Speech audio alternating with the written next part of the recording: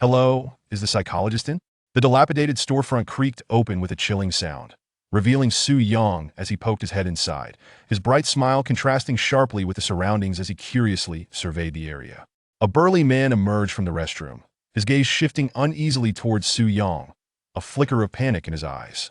He instinctively glanced at the restroom, hurriedly shutting the door behind him. "Not open today," the man replied curtly. As he spoke, the scar on his cheek, reminiscent of a centipede, twisted slightly, lending an air of menace. Are you the psychologist?" Su Yang appeared momentarily bewildered, nodded, and stepped fully into the establishment. "I told you, we're not open today. Do you not understand?" The man's brow furrowed as he observed Su Yang's actions, a chill creeping into his tone as his right hand casually rested on his hip. "I understand, but am unwell." Su Yang's smile abruptly vanished, a serious look overtaking his face as he fixed his gaze on the man's eyes. "It is the doctor's solemn duty to save and heal. Are you willing to betray your own professional ethics? Are you threatening me?" The atmosphere in the small psychological counseling clinic grew tense, the air thick with a sense of impending conflict. "Of course not. I am merely a poor, suffering patient." Su Yang's expression softened, breaking into an even brighter smile than before. "If I don't receive treatment soon, I might die. Does it have to be today?" The burly man's voice was low and somber. Su Yang nodded, his eyes drifting to the old clock hanging on the wall, his tone contemplative. "It won't take much of your time, just 27 minutes and 31 seconds. The man, sensing Su Yang's eccentric demeanor, became increasingly wary. The Black Street.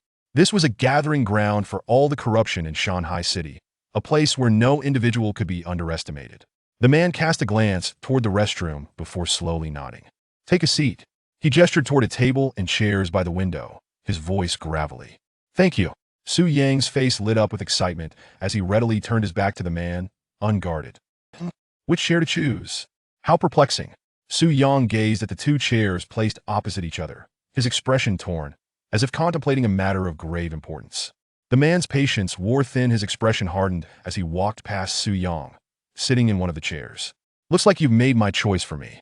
Su Yang appeared somewhat disappointed, taking the only remaining chair. "Speak. What's your problem?" The man's cold voice bore little semblance to that of a psychologist.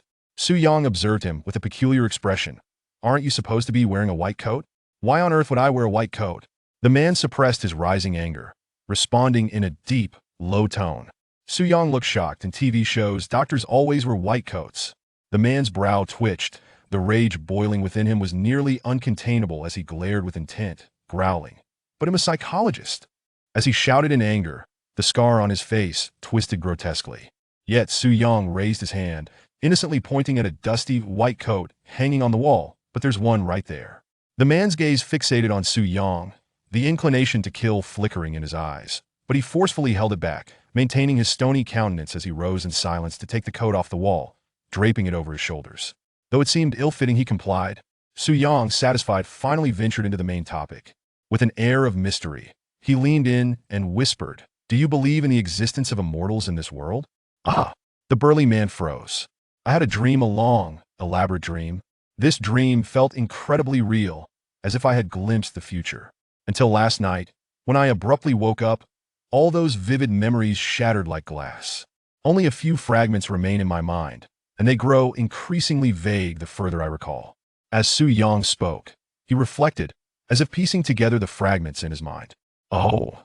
And then, the man glanced at the clock, noting that only 10 minutes remained until the time Su Yang had specified, responding with indifferent disinterest. "Although most of my memories have turned fuzzy, I still recall that this is the origin of the dream." Su Yang had a knack for storytelling, weaving an engaging atmosphere. The origin? The man felt a thread of curiosity rise within as he sat up straighter, his first genuine inquiry. Su Yang beamed, his smile radiating warmth like early sunshine. "I cannot discern whether what I witnessed was a dream or the future, thus I need to validate it. And in that dream, at this very moment, a not-so-innocent psychologist is murdered by a fleeing robber, the body concealed in the restroom. Then, that robber counts his haul while seated by the window." Upon hearing Su Yang's revelation, the man's expression shifted dramatically, slamming his palm onto the table. "Are you messing with me? What would I gain from playing tricks on you?" Su Yang replied, puzzled, staring blankly at the furious man across from him. "This is the Black Street. Even the city lord's men cannot reach here." The man retorted coldly, a flash of cruelty in his eyes. But then he noticed something amiss. You're not one of the city lord's men? Not at all. I'm a native of the Black Street. Su Yang shook his head, smiling as he spoke. Then, what are you saying these things for? Are you seeking death? The man sneered, shedding his facade as he produced a homemade gun from his waist, aiming it directly at Su Yang's head. Su Yang's eyes radiated innocence. I've told you numerous times, I came here to seek treatment. In fact, after I awakened, within those fragmented memories, half a minute from now, a tampered car will crash through this wall. At that moment, one of the chairs here will be smashed, the one you are sitting in within the dream. But now I can't recall which one it is. I've forgotten. Su Yang appeared slightly disappointed, running his fingers through his hair in frustration, but quickly brightened again. How about we place a bet? Now that both chairs are occupied, let's see who will die. Of course, if all of this truly is just a dream, then we can both live. Though discussing matters of life and death, Su Yang's smile only grew more bright and lively. What a madman! The man scoffed, his finger poised over the trigger. Yet, Su Yang shook his head earnestly, offering a kind reminder. Trust me, that is the only way to kill me. That gun will not suffice. Besides, time is running out. As he spoke, Su Yang lifted his head, disregarding the man aiming a gun at him, his gaze fixed on the clock. Shaluk! And the second hand ticked steadily, producing a crisp sound. 3, 2, 1. At the moment he counted 1. Bang! A sudden roar from a revving engine pierced the air as the window shattered explosively. An out-of-control car crashed through a wall, sending a burly man flying, while Su Yang, standing nearby, remained unscathed, just 20 centimeters away from calamity. The man lay on the ground, his body convulsing uncontrollably, blood oozing from the corners of his mouth and nostrils. Staining the pavement crimson, his eyes were fixed on Su Yang, filled with shock, his lips moving slightly as if attempting to utter something, yet no sound emerged. Ultimately, this astonishment morphed into a pure intent to kill. Trembling, the man raised his hand, struggling to aim his gun at Su Yang. Seems my fortune surpasses yours, Su Yang mused, his expression devoid of fear despite having just brushed against death. He stood still, murmuring a lament as he approached the fallen man. I told you, the gun cannot extinguish my life, Su Yang whispered, squatting before him, one foot pressing down on the man's right arm, severing his last glimmer of hope. A shattered skull. Multiple rib fractures, likely internal bleeding. He.S. beyond saving. The scene matched the death he had envisioned in his dream. Observing the man's injuries, Su Yang offered a kind reminder. Please, don't look at me with such eyes. After all, I am the only doctor with a medical license in the black market, quite professional. The words reached the man's ears, and his gradually fading gaze softened with acceptance, in his final moments. A saying from the black market surfaced in his mind. 3 things not to provoke on the Black Street. The fool of East Street, the cripple of West Street. The most dangerous is the madman of Central Street. However, it was said that the madman had vanished 6 months prior, with everyone speculating that he had perished in some corner of the black market. Yet, unexpectedly, the burly man closed his eyes for the last time. His breath extinguished. Alas, I shouldn't have let him wear that white coat. It's all stained with blood. It's ruined. Otherwise, I could have washed it and used it again. But doctors must wear white coats when treating patients. Su Yang stood in place, once more ensnared in self-reflection. But soon, distracted by the chaos surrounding him, his thoughts shifted. Was that truly not a dream? The bizarre world of the dream would eventually manifest. What an exciting prospect to anticipate. Next, he would follow the characters from the dream to find that door. This moment, Su Yang's eyes sparkled with brightness, a smile of excitement gracing his lips. Thank you for everything you contributed to my experiment. Finally, Su Yang earnestly expressed his gratitude to the corpse before slipping through the gaping hole in the wall, vanishing into the street. Strangely, despite the commotion, passers-by showed no interest in stopping to witness the unfolding scene. They merely glanced briefly before indifferent to the spectacle, continuing on with their own affairs. As for calling the police, not a single soul bothered. A few seemingly youthful children, however, stealthily approached, darting into a nearby shop. And after a brief moment, emerged with a sense of exhilaration, glancing warily around before sprinting away. Damn it, Scarface is in trouble. In a dilapidated house, a middle-aged man, slender as a monkey and bearing a gloomy expression, pushed the door open and returned, recounting the gruesome incident that had just transpired at the psychological counseling clinic. What? The red-haired youth seated in the center of the room widened his eyes and slammed his hand on the table. Scarface has always been the one scouting for the Autumn Water Bank. If he is dead, how can we proceed with our plans?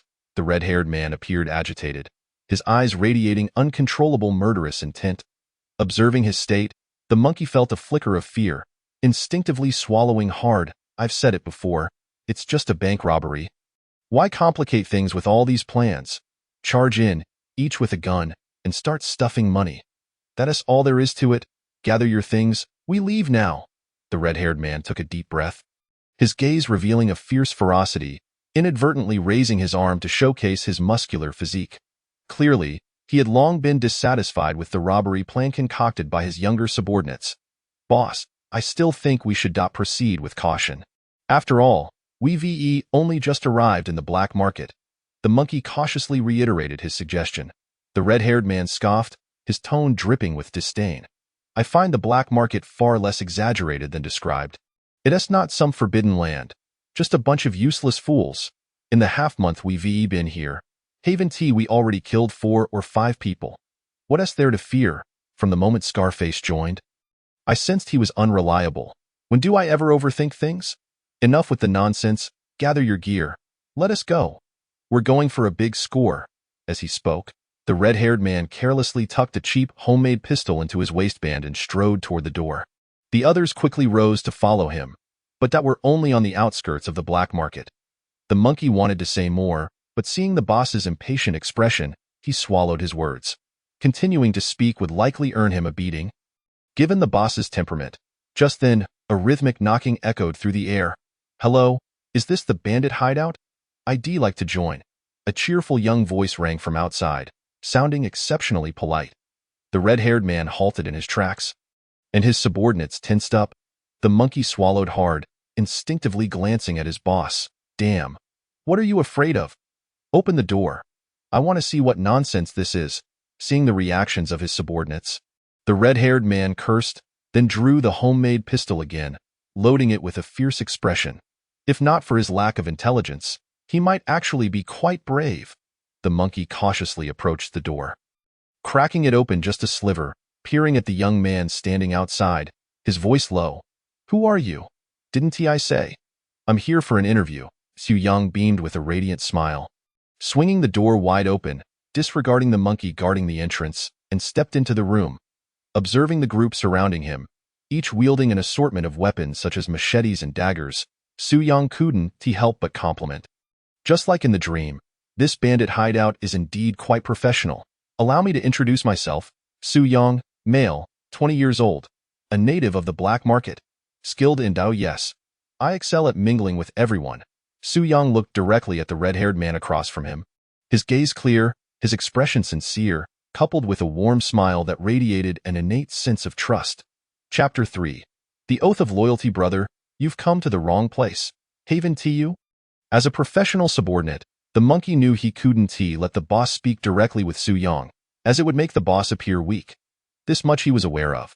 Thus, he stepped forward without hesitation, taking the initiative to interject. His face darkened as he spoke. Is this not the bandit hideout? Su Yang paused, glancing around skeptically, then scrutinizing the weapons in the hands of those present, muttering to himself, just like the memories from the dream. What nonsense! We are all upstanding citizens. How could we possibly engage in robbery? The monkey asserted vehemently, though his fierce demeanor offered little credibility. So honest, just arrived in the black market? Why the wariness? Robbery is something to be ashamed of here. Su Yang appeared to grasp something, his smile returning as his gaze settled on the red-haired man. You're the captain? What does captain mean? The red-haired man blinked in confusion. Responding instinctively, Su Yang suddenly felt a wave of exhaustion. It means the boss, the big shot, the one in charge. Yes, indeed, I am their boss. The red-haired man exclaimed in realization, clearing his throat, feigning authority, and then scrutinizing Su Yang closely. A local of the black market? Indeed, Su Yang nodded with a smile. Looking to join? The red-haired man inquired once more, and Su Yang nodded again. Feels like you black market folks speak and act rather sluggishly. You're all so indecisive. Let me ask you a question. If we wanted to rob the autumn water bank nearby, what do you think we should do? Upon ascertaining Su Yang's intentions, the red-haired man surprisingly relaxed, waving his hand to signal his subordinates to spread out a bit, while he boldly seated himself, rolling up his sleeves to display his robust muscles. The autumn water bank? Just rob it directly. After merely half a second of contemplation, Su Yang responded with an air of certainty. This answer instantly ignited a spark of excitement in the red-haired man's eyes. Exactly. I told you to just seize it, but Scarface insisted that this matter required meticulous planning, rambling on endlessly. I almost thought everyone on the Black Street was so timid. In that moment, admiration filled the red-haired man's gaze as he regarded Su Yang. This person spoke and acted in a manner that resonated well with him. However, his incessant laughter seemed somewhat off-putting. Fine. From today onward, you shall accompany me, he proclaimed grandly. Yet at that moment, Monkey approached, whispering in the red-haired man's ear, Boss, let us remain cautious. What if this person is an undercover agent from the Lord's mansion? True. What if you are the undercover? The red-haired man suddenly became suspicious, his expression fierce as he toyed with the short knife in his hand. Ugh, people from outside the Black Street are truly troublesome. Do we need a blood oath? Su Yang sighed. Looking wearily at the red-haired man, he nodded in response. Of course, when you step out, just pick a child. They're easier to manage, and then do it. What the hell are you talking about? The red-haired man's eyes widened in shock as he glared at Su Yang, erupting into an angry roar in a mere 2 seconds. Su Yang had drawn a dagger from who knows where and swiftly plunged it into the heart of the nearby man, retracting his hand before the blood could spill, stepping aside. The young thug didn't even have time to utter a word before he collapsed lifelessly onto the ground. Didn't you want a blood oath? Killing him is the quickest and most convenient way, Su Yang remarked innocently at the red-haired man. You can't just kill him. The red-haired man's veins bulged, pointing a finger at Su Yang with a fierce expression, yet ultimately failed to articulate a complete sentence. Monkey and the other thugs were utterly stunned, clearly having never witnessed such a scene. The ease with which Su Yang had acted, killing a man and then appearing completely unfazed, was astonishing. The outside world had spread tales of the Black Street being the darkest corner of the entire Shanghai city, devoid of law and order. They hadn't truly realized it until now. Fear began to permeate their hearts. In front of me. You kill someone, kid, today. The red-haired man bellowed, seizing the short knife from the table, advancing towards Su Yang, clearly intent on violence. All of you, get him. Today, he must. Boss. Monkey shivered, realizing that if this ruthless individual truly engaged in a fight, even if they overpowered him through sheer numbers, they might ultimately suffer a greater loss. What if misfortune befell him? Although Su Yang's actions were indeed inappropriate, they at least proved he was not affiliated with the Lord's mansion. The Lord's mansion wouldn't dare to act this way. Even though we lost a brother, we gained a stronger ally. In the end, we profited. As the tension in the air thickened, Monkey stood beside the red-haired man, hastily persuading him. The other thugs nodded in agreement. Appearing convinced by his reasoning, the red-haired man halted, gazing down at the cold corpse on the ground. Taking a deep breath, he forcibly suppressed his rage. I can pretend today's incident never happened. But from now on, whatever you do, you must heed my commands.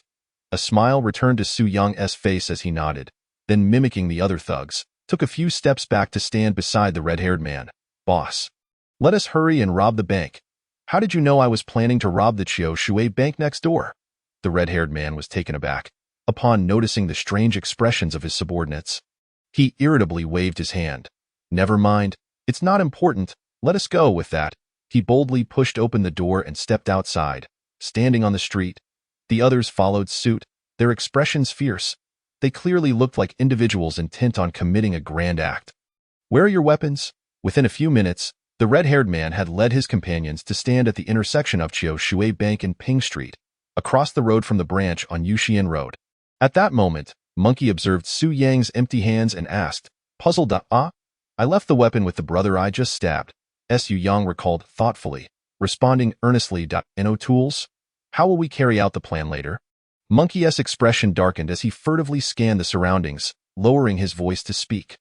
Wait a moment, I'll go grab one. Su Yang nodded, casually glancing around the street before striding toward a seemingly refined passerby. "Hey, monkey," momentarily stunned by Su Yang's reckless behavior, instinctively pulled him back. "Are you crazy? Robbery is a crime." "I know," Su Yang replied nonchalantly, "but as long as the victim doesn't call the police. It's fine." He paused, looking at Monkey with confusion. "Are you really going to rely on thievery for your tools?" Monkey almost lost it, his voice lowered to a frantic whisper. "Robbers. Robbing. Is there a problem with that?" Su Yang's bewilderment deepened as he failed to grasp Monkey's extreme reaction. "People outside are truly troublesome. If you rob him first and it raises the bank's alertness, what will happen to our subsequent actions?" Monkey sighed deeply, looking to the boss for help. But I think he has a point." The red-haired man thoughtfully analyzed the conversation between the two and surprisingly found himself in agreement with Su Yang. A radiant smile blossomed on Su Yang's face. "If you don't die, you might really survive a bit longer in the Black Street." He suddenly uttered a rather perplexing statement. As Monkey seemed poised to argue further, Su Yang helplessly interjected. "I'm not robbing. I'm borrowing." At that moment, the refined man was drawing ever closer to them. Su Yang suddenly stepped forward, positioning himself in front of him. "Hello, could you lend me a knife?" The man instinctively took a step back, sizing up Su Yang. "Why?" "Robbing a bank. I lack the tools," Su Yang answered candidly. Monkey's face darkened immediately, filled with resentment as he glared at Su Yang, suddenly regretting not having taken the risk to persuade the boss to eliminate this individual earlier. Any normal person, even if they didn't alert the authorities, would never lend you a knife. While Monkey's mind raced with complaints. "Robbing a bank? This one? Sure."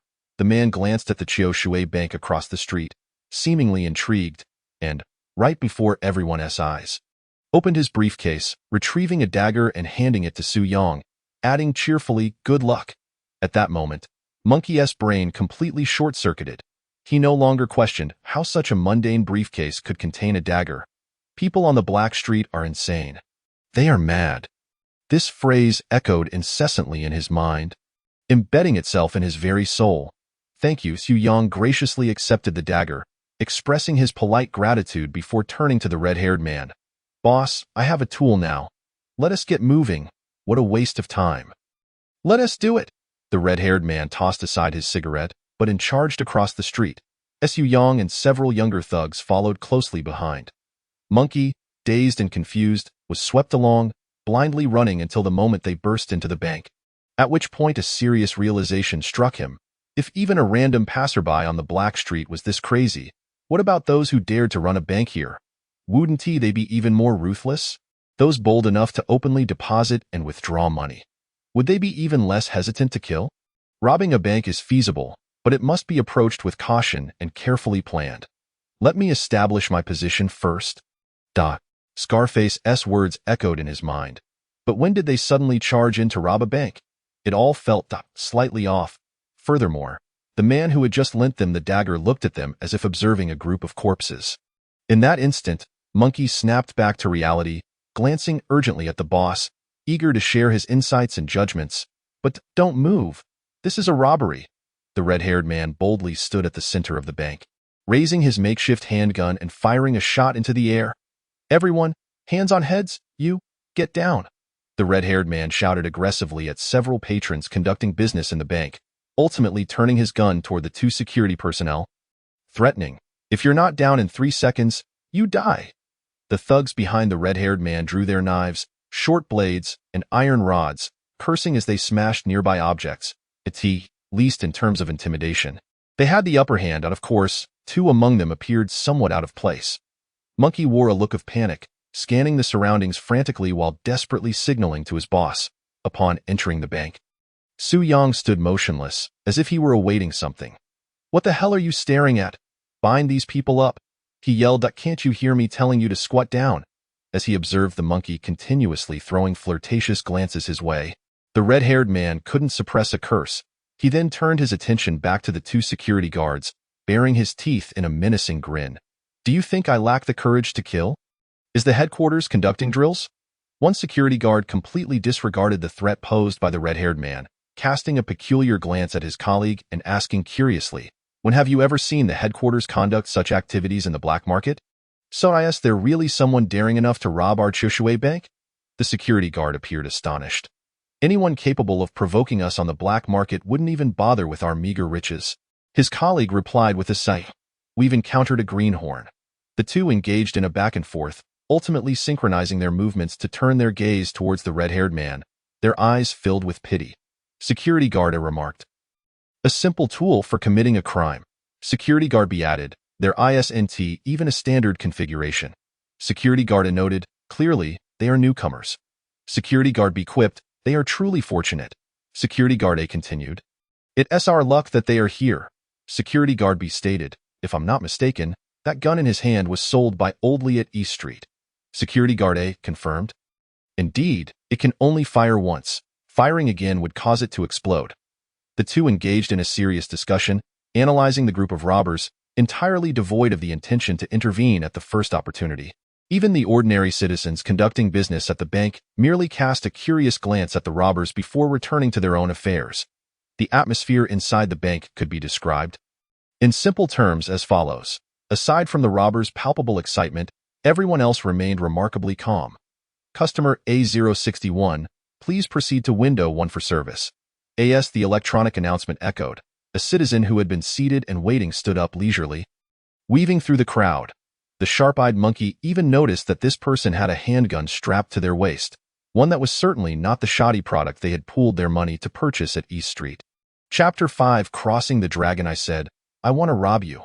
Can't you understand? When I get angry, I will truly kill.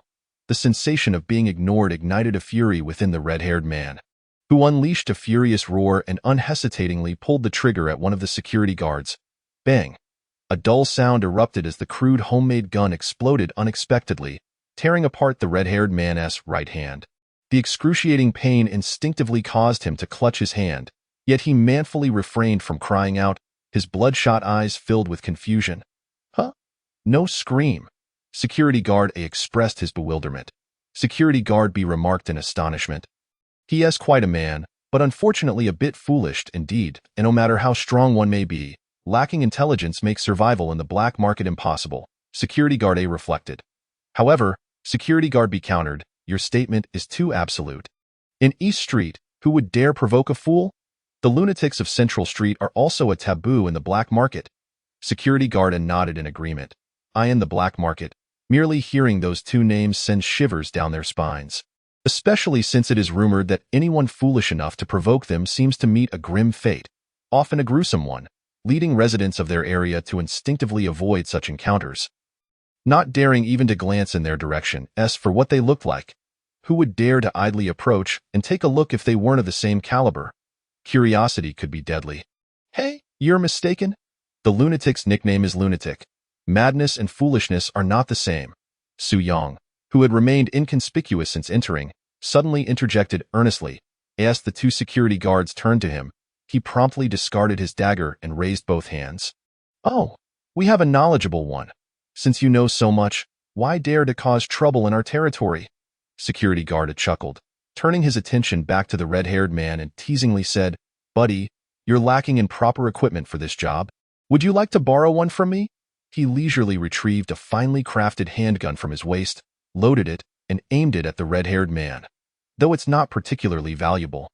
At least it won't explode. As he finished speaking, Security guard suddenly pulled the trigger, shooting the red-haired man in the thigh. The man emitted a muffled grunt and collapsed to the ground, blood streaming from the wound and staining the pristine tiles beneath him. You'll clean that up later. Security guard B frowned slightly, appearing displeased. Hey, according to the rules, firearms are prohibited in the black market.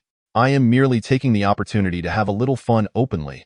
Security guard eagerly licked his lips, but this guy is indeed tough. He hasn't even screamed. Are you blind? You shot him in the femoral artery. He probably fainted from the pain. Security guard B rolled his eyes, mocking, I thought we had a crossing dragon here. Although we might only be peripheral residents of the black market, it's not as if we should be disregarded. Observing the now unconscious red-haired man, Security guard A lost interest, holstering his gun and retrieving a long knife from the service desk. He then approached the red-haired man in front of the gathered robbers, grasped his hair with one hand, and dragged him out of the bank. Vivid red blood, painted a long line on the pristine tiles, utterly shattering the last vestige of resistance in the hearts of the robbers. They trembled, discarding their weapons on the ground, paralyzed and motionless. After about half a minute, security guard returned alone, his hands stained with a few drops of blood. "All taken care of?" Security guard inquired. Security guard nodded. "Yes, according to the rules. I hung the body on the wall." He then turned to the remaining robbers, including the monkey and Su Yong, with a cheerful grin. "Don't worry. According to our regulations, we only kill the leader." Hearing this, the group instinctively sighed in relief, with the monkey slumping to the ground in utter exhaustion. After all, compared to the dead, the living could fetch a better price. Security guard added, seemingly to himself, "It's just a pity that this opportunity might scare them to death. Bind them up and toss them in the basement." Security guard B impatiently interrupted security guard A. The two nonchalantly retrieved lengths of rope from the service desk and began binding the terrified individuals, who were so frightened that they lacked the courage to resist, their eyes vacant and pupils dilated. Their minds consumed by a single thought.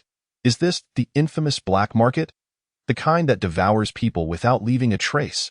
In comparison, the rest of Shanghai City felt like a celestial palace. "Could you bind me differently?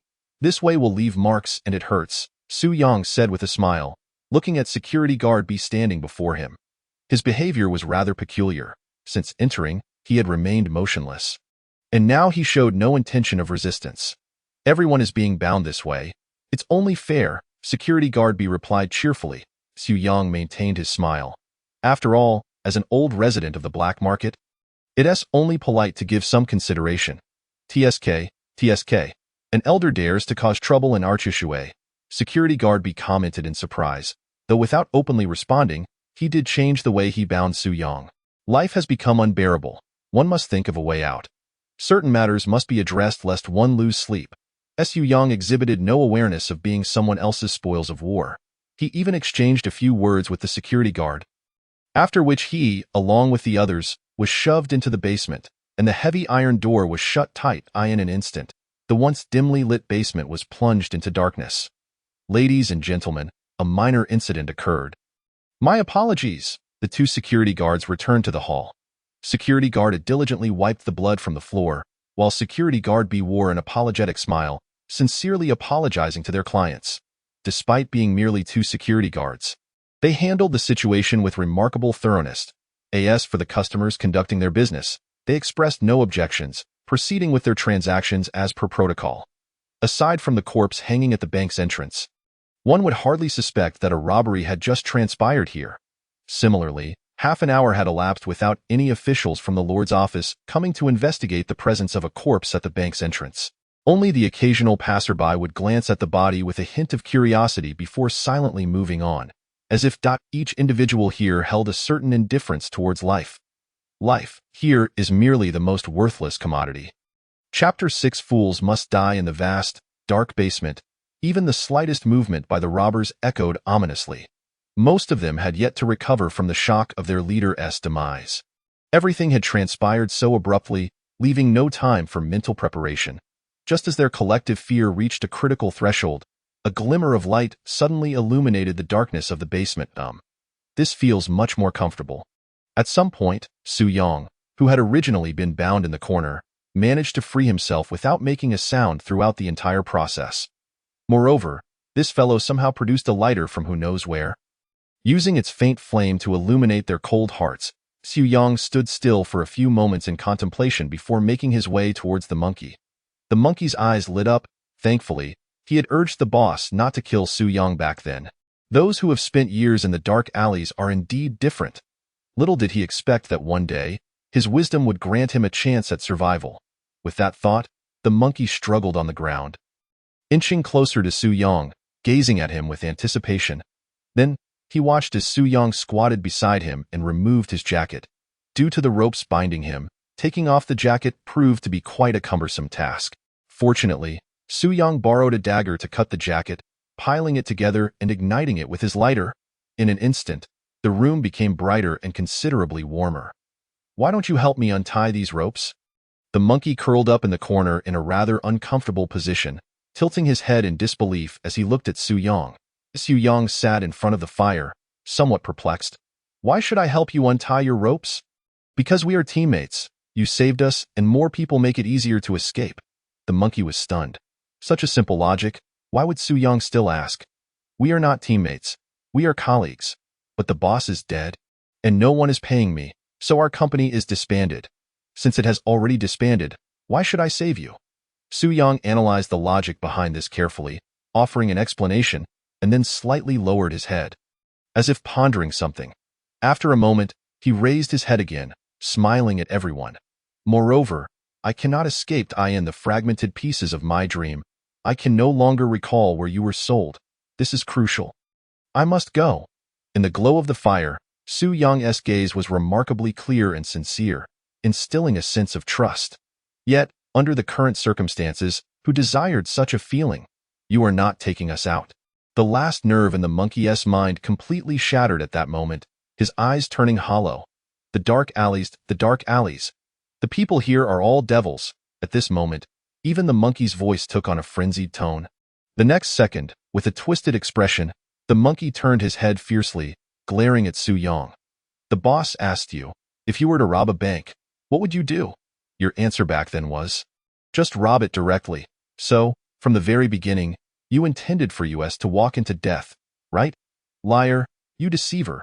Having come to this realization, the monkey appeared increasingly frantic, wanting nothing more than to turn over and bite off a piece of Su Yang's flesh. However, Su Yang merely smiled and shook his head, stepping forward to casually cut off the jacket of another person nearby and adding it to the fire to prevent it from extinguishing. He then approached the monkey and squatted down. With his back to the fire, much of Su Yang's face remained shrouded in shadow, and the smile he bore took on a chilling quality. What the boss asked was, if I were to rob, what would I do? Therefore, my answer posed no issue. Scarface requires planning. I do not. As he spoke, Su Yang lost interest in continuing the conversation with the monkey, rising with a hint of laziness to continue cutting the jackets off several others, occasionally adding them to the fire.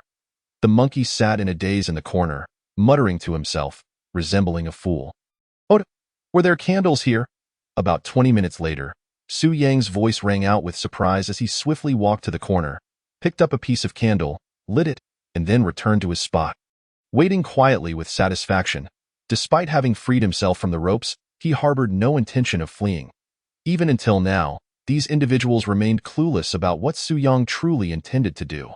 Every action he took seemed to diverge from that of a normal person, imaginative.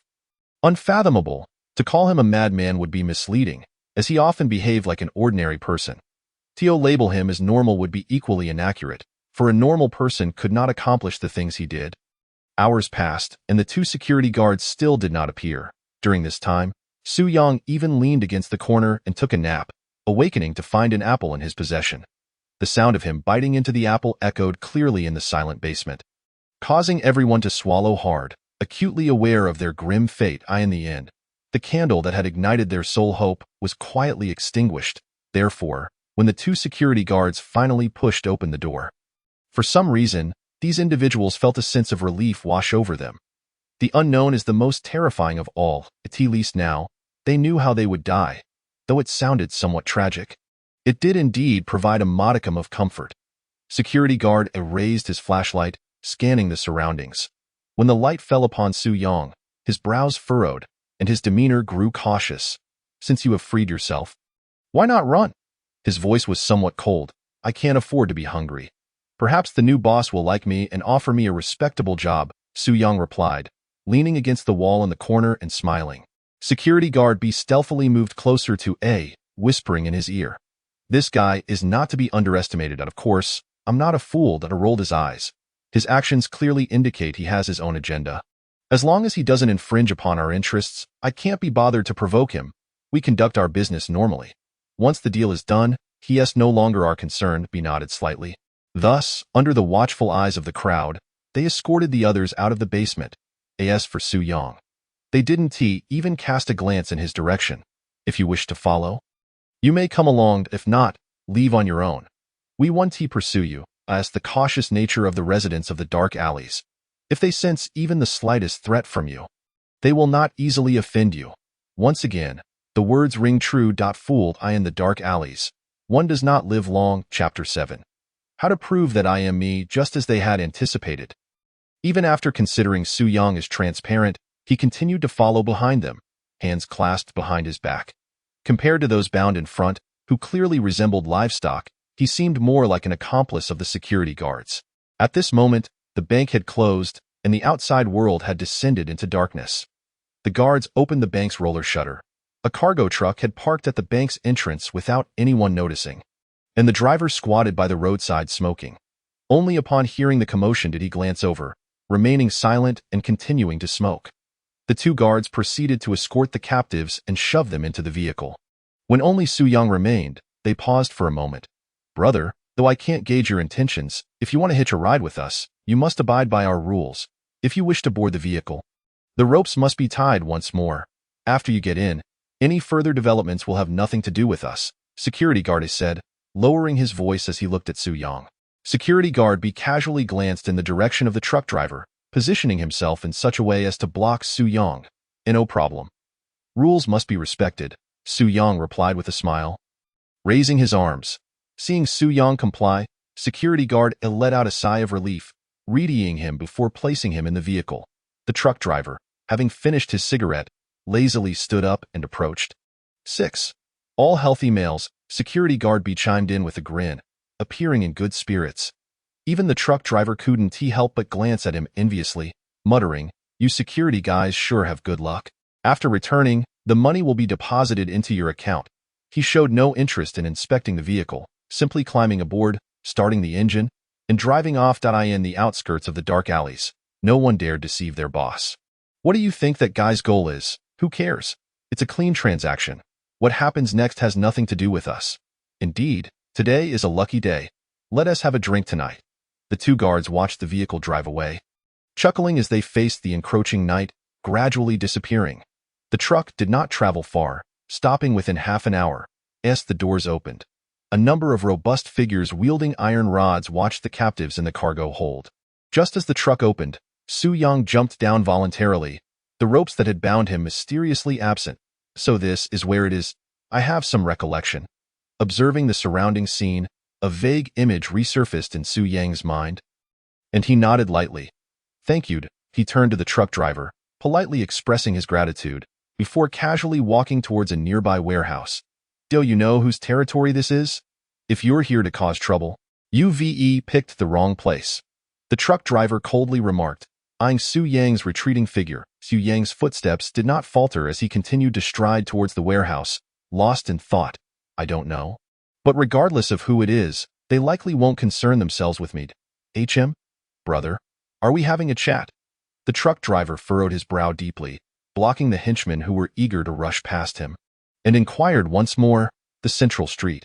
They like to call me Madman." Su Yang's gentle voice lingered in the air, yet the truck driver had already frozen in place, a barely perceptible sheen of cold sweat forming on his forehead. Madman! How could he deign to come to this desolate periphery of the Black Street? Suppressing the terror rising within him, the truck driver mustered his courage to shout again. "It's not that I doubt your identity, but there must be some proof for me to report back. If I cannot even ascertain your identity, allowing you to loiter here would surely spell my doom. But as long as it's confirmed, you may do as you wish." As he spoke, the truck driver's body trembled. To demand that the madman prove his identity. Just this alone would be enough for him to boast on the Black Street for a lifetime. Yet, it was known that the madman was capricious. Well, that is indeed true, but how to prove my name on the ID doesn't read Madman either. Su Yang paused, turned around, and gazed at the truck driver, a look of distress on his face.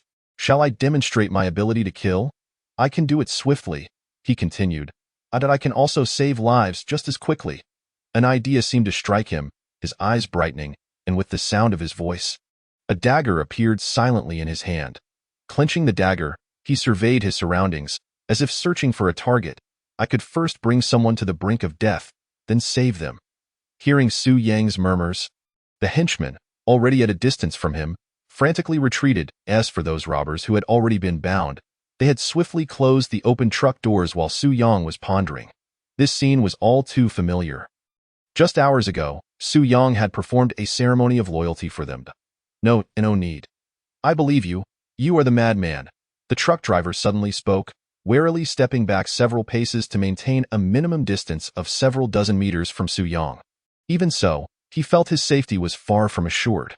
The three great taboos of the Black Street. Any one of them symbolized invincibility in this realm. No, this won't do. Unsurprisingly, the unexpected occurred in response to the truck driver's retreat. Su Yang stubbornly shook his head. I must prove that I am who I am. Seeing Su Yang's resolute demeanor, the truck driver was on the verge of tears. This had to be that madman. Who, if not mad, would obsess over such a question? He took a deep breath, forcing his expression to appear exceedingly sincere. I already believe. No, you do not. Su Yang shook his head again and slowly approached the crowd. As Su Yang drew nearer, the truck driver could not help but swallow hard. How can I prove that I am who I am? This was indeed a thought-provoking question. First, I must prove my existence.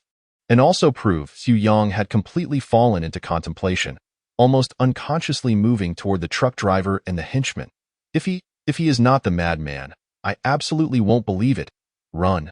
At this moment, the truck driver was consumed by panic, hesitating not at all as he let out a low grunt and turned to flee, moving with remarkable speed. The henchmen also regained their senses, scrambling to escape. Chapter 8. The door. The madman could kill everyone present, and I could do the same. Would that then prove I am the madman of the Central Street? Suddenly, Su Yang returned to reality, lifting his head to gaze ahead, only to find an empty space. These people had long since vanished without a trace. Even the large truck had been abandoned, left desolate in the open area. Why did they leave? Now that they are gone, with whom can I prove that I am who I am? Su Yang gradually regained his composure, his gaze shifting from a state of confusion to clarity. I still need more witnesses. A smile crept to Su Yang's lips as he first picked up a flashlight that someone had dropped in their haste to flee, then approached the truck compartment, opening the door to behold a multitude of terrified eyes staring back at him, causing his smile to grow radiant. Please remember my face. My name is Su Yang. I am the madman of the Central Street. Never to forget. As he spoke, Su Yang turned on the flashlight and shone it on his face. The ferocious robbers vowed that this face would be etched in their memories for life. In their minds, a single adjective loomed large: the smiling devil. These individuals, notorious beyond the Black Street of Shanghai City, now resembled obedient children, bound with ropes and seated in a row, nodding in unison. What is my name? Su Yang inquired gently, looking at them. Wu Wu. They responded in perfect unison. Yes. Do not forget. Please, in the future, if you encounter others, remember to describe my appearance to them. Farewell. Su Yang cheerfully waved goodbye before turning to leave, leaving behind a group of robbers exchanging bewildered glances. Had it not been for Su Yang's overwhelming presence and their mouths being gagged, they would have loved to shout after his departing figure. Could you loosen our ropes before you go? Alas, such words remained trapped in their hearts, ultimately huddling together to seek warmth, attempting to untie the ropes with each other's help. The entire truck began to sway rhythmically, filled with a sense of the bizarre. On the other side, Su Yang stood at the entrance of the warehouse, pushing forcefully. With a jarring sound, the warehouse door slowly creaked open. The warehouse was roughly 200 square meters, dimly illuminated by a few yellowish lights. Barely revealing its interior, in the corner, several shadows huddled on the ground, instinctively trembling at the sound of the door opening, only pausing when they saw that the newcomer was a stranger, Su Yang. Su Yang walked past them, heading deeper into the warehouse, while the individuals, filled with excitement, crazily fled, vanishing into the night in an instant. This must be the door. Su Yang stood at the innermost part of the warehouse. Surrounding him were items clearly aged, dust covering them abundantly. In the corner lay a dismantled wooden door, carelessly discarded.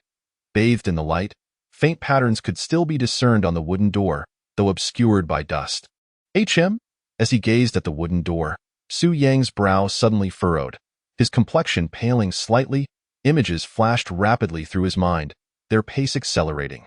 Under the intense stimulation, it felt as though his brain might explode at any moment. Su Yang gasped for breath, a bead of sweat dripping from his forehead.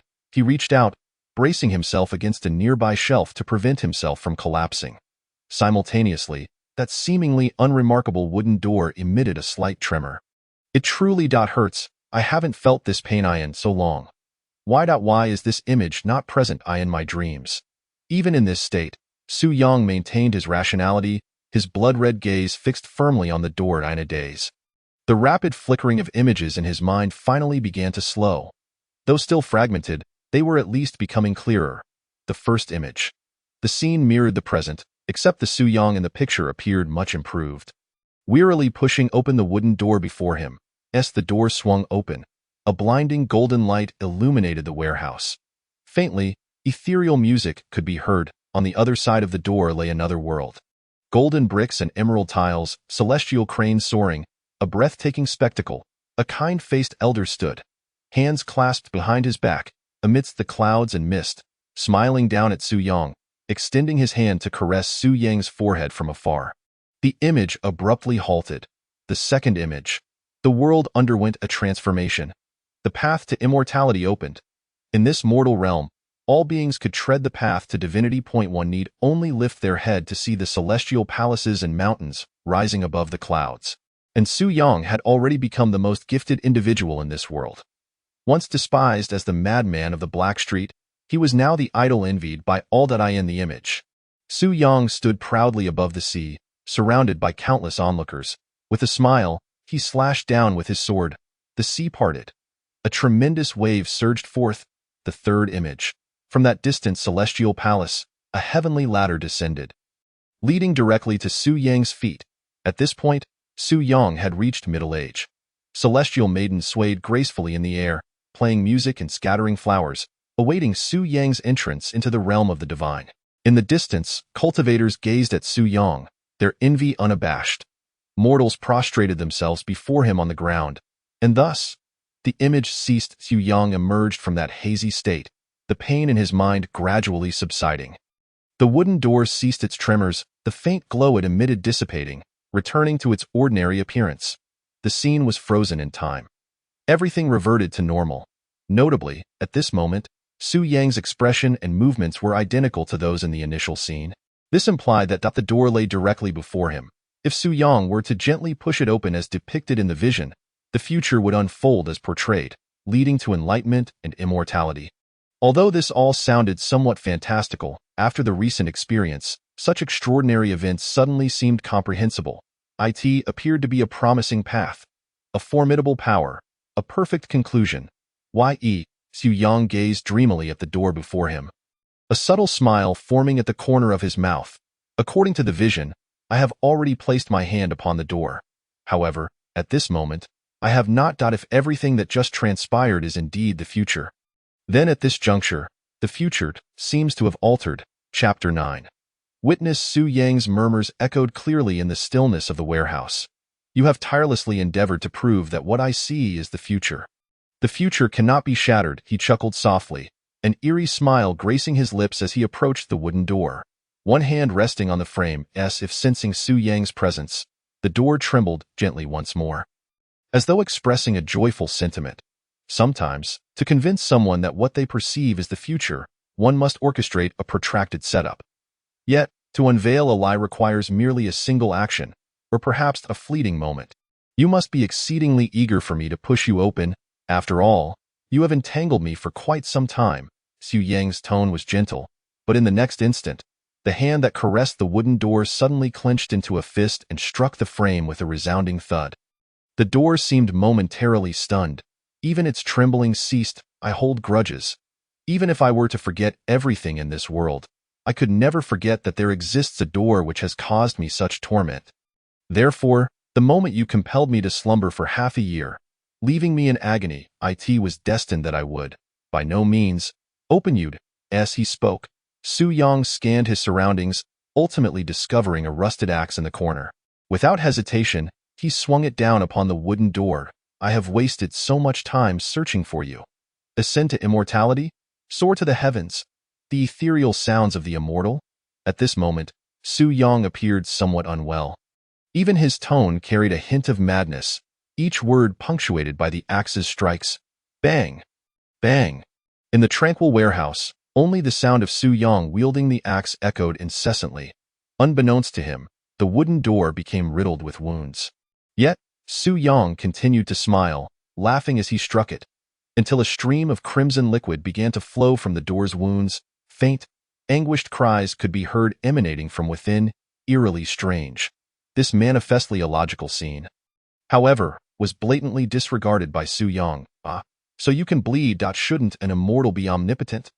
Immortals, can they also fear pain? Su Yang's excitement grew, his gaze fixated solely on the wooden door, oblivious to all else, diligently hacking away, until, with a particularly forceful swing, the already decayed axe handle shattered. Had I known this was merely a door, I would have brought a better exit. Su Yang scratched his head, momentarily perplexed. Then, as if struck by inspiration, his eyes brightened.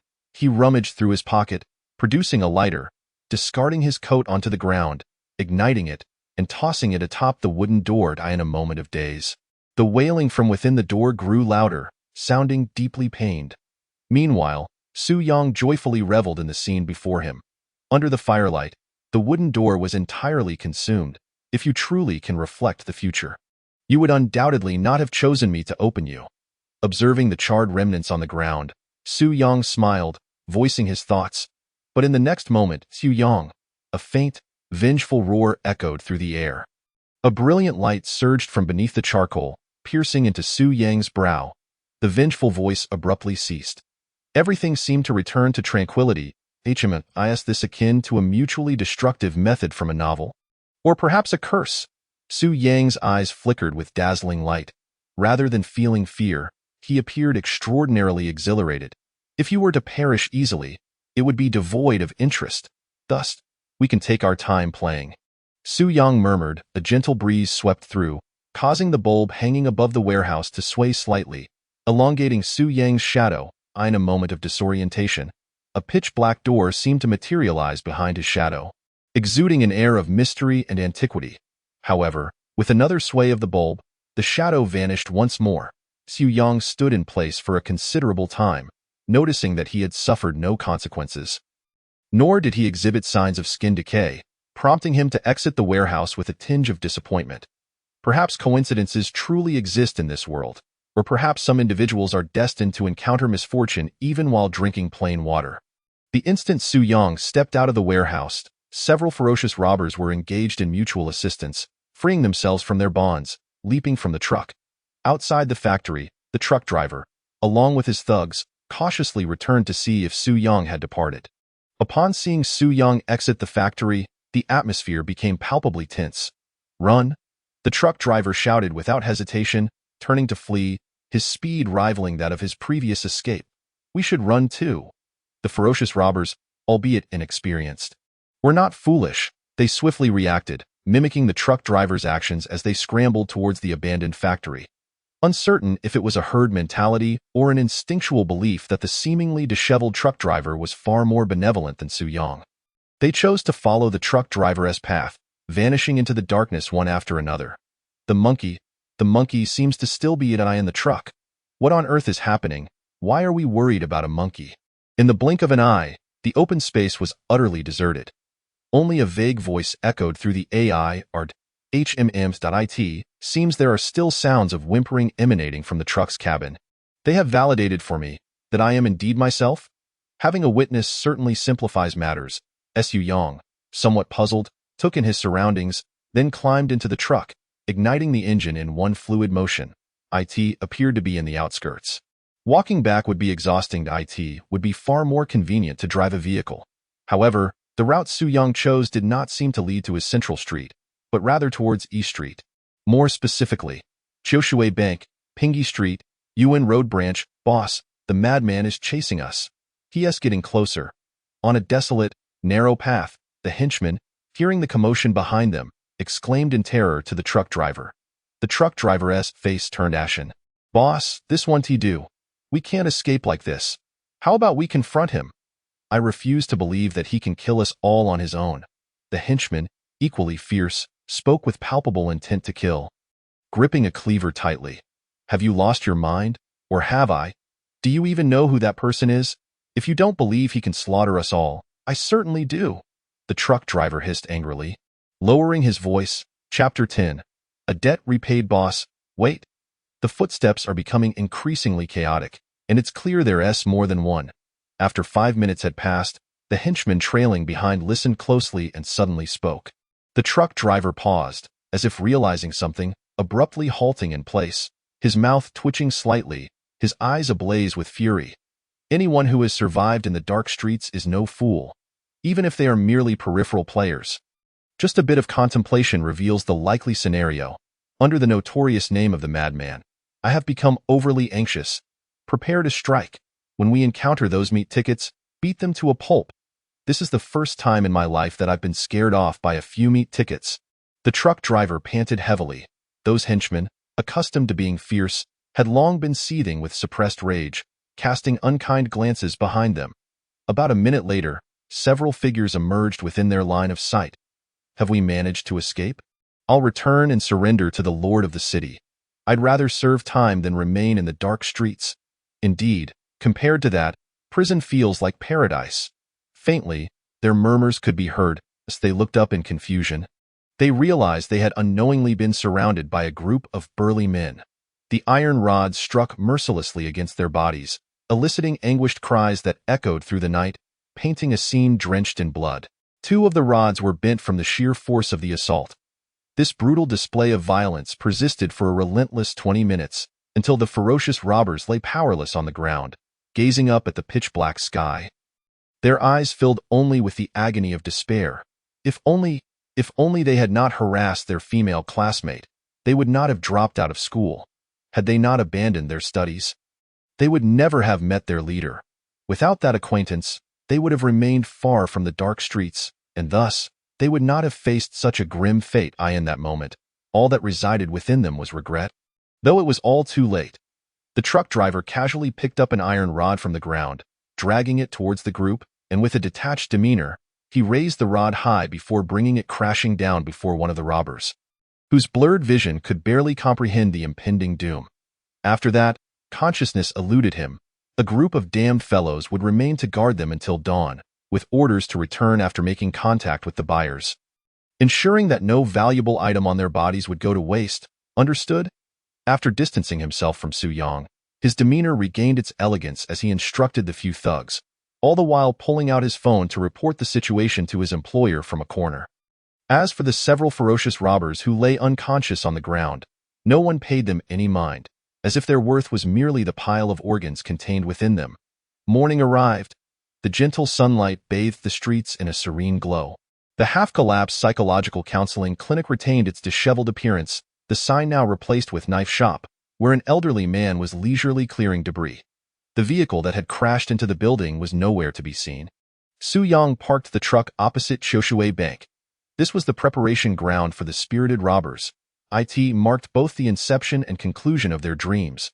In just one day, they had rewritten their lives. Yet Su Yang remained. No, that's not quite right. The monkey was still around too. He had returned to the place where their dreams began. But while Su Yang basked in the sunlight on the street, the monkey was bound within the truck. Strictly speaking, Hong Mao was also present, hanging lifelessly on the wall to the left of the bank, blood long drained, gazing at them from afar, barely managing to capture a fleeting moment. The bank opened promptly. Security guards stood at the entrance, momentarily stunned upon spotting the familiar truck, only to subsequently notice Su Yang standing outside the bank. From across the street, Su Yang flashed a radiant smile at security guard A. Despite the warm weather, Garda felt as though he had plunged into an icy abyss, exuding an aura of chill. This person has returned, and he's driving that guy's truck. What on earth transpired last night? Guard A took a deep breath, resolutely suppressing his curiosity, forcing a smile as a gesture of acknowledgement towards Su Yang before turning on his heel and retreating back into the bank. Regardless of what had transpired, one thing was irrefutable. Su Yang was not to be trifled with. It was prudent to keep a safe distance. Fortunately, that enigmatic figure harbored no desire to reminisce with them at the bank. He simply stood earnestly on the street, as if searching for something. An hour passed. The well-mannered man hurried past, clutching a briefcase. Su Yang's eyes sparkled with recognition as he approached. Thank you for your dagger. Although I did not end up using it. The man had been deep in thought, his brow furrowed, when suddenly Su Yang's voice startled him, causing him to stop in his tracks, his guard instinctively rising. Recognizing the somewhat familiar face, the man's gaze shifted to the dagger in Su Yang's hand. realization dawning upon him. Successful?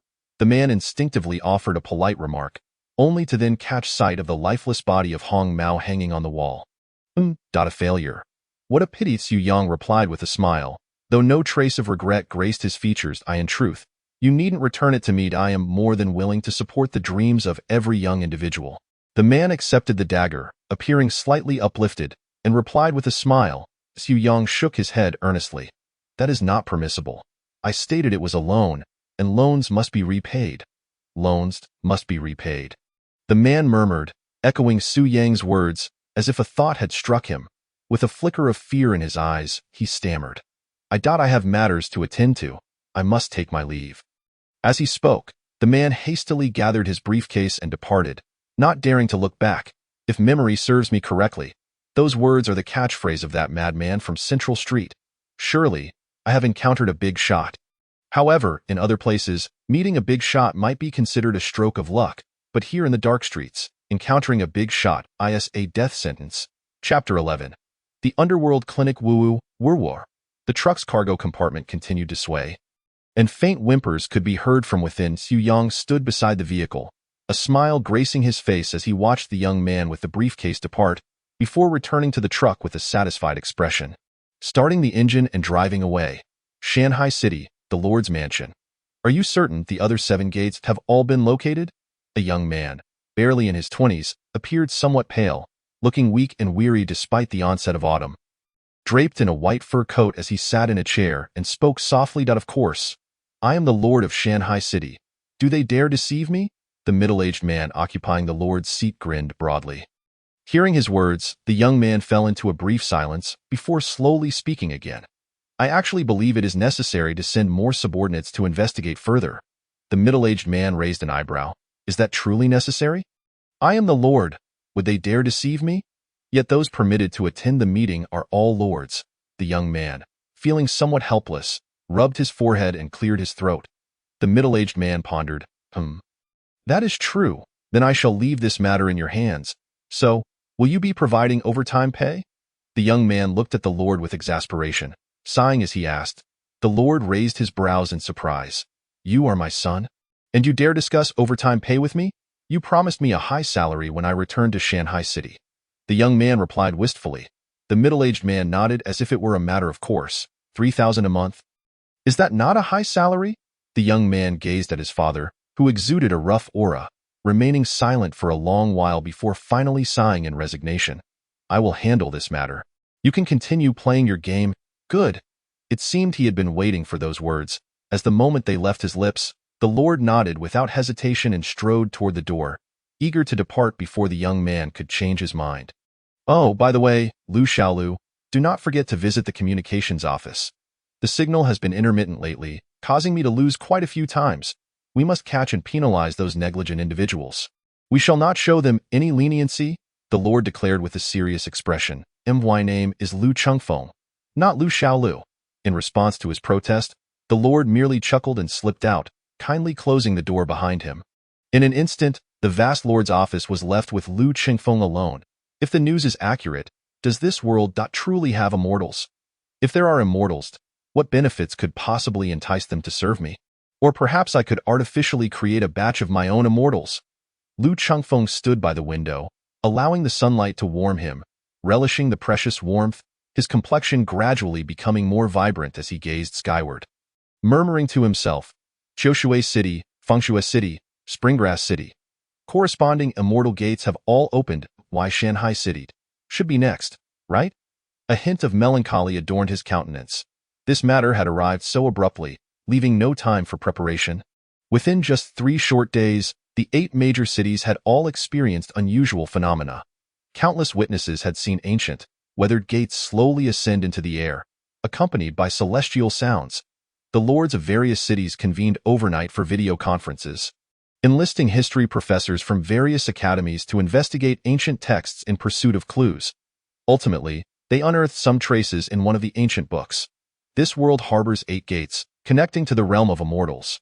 One day, when the 8 gates are opened, a passage will be re-established with the immortal realm. That time, the immortal realm will descend from the heavens, bestowing blessings upon mortals. granting them the opportunity to embark on the path of cultivation. Providing a chance for immortality in the mortal realm, this ancient book was exceedingly old. Being able to discern any text was already a remarkable feat, and the records within were fragmented. Yet, it could still be discerned that these 8 gates comprised one main gate and 7 subsidiary gates. The 7 subsidiary gates were responsible for establishing a passage to the immortal realm, while the final main gate would completely open the barrier between the immortal and mortal realms. However, thus far, the 7 subsidiary immortal gates had all ascended, leaving the main gate stubbornly unmoving, and Shanghai City was the only major city without an ascending immortal gate. Thus, the high-ranking officials from all major cities have turned their gaze towards Shanghai City, eagerly awaiting the day the main gate rises. Perhaps it is the lofty prestige of the main gate that causes it to ascend at such a leisurely pace. Everyone is reassuring themselves, regardless, it is imperative to make early plans. Due to the main gate, Shanghai City has become the target of public scrutiny. Alas, my unreliable father. Could he not have argued his case a bit more forcefully during the meeting? Who decreed that the 8 gates must manifest within the 8 main cities, especially when the main gate is yet to make its appearance? Could he not have concocted some ancient tale for the other smaller cities to deflect blame? With a soft sigh, Lu Chengfeng tightened his fur coat, enveloping himself snugly before he exhaled a breath of relief and exited through the door.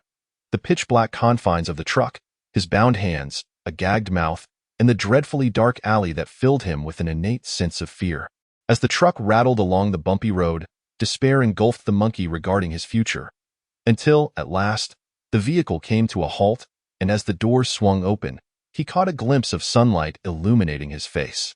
For reasons unknown, an overwhelming urge to weep surged within him at that moment. How deeply he craved the light. Woe is me! Exhausted beyond measure, the monkey found a sudden surge of strength from somewhere. Writhing frantically within the truck, emitting whimpers, his clear gaze directed at Su Yong, brimming with panic and pleading. I thought I would suffocate from the lack of air. Yet, I am still alive. Observing the monkey within the truck, Su Yang's eyes flickered with surprise, and he could not help but exclaim. The vitality of life is truly resilient. What a perfect patient. As if struck by an epiphany, a warm smile spread across Su Yang's face, and he amiably pulled the monkey out of the truck. Greetings, welcome to my abode, the central street, the most prosperous area, the shop with the worst business. Gently removing the ropes binding the monkey's hands, Su Yang cheerfully began to share details about his shop. The monkey did not even dare to remove the rag stuffed in his mouth.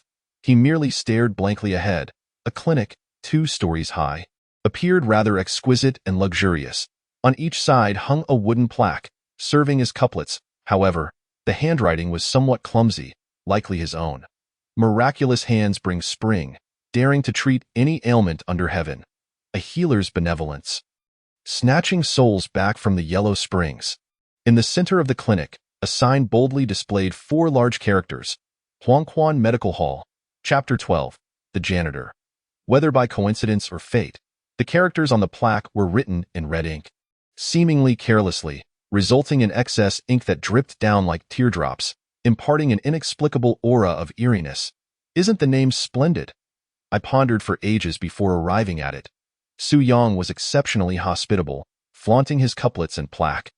Yet, the monkey felt an unsettling premonition deep within, daring to treat any ailment. The monkey murmured. Su Yang nodded affirmatively. Indeed, as an exemplary doctor, the greatest taboo is to hesitate and falter, ultimately delaying the best opportunity to save the injured. Thus, it is daring to treat, not able to treat. Suddenly, the monkey began to grasp. What if one cannot cure? Snatching souls back from the yellow springs. Did I not write that? It's just that I have yet to succeed. Every time I attempt to apply electric shocks to the heart, I have always failed. At this juncture, a look of regret crossed Su Yang's face, and he turned his expectant gaze towards the monkey. In that instant, the monkey felt as though he had plunged into an icy abyss. It seemed that before him stood not an ordinary clinic, but a gaping chasm leading to hell. This terror reached its zenith the moment Su Yang swung open the door. Blood was everywhere. Yet, due to the passage of time, the stains had dried, and the air was thick with a foul stench. On the walls, the floor tiles, the operating table, The monkey suddenly wished to retract his earlier thoughts. What once seemed like hell was indeed hell. Has my janitor not come recently? Surely he hasn't fallen ill. After all, I am the doctor. Su Yang seemed somewhat displeased, muttering under his breath, particularly upon catching a whiff of the clinic's odor. He halted his steps at the threshold, casting a hopeful glance at the monkey. Can you clean? The monkey's body trembled, and he resolutely shook his head. Oh.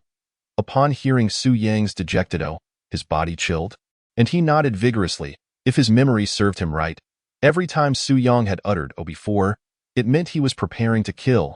Certainly, I am a person with obsessive-compulsive disorder. I adore cleaning my room. Observing the rapid transition of disappointment in Su Yang's eyes back to delight, the monkey steeled himself, gritted his teeth, and dashed inside.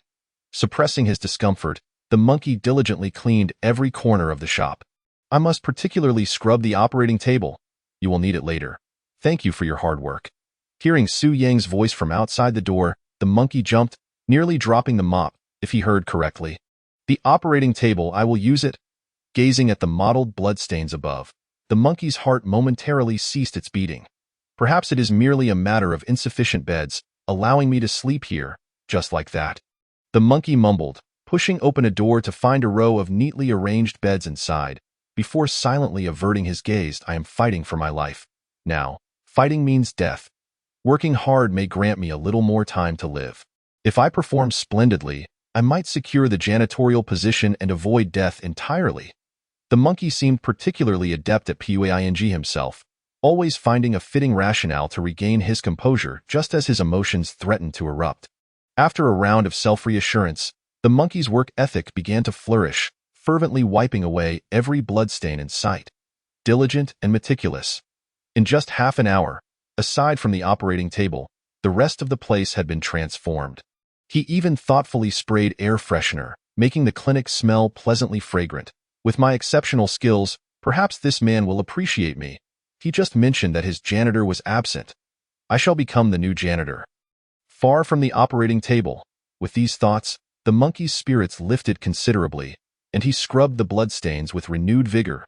As for Su Yang, he seemed to have procured a rocking chair from somewhere. Placing it at the entrance of his clinic, reclining comfortably, gently swaying, basking in the sun, eyes closed, as if he had already drifted off to sleep.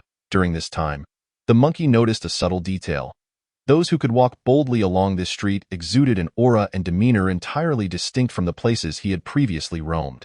Their indifferent gazes were far more intimidating than his boss's, and that muscular man passing by. Those bulging muscles. He seemed capable of lifting his boss with ease. Even that cleaning uncle who had just walked past with a broom gave off an enigmatic vibe. Yet, without exception, all these individuals shared a common habit. Upon passing the clinic, upon seeing Su Yang, they would first display surprise, then decisively veer away before continuing on their way.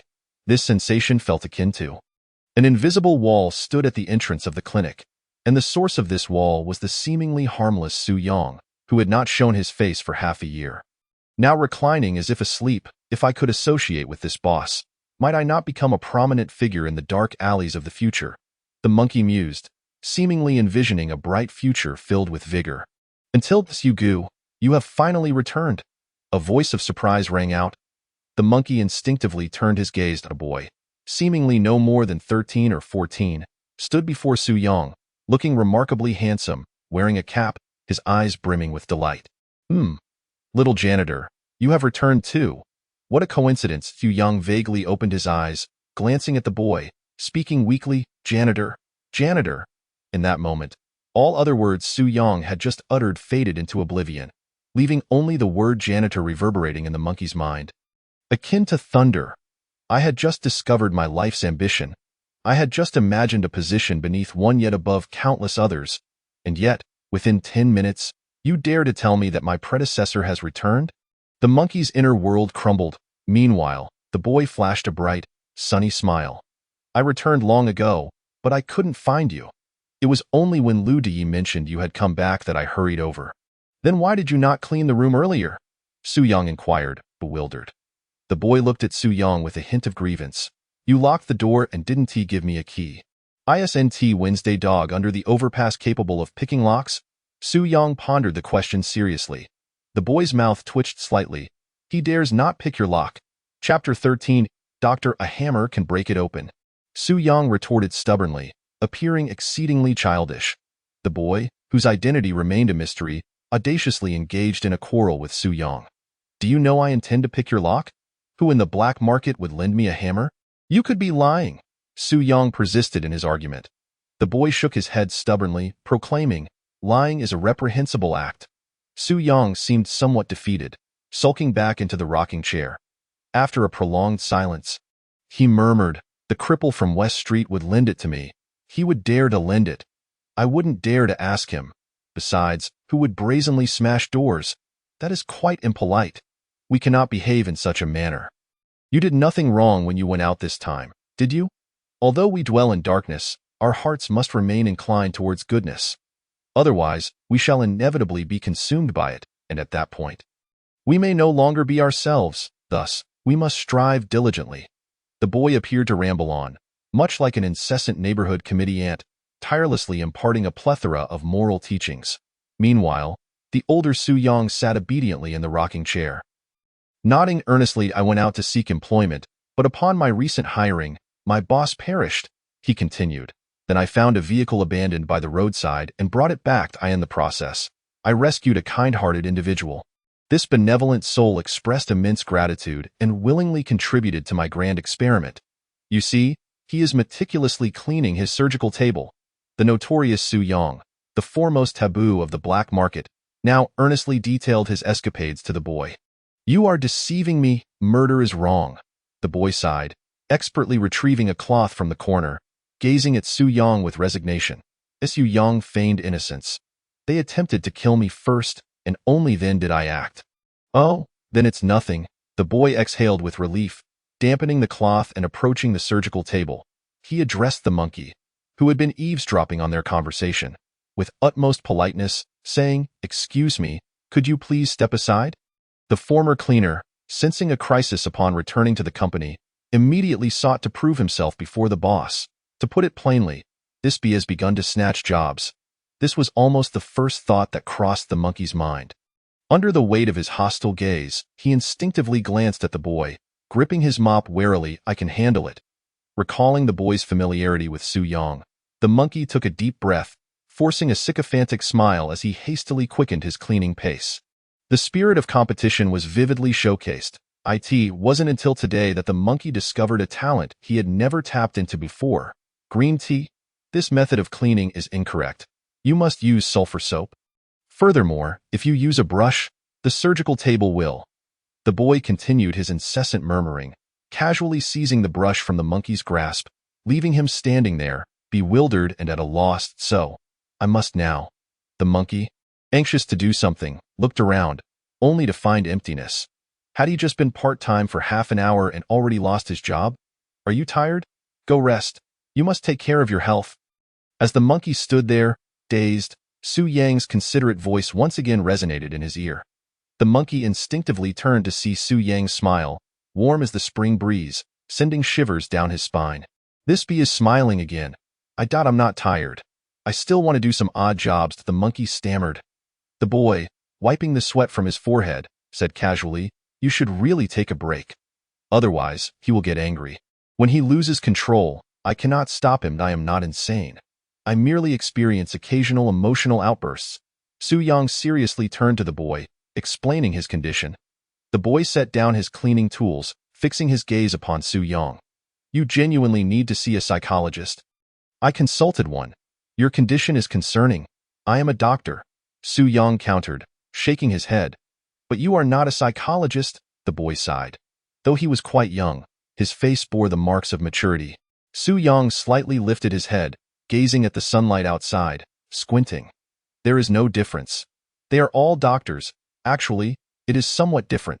The monkey weakly raised his hand. Return to your room, typically, whether engaged in conversation or in killing. Su Yang wore a perpetual smile. Yet at this moment, his tone turned frigid, his gaze toward the monkey filled with cold indifference. In a daze, the monkey thought he perceived endless blood in Su Yang's eyes.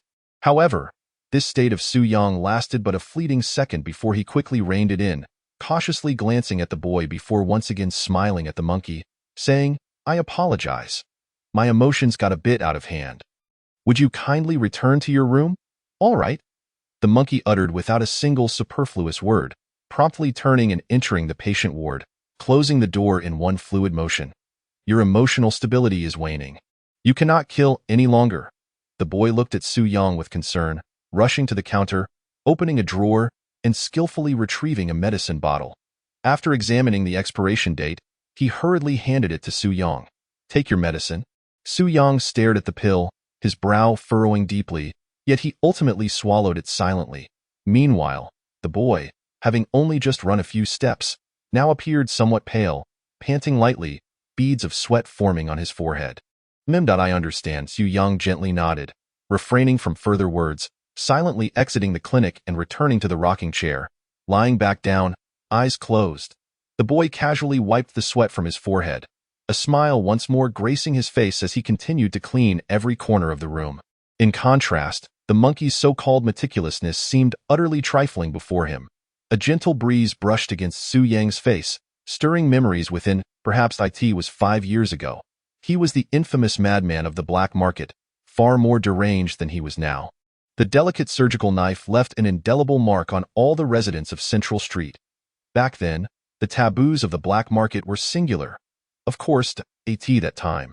His moniker was not Madman, but Doctor. A doctor with a twisted character. In those days, he wandered the black market like a lost soul, clad in a blood-red lab coat, epitomizing the very essence of taboo. Until that day, amidst the darkened streets of the black market, a sliver of light emerged. Chapter 14. Tong, a mere 9-year-old child, appeared on the black street in the frigid winter. He huddled in a corner, trembling yet striving to present a smile. Such a countenance had never graced the shadowy alleys of the black market, simple, innocent. Perhaps it was Su Yang's fortune, or perhaps the child's. That night, Su Yang experienced a headache. After taking several lives, he collapsed in the snow in the bitter cold of night. The frail boy struggled to drag the obviously oversized Su Yang. Stumbling into a clinic, that moment, he was frozen to the bone, on the verge of losing consciousness. Unbeknownst to him, the clinic he stumbled upon was run by the very man who had collapsed before him. At that time, the clinic lacked couplets and a signboard. Merely a piece of paper was affixed to the door, haphazardly inscribed with the word clinic. The interior was awash with blood. This was a sight the boy had never encountered. Yet he braved his fear, incessantly shouting for help, completely oblivious to the fact that behind him, Su Yang had quietly regained consciousness and was now stroking a surgical knife, watching him with indifference. When he finally sensed something amiss and turned to see Su Yang, his first thought was not one of fear but of relief, followed by genuine joy. "Are you all right?" "That's wonderful," the boy exclaimed gratefully. "Are you not afraid of me?" "Afraid? Then why save me? Isn't saving lives the right thing to do?" "But this is the black market. Are the people of the black market not human?" In the dim room, the air thick with the scent of blood, the two exchanged questions and answers. Ultimately, Su Yang found himself ensnared by the boy's clear, curious eyes, plunging into silence. "Go away." This was the first time Su Yang uttered such words. He was uncertain which of the boy's comments had stirred something within him. Perhaps it was the purity of his gaze. Or maybe it was that statement. The people of the black market are human too.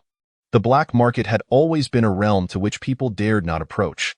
Every individual here was the detritus of the city, a criminal deserving of death. "All right," the boy laughed as he dashed out of the clinic, only to collapse in the snow, losing consciousness once more. Morning. When the boy awoke, he saw Su Yang, lost in thought at the door, and rushed over, gazing earnestly at him. "Thank you," you said. "Thank you." Su Yang snapped back to reality, his tone indifferent. "Indeed. Thank you for saving me," the boy nodded. "My mother told me that one must learn to be grateful to him. Let me clean the room for you." Thus, under Su Yang's numbed gaze, the boy busily went about his tasks. For several hours, they transformed Su Yang's home into a pristine sanctuary. No trace of blood remained, and the air was infused with a delightful fragrance. "You are unwell?" he remarked. For reasons unknown, as Su Yang gazed at the boy's silhouette, he spoke. The boy turned around, his sunny smile unwavering. "I know, the doctor mentioned it. Why not seek treatment?" Su Yang tilted his head slightly. His mind, once solely occupied with thoughts of slaughter, began to contemplate in earnest for the first time. I lack the funds. The doctor dismissed me. But that's all right. I will work hard to earn money and return to the doctor.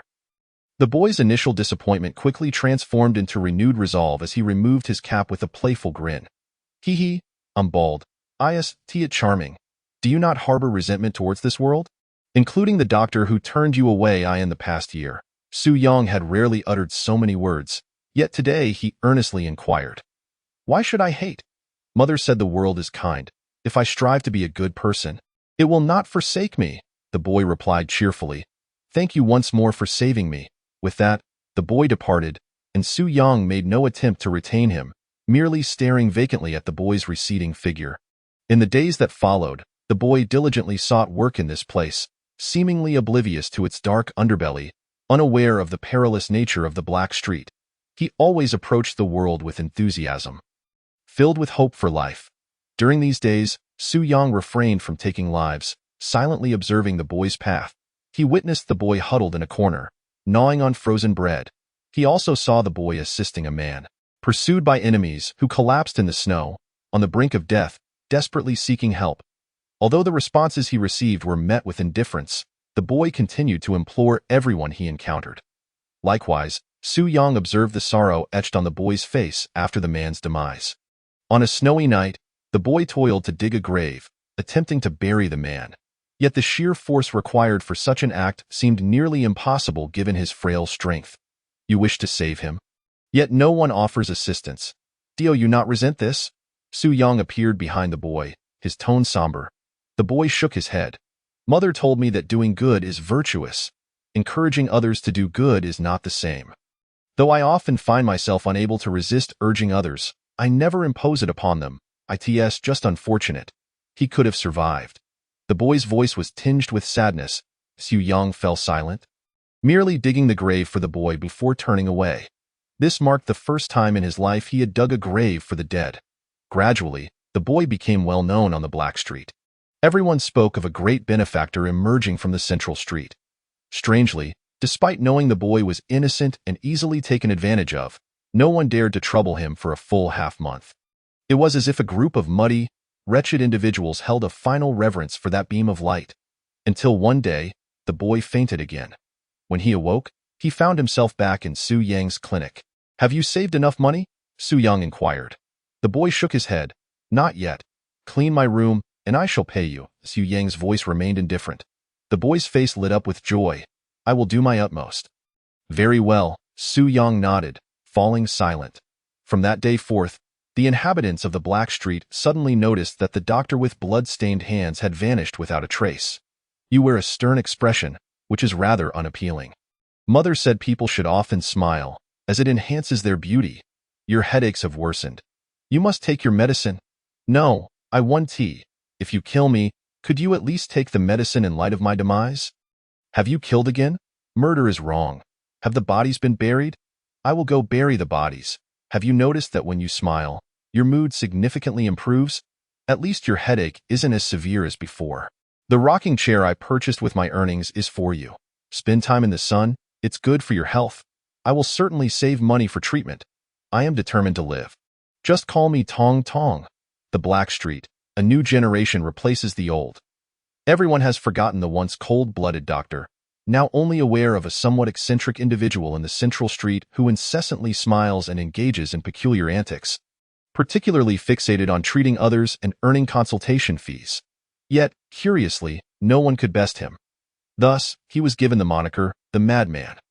Reflecting on the myriad of experiences over the past 5 years, Su Yang, with his eyes closed, wore a faint smile at the corners of his lips. New books are not easy. Please consider supporting, reviewing, and urging updates. Chapter 15. I am a madman, not a fool. It was nearly time for payday again. As if struck by a thought, Su Yang quietly opened his eyes, straightening his posture in the rocking chair, scanning the street. Ultimately, you are ill, Su Yang remarked to a passerby hurrying by, a smile gracing his lips. The passerby instinctively looked up, and upon recognizing who had spoken and the sign behind him, he jolted. Indeed, I am unwell. Without hesitation, the passerby exclaimed. Thank you for bringing this to my attention. Otherwise, I would have remained blissfully unaware. This is my consultation fee." As he spoke, the passerby retrieved all his money from his pocket, cautiously placing it on the ground before slowly backing away. Su Young's smile faded, his brow furrowing. Doesn't he allow me to rob him? At least not in his presence. If you do this, he will scold me. Su Yang's irritation flared as he rose from the rocking chair. I am a doctor. If I say you are ill, then you are ill. Healing and saving lives, collecting consultation fees. This is only reasonable. As he spoke, Su Yang approached the passerby, first picking up the money and stuffing it back into the passerby's pocket, then pulling him towards the clinic. The passerby was bewildered. He allowed Su Yang to drag him, lacking even the courage to resist. Only upon entering the dreaded Yellow Spring Clinic did he regain his senses. Anxiety etched across his face. No need to feign such nervousness. I know you have a knife hidden in your right sleeve. I haven't killed anyone in front of him for many years, so there's no need for concern. Su Yang did not turn back, speaking to himself, glancing briefly in the direction of Tong Tong. When you were walking just now, you put slightly more weight on your right leg than your left. You must have been injured in a recent altercation. This is an ailment that requires treatment. Here are your medications. Please take them, Su Yang rambled, exhibiting a somewhat neurotic demeanor as he walked to the counter, opened a drawer, and pulled out a bottle to hand over. This is red flower oil. It's quite effective, Su Yang stated earnestly. The passerby hesitated, eyeing the red flower oil in his hand, then cautiously looked at Su Yang. How much is this? Just what you took from your pocket moments ago. Su Yang pointed at the passerby's pocket. That money was still the sum he had just placed there himself. The passerby's lips twitched slightly, staring at Su Yang with incredulity. So, what is the difference between this and robbery? There is a distinction. Healing and saving lives is the doctor's duty. Paying consultation fees is the patient's obligation. Su Yang declared solemnly, with righteous indignation, while discreetly glancing at Tong Tong in the distance, only relaxing slightly upon confirming he was oblivious to the situation. The madman of the central street was indeed living up to his reputation. The passerby's face reflected absurdity as he resignedly pulled out the money from his pocket again, placing it on the table before hastily turning to leave. Once outside the clinic, he looked at the red flower oil in his hand. Feeling as though he could cry without tears, it was expired. A bottle of expired red flower oil had cost him 3,904. As he suddenly turned back to gaze at the words, Yellow Spring Clinic, a new understanding dawned upon him. The saying, better to descend into the Yellow Spring than to visit Yellow Spring. Reflecting on it now, it brimmed with life's philosophy. Instinctively, he tightened his grip on the expired red flower oil. A fierce glint sparking in his eyes. Those who deceive must be deceived in return.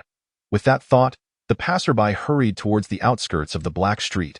At the very least, he aimed to earn back 5,000. As for wages, Su Yang sat in the rocking chair, observing Tong Tong, who had finally concluded his busy work, nonchalantly pulling out a stack of money and handing it over. All previous wages have been settled.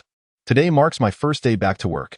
Tong Tong shook his head. How much have you saved over the past 6 months? Su Yang asked with a smile, seemingly anticipating Tong Tong's reaction. Tong Tong fell silent for a few seconds. I have no money left. The Wednesday dog under the overpass was smashed. I took him to the doctor, spending 3,000. Then I bought alcohol for Grandpa and at the tea house, costing 600. Uncle Wu from East Street had appendicitis. I even bought candy for Fool Brother. Tong Tong counted each expenditure on his fingers. Su Yang listened quietly. After a long pause, he finally asked, Are you not aware that your chemotherapy cannot be interrupted? Tong Tong remained silent, standing like a child caught in wrongdoing, head bowed slightly, fingers entwined. Tong Tong. This is the Black Street. After a long silence, Su Yang suddenly spoke, his tone inexplicably solemn. Tong Tong, bewildered, nodded. I know, but Sango often takes me out to play on Wednesdays. And every time I listen to Grandpa and tell stories, it costs nothing. Silly brother even lets me sit on his shoulders. They are all truly wonderful people. Clearly, he struggled to comprehend Su Yang's words. Good people, perhaps, only you would evaluate them in such a manner. Su Yang chuckled softly. His laughter grew louder, tinged with a hint of self-mockery and a touch of madness. I just glanced at the medical shop. Most of the medicine has expired. So please don't sell it to anyone. I'll go buy some new ones. Uncle Sango will take me, and I won't encounter any danger. And your medicine? I'll bring that back too. Tong Tong seemed accustomed to Su Yang's usual demeanor, continuing to speak to himself, worried that Su Yang might forget, even writing these matters down and posting them in a conspicuous place on the wall. I am a madman, not a fool. Su Yang's laughter gradually ceased, and he turned serious once more, debating this 5-year-long topic with Tong Tong. Tong Tong, feeling guilty, lowered his head. But I always feel that silly brother is better than you. Ah, don't hit me. Seeing Su Yang's expression grow increasingly unfriendly, Tong Tong finally exclaimed, laughing as he ran away, ultimately vanishing from Su Yang's sight. How childish, Su Yang muttered with an air of resentment, moving the rocking chair back into the room and petulantly shutting the shop door so close I could have rubbed his bald head with force. His tone brimmed with grievance, observing the freshly tidied room. Su Yang's mood seemed to improve considerably. What should I do next? Su Yang fell into contemplation, then glanced at the note affixed to the wall. It had seemingly become a habit. First, shower. The 4 large characters were strikingly evident. Oh, shower. Su Yang suddenly enlightened, striding straight into the bathroom. Chapter 16. Fast before surgery, cold water cascaded over Su Yang, invigorating him somewhat. What to do after showering, I forgot again. Oh, right, surgery. If I complete the experiment, perhaps little cleaner won't he have to die. Su Yang stood beneath the showerhead, his mouth incessantly murmuring. But abruptly, a severe pain surged through his mind, akin to being pricked by needles. This pain was entirely different from the previous headaches. When the headache struck, it felt like someone was stirring a needle within his brain. This time, it felt as if numerous fillers were swelling in his mind, threatening to burst. Open the celestial gate. Why won't you? The celestial court descends, bestowing blessings upon the mortal realm. Push open this door. Push it. No. Don't push. Celestial calamity. Celestial calamity. Ha ha ha. Whispers echoed chaotically in Su Yang's mind, filled with madness. His right hand braced against the wall, panting heavily, bloodshot eyes betraying his distress. Even the cold water could not alleviate his pain in the slightest. Meanwhile, crimson lines began to appear on his back, spreading relentlessly as time passed. These lines gradually formed contours, ultimately transforming into a blood-red door. The edges of the door were chains, sealing it completely. However, upon closer inspection, several chains had already snapped. Heh, are you already so impatient? I can feel your anxious emotions. Despite his head splitting with pain and drenched in sweat, Su Yang continued to smile, albeit with a hint of madness, finally slumping against the wall, gasping for breath. The whispers persisted in echoing within his mind, as if countless souls were lamenting and wailing. Truly, too verbose. With a low exclamation, Su Yang suddenly seized a nearby toothbrush, snapping it against the wall to leave a sharp edge. Due to the pain, his hand trembled slightly as he clutched the toothbrush. Although I am unsure of what you truly are, but that wooden door serves as your vessel, right? Now that the wooden door is broken, I shall become your new vessel. If I die, will you still exist?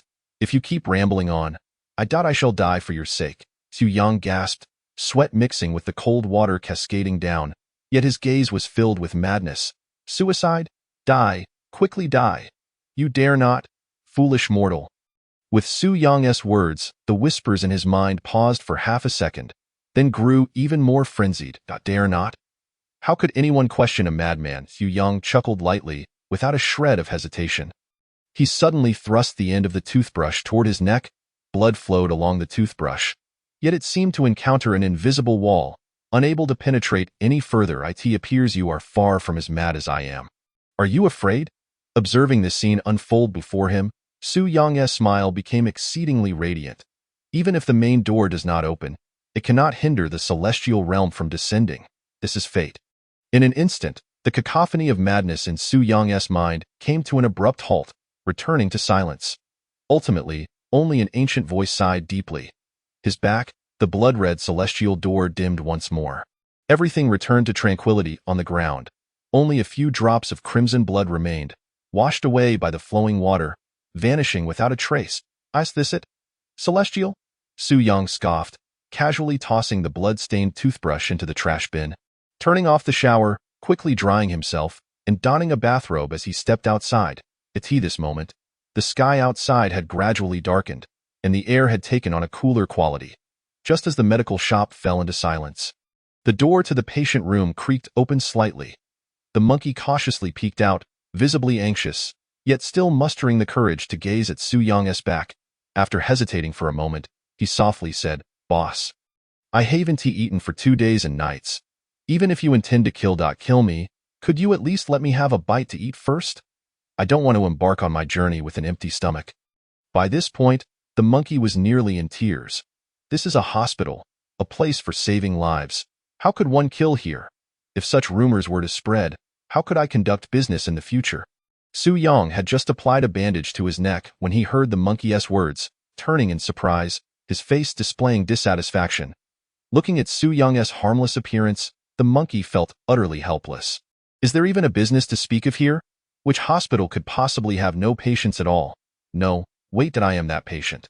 Fasting is required before surgery, otherwise it will be quite messy. The timing is just right. Why don't we begin the experiment now? Su-young seemed to have had a sudden realization, becoming filled with anticipation. For the monkey, everything was happening far too abruptly. All he wanted was a bowl of rice, and this person intended to wield a knife against him. I believe there is still filth in my stomach. How about we wait a bit longer? The monkey nervously swallowed, instinctively taking a step back. Su-young shook his head earnestly. No need. The timing is perfect. Otherwise, little cleaner will come back and nag me again. Saying this, he completely disregarded the monkey, beginning to scan the surroundings. Where did little cleaner put my white coat? Such a hassle. Doctors must wear white coats. Su-young rummaged through drawers, mumbling to himself. After quite some time, here it is, she even washed it for me. Little cleaner is truly wonderful. Su-young retrieved the pristine white coat, nodded in satisfaction, and donned it carefully, looking at the monkey with curiosity. Why aren't you lying on the operating table? The monkey forced a smile in his life. He had been quite the villain, having robbed, stolen, and even played the role of a father at school gates. Yet he swore he had never encountered anyone who smiled so warmly while coaxing you onto the torture device. Indeed, in his eyes, there was no distinction between the operating table and the torture device. You don't want to cooperate? This could become quite troublesome. Su-young frowned slightly. Cooperate. Absolutely cooperate. Please, spare my life.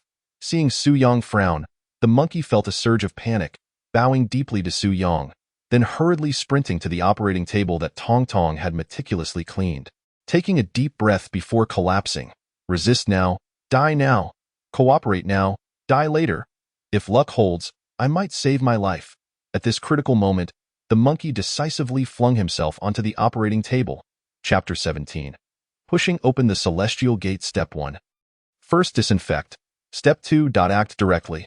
Su-young stood still, recalling for a long time, ultimately becoming somewhat irritated and abandoning his thoughts, brandishing the surgical knife as he stood before the operating table.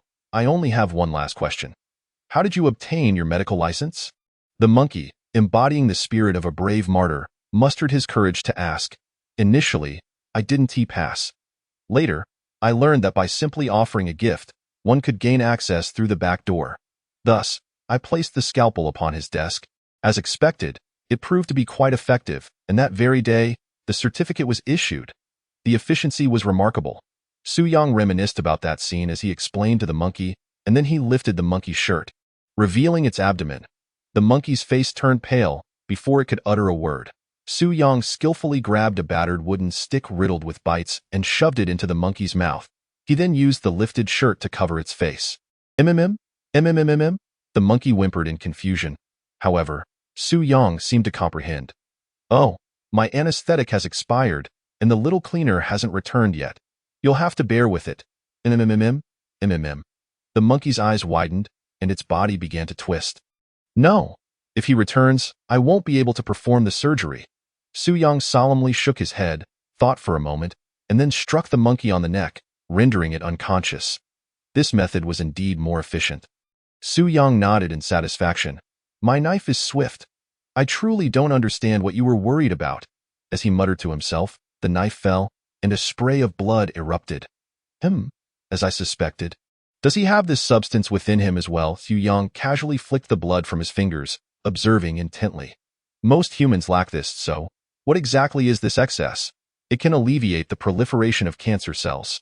It is challenging to explain this scientifically, but if it is related to immortals, could it possibly be what those beings in my mind referred to as immortal affinity?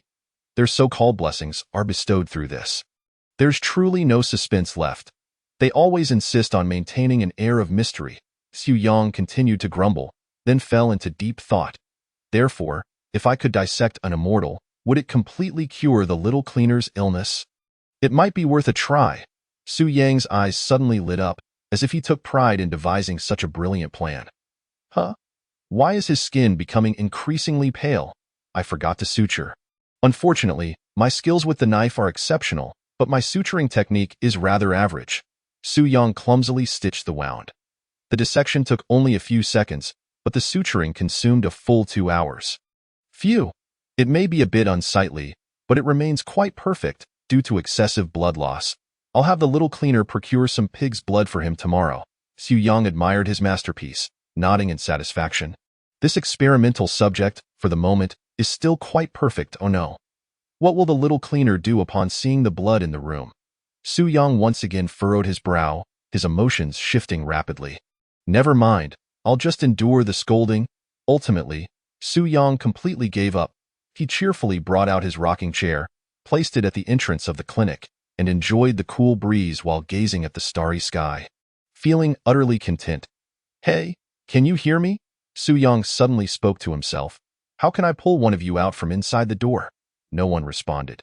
Only the cicadas chirped, echoing in the still air. Don't be so stingy. Lend me an immortal seed to use. Xu Yang murmured again. It took a full half-minute before a cold voice echoed in his mind. Are you calling us? Huh? Xu Yang looked surprised. You mean you aren't monitoring me in real time? I thought you could spy on me 24 hours a day. What a shame. I just performed my skills for you. Xu Yang felt disappointed but quickly adjusted his mindset. I want to pull one of you out from inside the door. I need to borrow an immortal seed to save someone. He spoke earnestly, his expression exceptionally serious. The little cleaner mentioned that when discussing serious matters, one must adopt this expression to convey their importance. Of course, you just need to push open this door. The cold voice responded again. Dio not believe his words. This is a disaster. Another voice suddenly interjected. Disaster? What is a disaster? Stubbornly unyielding, you should have been killed back then. Come here. Xu Yang merely initiated the discussion, and these voices began to argue once more in his mind. In an instant, his head began to throb again. Silence. I ask, you answer. No more nonsense, Xu Yang shouted. Producing a dagger and pressing it against his neck, instantly, his mind fell silent. I need an immortal. Xu Yang stated flatly. Certainly. There is no need to fully open the door. Simply create a small gap, and the immortal realm will naturally establish a brief connection with the door. That time, the projection of the immortal realm will appear, but it will not truly descend, and it will bestow blessings upon mortals possessing immortal seeds in this world. Their immortal seeds will flourish evermore, ultimately meeting your needs. The initial cold voice spoke again, its tone somewhat playful. How to push? Xu Yang nodded naturally. You are the door. The door is you. Deeply meditate and open a gap in the door of your consciousness. The owner of the voice brimmed with anticipation, as if excited about something. All right, Xu Yang nodded, closing his eyes. Aren't you going to hesitate? Seeing Xu Yang's demeanor, the voice grew doubtful. Since I am prepared to do this. Why should I hesitate? Xu Yang questioned, perplexed. Push open for an instant, then close it immediately. The previous aged voice spoke again, its tone complex. Although the immortal realm will eventually descend, at least that it can be delayed for a time. Old Taoist, are you seeking trouble? The cold voice retorted angrily, yet the aged voice completely disregarded him. Young man, once this door opens, in this world, fortunes and calamities are unpredictable. Are you truly willing to push the door? Xu Yang fell into deep thought, and after several seconds of contemplation, he asked somewhat uncertainly. If I do not push, will there be blessings without calamities? Haha, indeed. This game, sealed for thousands of years, will not change its outcome because of you alone. At most, it will be a variable in the waves. The aged voice chuckled self-deprecatingly, shaking its head and falling silent. The others within the door likewise remained quiet, keeping their mouths shut. Chapter 18. The arrival of immortals, recalling the method described by the voices within the door. Su Yang closed his eyes, leaning back in the rocking chair under the night sky, completely still. As time passed, Su Yang appeared to drift into slumber, his breathing steadied at that moment in his mind. A door with an ancient design seemed to stand faintly. The iron chains on this door had long since rusted. Su Yang's spirit floated within his consciousness, level with the door. Was it really just a matter of pushing it open? Su Yang pondered, gently placing his hand on the door and giving it a slight push. It wasn't as heavy as I imagined. He saw a gap open in the door in that instant. A soft glow emanated from the crevice, and he could vaguely see a desolate expanse, exceptionally dim. Within that wasteland stood weathered tombstones, riddled with cracks. Most of the tombstones were sealed in dust. Above a few tombstones floated ethereal shadows of souls like his own, intently gazing towards the door, locking eyes with Su Yang. The moment the door opened, they surged forward, attempting to escape through it. Those gazes were filled with greed and ferocity. So it is indeed like this.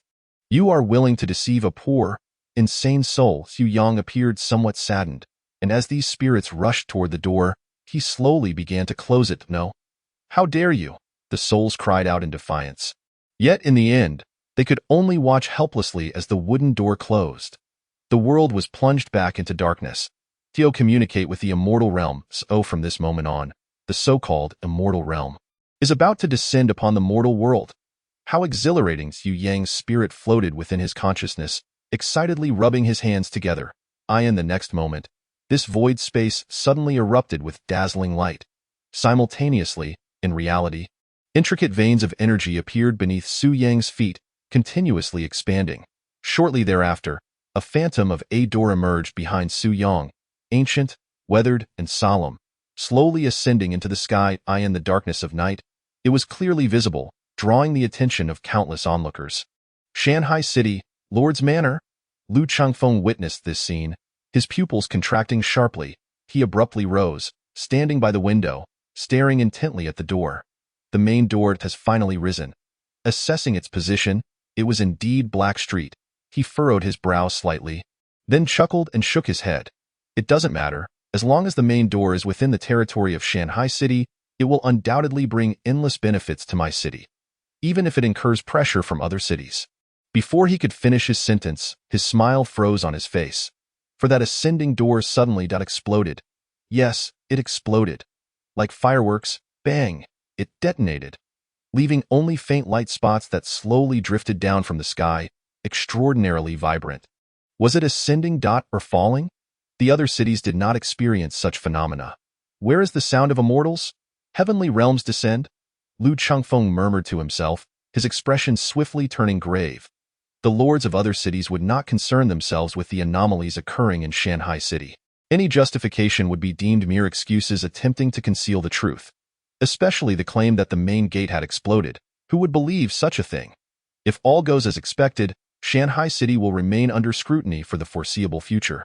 Now, the pressure has mounted while the main gate has vanished.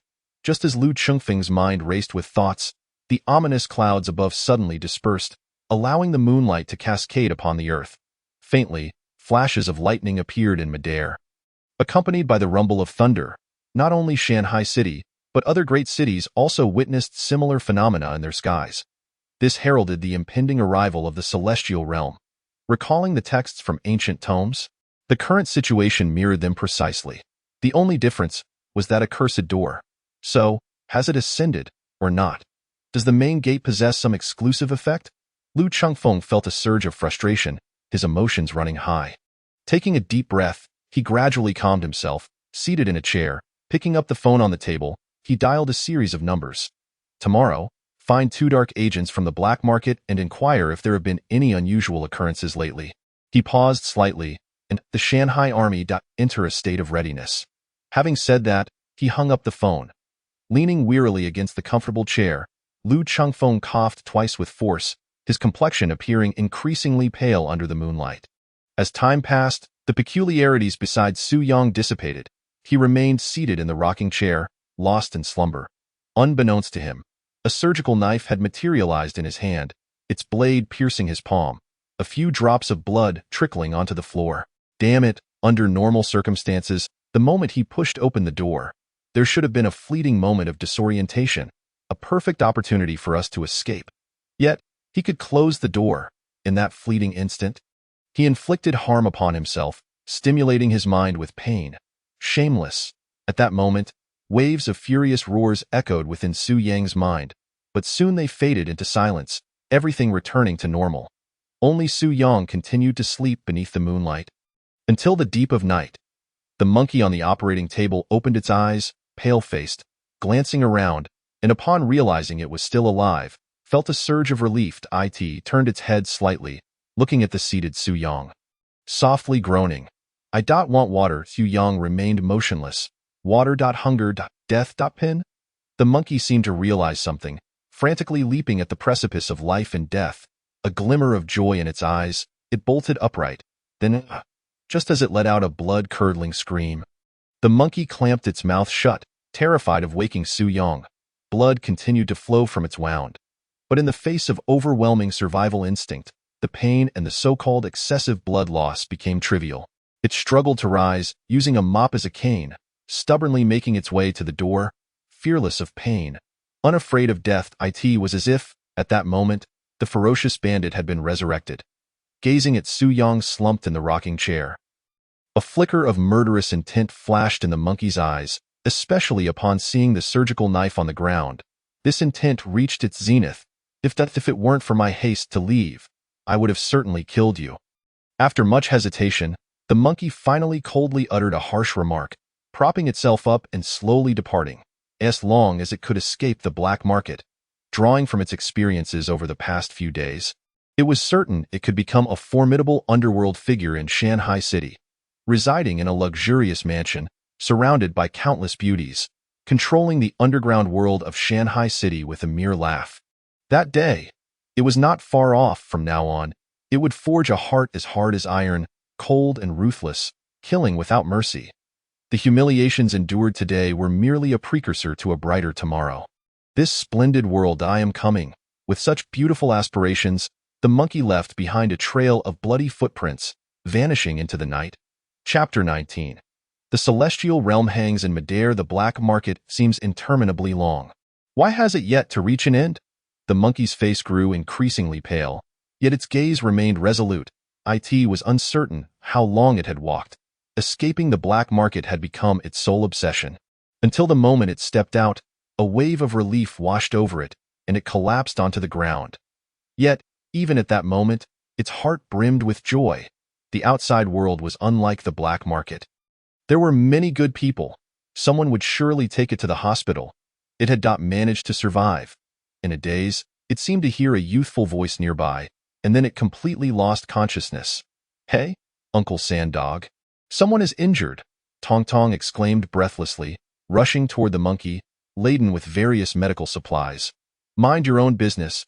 A middle-aged man beside her frowned slightly, one arm hanging limply, wrapped in bandages, but one couldn't just ignore someone in distress. Tong Tong replied cheerfully, eagerly helping the monkey up, not minding the bloodstains that smeared onto her. Mind your own business. This personality of yours will get you killed one day, Sanddog said impatiently, yet still lending a hand to assist. You mustn't exert yourself. They say Uncle Sanddog is greedy by nature, selfish and self-serving, but that's utter nonsense. Uncle Sanddog is the best, Tong Tong exclaimed joyfully, then glanced at the monkey's miserable visage. Hey, you look so familiar. As if I've seen you somewhere. Just then, thunder rumbled again in the sky. In the fleeting moment of a flash of light, indistinctly, one could see vague shadowy figures appearing in the sky.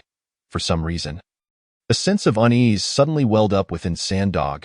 Stop looking. Let's hurry back. I have a bad feeling about this. Saying this, Sanddog used his functional arm to hoist the monkey's frail body and stepped back into the black market. Oh, okay. Just take him to Brother Su Yang's clinic. Tong Tong hurriedly followed behind. I dare not go, Sanddog said flatly. Tong Tong pouted. He won't kill you. He promised me he wouldn't. Sanddog sneered. Heh. Tong Tong vehemently defended Su Yang. Really? Sanddog scoffed again. Heh. The two of them, one after the other, brought the monkey, filled with ambitions, back into the nightmare of his past. Mansions, beauties, the underground world. All at that moment turned to smoke. The clinic. Still sleeping outside? You'll catch a cold. It's truly a headache. Tong Tong struggled to help the monkey inside, placing him on the operating table, then ran into the bedroom to fetch a blanket. Covering Su Yang with it. He must have conducted experiments quietly while I was away. How could his palm be so cut? He seemed to have endless words to say, muttering incessantly as he carefully applied disinfectant to Su Yang's palm, wrapping it with a bandage before grabbing a cloth to wipe away the fresh bloodstains around the operating table. Finally, he tended to the monkey's lacerated wound, performing a simple disinfection. By the time he finished, dawn was breaking. Yet Tong Tong bore no complaints. She merely stepped outside the clinic, taking a deep breath of fresh air, her face adorned with a satisfied smile. Another beautiful day, and I am still alive.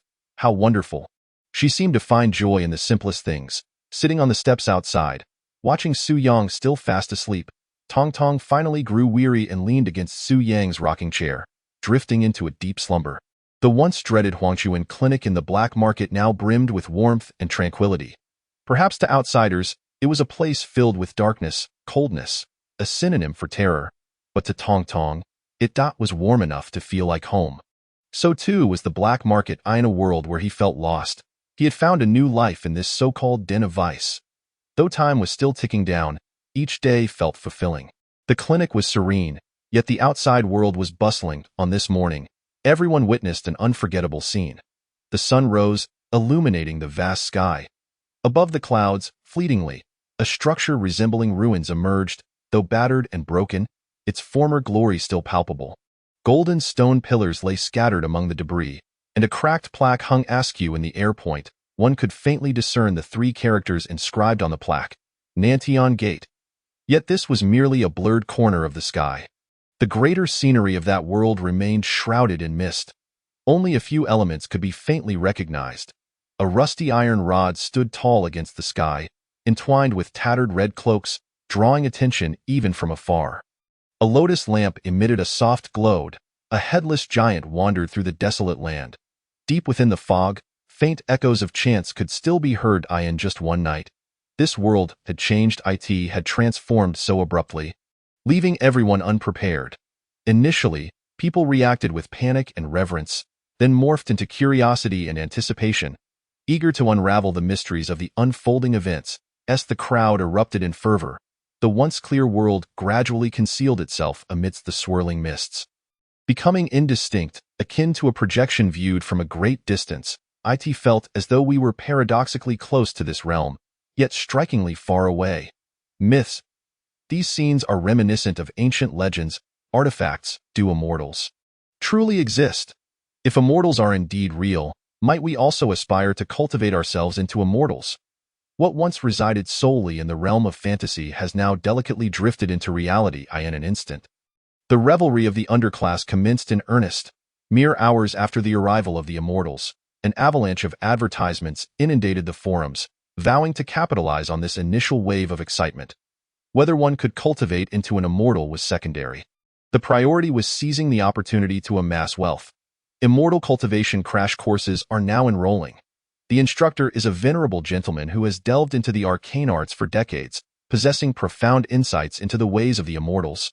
Ready to assist you in making the dream of immortality a reality. Milk. I only drink autumn spring water. Autumn spring milk. The first step to becoming an immortal. Chapter 20. Chun Xiang. If these phenomena merely plant the seeds of cultivation in the hearts of the people, then a brief video posted by a vlogger on a streaming site, lasting mere seconds, caused those seeds to take root and flourish within their souls. Speak. Call yourself a dog. Laughter echoed as a group of students in uniforms cornered a youth, mocking and berating him with impunity. The individual recording the video wore a triumphant grin. The youth's gaze was filled with hatred as he attempted to rise, only to be kicked back to the ground time and again. You worthless fool, from now on, when you see us, you'd better crawl like a dog, understood? They continued to flaunt their might, blissfully unaware that the youth's eyes were gradually reddening. Under the ethereal shadow of the immortal realm above, a lotus lamp gently swayed, and a beam of light descended from the heavens, enveloping the youth. In the next moment, he stood frozen, slowly closing his eyes. "Open your eyes. Do you dare defy me? I told you to act like a dog. Can't you hear me?" The youth instinctively cradled his head with his hands, curling up on the ground in silence. After half a minute, he quietly opened his eyes, a hint of confusion flickering within. What was that voice that had just echoed in my heart? He stood awkwardly, slowly lifting his gaze to the classmates before him, replaying the words he had just heard in his mind, softly repeating them, a single lamp of the lotus, a mighty axe cleaving mountains, dare to ascend the heavens, dare to overturn the sky. Chunseong, strength. As his voice faded, a gentle breeze materialized around him, and his eyes shimmered with a verdant glow.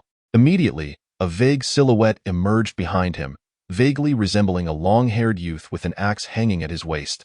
Fueled by an overwhelming rage, the youth took a step forward, delivering a punch to the chest of the already awestruck classmate.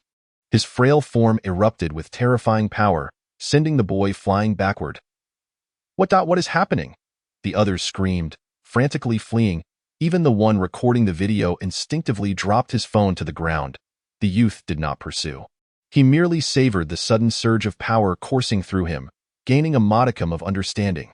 He then walked over to the fallen phone, raised it, and solemnly addressed the camera, enunciating each word with conviction. "From this day forth, no one shall bully me again, not a single person." The video abruptly cut off. In the final moments before the screen darkened, a faint whisper of the youth could be heard. "Chunseong, bestow your blessings, O bestower." The video, unedited and devoid of any post-production effects, exploded across the streets and alleys within mere minutes of its release. Discussions erupted everywhere. Some attempted to imitate him, reciting the same incantation, yet to no avail. Others compared it to ancient mythological texts, seeking to discern whether the figure behind the youth truly represented Chunseong. Subsequently, similar videos began flooding the internet. The prospect of immortal cultivation was indeed real. How does one cultivate into an immortal? Online, comments of a similar nature surged forth. Ultimately, a consensus emerged. These suddenly transformed individuals appeared to refer to themselves collectively as the blessed of certain immortals. Among them, a wealthy patron extravagantly promised that anyone willing to elucidate the mysteries of being a blessed one would receive a generous reward of 1 million. Half an hour later, the patron posted again, stating, "Immortals seem to randomly select mortals of similar temperament for blessings. The blessed can borrow the abilities of the immortals. However, as of now, the abilities available for borrowing are quite limited, primarily enhancing basic attributes such as strength and speed.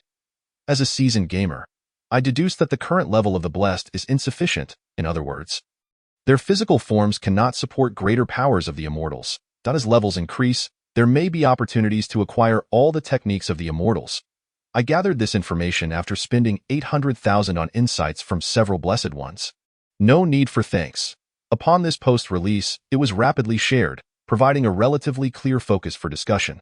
Strangely, amidst the ongoing online discourse, the city lord's residence maintained an air of absolute tranquility, no refutations. No attempts to control the narrative, allowing events to unfold naturally. Meanwhile, the young vice lord stood before a mirror, meticulously adjusting his attire, ensuring he was impeccably cloaked. He instructed the Mountain Sea Army to remain on high alert. As for the online chatter, it could wait. If we appear overly concerned, these blessed ones may become wary and conceal their identities. Creating the impression that the Mountain Sea City does not regard this matter seriously will likely lead many to reveal themselves in a bid for recognition. "Is my vehicle ready?" After a night of contemplation, Lu Chengfeng had regained his composure and softly inquired. The secretary, clad in combat attire, wore a stern expression. "We can depart at any moment." "Very well." The rumored black market, the lawless territory of Mountain Sea City. My inaugural visit fills me with anticipation. Lu Chengfeng smiled, draping a fur coat over his shoulders as he strode toward the door. Two attendants slowly opened the door, respectfully watching him leave. The secretary closely followed at his side. Outside, the driver had already opened the door, carefully assisting the young vice lord inside before starting the vehicle and easing away. "Ah, I fainted again." With the blinding sunlight streaming in, Su Yang opened his eyes. "Huh? When did the little cleaner return?" Su Yang, appearing as though caught in wrongdoing, abruptly sprang from the rocking chair, instinctively glancing toward the medical hall. Upon seeing that the bloodstains had been cleared away, He let out a sigh of relief and covered Tong Tong with a blanket. Another calm yet uneventful day commenced. IT wasn't entirely dull. After all, there resided a patient in the medical hall, adding a touch of amusement to the monotony of life. Meanwhile, on the operating table, the monkey's consciousness also flickered back to life. I'm not dead. I won the bet. If I'm not mistaken, I should be in a hospital now, surrounded by kind nurses and doctors. I've been saved. Just like that. I can even smell the scent of disinfectant. Although the monkey's eyes remained closed, his mind raced. Ultimately, he opened his eyes with anticipation, determined to remember his savior, in the future. When he becomes the head of the underground world of Mountain Sea City, he would ensure that this person holds a position second only to him among countless others. He didn't escape. Truly a competent patient.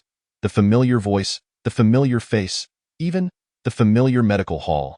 Gazing at Su Yong, who stood before the operating table with a look of astonishment, the monkey began to suspect that he had merely dreamt of escaping last night. No, it was an illusion. This is called, yes, post-traumatic stress disorder. I conjured the deepest fears from within. The monkey took a deep breath and resolutely closed his eyes again. Why is my face so ashen? There's blood on my clothes too. The broom is gone. Oh wait, did I really try to escape? That would sadden me. Su Yang's voice continued to echo in the monkey's ears, as if a demon were whispering. Despite the monkey's repeated insistence that this was merely an illusion, how could an illusion be so vivid? In the end, the monkey chose to accept reality, resignedly opening his eyes to gaze at Su Yong. Offering a weak, ingratiating smile, brothered, good morning. Chapter 21. The lame one you ran away? Su Yong pondered. The monkey, despite his frail state, shook his head vigorously like a rattled drum. No, absolutely not. Su Yong seemed uninterested in pursuing the matter further. Satisfied that his patient was still alive, he turned to leave. Doctor, it's time for rounds. Having completed his mission, it must be said that under the persistent reminders of the little cleaner, Su Yong now possessed a certain sense of ceremony. After surveying his own office space, he proceeded to wash up according to the notes left behind.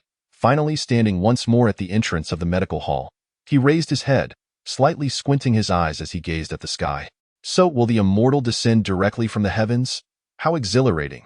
Recently, the medicine has proven scarcely effective on the little cleaner. Su Yong murmured softly in the next moment. His body shivered slightly, a warmth spreading across his back. As the immortal realm, nearly concealed within the clouds, suddenly trembled violently. Why is someone incessantly muttering in my ear? How annoying!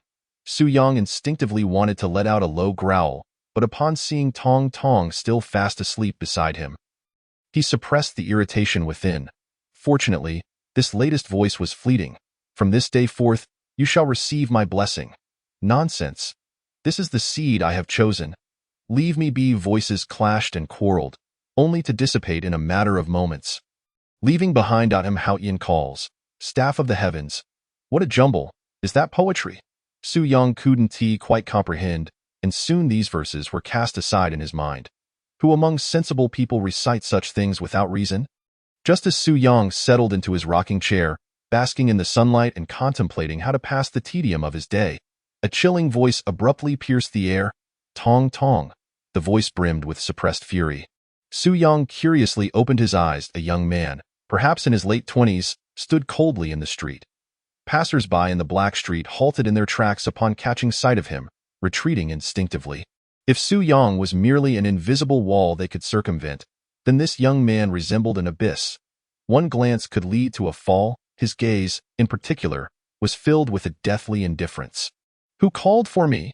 Tong Tong groggily opened her eyes, rubbing them before instinctively looking ahead. The sight of the young man, she gasped and instantly hid behind Su Yong. Lame uncle.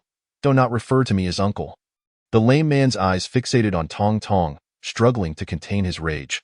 You call the madman brother, yet you call me uncle. But aren't you a tad older than Su Yong? Tong Tong lowered her head. Albeit still speaking truthfully, I merely appear older. Do you understand what that means? I am only 25. The lame man raised his cane, forcefully striking the ground. With his action, the tiles beneath him cracked open.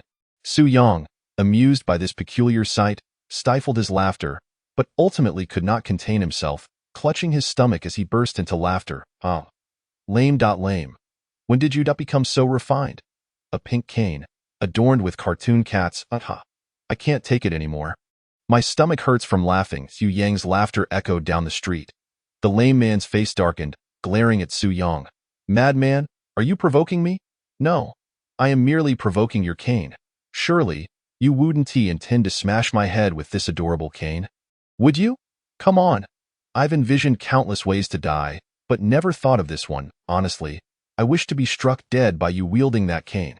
As he spoke, Su Yang genuinely stood from the rocking chair, stepping forward to stand before the lame man, then crouched down, exposing his head defenselessly, his eyes brimming with anticipation and excitement. Who wouldn't want to be struck down by such a kawaii stick? Get lost. The lame man inhaled deeply, unable to refrain from cursing. Oh, are you truly not reconsidering?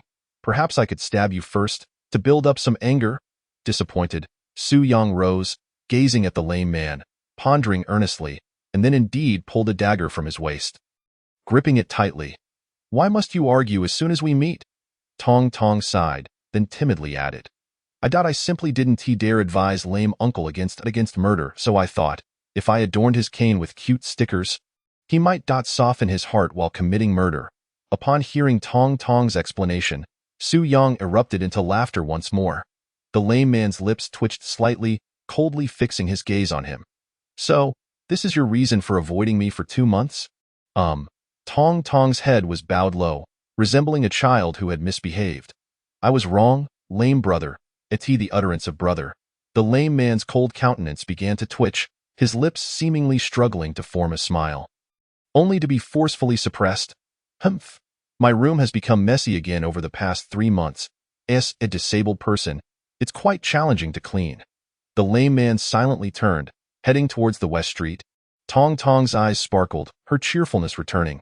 I will help you clean. Lame uncle, you truly aren't angry anymore? Lame uncle, walk slowly. I can hardly keep up. Su Yang brother, I've placed the medicines you bought on the counter. Expired ones must not be sold again. Oh right, I will bring you dinner later. Lame uncle, do take it slow. Tong trotted after the lame man, eventually disappearing from Su Yang's line of sight. Su Yang's smile gradually faded, and he returned to his rocking chair. That arrogant, dead lame man, always stealing my company, seems today is destined to be solitary. A sense of loneliness marred his expression as he looked toward a passerby cautiously traversing the street, hopefully inquiring, Do you not feel that I am deserving of a beating, wishing to thrash me soundly? The passerby stiffened, standing still, fervently shaking his head. I am actually quite easy to bully. You could boldly give it a try. And who knows, you might just become the new Madman on Central Street. Oh, wait, with your height, you could be the short one on Central Street. Chapter 22 You are ill. I am merely passing through. No grievances, no enmity. If there is nothing else, I shall take my leave. The short man managed a forced smile, shuffling his feet. Do you require assistance with anything? Perhaps murder, a bank robbery, or any other matter, I'm available. As he spoke, Su Yang once more cast an expectant glance at the short man. The short man gulped. Bro, I truly have no issues. Then do you feel unwell at all? Today's treatment is free. Su Yang asked with a final glimmer of hope. I am not sick. I just had a full body checkup last week. I have no habit of getting into trouble. I haven't fought in 6 months. So I definitely have no hidden injuries. A mole from a few days ago was even removed by me. The short man shook his head frantically, speaking at lightning speed. As Su Yang visibly sank into disappointment. Lost in thought, the short man couldn't help but breathe a sigh of relief, cautiously edging away along the wall until he was far enough, then breaking into a jog. Finally, he opened his phone, locating a group named Central Street Safety Center, and typed a message. The madman is in a bad mood today. Avoid the medical hall or risk mandatory surgery. Not long after the message was sent, a flurry of glaring eyes emojis flooded the chat. The group owner even issued a 1,000 yuan exclusive red envelope, accompanied by the note. Intelligence assessment, grade A. Yes. This is the large group of Central Street. All residents are included in this group, whether foes or friends. After all, wherever there are people, there is society, and thus a market. Over time, such a group becomes necessary. If someone dies, they will be removed from the chat. However, this Central Street group uniquely lacks Su Yang. Or rather, the greatest safety hazard in this so-called safety center is Su Yang himself. Consequently, after the short man's message was dispatched, for a full hour, Su Yang saw no other passers-by at his doorstep, plunging him once more into a state of boredom. The Black Street appears quite peaceful indeed. Little difference from the outside world. Lu Chengfeng, upon nearing the Black Street, alighted from his vehicle and specifically instructed his secretary and bodyguards to keep their distance. To remain hidden in the shadows, I merely wish to experience whether I can survive alone in the Black Street. After all, it is rumored to be quite fearsome, Lu Chengfeng stated. Thus, on this pleasant and sunny morning, he stepped onto the outskirts of the Black Street. Dressed in an expensive fur coat, with an ethereal aura and a melancholic expression, Lu Chengfeng quickly became the center of attention on the entire street. Have you seen? No, from outside? It must be so ostentatious. In the Black Street, news of him will spread like wildfire within a day. The passers-by cast a distant glance before returning to their own affairs. Not a single soul eager to join the fray. Surprisingly, no one attempted to rob me directly. The denizens of the dark alley, are they truly less fearsome than the legends suggest, or perhaps even more so? Faced with the current situation, Lu Chengfeng exhibited a hint of astonishment. After clearing his throat twice, he casually surveyed his surroundings, ultimately stopping before a knife shop. Good sir, how much for your knives? Lu Chengfeng inquired with a gentle smile. The elderly proprietor merely glanced at him with indifference. For what purpose? They say the dark alley is perilous. I wish to purchase one for self-defense. Lu Chengfeng responded with utmost sincerity. The old man scrutinized Lu Chengfeng once more. You, I shall not sell to. Why not? Lu Chengfeng asked, taken aback. With so many bodyguards lurking in the shadows, it's not your fight. If it comes down to a scenario where you stand alone, the presence of a blade is of little consequence. A loss-making venture is hardly worthwhile. The old man chuckled lightly, then laboriously shuffled to a chair and sat down. Do your knives have a story? Lu Chengfeng refrained from foolishly questioning the old man on how he discerned this and redirected his attention to another matter. The knives are not for sale, merely for borrowing. So use my knife to take a life. It will cost you 1,000, the old man stated lazily. Now that is a lucrative transaction. Is this a unique characteristic of the dark alley? Quite intriguing indeed. And no wonder I have yet to encounter any trouble thus far. Lu Chengfeng could not help but nod with a smile, politely expressing his gratitude to the old man. Thank you for your insight. With that, he turned to leave the shop, waving his right hand in the air. In roughly 2 seconds, his secretary appeared silently behind him. Do not follow me too closely. From this moment on, anyone who reveals themselves will undergo an additional month of training, Lu Chengfeng said coolly. The secretary remained silent, retreating without a sound. Lu Chengfeng resumed his leisurely stroll down the street, occasionally glancing around. There was no sign of the rampant crime he had anticipated. On the contrary, the individuals here seemed more restrained, reluctant to act without cause. When they did strike, it was assuredly lethal. In other words, they were disinclined to engage in transactions yielding less than 5 years of incarceration. Work commenced at life imprisonment.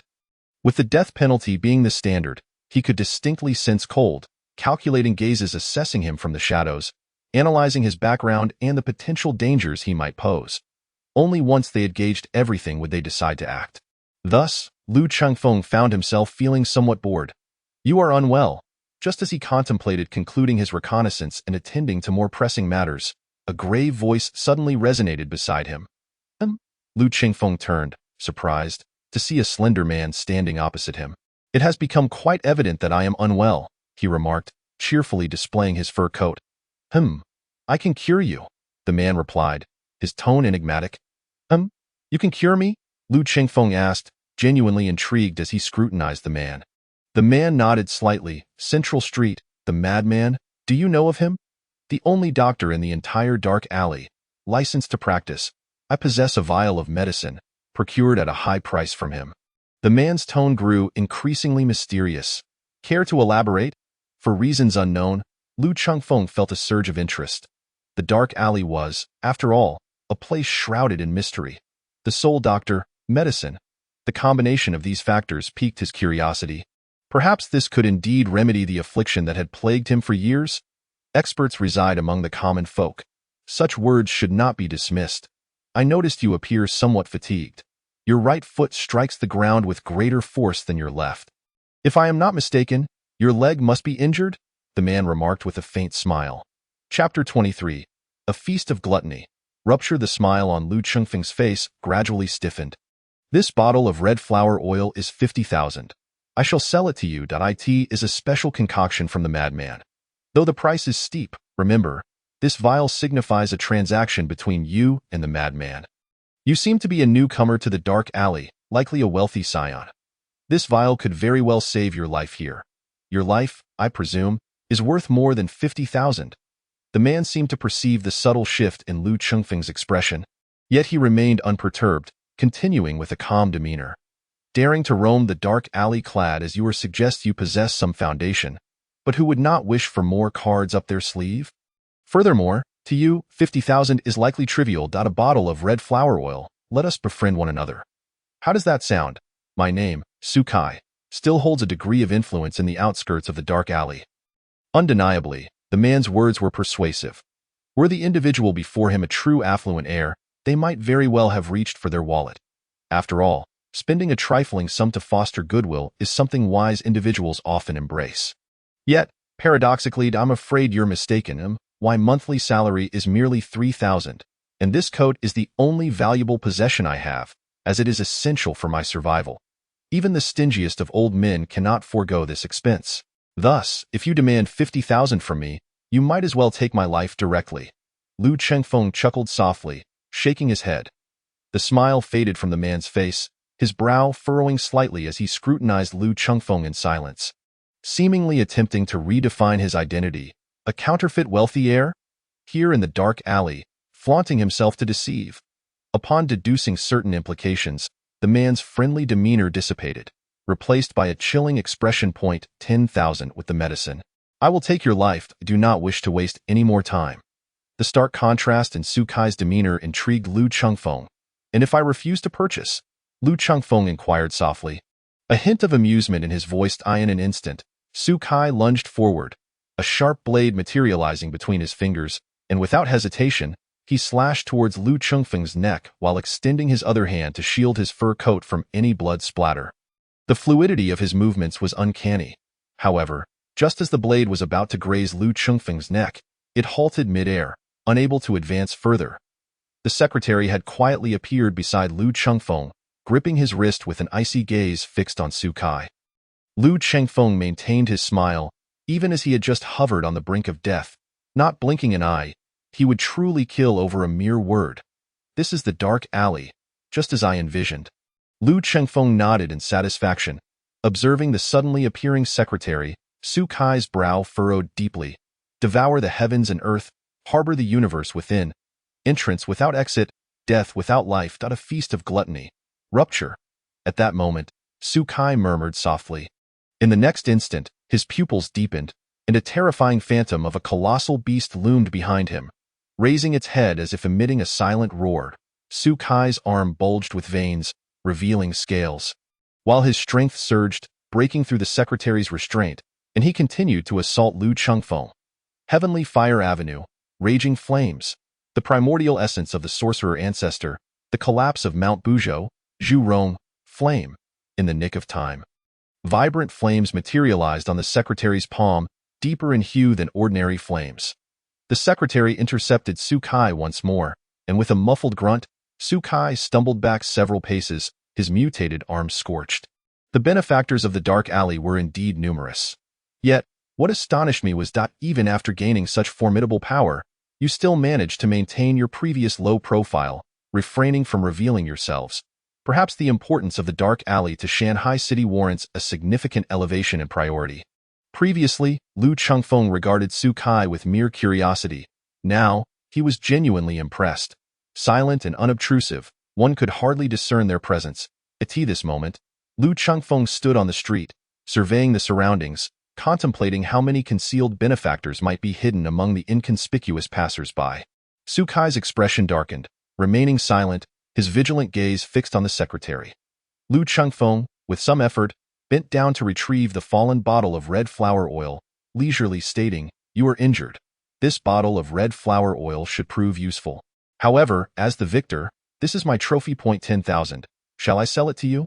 If my guesses are correct, this should be the custom of the dark alley, yes? Upon hearing Lu Chengfeng's words, Sukai remained silent, merely lowering his head slightly, retrieving a bank card from his pocket with his uninjured hand, and cautiously placing it on the ground. There is 15,000 within.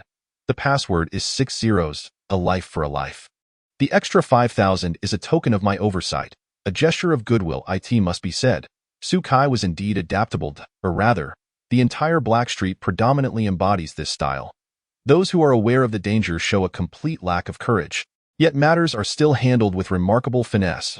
Why monthly salary is merely 3,000. Indeed, the most lucrative ventures invariably lie beyond the bounds of legality. Lu Chengfeng glanced at his bank card, unable to suppress a sigh. His tone tinged with a hint of excitement. The Blackstreet is truly an enchanting place. As he spoke, Lu Chengfeng discreetly tucked the bank card into his pocket and solemnly handed the red flower oil to Sukai. "Quickly apply it. The burn is quite painful. It's expired." Sukai replied calmly, stowing the red flower oil in his pocket, and slowly retreated. After walking a short distance, he finally turned around and walked away. "Recently, I've neglected to check the calendar before venturing out. A bottle of red flower oil has cost me 18,000, not to mention the burn on my hand that requires medical attention. My heart bleeds. I must find someone to shoulder my losses." In that moment, Sukai's heart brimmed with determination. If I am not mistaken, based on his recent analysis of the mantra, it should be Dada Tautai, a ferocious beast that can also bestow blessings. Furthermore, given the current circumstances, the first acquired blessing skill is art, which will undoubtedly surpass the potency of enhancement types like strength and break. The only uncertainty lies in how to upgrade the capability of the blessing. Once upgraded, who will be stronger and who weaker? Lu Chengfeng murmured to himself, standing on the street, lost in contemplation. Meanwhile, the flames in the secretary's palm gradually dissipated, and he too vanished without a trace. Chapter 24. A cheap entrance. Blessings have only just begun. Yet they have already brought me such delightful surprises. My anticipation grows ever greater. Now, it is time to attend to serious matters. Lu Chengfeng appeared somewhat eager, tightening his fur coat, clearing his throat twice, and remaining motionless. Time passed. Half a minute later, Lu Chengfeng darkly stated, "Come out." The secretary silently reappeared behind him, wordless. "What are you doing?" "I said I need to attend to serious matters. The distance is considerable." "Where is the car?" Lu Chengfeng gritted his teeth. The secretary replied in a low voice, "You previously instructed us to keep our distance from you. The order now changed. I need a car. Can you not execute different actions based on my varying lines? You are a secretary, not a bodyguard." Lu Chengfeng helplessly covered his forehead. "Oh." The secretary responded in a low tone and turned to leave.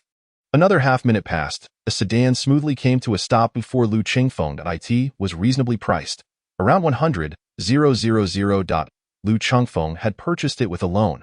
Most of his monthly salary went towards repaying the car loan, and he dared not even dream of a house, living with his miserly father and still managing to scrounge meals. The vehicle started and departed. The onlookers, who had been observing discreetly, finally withdrew their gazes. Some wore contemplative expressions, as if analyzing and judging something. Yet others were filled with astonishment. If I did not missee, that person's palm was ablaze. What on earth has transpired beyond my comprehension? Fortunately, although these individuals were internally shocked, they maintained a facade of composure. However, if this continues, once the blessers of the Blackstreet grasp the patterns, the dynamics of the Blackstreet may very well change. After all, this is merely the first day of blessings on Center Street today, a team-building event. There isn't a soul in sight. This is supposed to be the most bustling street. Even the neighboring shops have closed. Su Yang sat languidly in a rocking chair, akin to a solitary old man, incessantly murmuring and complaining, wrapped in a blanket, basking in the sunlight. The monkey in the clinic actually wanted to interact with Su Yang. He was hungry, terribly hungry, including today. He had gone 3 days and 2 nights without food. Coupled with an inexplicable surgery and significant blood loss, the fact that he had not fainted thus far was a testament to his robust health. Yet, Whenever he mustered the courage to ask Su Yang for a meal, he would invariably hold back at the last moment. Primarily, Su Yang appeared far too bored. There was no telling if this madman had merely forgotten about him temporarily. What if he suddenly took a fancy to him and performed another little surgery? The crux of the matter was that he had once overheard his detestable ex say they would bring food back in the evening. Just hold on, if I speak now, it could spell disaster. Endure until evening, and then there will be food. The monkey successfully completed another round of self-psychological conditioning. For some unknown reason, at that moment, he suddenly felt a flutter in his heart, as if a voice was whispering in his mind, though it was faint and indistinct. I won't be driven to madness, will I? No, it must be post-traumatic stress disorder. This is merely my hallucination. The monkey, visibly anxious, glanced around before managing to exhale a sigh of relief, patting his chest. Yet, for reasons unknown, with this set of actions, the murmuring voice in his mind grew slightly louder, making him increasingly paranoid. As if a chill had settled behind him. Just as the ferocious monkey, the future overlord of the underground world of Shanghai City, was lost in his anxious thoughts, Su Yang, seated in the rocking chair, suddenly sat upright, his eyes sparkling with anticipation as he gazed at the car parked not far from his clinic. Is someone here for a consultation? Or are they here for me? Filled with excitement, Su Yang leapt from the rocking chair, hurriedly descending the steps to greet the guest before him. Perhaps in Shanghai City, some business owners with poor prospects often acted this way. But the individual before him is the madman of Center Street. If the other residents saw this, especially if they witnessed him being welcomed, the first thought would undoubtedly be, I haven't bought a coffin yet. The second thought would be, if Tong Tong is around, he would surely bury my corpse. The car door swung open. The secretary emerged first, positioning himself between Su Yang and Lu Chengfeng, vigilant and grave, casting a watchful gaze at Su Yang. This readiness stood in stark contrast to his earlier demeanor with Su Kai. You seem rather formidable. In an instant, Su Yang was captivated by the secretary before him, his anticipation heightened. Are you here to kill me? If you seek trouble with the madman, I am your man. Come, kill me quickly. As he spoke, Su Yang even took a couple of steps back, creating a safe combat distance for the secretary. The secretary continued to regard Su Yang with a stern expression, remaining silent. Meanwhile, the rear door of the sedan slowly opened. Lu Chengfeng bent down and emerged. I knew it. Sitting in the back of a cheap car is far less comfortable than the front seat. It's cramped. Once I finish repaying the loan, I'll surely invest in a more luxurious ride. As he exited the vehicle, Lu Chengfeng grumbled, You didn't even offer to help me. The air conditioning is inadequate. The space is limited. This hardly befits the stature of a young lord. As he spoke, Lu Chengfeng finally straightened, inhaling the crisp air, letting out a long sigh, elegantly wiping the sweat from his forehead with a handkerchief before slowly turning to face Su Yang, revealing a gentle smile. I apologize. While my entrance may have been somewhat cheap, please believe in my self-introduction. Shanghai City, young lord, Lu Chengfeng. With that, Lu Chengfeng stepped past his secretary, extending his right hand and slightly bowing, exhibiting impeccable poise. However, the back collar of his garment was suddenly yanked by the secretary, pulling him back and swiftly returning it to its rightful place behind him. The secretary remained vigilant, his gaze locked onto the madman. He had an instinct. If Lu Chengfeng took even one step forward, should this person wish to kill him, he would not be able to stop it. His protection was extraordinarily meticulous, yet the cost was that Lu Chengfeng silently bore the burden. He stumbled, nearly falling to the ground, his feet scrambling to regain balance, struggling to maintain his composure. The elegance, calmness, and wisdom displayed moments ago had entirely evaporated, leaving only embarrassment, dismay, and a desire to perish. Chapter 25. No. You are not ill. What are you trying to do?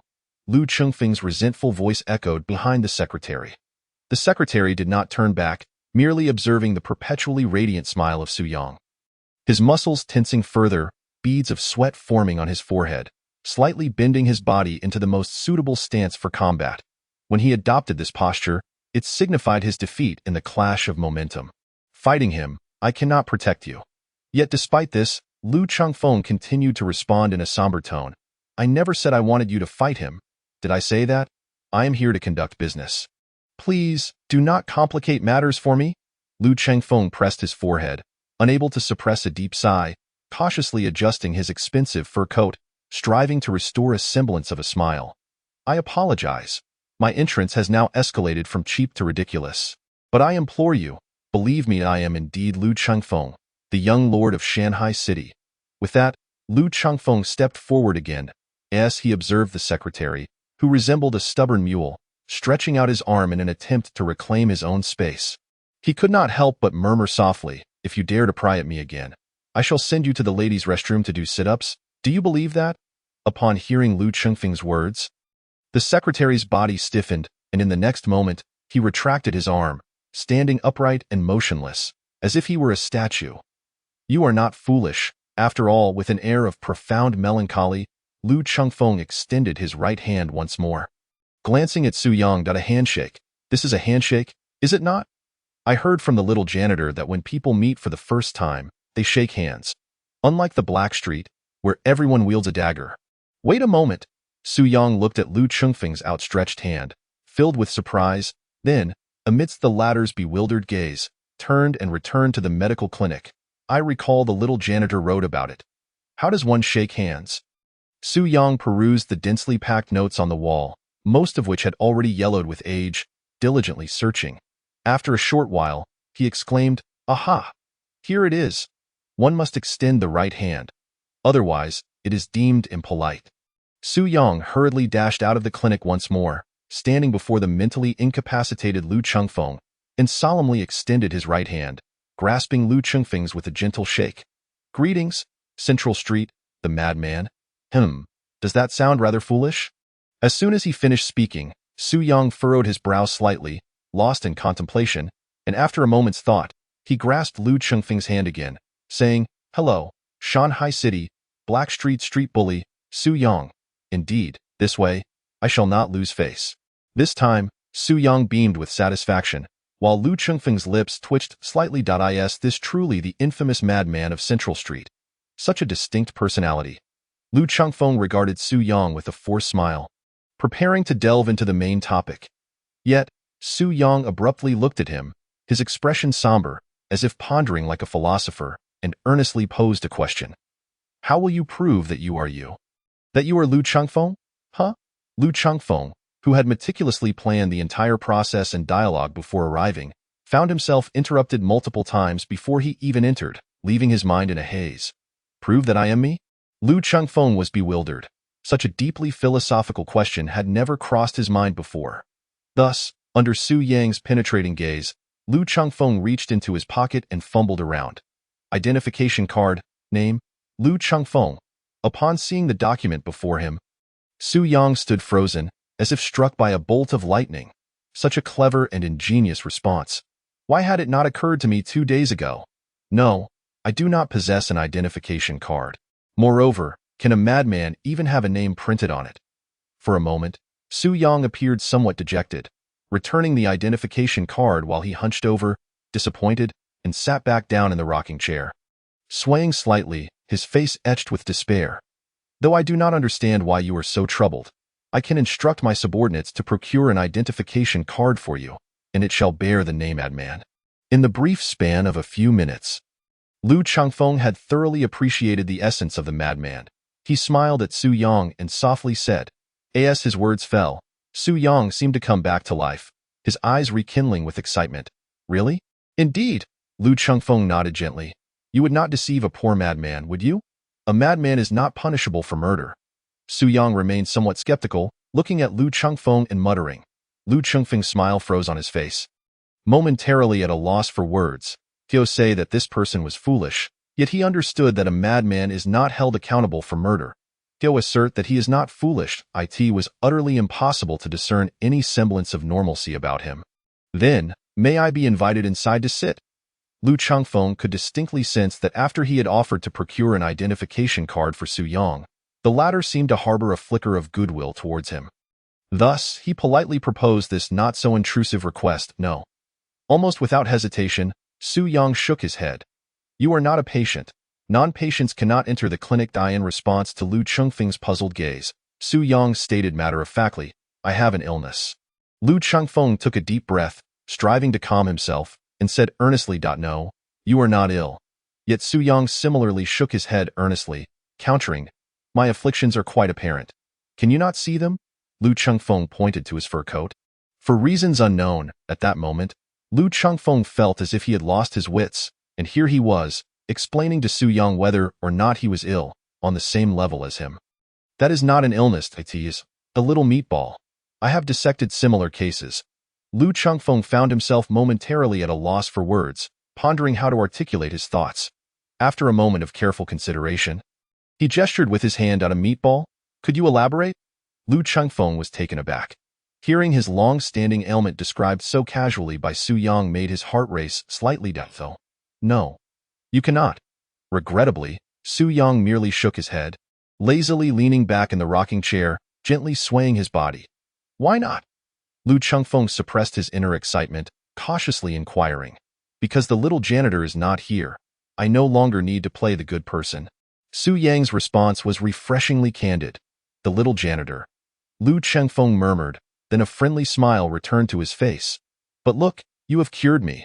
I can praise you in front of the little janitor." Performing good deeds behind his back is more authentic, is it not? Listening to Lu Chengfeng's words, Su Yang fell into contemplation. Meanwhile, Lu Chengfeng eagerly awaited his response.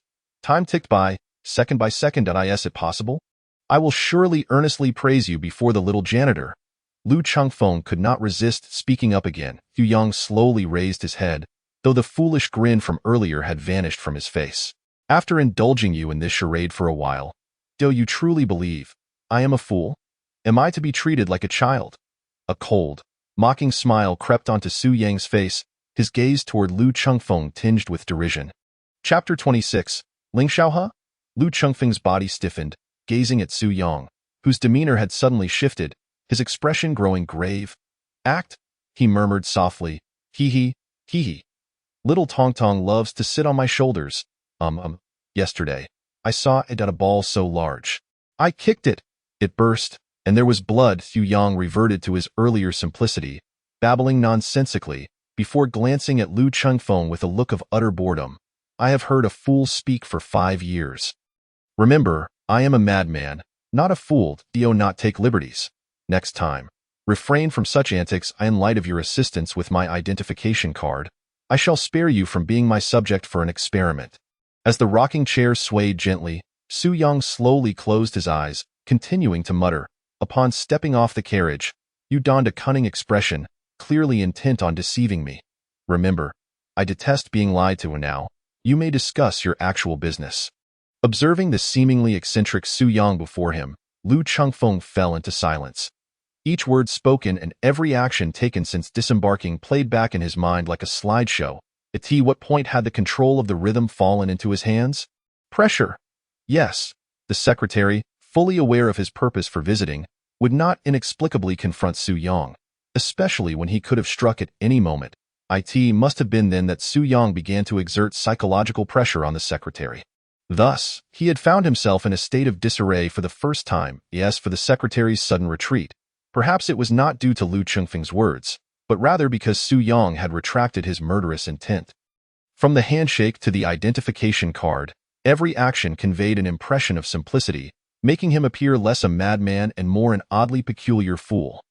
Once he had accepted this persona, the casual mention of his most cherished ailment, suggesting a solution, shattered the final barrier within him. The most captivating aspect was, after instilling hope within him, Su Yang reverted to his true self, crushing that hope. Ultimately, he had effortlessly coaxed Lu Chengfeng into revealing the intent behind his visit. With a shadow lurking in his heart, any further dialogue would naturally lead to caution, and his words would become more sincere. This is the legendary madman of Central Street. This was the second time Lu Chengfeng found himself pondering the same question internally. Though his mindset had undergone a complete transformation in the intervening moments. Impressive!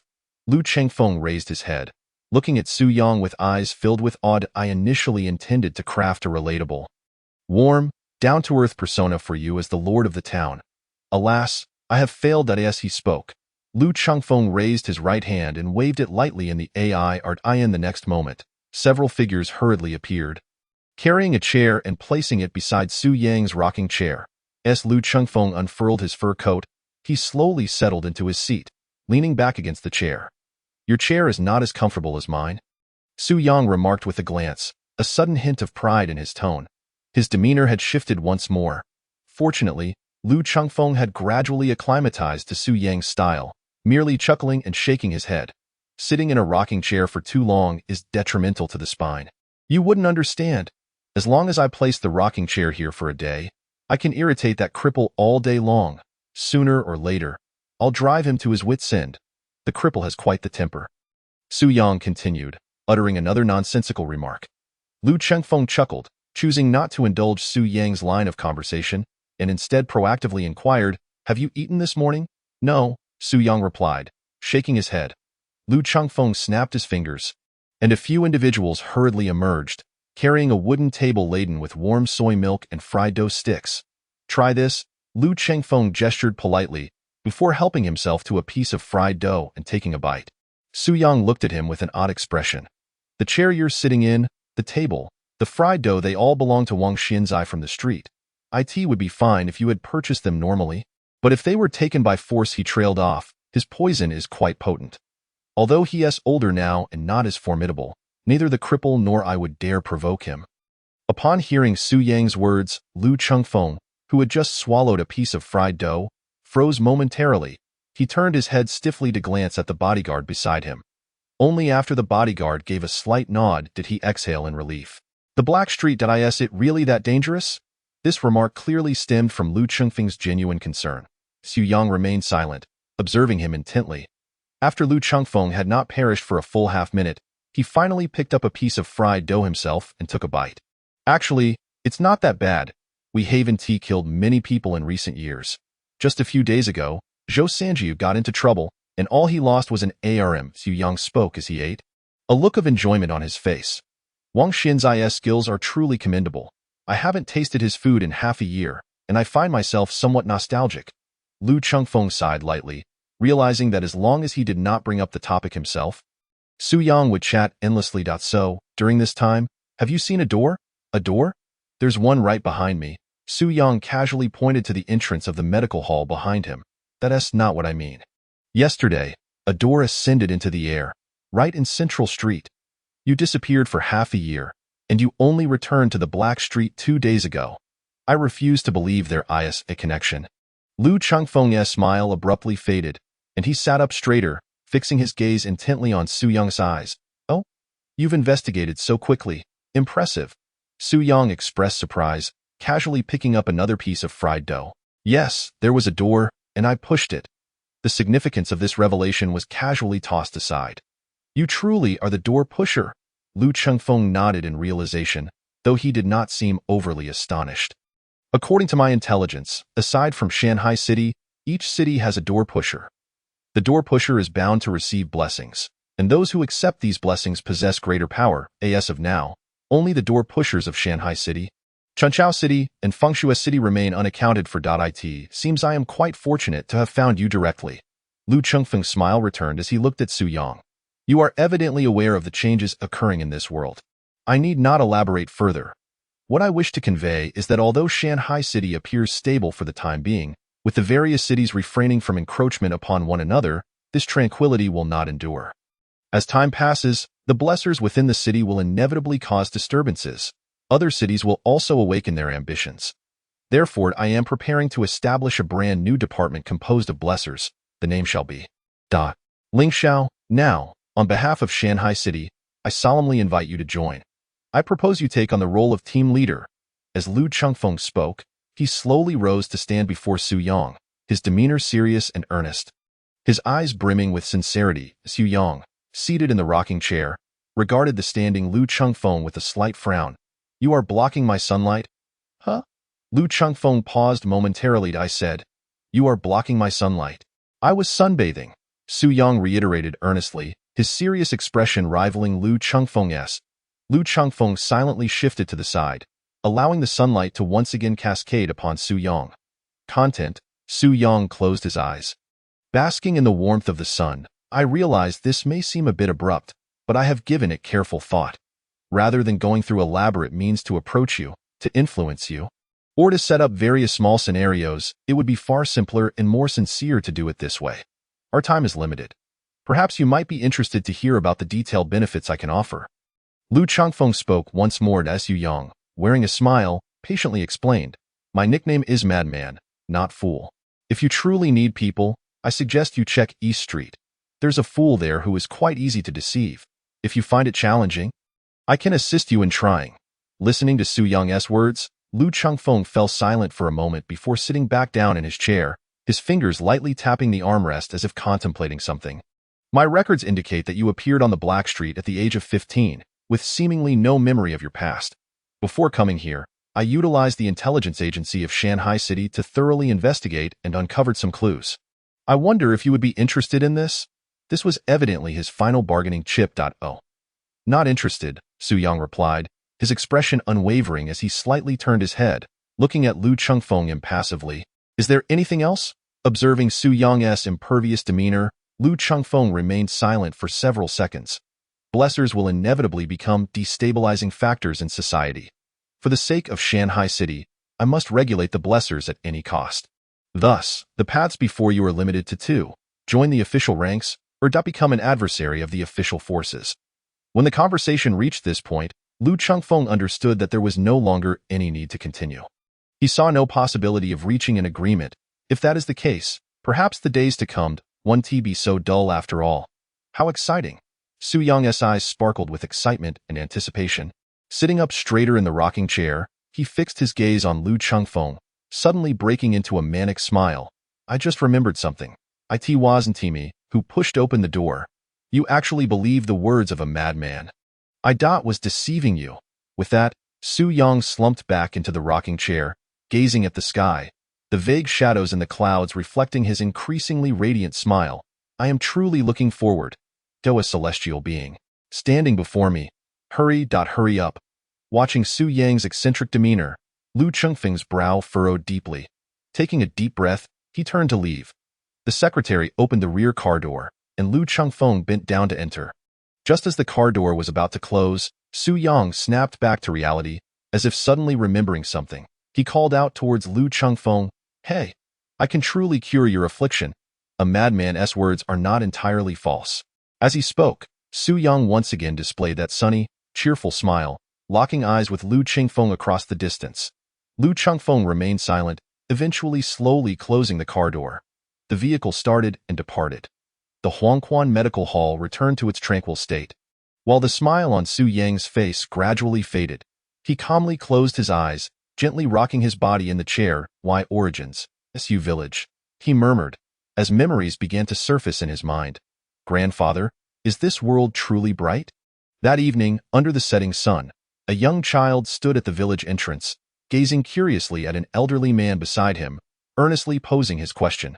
The old man merely smiled, remaining silent. Time flies. Things change. Still at the village entrance. Still under that same twilight. "But, grandfather, I do not believe there is any light left in this world." The village was strewn with corpses, even casting a bloody hue upon the dusk. Despair etched upon countless faces, their bodies riddled with wounds, as if they sought to escape this place in their final moments. Helpless, terrified. The crimson scene overwhelmed Su Yang's mind, causing his face to pale and his head to throb painfully. With a muffled groan, Su Yang attempted to rise, only to stumble and collapse once more onto the ground. The monkey, who had been lurking in the medical hall, stealthily eyeing the fried dough, immediately noticed Su Yang's distress.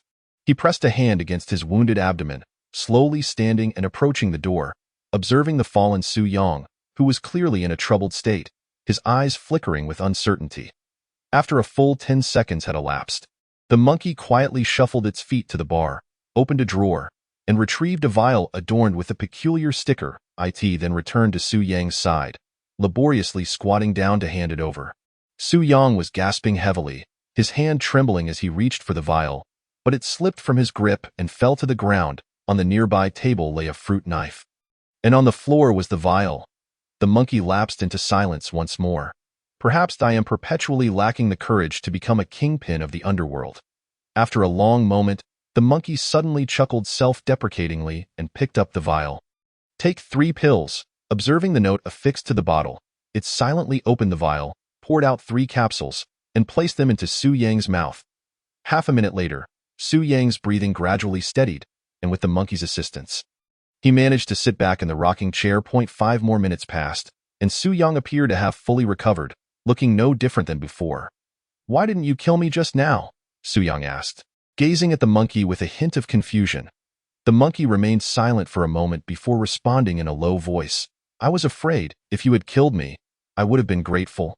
Su Yang replied, lifting his head to gaze at the azure sky, lost in thought. He then raised his hand and pointed skyward, asking, "What color is the sky in your eyes?" "Blue," the monkey replied, momentarily taken aback. "And the clouds?" Su Yang inquired again. The monkey, slightly perplexed, answered, "White." "Yet to me, all of this is black, a pitch-black abyss," Su Yang murmured softly. The monkey stood by, feeling somewhat at a loss for words, his gaze repeatedly drawn to the youtiao and soy milk on the table. "Are you hungry?"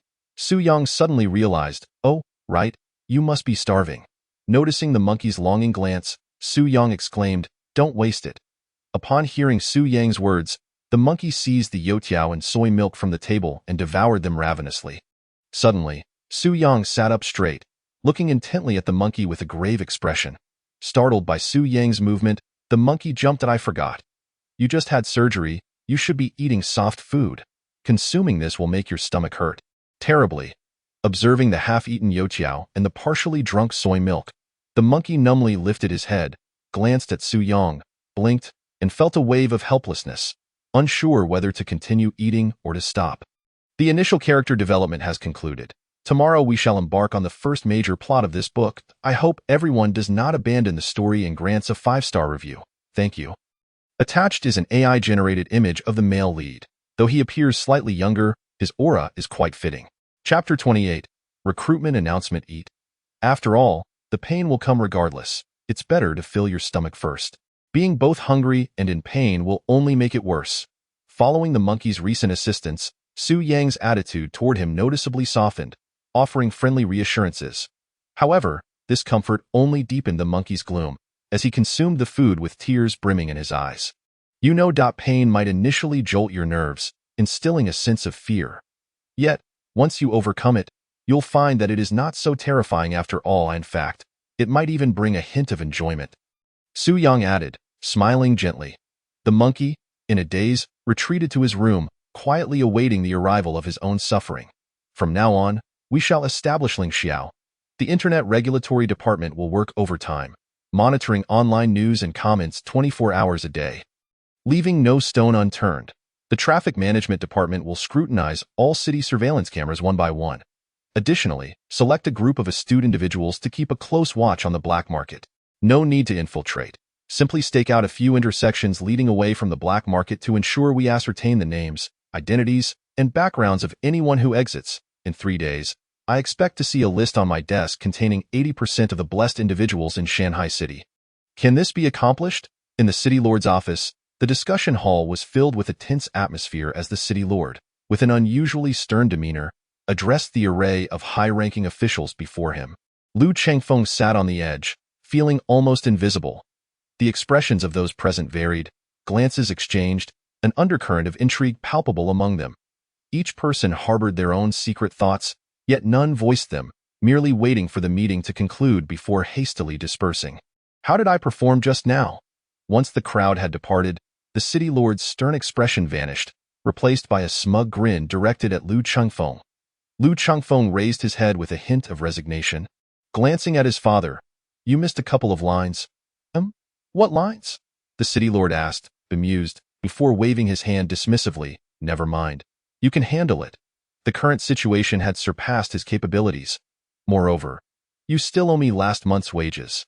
Lu Chengfeng regarded the City Lord seriously, speaking slowly. "You see, there was an event in the game a few days ago, and the skins were simply exquisite. I borrowed one. Just borrowing." The City Lord chuckled awkwardly, casually snatching his phone from the table, then stood up as if to stretch his limbs. In a fleeting moment when Lu Chengfeng was distracted, he dashed toward the door, turning his head back with a grin. "If you feel a bit weary, you can always call him to assist you. After all, having him around is just a waste. Besides, Doesn't he require a salary?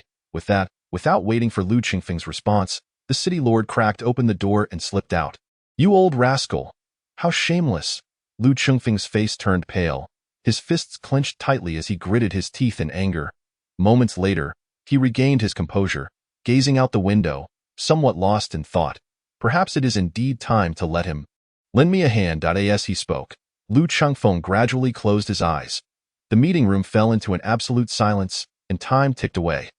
After a while, Lu Qingfeng's eyes quietly opened, and at that moment, a wicked smile crept across his lips, accentuated by the pristine white fur coat he discarded onto the table, exuding a peculiar charm. The celestial realm, the black market, the doorkeepers, the blessed ones, Su Yang, the madman. Is this the reason you awakened me? Foolish creature. Lu Qingfeng slowly rose, stretching lazily, with a hint of mockery in his voice. The will of the mind can triumph over the frailty of the body, being sickly every day. I could never look good by the time I die. His words dripped with scorn. The manner of execution was also mundane, devoid of any novelty, even if the list of blessed ones were laid before you. What could you possibly do? It is merely a simple game of probability. With a vast population, only a few blessed individuals will emerge. Yet, you neglect the existence of the Shanghai army. Be wise selecting the blessed ones who are absolutely loyal to the city lord's office from the well-trained Shanghai army. What chaos could the scattered forces of Shanghai City possibly create? Instead of acting decisively, you're giving them time to adapt to their newfound powers. Be wise the time they realize what's happening and begin to band together. That's when the real trouble starts. Clearly, the current Lu Qingfeng appears to hold his own self in contempt, his words laced with self-mockery. As for Su Yang, he is indeed an intriguing individual. I just wonder, between the two of us, who is truly the more mad? Lu Qingfeng gazed out towards the black market, licking his lips. Feeling a chill, he couldn't help but cough a couple of times. Yet, even amid the coughing, a smile lingered on his face. In the reflection of the glass, his pale skin and wicked smile lent him an allure distinctly different from before. That afternoon, the young city lord made an unexpected visit to the Shanghai army. Delivering a passionate speech, an hour later, he departed quietly with dozens of followers. Soon after, the city lord's office issued a public announcement. From this moment onward, the establishment of Lingxiao begins, with recruitment commencing. The salary is set at 10,000. With additional bonuses based on individual tasks. Year-end bonuses, 5 social insurances, and 1 housing fund, with holiday benefits. This recruitment is highly selective, requiring no criminal record and no bad habits, and will last only 3 days. Successful candidates will enjoy civil service benefits. Additionally, those uninterested in applying must register all personal information at their respective district offices within 3 days. To accommodate, registrants are permitted to wear masks, sunglasses, or other accessories. At the bottom of this announcement, a final line was inscribed in blood-red text. Those who fail to register will be treated as fugitives. Whether members of Lingxiao or civilian blessed ones, they may be killed without the city lord's office being held accountable. Blessed ones who engage in unlawful acts will face severe consequences. Starting with life imprisonment, the announcement spread across Shanghai City within mere minutes. The Lord's manner. When he takes action, it is swift and decisive. Chapter 29. The Insect Extermination Team. Conducting covert investigations, collecting information on the blessed ones. What thoughts occupy his mind? Once Lingxiao is established and the blessed ones within the city are stabilized, he plans to take the members of Lingxiao to the black market for training.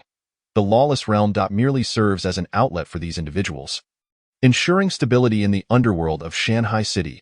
After a few years of slumber, it seems it has indeed taken shape. Lu Qingfeng chuckles softly, his smile brimming with anticipation. I hope these grown individuals will present me with some unique challenges. As he speaks, Lu Qingfeng coughs forcefully twice, a trace of blood staining the corner of his mouth. Yet, he casually wipes away the blood and continues to gaze into the distance, quietly awaiting a resolution. The celestial realm hangs suspended. Those who encounter the celestial can ascend and enjoy immortality. When celestial beings descend to the mortal realm, prosperity and longevity abound. In a remote village of Shanghai City, an elderly man, resembling a seasoned farmer, sits at the village entrance, holding a smoking pipe, taking occasional puffs. His skin, dark and cracked from years of toil, belies the depth of his gaze, which is filled with mystery as he mutters strange incantations to himself. So, the ancient texts, are they genuine? The old man's brow furrows deeply, the wrinkles in his weathered skin creasing with concern. Ultimately, he appears to make a significant decision, tapping the remnants of his pipe with the sole of his shoe. Turning his gaze to the distance. "Urwa, come here." In the distance, a burly man with dark skin and a muscular build, upon hearing the old man's call, rushes over with a shoulder yoke, gather the old folks from the village. It's time for a meeting. Speaking thus, the old man rises slowly, hunching his back, hands clasped behind him as he strides into the village. The burly man, suddenly inspired, looks up at the sky, a look of excitement on his face. Then dashes ahead, faster than the old man, shouting, "Meeting, meeting!" Approximately half an hour later, the village committee room is filled to capacity. This seemingly unremarkable village boasts a committee room that is resplendent. Exquisite peachwood tables and chairs, antique tea sets, and even the trinkets casually placed in the corners would ignite a bidding war among antique dealers if cast aside. You have seen the celestial events above. It is time we discuss our internal affairs.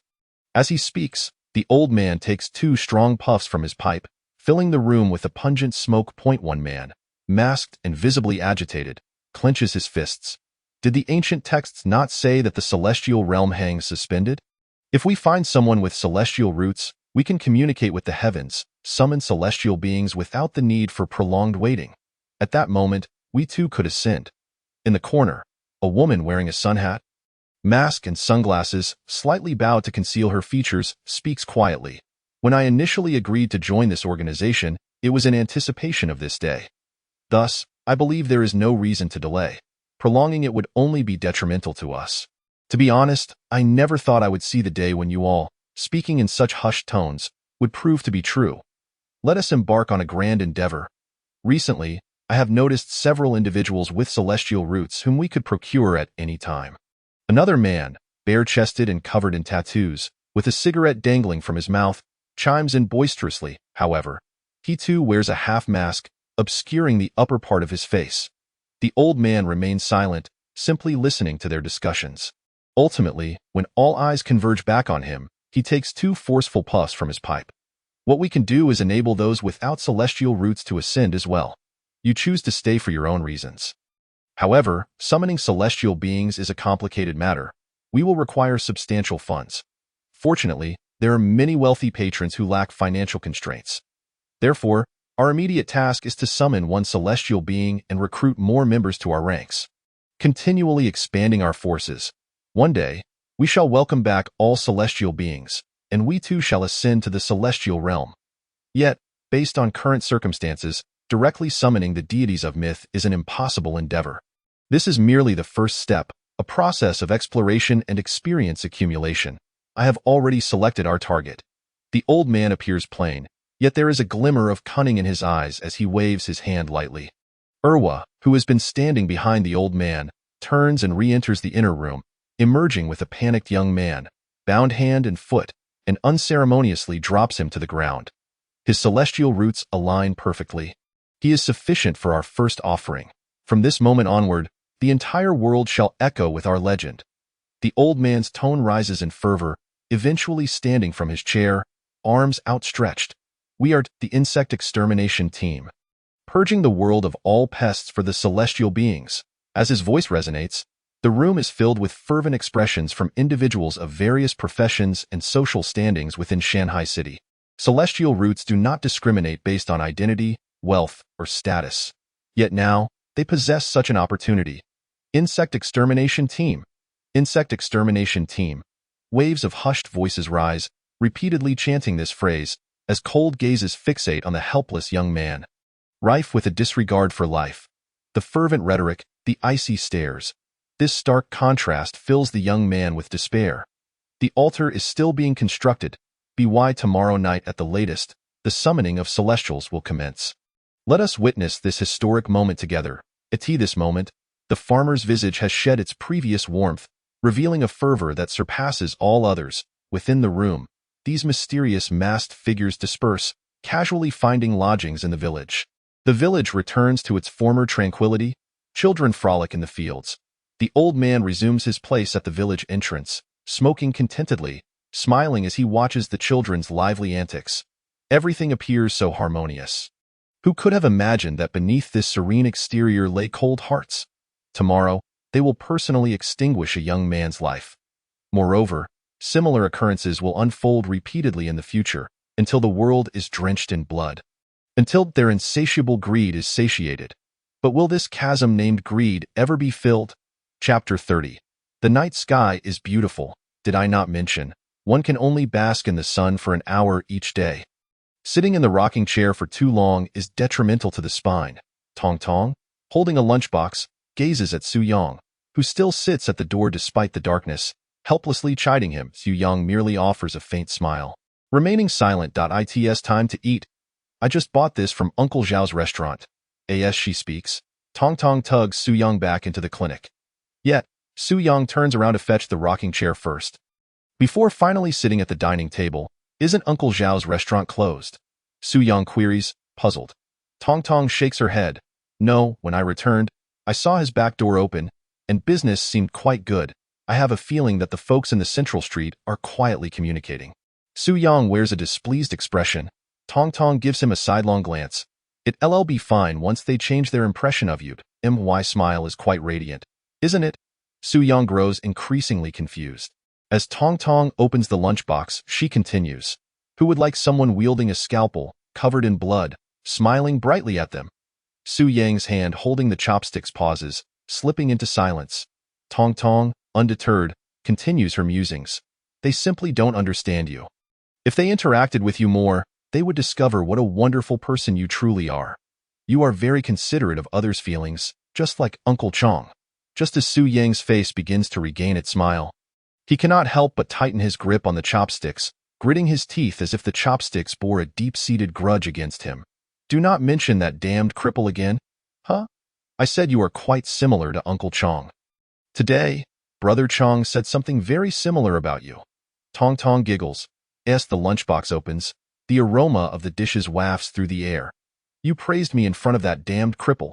Su Yang pauses, keenly seizing the focal point of the conversation. Tong Tong innocently nods. Why yes, Su Yang beams once more, his smile radiant. In the span of a minute, his expressions undergo several transformations. In the patient room, the door opens cautiously, revealing the monkey, who gazes longingly at the dining table, instinctively swallowing hard. This uncle has come for a meal. I brought your portion too. Tong Tong, noticing something, beams at the monkey. The monkey remains silent, merely looking at Su Yang. With such a disposition, one is bound to suffer losses. Su Yang mutters this phrase he has repeated countless times, while Tong Tong only smiles in silence. Upon realizing that Su Yang did not refute him, the monkey tentatively stepped out of the room and approached the dining table. Oh no, I forgot there are only 2 chairs, he exclaimed. Your injury has not yet healed, so you sit while I shall stand and eat. Tong Tong hurriedly stood up and pushed a chair in front of the monkey. The monkey was thoroughly flustered. What kind of treatment was this? Did he truly deserve it? Humph. Su Yang, who was eating, could not help but emit a dissatisfied grunt. The monkey jolted, coming back to his senses, and quickly shook his head. I prefer to eat standing. Don't worry. I had an agreement with him. I will not hinder him from killing, and he will not obstruct me from saving lives. My mother always said to be kind to others as well as to oneself. I observed this morning that you have an injury to your abdomen, so I brought you a bowl of plain porridge. Though it may be a bit bland, at least it won't upset your stomach. Tong Tong's smile was infectious. In that moment, the monkey thought he saw a radiant glow emanating from Tong Tong. A light he had never witnessed before, pure yet warm. Thank you. Even in the hellish confines of the medical clinic, the monkey's heart felt inexplicably at peace at that moment. He looked at Tong Tong and softly said, clutching his abdomen as he slowly sat down. After a few seconds of silence, he began to sip the ordinary bowl of porridge before him. It was already warm, but to him, it seemed to carry a hint of sweetness. With a cold expression, Su Yang finished his meal and turned to leave, while Tong Tong merely chuckled awkwardly. I'll clean up. The monkey, feeling restless, stood up. Patients need rest. Actually, Brother Su Yang is a really good person. He performs surgeries for you because he genuinely cares. I remember he once said that some people carry harmful things within them that could be fatal. It's just that his methods are a bit rough around the edges. Of course, he might have been deceiving me, but regardless, I hope you don't. If one day you see Brother Su Yang lying in a pool of blood, barely alive, please refrain from delivering the final blow. Brother Su Yang said that day would come sooner or later. As Tong Tong spoke, he suddenly appeared somewhat despondent, falling silent and diligently tidying the dining table. The monkey stared blankly at the child. Momentarily at a loss for words, he thought, this child would express a desire for him not to harbor hatred towards Su Yang. Yet, ultimately, he refrained from imposing his thoughts onto others. In silence, the monkey wearily returned to his room.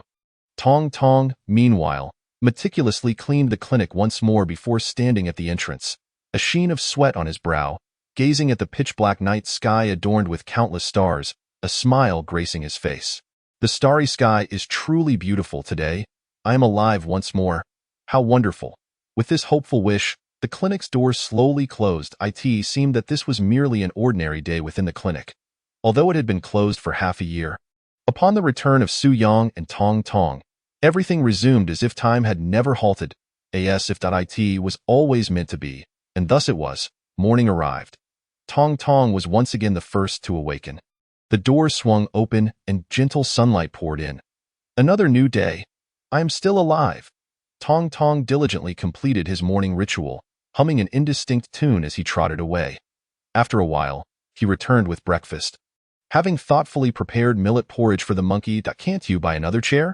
Seeing Tong Tong still standing while eating, Su Yang could not refrain from exclaiming angrily. The chairs on Black Street are of poor quality. It is a hassle to go out and buy one. Besides, standing while eating aids digestion, Tong Tong replied with a cheerful grin. The monkey silently supported himself against the table, attempting to rise, only to be gently pressed back down by Tong Tong. Don't worry, uncle, Brother Su Yang always keeps his promises. He won't blame you.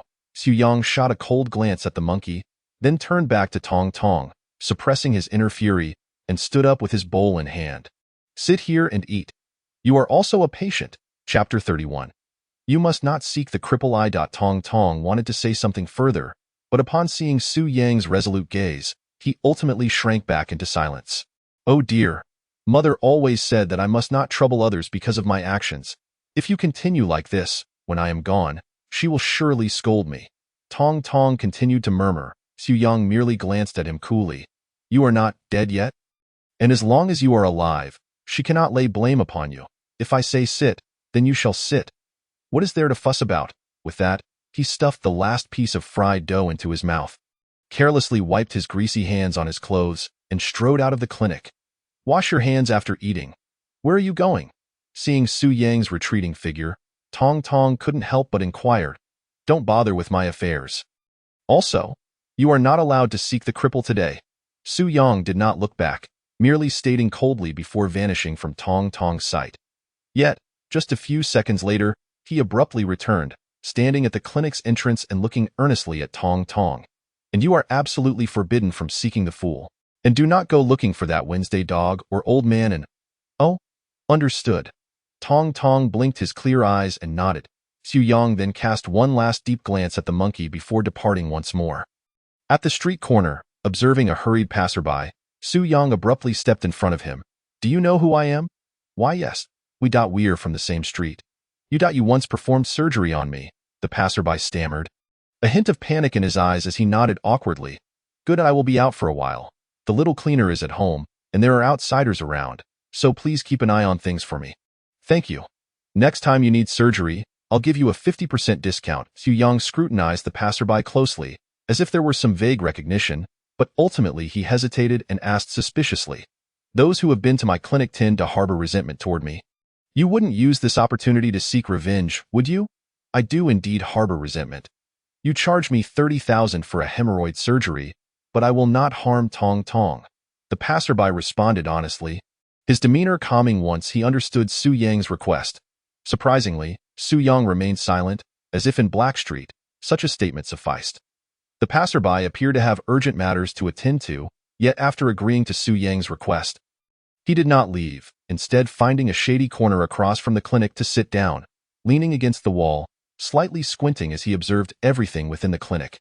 Inside the clinic, after Su Yang's departure, the monkey fell into silence once more. Several times he cast glances at Tong Tong, and as he stood up, he subtly clenched a surgical knife in his hand, his eyes flickering. I examined your wound. It was merely a cut on your abdomen that has been stitched up. It did not damage any internal organs.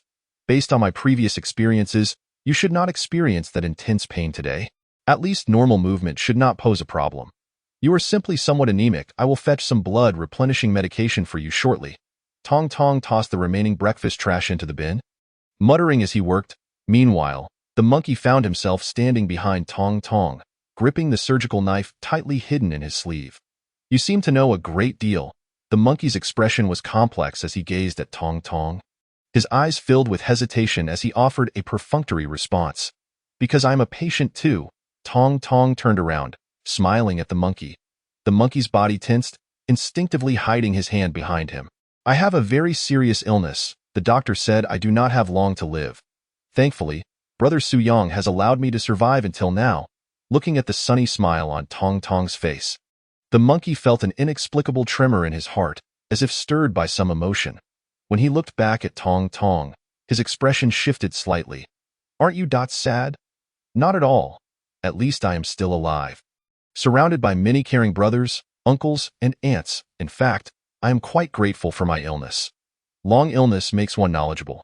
Therefore, I have acquired some basic knowledge of pathology, which allows me to help more people.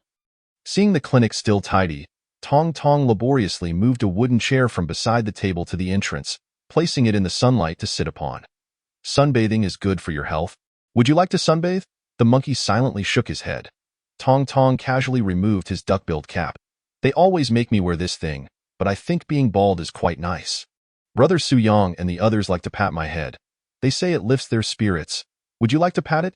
You seem a bit down, as he spoke. Tong Tong leaned in closer. The monkey, silent, raised his left hand, devoid of the surgical knife, and gently patted Tong Tong's head before quickly lowering his hand. In that moment, it felt as though he had released something, shuffling his feet to the surgical table, turning his back to Tong Tong, and returning the surgical knife to its original place. Mother said people should smile often. A smile can indeed uplift one's spirits. Yet, Uncle with the limp remains perpetually somber. In truth, Brother Su Yang does not harbor any animosity towards you. Otherwise, he would have voiced his thoughts more frequently during meals.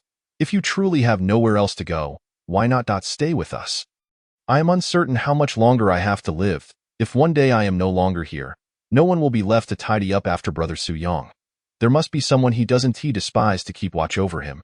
Otherwise, his mental state might once again be compromised, much like how he often forgets certain things. Tong Tong is quite the chatterbox. Whenever there is a lull in activity, she never ceases to talk. The monkey merely listens in silence, transitioning from standing to retreating to his room, where he retrieves an extra chair to sit beside Tong Tong, both basking in the sunlight. Sitting in the sun? Can you feel your mood improving?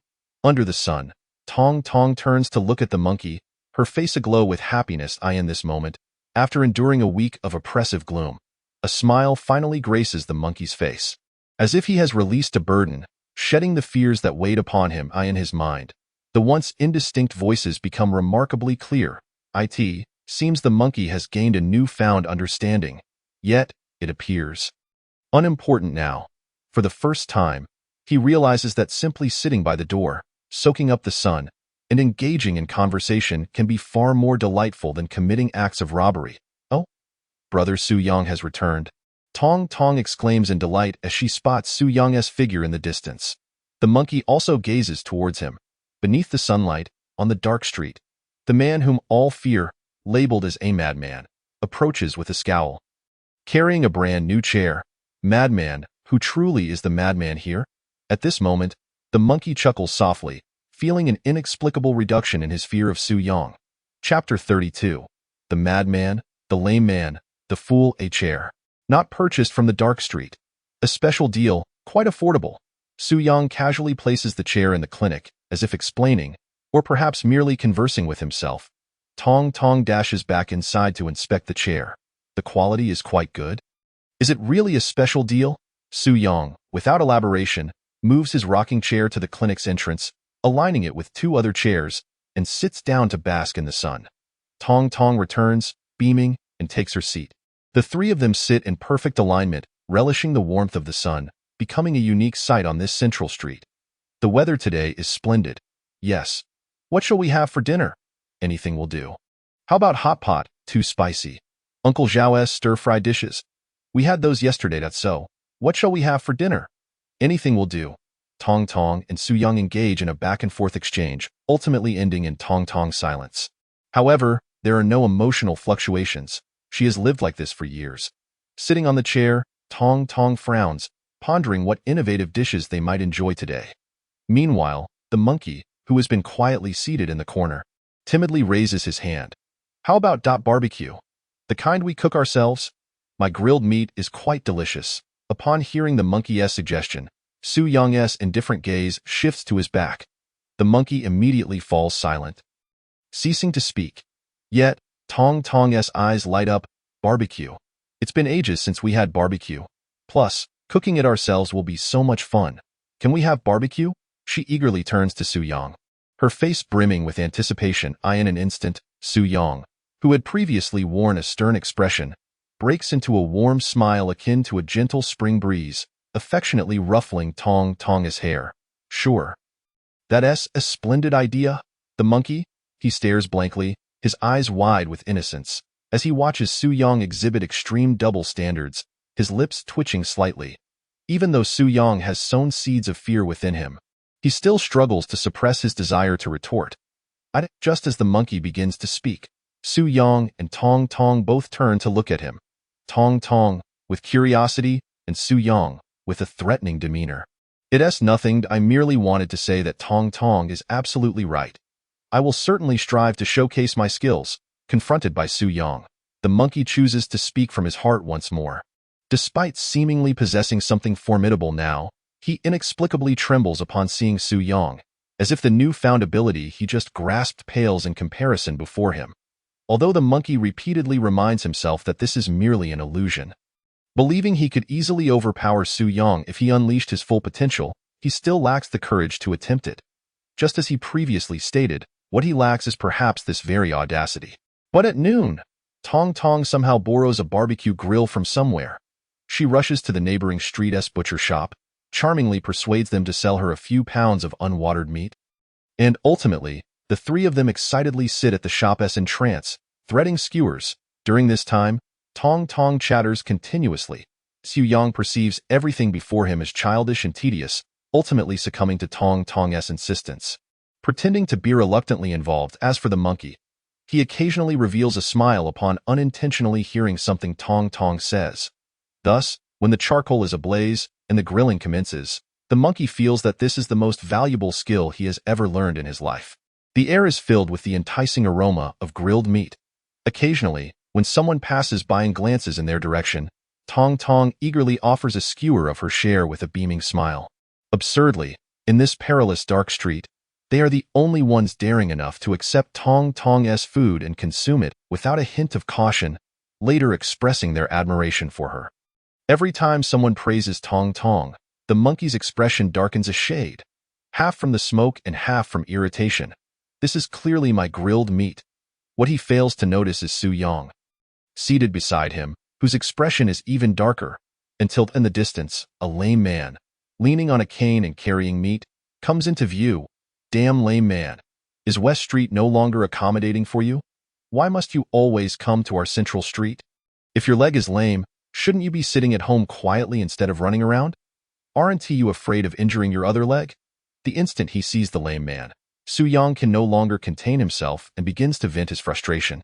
In response to Su Yang's mockery, the lame man merely glances at him, smirking coldly, and then casually sits beside him, taking up a knife to chop the meat into pieces, expertly threading it onto skewers.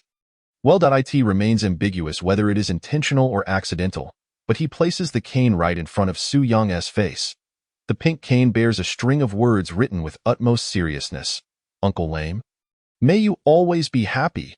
In an instant, Su Yang's face darkens, and he instinctively touches his waist before standing up expressionlessly, returning to his room to grab a surgical knife, re-emerging with an air of intent.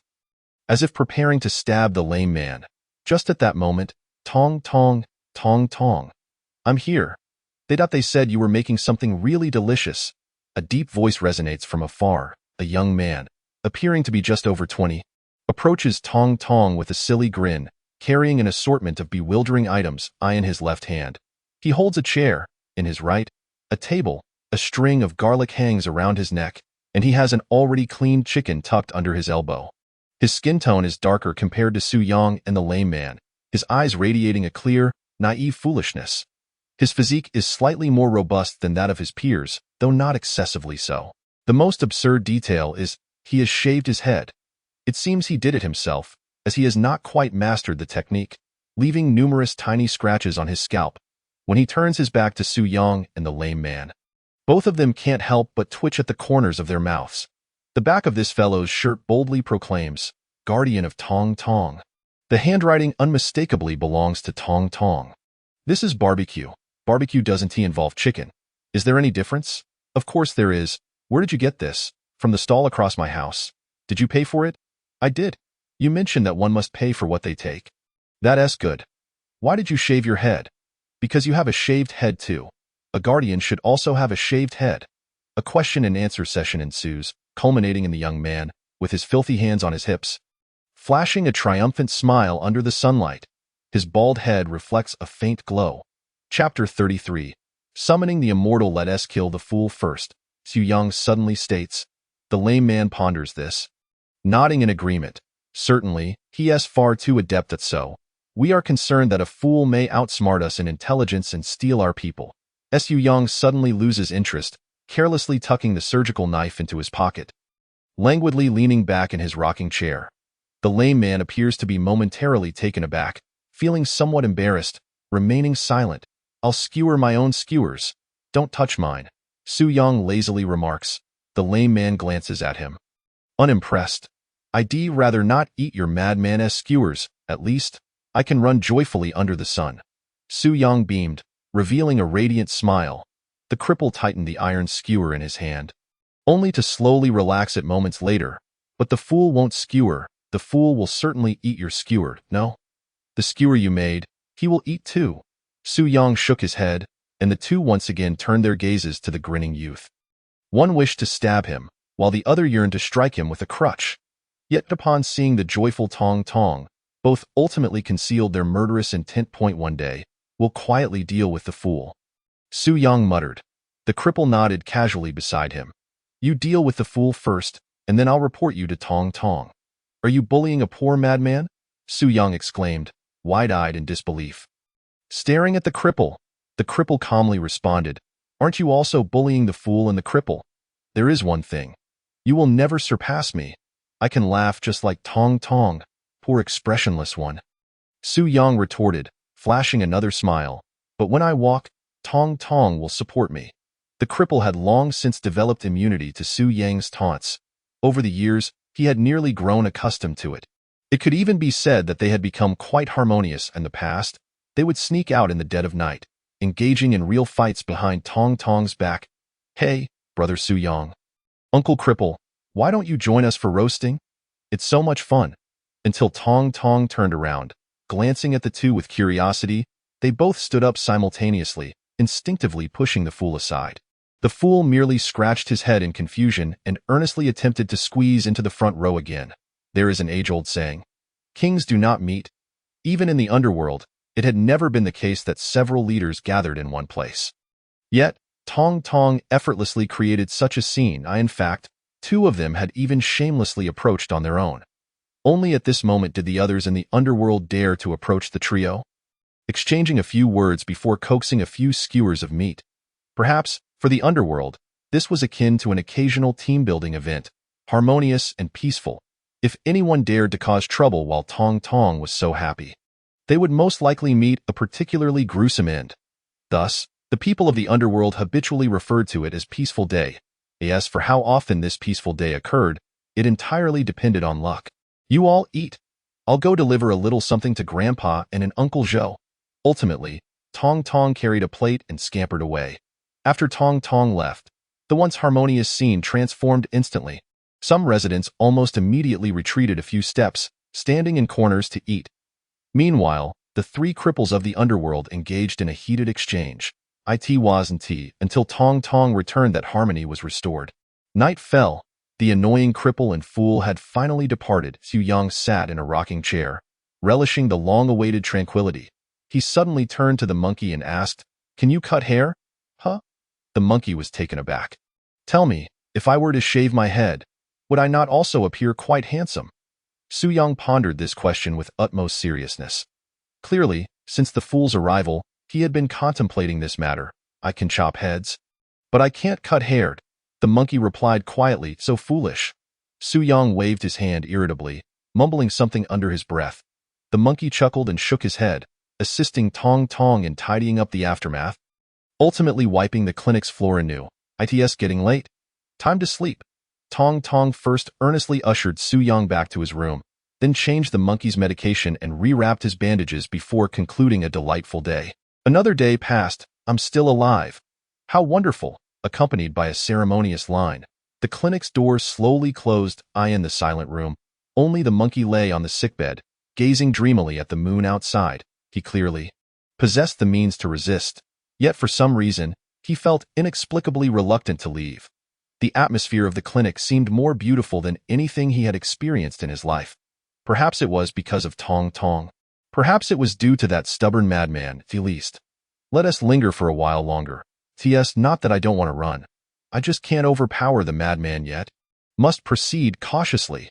The monkey murmured to himself, eventually closing his eyes slowly under the moonlight. With the blood of mortals, the soul of the immortal is laid to rest. Built upon the seeds of immortality, we welcome the return of the celestial. It remains the same unremarkable village. The villagers, unbeknownst to where they found such abundant jade stones, constructed an altar approximately 3 square meters in size. The youth, previously bound, had his hands restrained, and even his mouth was gagged, leaving him to whimper helplessly. Yet, all he received in return were fervent gazes. Today, these individuals donned black robes with peculiar masks, encircling the altar with torches, murmuring incantations. Finally, the elder, stooped with age, took 2 steps forward. "Child, do not fear. It will be over soon. It will be over soon." The elder softly reassured the youth, while the dagger in his hand lightly grazed the youth's wrist. Blood spilled forth, staining the jade stones beneath. The jade seemed to be etched with strange patterns, ultimately covered entirely by the blood. Nourished by the blood, the jade suddenly emitted a faint glow as time progressed. The radiance grew increasingly brilliant. Meanwhile, the youth's skin appeared pallid as paper, his pupils vacant, collapsing onto the jade, his body convulsing incessantly. A beam of light shot skyward. All the figures in black robes simultaneously erupted in cheers. "Return! Return!" Ultimately, the beam did not connect to the celestial realm but halted abruptly after ascending 100 meters. Nevertheless, the jade altar began to tremble slightly, and even the ground beneath them quivered. The beam of light suddenly vanished. Even more bizarrely, the blood upon the jade altar began to visibly flow back, surging entirely into the now lifeless youth. The youth's complexion gradually regained its color. After several minutes, the youth, who had ceased to breathe, quietly opened his eyes in the darkness. Chapter 34. Blessing. In contrast to the previous panic, the youth's eyes now reflected only indifference, carrying a faint air of authority as he surveyed his surroundings. Despite his efforts to present a dignified demeanor, he could not entirely conceal the cunning glimmer in his gaze, especially his countenance, which had unknowingly taken on a somewhat sly appearance. "Welcome back, Celestial." Observing the youth, the elder trembled with excitement, bowing deeply, striving to express his sincere emotions. Yet the youth merely cast a fleeting glance at the elder, exerting a slight force on his wrist. The ropes binding him quietly snapped. He casually tore off the cloth, gagging his mouth, rose to his feet, gazing into the void with a furrowed brow. "Why have I not returned? What precisely went awry, necessitating the involvement of us pawns, slumbering in the mortal realm?" As he murmured to himself, the youth gradually raised his arm. The recently scabbed wound split open anew, allowing blood to drip onto the altar until his visage paled once more. He slightly swayed, gazing at the night sky, speaking with utmost reverence. "May I inquire, O celestial being, Why is this so? Vague and indistinct voices echoed in his mind. Under the influence of his mental energy, the youth groaned, clutching his head as he collapsed onto the jade altar. Emitting pained wails, after several minutes, the voices dissipated. In the haze, he managed to remember several keywords. Main gate not open, Su Yang.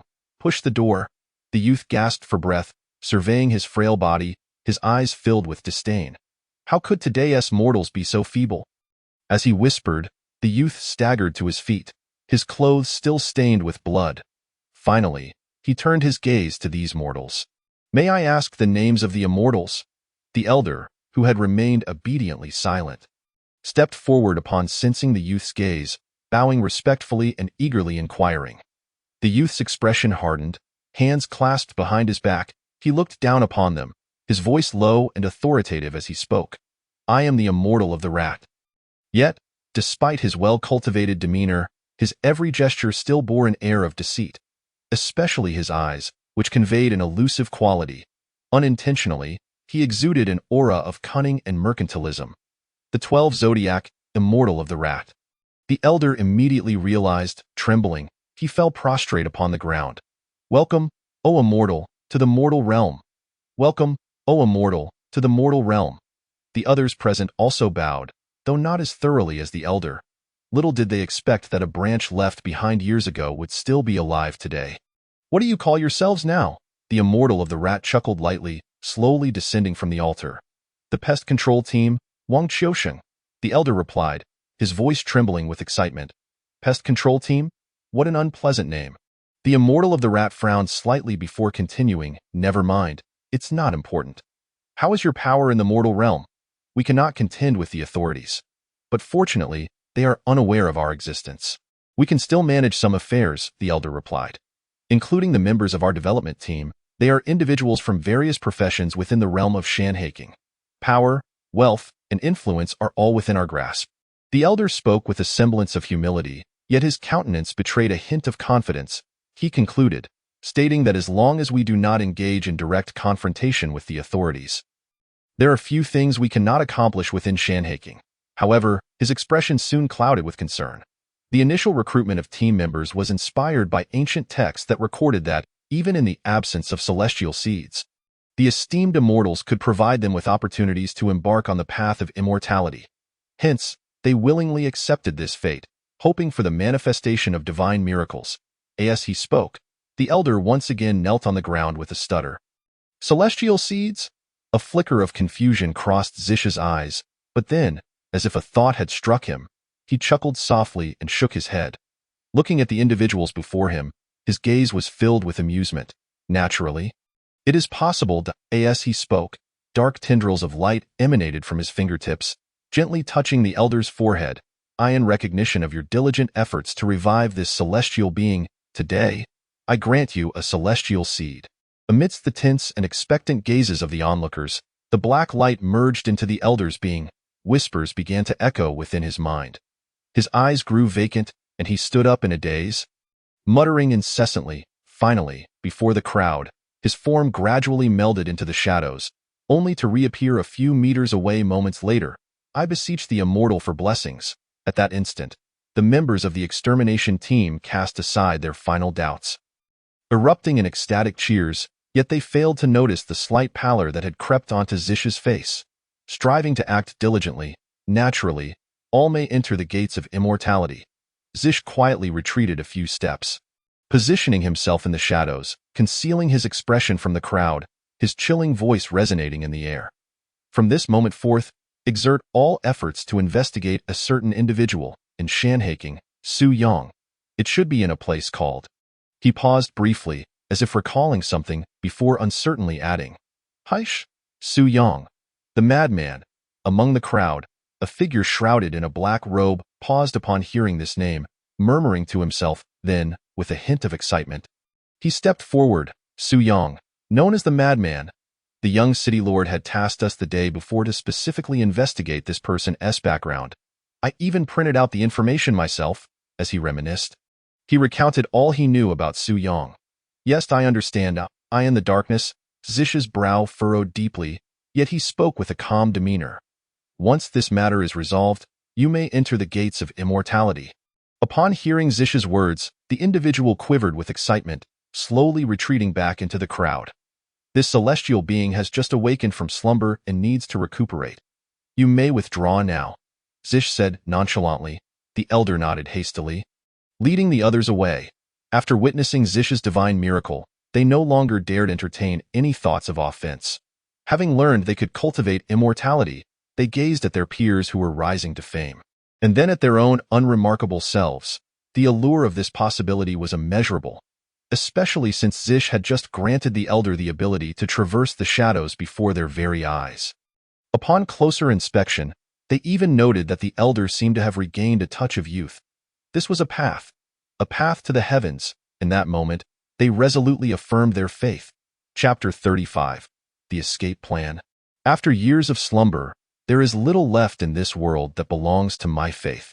The depletion of spiritual energy over the years has left my strength nearly extinguished. The collapse of belief. Damn those wretches, why have the mortals lost their faith? Once the crowd departed, Zish shed his disguise, his expression darkening as he coldly muttered, "Faith, or perhaps incense, is a significant factor for beings like us, constrained by the celestial court.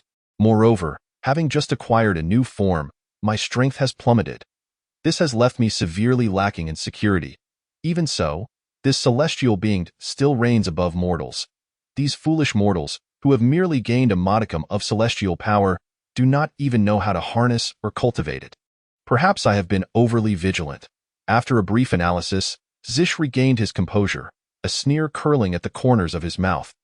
"The return of the main gate has brought changes. As long as I maneuver adeptly, such merit will undoubtedly pave an exceptionally smooth path ahead." Zish, the rat of the 12 zodiac, sounds so grand, huh? Zish scoffed, and beneath the moonlight, a colossal shadow of a rat emerged on the ground behind him. But how to compel a madman to willingly push open that door? With this thought, Zish fell silent once more, his mind replaying all the information he had just gathered about Su Yang. Tong tong. Accompanied by a flash of inspiration, Zish smiled faintly. Having just awakened, it is wise to play it safe. Lure that madman away. Capture the child that I in but a moment. A plan was formulated. Yet Zish's face betrayed no joy. Only a chilling demeanor. This celestial being has been reduced to scheming against a mere mortal, and the one being schemed against is a madman. Damn this world, damn it. His words were abruptly cut off as he gazed skyward in fear. Once he confirmed all was calm, he let out a sigh of relief, a look of trepidation crossing his features. What was that old fellow's name again? Wang Qiusheng, Zish meticulously recalled, arranging his expression to appear warm and friendly before making his way toward the village. Shanhaking has been bustling for 3 days. The media seem to have plunged into a frenzied celebration.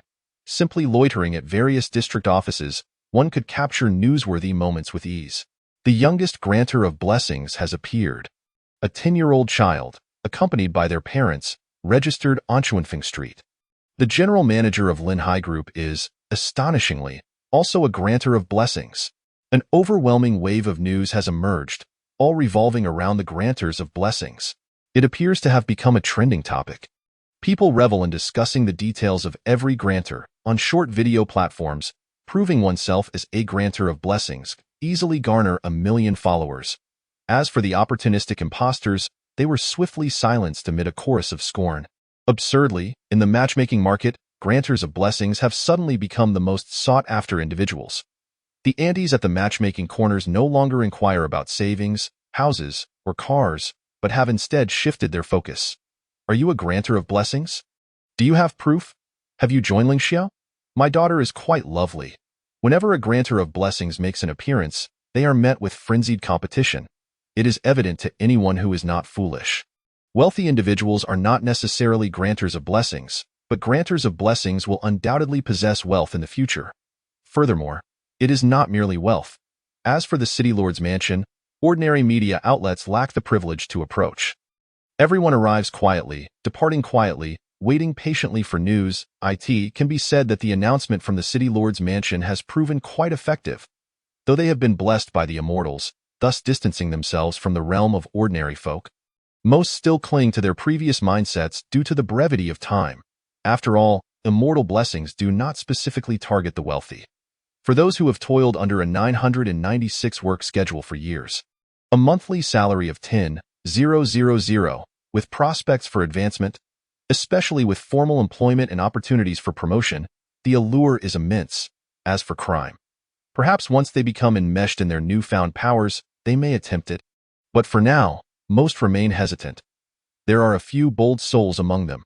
However, after pulling off a heist, within mere hours, they were apprehended by a group of grantors of blessings clad in Sanhajan uniforms in front of countless media outlets. Their pitiful faces captured in close-up shots, of course, had the City Lord's mansion delayed their response, say, by a month before initiating similar operations, the effectiveness would have greatly diminished. As of now, the swift and ruthless crackdown, rapidly consolidating power, is clearly the optimal choice. Yet 0.3 days have passed. On the Heish side, not a whisper of movement, registration, non-existent. The atmosphere is tranquil, a stark contrast to the bustling Shanhaicheng. In fact, within Heish, there is nary a discussion regarding blessings.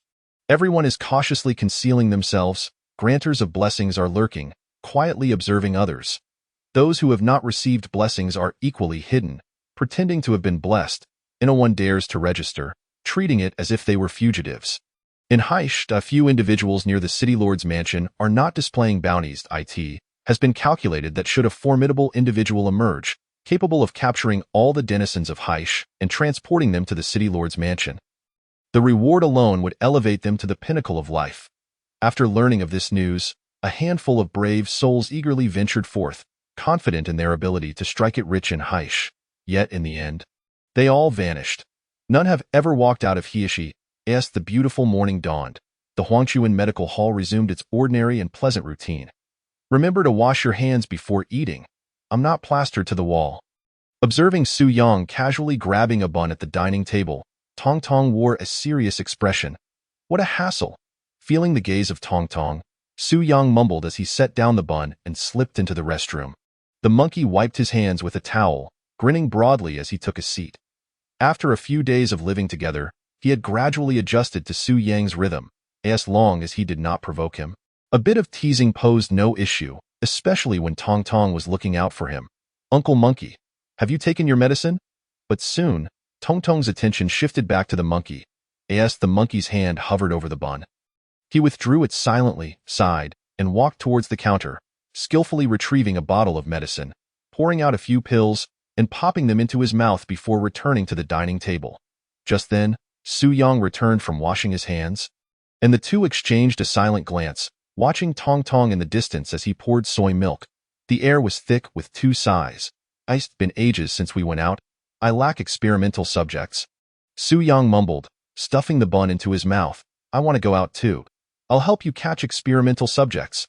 The monkey conspiratorially leaned closer to Su Yang, listening to his murmurs, and whispered, we can trick Tong Tong into spending a day with the lame Gu. Su Yang's eyes brightened as he looked at the monkey. The monkey nodded. Let us coordinate our efforts. All right, Su Yang nodded solemnly. Observing Tong Tong, who had just returned with a cup of soy milk, both broke into radiant smiles, innocent and pure, like two foxes. Chapter 36. How could a mouse swallow the sun? The lame man was rather slovenly, dirty and foul-smelling, never washing his hands after using the restroom. His home must be a mess. Su Yang seemed to have a sudden realization and spoke up. The monkey nodded slightly, a serious expression on his face. When was the last time Tong Tong cleaned the lame man's room? It must have been a week ago. Su Yang fell into contemplation, finally exclaiming in surprise. The monkey clicked his tongue in amazement. His room is probably a complete disaster by now. Indeed. Who knows? The lame man's good leg might get infected, and he'll be stuck in a wheelchair. Oh, him in a wheelchair might actually be quite amusing. Su Yang suddenly spaced out, imagining the scene of the lame man unable to use his crutches, and burst into laughter. Right, but today, we have to change Uncle Monkey's bandages. Prolonged lack of disinfection can easily lead to infection. Tong Tong wore a worried expression. Well, I could go with him to the clinic outside for disinfection. The monkey forced a smile. Su Yang nodded vigorously. Exactly. I need to take him to see a doctor.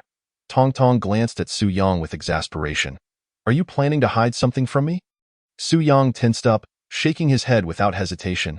No, Absolutely not. Tong Tong, suspicious, withdrew his gaze, sipping his soy milk. The disinfectant is finished.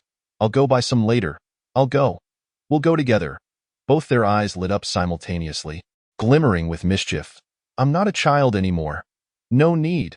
Upon hearing Tong Tong's words, their disappointment was palpable. The monkey hesitated, mustering his courage to glance at Su Yang, then gritted his teeth. Let us go together. That way we can disinfect on-site at the hospital. Their equipment is more professional.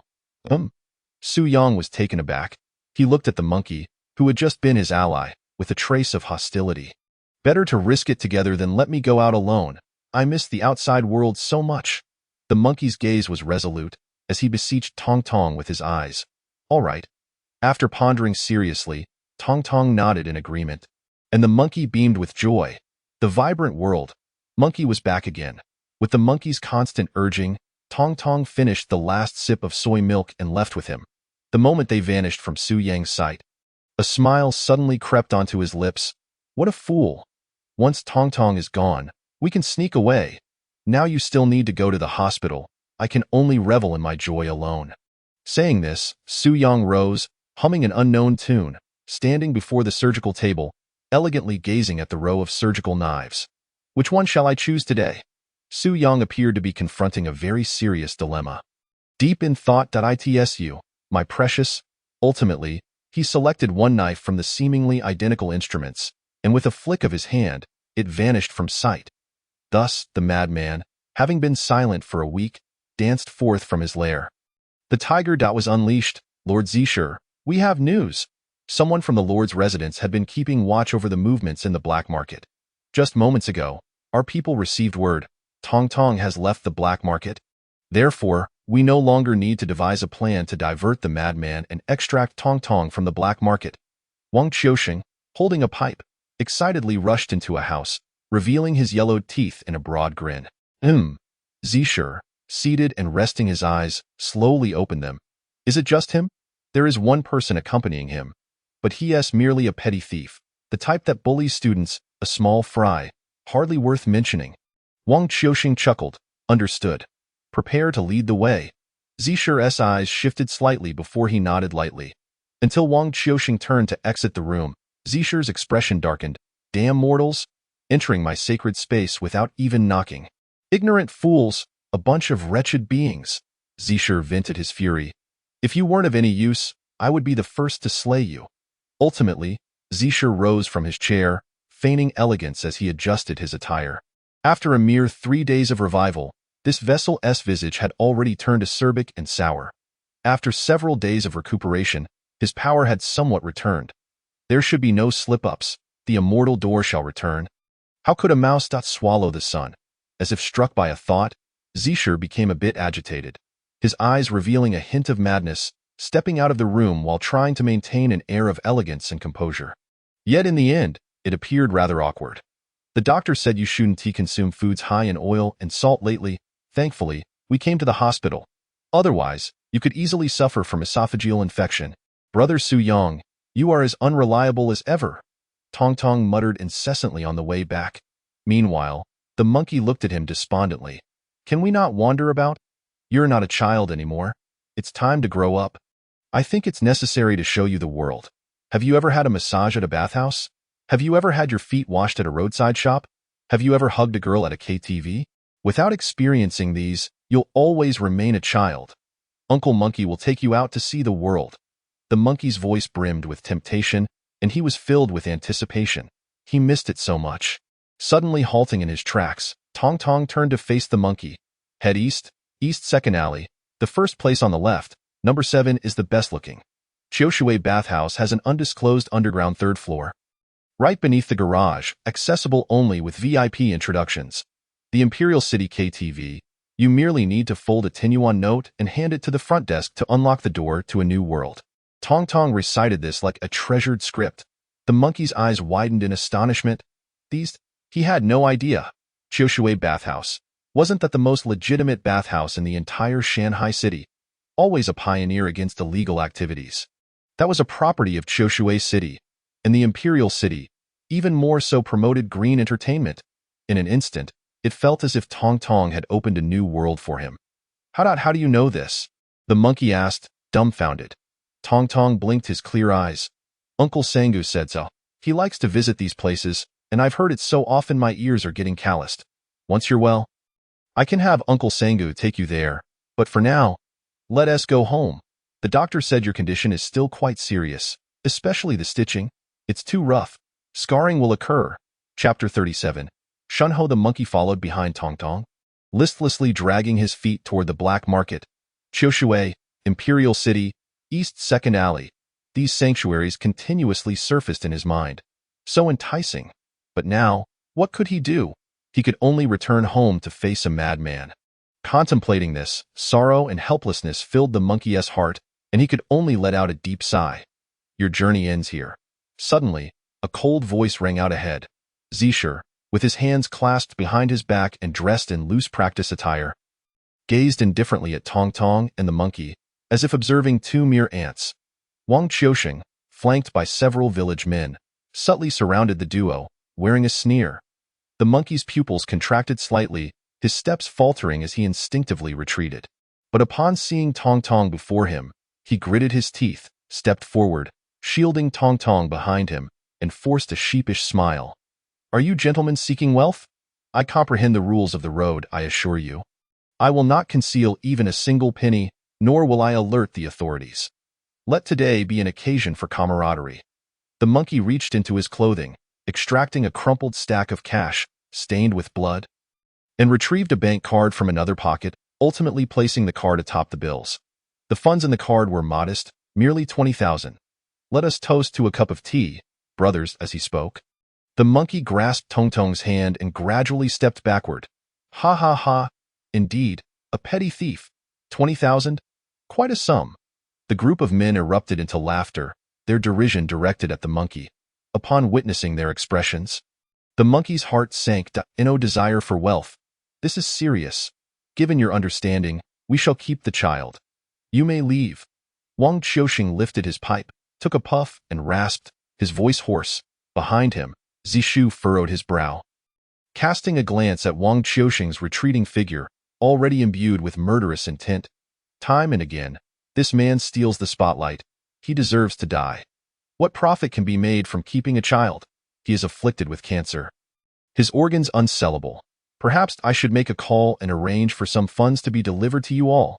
The monkey continued to smile ingratiatingly, adopting a subservient demeanor. I advise you to cherish your life. 3 seconds, if you do not leave, you shall remain here. Wang Qiusheng's smile slowly faded, his gaze towards the monkey turning indifferent. The atmosphere had become tense. 32. Hearing the elders count down, the monkey's forehead glistened with beads of sweat. Swallowing hard instinctively, run, if he fled, there might still be a chance to alert someone. These men might not necessarily harm Tong Tong. Moreover, he had only known Tong Tong for a week. Uncle Monkey, you should go and I'm fine. No one kills without reason. Tong Tong suddenly lifted her head, gazing at the monkey with eyes still clear and untainted. 1. The countdown reached its conclusion. I truly. The monkey wore a bitter smile, sighing as he stepped forward, positioning himself in front of Tong Tong. Fortunately, before exiting, he had stolen a scalpel. He muttered to himself, retrieving the scalpel from his pocket, gripping it tightly, his slight frame slightly hunched as he stared at the others. Ha! Wang Qiusheng chuckled lightly, tapping the remnants in his pipe before turning away. The burly men surged forward, charging at the monkey. Zishu, wait. Just wait a moment. Wang Qiusheng, who had just been rather arrogant, turned to Zishu with a sycophantic grin. Zishu merely cast a cold glance at him, choosing not to respond. Thankfully, recently, my strength and reaction speed have improved. Slightly. The monkey dodged the assaults of the burly men one after another, clumsily counterattacking with the scalpel, slicing their arms and sides. 3 minutes passed.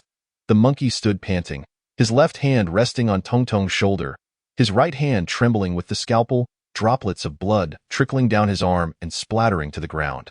The most severe injury was to his abdomen, the gash torn open, staining his white shirt a deep crimson. Yet, the outcome was several burly men collapsing to the ground, clutching their bodies and emitting pained groans. Uncle Monkey, you must stop. Your wounds are reopening. I will leave with them. Tong Tong's words were abruptly cut off by the monkey. Do you remember your agreement with the madman? When he kills, you will not interfere. Today, we shall do the same. With that, the monkey raised his hand, ruffling Tong Tong's bald head. Indeed, quite pleasant, gentlemen. We truly mean no harm. Why not cease hostilities? Let us smile and forget our grievances, shall we? Despite the dire situation. The monkey maintained a submissive smile, his complexion slightly pale as he addressed Wang Qiuxing and Zishu. What is his name? Zishu inquired with curiosity, looking towards Wang Qiuxing at that moment. Wang Qiuxing's expression darkened. His first task for the immortal resulting in a loss of face, his gaze towards the monkey filled with murderous intent. Shunho! Shinho! Shin Monkey. Ha! What an audacious name. Zishu chuckled lightly, hands clasped behind his back. Stepping forward as he did, he stepped upon Wang Qiuxing's shadow, his figure vanishing instantaneously, only to reappear before the monkey, nonchalantly raising his right hand and striking the monkey's abdomen, accompanied by a muffled grunt. Blood surged from the monkey's abdomen, completely soaking half of his shirt red, while a trickle of blood escaped from the corner of his mouth. Tong Tong's eyes turned crimson instantaneously. She wanted to shout something, yet stubbornly bit her lip, remaining silent. Brother Su Yang said, in such situations, shouting would distract others. I cannot cause chaos. Run. The monkey did not collapse as Zishu had anticipated. Instead, he staggered but maintained his position, resolutely shielding Tong Tong.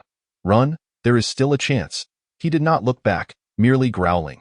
Observing the monkey's silhouette, a tear welled in the corner of Tong Tong's eye as she turned and ran into the distance. However, Wang Qiuxing stepped forward, blocking Tong Tong's path, and with a gentle wave of his hand, he rendered her unconscious.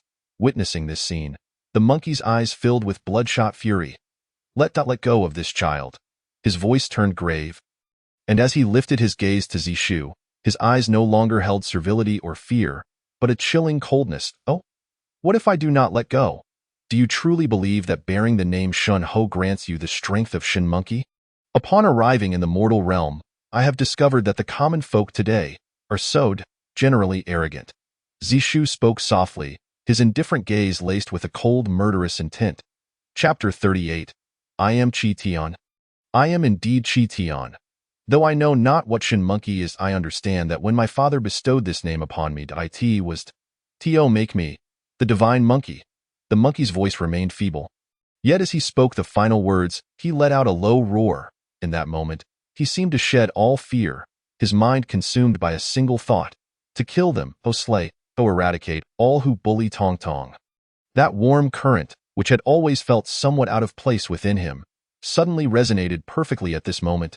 In a daze, he seemed to glimpse a door, resplendent and golden, inscribed with Southern Sky, arrogant and fearless. A surge of inexplicable emotion blossomed within him. Alone, I can tread the skies, laughing at the myriad of night creatures, and my name is Chi Tian. I am indeed Chi Tian, wielding the staff that dances through the heavens. A hoarse roar erupted from the monkey's lips. A spectral figure stood proudly behind him. Though merely a hazy silhouette, it struck terror at first glance. A staff composed of shimmering light was clenched in the monkey's hand, and in the next instant, he leapt into the air, aiming it towards Zishu. As he beheld the phantom behind the monkey, Zishu's eyes widened with terror. Yet this fear was not directed at the monkey, but at that shadowed it cannot be alive. No, it is impossible. As the staff was about to collide with him, Zishu stepped into the phantom, vanishing from sight once more. The ground shattered. Zishu reappeared several meters away. Still and shocked, if it can grant blessings, it indicates it is still alive. It is indeed its benefactor. If he were to receive a future, his strength would surpass mine. No, I cannot allow him a future. Absolutely not. As Zishu regained his composure and looked back at the monkey, his eyes betrayed an unmasked murderous intent. He was afraid. Afraid of granting the monkey an opportunity to grow. Afraid of the resurrection of that being. Alas, you have yet to comprehend even a fraction of its essence. Otherwise, it would be I who perishes today, as he murmured. Zishu's expression turned solemn, dark tendrils of energy coiling around his wrists, while the shadows beneath his feet expanded continuously. Facing the monkey charging towards him once more, This time he did not retreat, instead wielding the dark energy as a whip, positioning it before him. In the instant it blocked the staff, the shadow behind him transformed into a colossal rat. Lunging from the darkness, baring its jaws wide to bite down upon the monkey, blood sprayed forth. The monkey's chest became a blur of crimson. Celestial power is not wielded in this manner. Zishu chuckled softly, a hint of pleasure flickering in his gaze. I actually have the chance to slay it, though merely a fragment of its will. Ha ha ha ha ha. Accompanied by raucous laughter, the giant rat intensified its grip. The monkey collapsed to the ground, continuously growling, his blood-red eyes fixated on Tong Tong, who was seized by Wang Qiusheng. Let him go. The warm current within the monkey surged relentlessly, his strength skyrocketing, breaking free from the giant rat's grasp.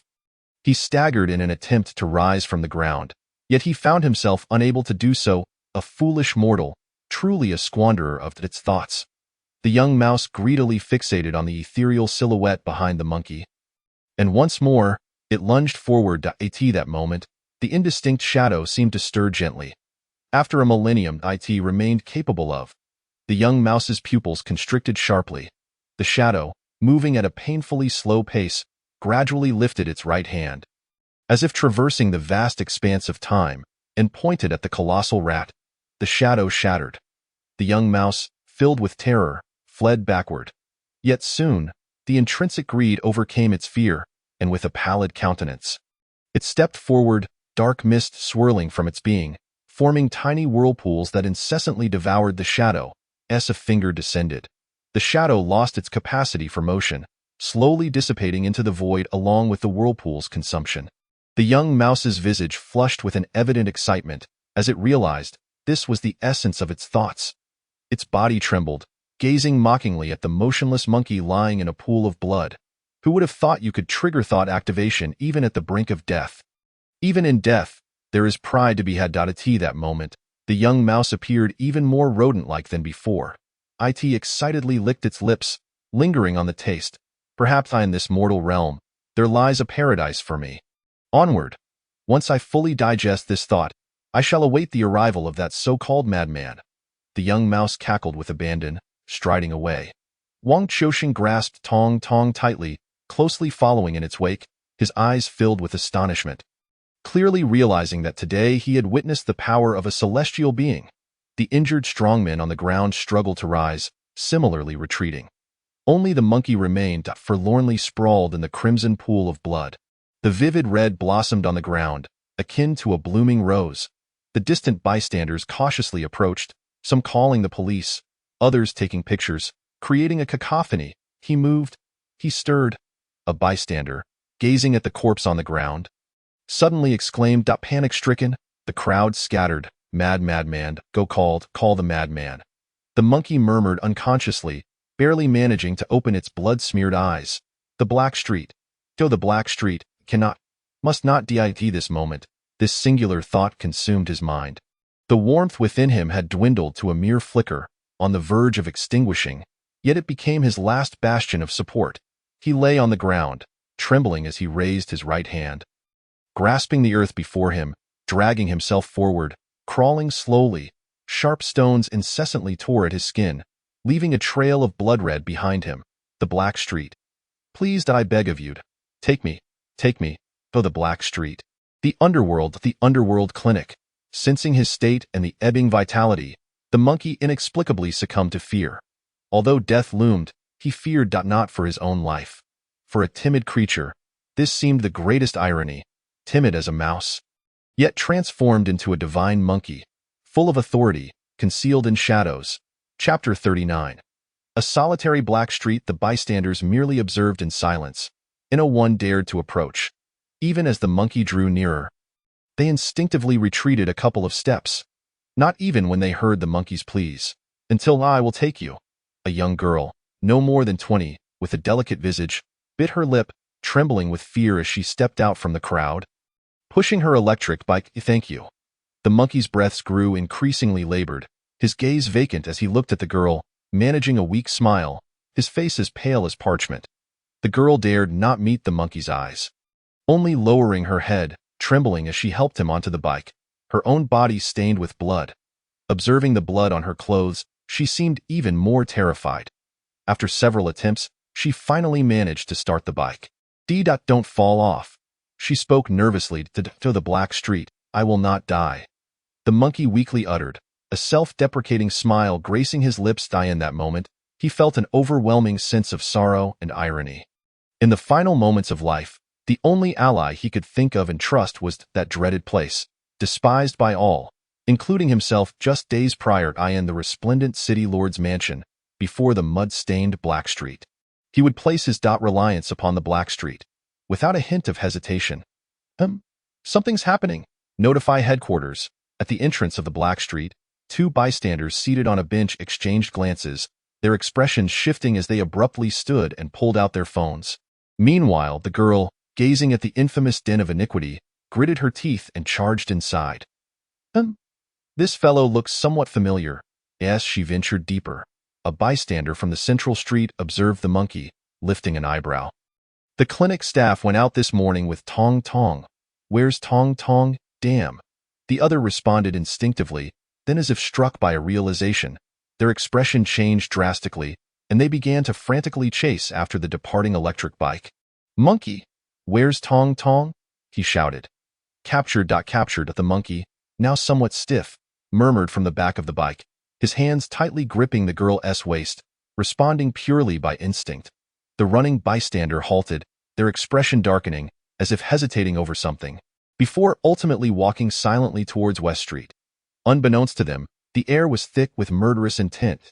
We've arrived. The navigation indicates this is the place. The electric bike came to a stop. The girl's voice trembled as she cautiously dismounted. At this moment, the monkey's eyes were tightly shut, his breathing barely perceptible. He struggled to open his eyes, whispering in a voice only he could hear. Thank you, I should have saved the money for you. But Tong Tong needs treatment. The girl frantically shook her head, carefully supporting the monkey as they sat on the steps at the clinic's entrance, staring at the tightly shut clinic door. She then returned to the bike, accelerating away, her figure marked by panic. Yet despite this, she surpassed all present. Madman. The monkey leaned against the door, using his head in place of his hand, repeatedly banging against the clinic door, producing a dull thud. No one responded. Sneaking out to play without taking me. Take me, and I won't have to die at a big man. In such a situation, who would have the heart to abandon him? Choshue, the Imperial City. East 2nd Street. What a pity. The monkey appeared to regain some vitality, staggering to his feet, dipping his finger into the blood on his clothes, laboriously writing on the clinic's door, "Little cleaner captured danger." By the time he inscribed the final word, it was already in disarray. Without careful scrutiny, it was nearly indecipherable. Yet the monkey smiled, blood seeping continuously from the corner of his mouth, his blurred vision scanning the surroundings until it finally settled on the inconspicuous chair placed at the clinic's entrance. He staggered over and collapsed onto it. Sunbathing, I want to bask in the sun. I truly do not wish to die. I am so afraid of death. However, unexpectedly, in the final moments of life, I became a celestial being. He extended his hand, rummaging through his pocket, ultimately clutching the bank card he had unknowingly picked up earlier, gripping it tightly, gasping for breath. The warmth within him dissipated entirely at that moment. Tong Tong. Captured, danger. In the final moments of life, the monkey sat upon the chair, issuing a final cry. His voice echoed through the silent street. At that moment, his head drooped completely. His arms fell limply, blood flowing ceaselessly from his fingertips onto the ground, staining the newly acquired chair at the clinic with a deep crimson, vivid scarlet. The sunlight, as it always did, cascaded upon the chair, illuminating the monkey as if nothing had changed. Yet it felt as if everything had transformed. The one constant was that, at this moment, the corners of the monkey's mouth still bore a final smile, absent of past ferocity. Merely a simple smile, he understood, as long as the message reached the black street. Tong Tong could live. With the monkey's cry, doors began to swing open, beams of light converging upon the clinic, surrounding the monkey, and the blood-red words inscribed on the door. Silence. It was as if, in that moment, the central street had been muted. In the next moment, A rotund figure clad in a chef's uniform quietly turned away, returning to the room, and re-emerged wielding a hefty kitchen knife that gleamed menacingly in the sunlight. I had vowed never to tread the dark streets again. The tea house, the old man sighed, a complex expression gracing his face as he silently retrieved the cane leaning against the doorframe and adjusted his long shirt, which had long since lost its luster. The storyteller, wandering the four corners, bloodshed in every direction. Absurdity abounds. He hunched his back, relying on his cane, and slowly made his way towards the exit of the dark streets. Beneath the overpass, I am merely a thief. I am no fighter, muttered the man known as Zhou San, his hands bound, as he raised his plaster-encased right arm and struck the bridge. The plaster shattered. His right hand, concealed within, had long since healed. He still wished to deceive Tong Tong into caring for him a few more days. His voice echoed beneath the overpass, but the figure had already moved far away. Chapter 40. Fushi, Bagua on West Street, at a corner, stood an utterly ordinary dwelling. A resident from the main street gazed at the house from afar, hesitating for a long while before gritting his teeth and approaching to knock on the door. The lame man cherished his afternoon slumbers. Everyone in the dark streets knew this. Anyone daring to wake him at this hour. Considering his age, the oldest among them must be at least 5 years old now. You have 3 seconds to explain. The door remained closed.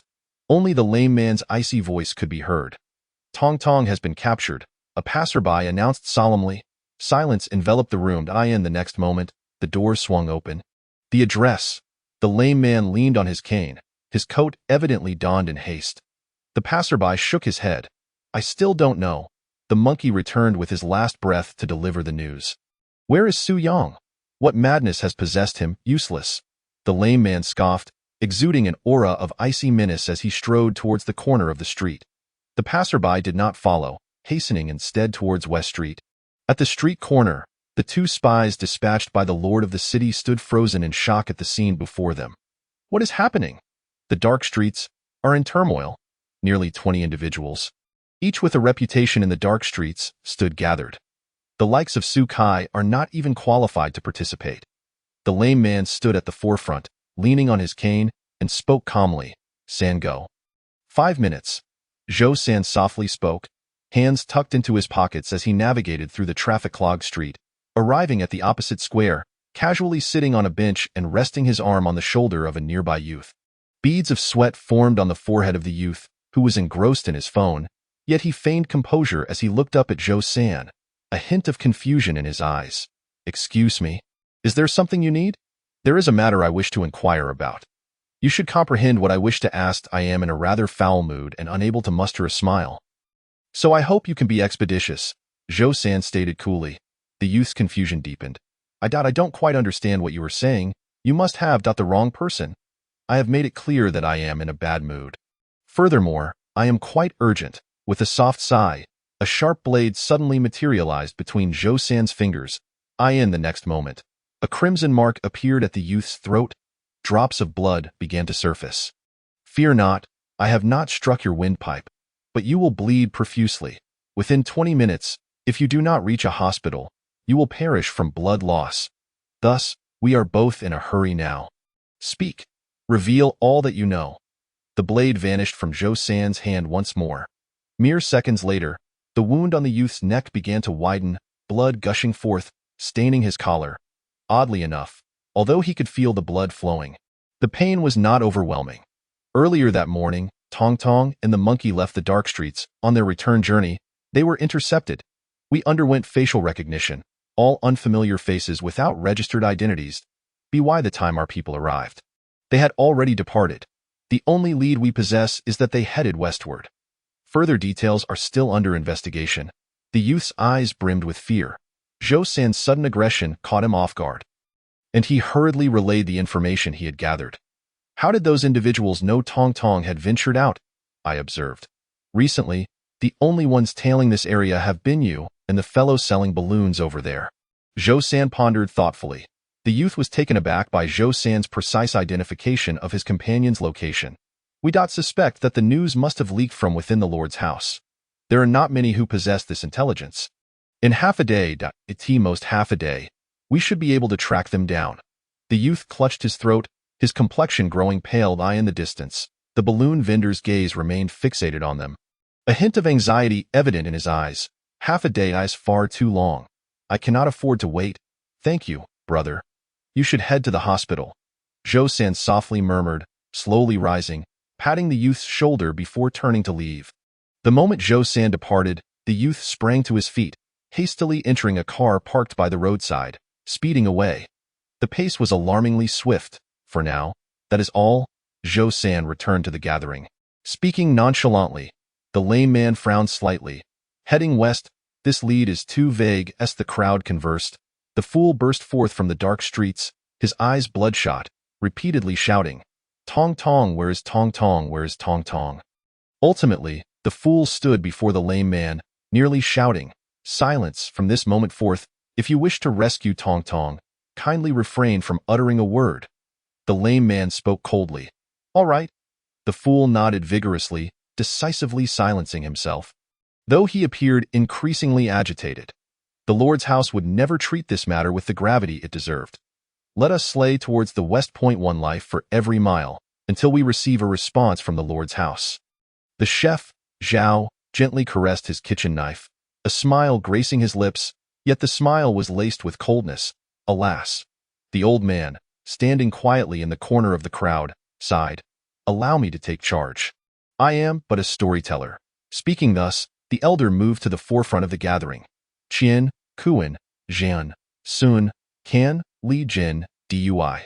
The old man's voice was soft. With each word, he advanced a step. Beneath his feet, it was as if rippling water patterns emerged, forming a bagua. This bagua continued to expand rapidly, ultimately enveloping an area of 10 meters in radius. Threads of azure light spread forth, enveloping the old man. "Fushi, bagua.as." His voice resonated. A slightly hunched shadow materialized behind him. The old man slowly closed his eyes. There was no wind, yet his white hair stirred slightly. A portent. "Destiny is entwined with the southwest." In the abandoned building, the old man murmured softly, the bagua beneath his feet abruptly dissipating, causing him to stumble slightly, barely steadying himself with his cane. "I knew it. You old fool have been blessed. Had it not been for Tong Tong's predicament, how long would you have concealed yourself?" Zhou-san grumbled. The old man appeared somewhat frail, ignoring him. "Southwest. Let us proceed." The lame man disregarded these comments, merely stating indifferently, leaning on his cane, standing in the middle of the intersection, watching as a car approached and forced to a halt. "I will borrow your vehicle, if we are still alive. At this time tomorrow, return to this spot to retrieve it." The lame man addressed the driver, who had just rolled down the window to unleash a torrent of expletives. Zhao, the chef, smiled broadly, tucking his kitchen knife at his waist, its visibility striking. The words in the driver's mouth were abruptly stifled. With a steely resolve, he intended to slam the accelerator. However, the lame man's cane had somehow wedged itself in the wheel, acting as an unyielding handbrake.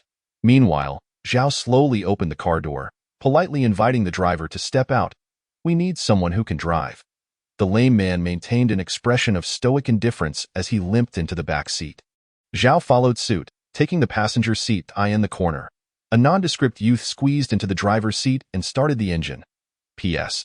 Attached is the AI image of the monkey. It may not be entirely accurate, but it was done to the best of my ability. Chapter 41. The journey west, the means of travel for the others echoed that of the lame man, particularly Zhou-san, who casually approached a parked car as if it were his own. After a brief moment of fiddling in the driver's seat, he ignited the engine, whisking away with the fool and the old man. If these individuals had been a touch more discreet, they might not have drawn attention. Yet the issue lay in the fact that a full 20 people stood boldly on the street, unashamed, especially as Zhou-san, prior to starting the car, had taken a moment to glance at the balloon vendor in the square. Only after they departed did the owners begin to seethe with anger, dialing phone numbers, reporting to the authorities, and losing their composure.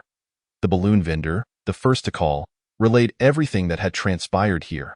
Previously, he had wished to call but had been too intimidated by the dark street's presence to take any action. Who has the contact information for others in the dark streets? Find someone, and keep watch at the medical center.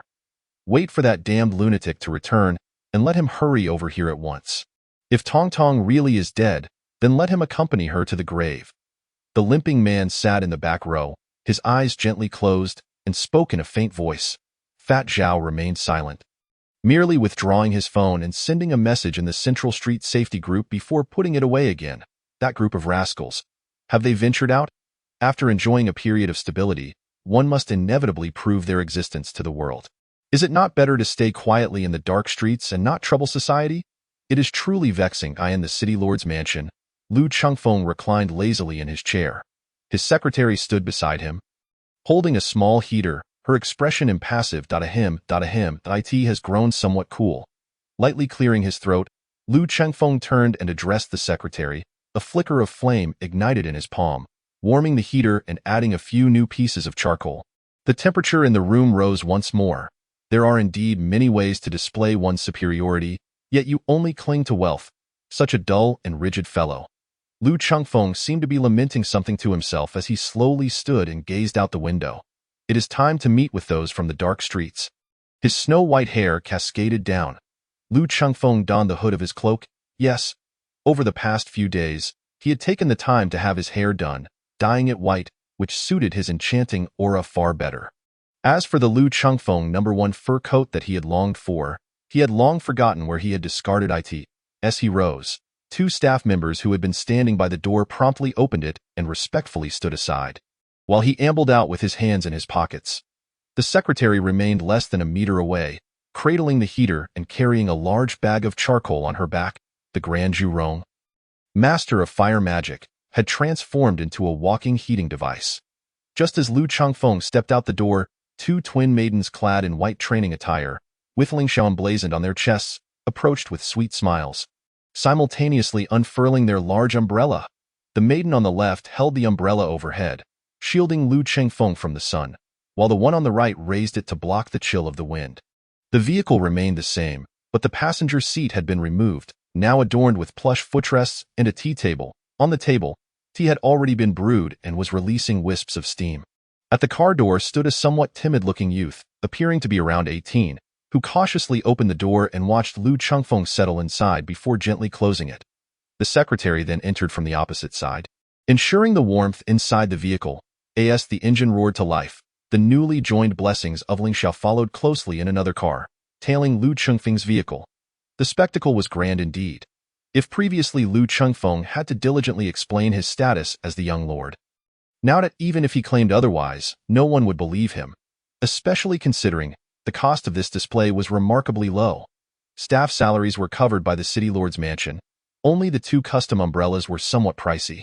Well, the cost of dyeing his hair was not insignificant either. However, with the recent earnings of 15,000, these expenses were but trifles. 3 cars have been trailing us. They are quite compliant with traffic regulations. Should we shake them off? The dark street youth driving, with a lollipop in his mouth, casually glanced at the rearview mirror and inquired. Let them follow. Otherwise, they will feel uneasy. The limping man continued to keep his eyes closed, speaking in a placid tone. Several vehicles maintained a steady pace, heading west until they exited the city, slowing down only upon spotting a distant abandoned factory. To the west, a conspicuous derelict building. This must be the place. Fat Zhao murmured, gazing into the distance. Indeed. The limping man replied coldly, pushing open the car door, relying on his cane as he stepped out and stood in the open space. The trailing cars came to a neat stop. The dark street denizens disembarked, but instead of clustering together, they silently dispersed, encircling the last 3 vehicles, observing them with quiet scrutiny. Under the watchful gaze of the crowd, the car doors swung open. The 2 twin maidens hurriedly held up the umbrella, positioning it above the lead vehicle. The timid youth, upon feeling the weight of numerous eyes upon him, lowered his gaze in embarrassment, unable to meet their stares. The secretary exited, still holding the heater, and opened the car door. Lu Chengfeng bent slightly as he stepped out of the vehicle, his gaze warmly landing on the limping man as he addressed him with a smile, meeting the icy gaze of the limping man directly. Shanghai City, young lord, Lu Chengfeng. The seeds have taken root and begun to sprout. How delightful. In Central Street, Su Yang walked briskly, muttering to himself, casting suspicious glances around. It's so quiet again today. Has there been a talent drain from Central Street recently? Surely, the dead limping man from West Street, hasn't he managed to poach them all? As he spoke, Dissatisfaction briefly flickered across Su Yang's face. But soon, his steps halted. His nose twitched slightly. The scent of blood. The direction Su Yang's smile gradually faded as he quickened his pace toward the Huangquan Medical Hall. 3 minutes later, Su Yang stood across from the medical hall, hands hanging by his sides. Gazing at the blood-red letters on the door and the lifeless monkey slumped in a chair, he fell into silence. Little janitor. Experimental subject, Su Yang murmured, the rationality in his eyes waning as waves of terrifying murderous intent surged through the air. His expression grew increasingly frigid, indifferent, devoid of any emotion. Only his gaze became ever more frenzied. Chapter 42. What can the immortal do against time? No matter what occurs, one must smile. Mother said that anger cannot resolve troubles. But a smile can heal oneself. In a sudden flash, Tong Tong's tender yet earnest voice echoed in Su Yang's mind. Smile. But right now, I cannot bring myself to smile, Su Yang murmured to himself, the muscles in his face twitching as he struggled to force a smile. Yet it appeared only grotesque. Mad lunatic. This is the message that the limping man wanted me to show you in the corner of the street. Upon seeing Su Yang radiating such murderous intent, the person approached cautiously. Summoning the courage to present the phone to Su Yang. As he read the text on the phone, Su Yang fell silent, slowly ascending the steps to stand before the monkey. Thank you, monkey. In that moment, Su Yang slightly bent forward, respectfully bowing to the monkey, then pushed open the medical hall's door and approached the surgical table, methodically collecting the neatly arranged surgical instruments. One by one. Surgery requires a white coat. Su Yang seemed to recall something, moving to the wall, retrieving his pristine outer garment, and donning it before stepping back out. Could I trouble you for a favor? Please give my friend a bath. Su Yang looked earnestly at the resident before him. The resident nodded gently, remaining silent. Thank you. Su Yang expressed his gratitude once more, raising his head to gaze at the azure sky, murmuring, the sky seems to have darkened a bit again. As he spoke, a smile slowly returned to Su Yang's face, a smile increasingly radiant. Clad in the immaculate white coat, with a gentle demeanor and a warm smile, the only discordant element was his persistently icy gaze. He turned slowly and departed from the street, venturing into the darkness in pursuit of his own light. Having been cooped up for so long, seeking fresh air is understandable. The city lord's mansion had also feigned ignorance on numerous occasions. However, everyone feigning ignorance does not equate to being truly oblivious. Lu Chengfeng waved his hand. The bashful youth opened the trunk of the car, retrieving a chair and jogging to place it behind Lu Chengfeng. Lu Chengfeng sat down slowly, gazing at the crowd with a smile. I believe that between individuals, there should be mutual respect. We offer you respect, and in return, you provide peace for Shanghai City. But now, can you provide me with an explanation? Lu Chengfeng spoke leisurely, appearing somewhat fragile. The limping man merely regarded him coolly. What explanation? Of course, the reason for venturing out. Lu Chengfeng's smile gradually faded. The limping man's expression remained frosty. Tong Tong has been captured. Tong Tong? Lu Chengfeng's brow furrowed slightly. The secretary moved the heater a bit farther away and leaned in to whisper explanations about Tong Tong's details. As Lu Chengfeng listened to the secretary recount all the information regarding Tong Tong. His brows knitted tighter, and his gaze grew considerably more serious. After a moment, he turned to the limping man and solemnly stated, "This matter will be handled by our city lord's mansion. I assure you, in 3 days, she will return to the dark streets unharmed." What do you say? Lu Chengfeng had shed his earlier aggressive demeanor, adopting a tone of negotiation. The affairs of the dark streets should be dealt with by the people of the dark streets themselves. If we rescue Tong Tong, we will naturally return. If we fail to do so and perish within, we cannot blame others. There is no need for the city lord's mansion to concern itself. The limping man's patience seemed to be wearing thin, impatience creeping into his tone. Lu Chengfeng leaned back slightly, a playful smile gracing his lips. What if the city lord's mansion insists on intervening in this matter? First, I'll kill you, then, I'll save Tong Tong, the crippled man declared coldly. Showing no hesitation at that moment, the atmosphere froze into a tense stalemate. The shy youth, who had been standing to the side, glanced around in a flurry of anxiety, hurriedly stepping forward to stand before Lu Chengfeng. With 3-pronged blades at my side, I swallow the sun and roar at the heavens. If the immortals praise me, I shall sing. If they oppose me, what can they do to me? Yang Jian, manifestation of divinity. His words flowed swiftly as his voice faded. A golden light erupted, clad in white robes, holding a scroll. An ethereal figure resembling a frail scholar materialized behind the boy, who then gently raised a finger to touch the youth's forehead before vanishing into thin air. The once reserved and timid boy now bore a steely gaze, exuding an aura of formidable confidence, looking down upon everyone present. This child is truly anxious. Seeing this, Lu Chengfeng couldn't help but rub his forehead and sigh.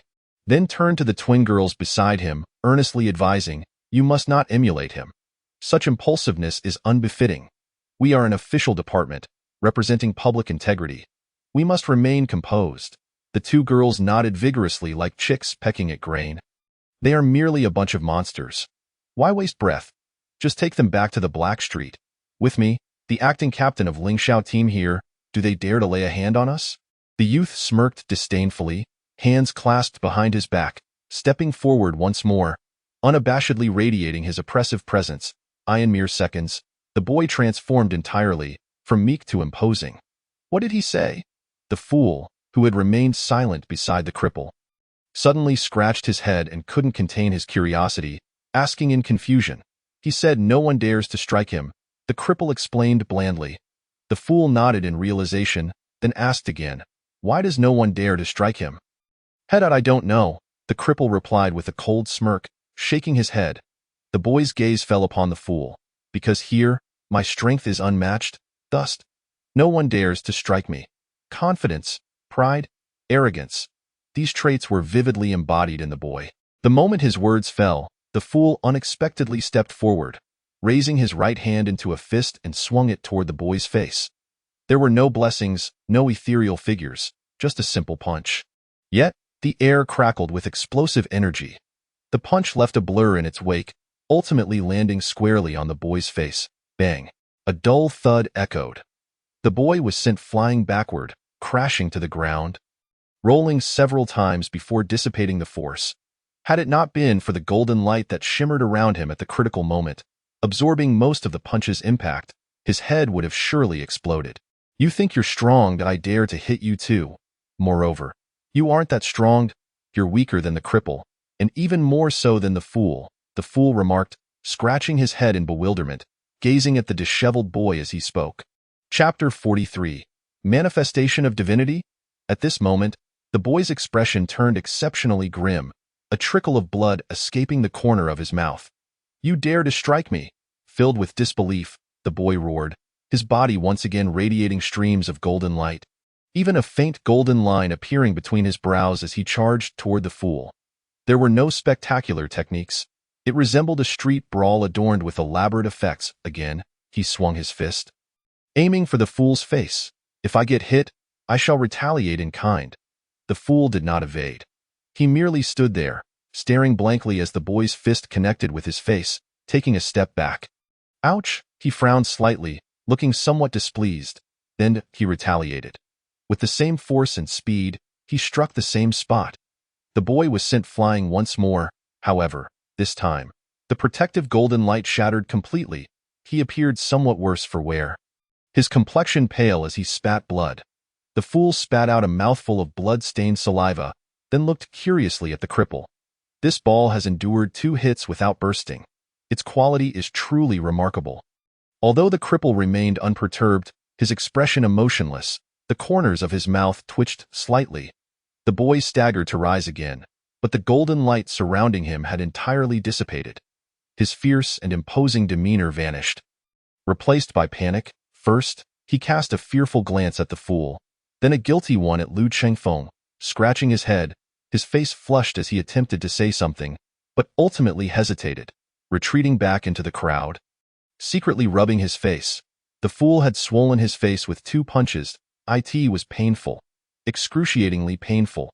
Clearly, the manifestation of divinity had been obliterated by the fool's blows. Once more, he reverted to the reserved boy he had been. Is this the acting captain of the Lingxiao team? The one who can defeat all interviewers, without exception? When manifestation of divinity is invoked, is he akin to a true deity? A psychologically troubled boy, praised to the high heavens by the interviewers. Lu Chengfeng sighed. a look of helplessness etched on his face. The secretary who had been standing behind him wore a grave expression as he slowly placed the furnace on the ground and stepped forward. Stop. There are too many people on the opposite side. Can't you see? They truly dare to kill us. Use your brain. Observing the secretary's retreating figure, Lu Changfeng suddenly felt a severe headache. This person, is he confident or merely foolish? That old man, in his wisdom, has sent me such a thoughtful bodyguard as my last line of defense. Is he attempting to orchestrate my demise? A situation that was initially devoid of danger has now been transformed into one of peril. The secretary halted, glancing at Lu Changfeng, a hint of inquiry in his eyes. What I mean is, you come back, stand by my side, do not move, start a fire, heat it up. Is that acceptable? Lu Changfeng's tone brimmed with exasperation. The secretary remained silent, merely picking up the furnace again and tossing a few pieces of charcoal into it. Indeed, the Black Street lives up to its reputation, having been dormant for far too long. It seems I've fallen behind the times. Before understanding the current combat power rankings of this world, feel free to as long as you don't kill me. Lu Changfeng shrugged, seamlessly opting for a show of submission. Of course, one day, I shall personally drag each of you out from the Black Street. And that day is not far off. For your freedom's sake, now is your only opportunity to kill me. Would you care to try? As he spoke, Lu Changfeng leaned slightly forward in his chair, revealing a devilishly charming smile. His white hair obscured half of his eye, the visible half ablaze with madness and excitement.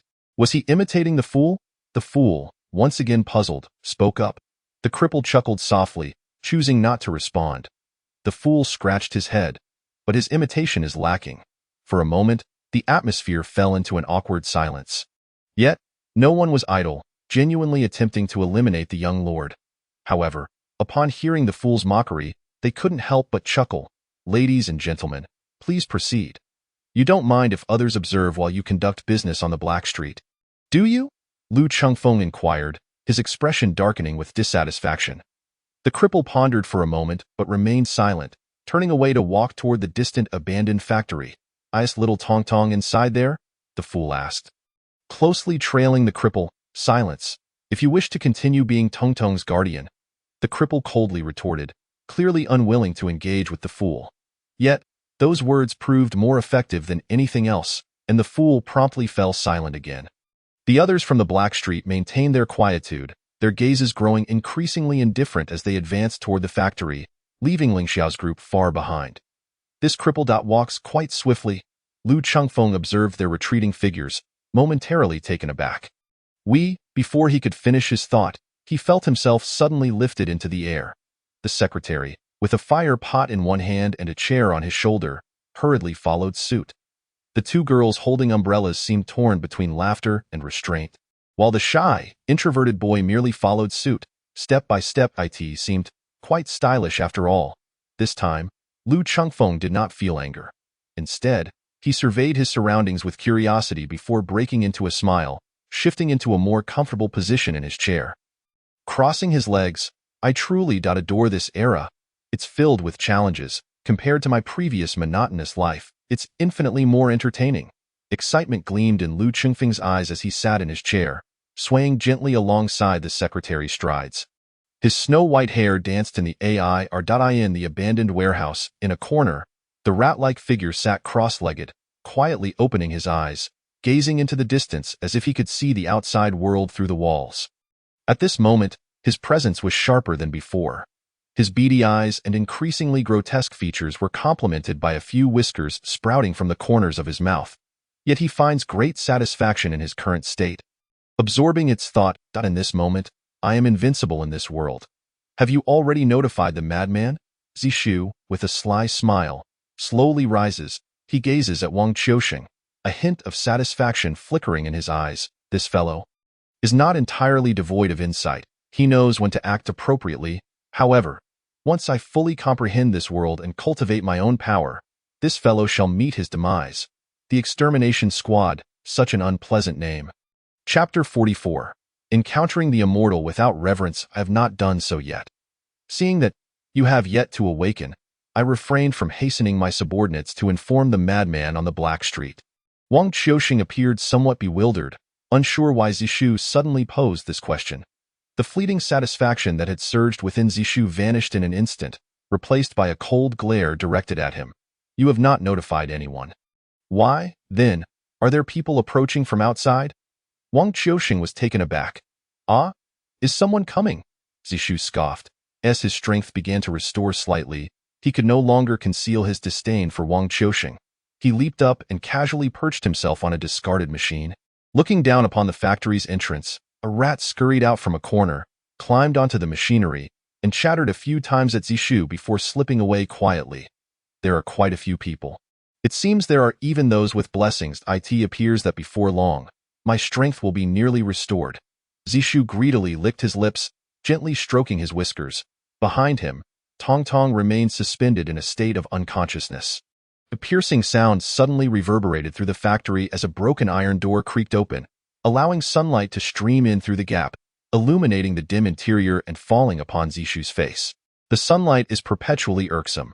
Zishu instinctively raised a hand to shield his eyes, shifting his position to sit in a spot untouched by light, his expression finally regaining a sense of ease and stability. The cripple, leaning on his cane, was the first to step into the factory, his gaze immediately landing on Tong Tong, letting out a sigh of relief. However, his expression quickly turned cold again. Congratulations. Not killing him is the wisest decision you've made in your life. The cripple spoke blandly. Zishu chuckled derisively, looking at the cripple with contempt. Mortal, do you even comprehend what you are saying? Little Tong Tong is dead. His two candies remain unopened. Before the cripple could respond, the fool burst into the factory, his eyes instantly turning blood red, his body trembling slightly as he glared menacingly at Zishu. You killed little Tong Tong? Faced with this unexpected individual, Zishu furrowed his brow. Foolish mortal. Upon encountering an immortal, why do you not kneel? This cursed world. He appeared somewhat flustered, reprimanding. Yet at this moment, the fool completely disregarded his words, letting out a low growl, veins bulging as he rubbed his bald head and charged directly at Zishu. Although Zishu sat high above, the fool's jumping ability was astonishing, and he leaped up to deliver a punch downwards at Zishu.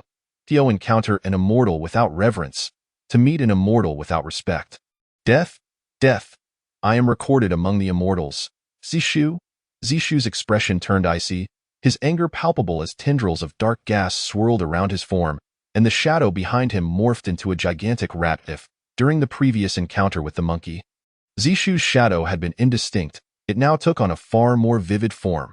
The rat-shaped apparition suddenly lunged from the shadow towards the airborne fool, its sharp teeth viciously biting at the fool's arm.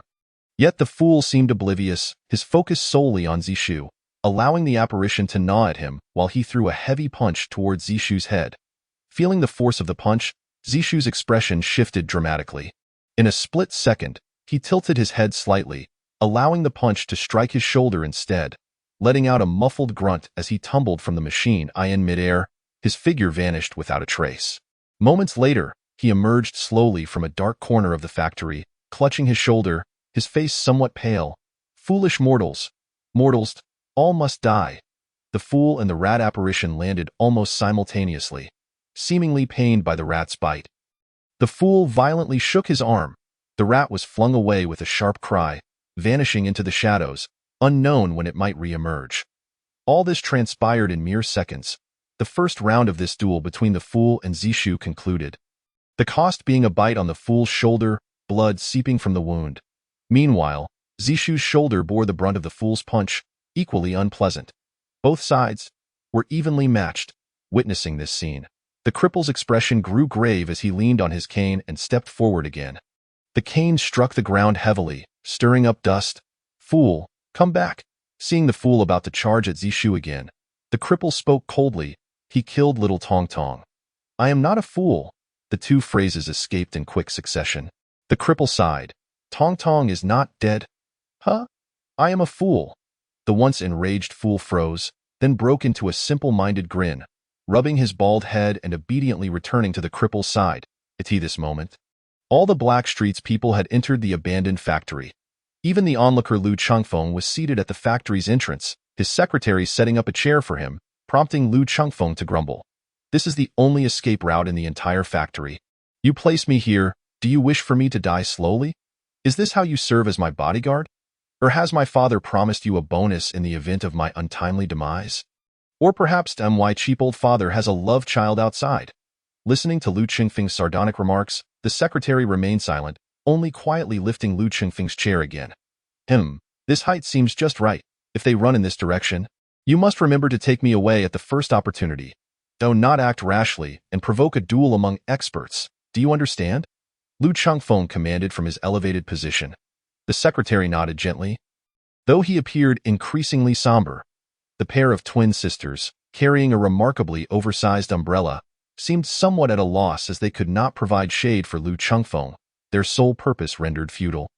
Looking apprehensive about being dismissed, the socially anxious youth kept his distance, peeking through the door's crack to survey the situation inside the factory. Observing his subordinates, a motley crew, Lu Qingfeng sighed heavily, covering his forehead. Unable to bear to look, glancing at the black street, a gathering of elites, then at himself. Why do powerful immortals always choose such peculiar mortals? Lu Qingfeng pondered in bewilderment. Meanwhile, on the other side, Zhou Sangua, having entered the factory, merely glanced around before silently blending into the darkness, his enjoyment of the shadows remarkably akin to Zishu's. Zhao Pengzi rested his hand on his waist, slowly drawing out a kitchen knife. Old Man and stood at the center of the crowd, gripping his cane, lightly tapping it on the ground. Faintly, the shadow of the Bagua diagram flickered and dissipated, permeating beneath everyone's feet. Chapter 45. Your opponent is me Xiao Wu'd up. Old Man and maintained a feeble demeanor, laced with a hint of weariness, as he spoke slowly. Typically making a living on the black street through his stall, Wu Qianqiu casually removed his outer coat, revealing his rippling muscles. The Bagua diagram spread forth.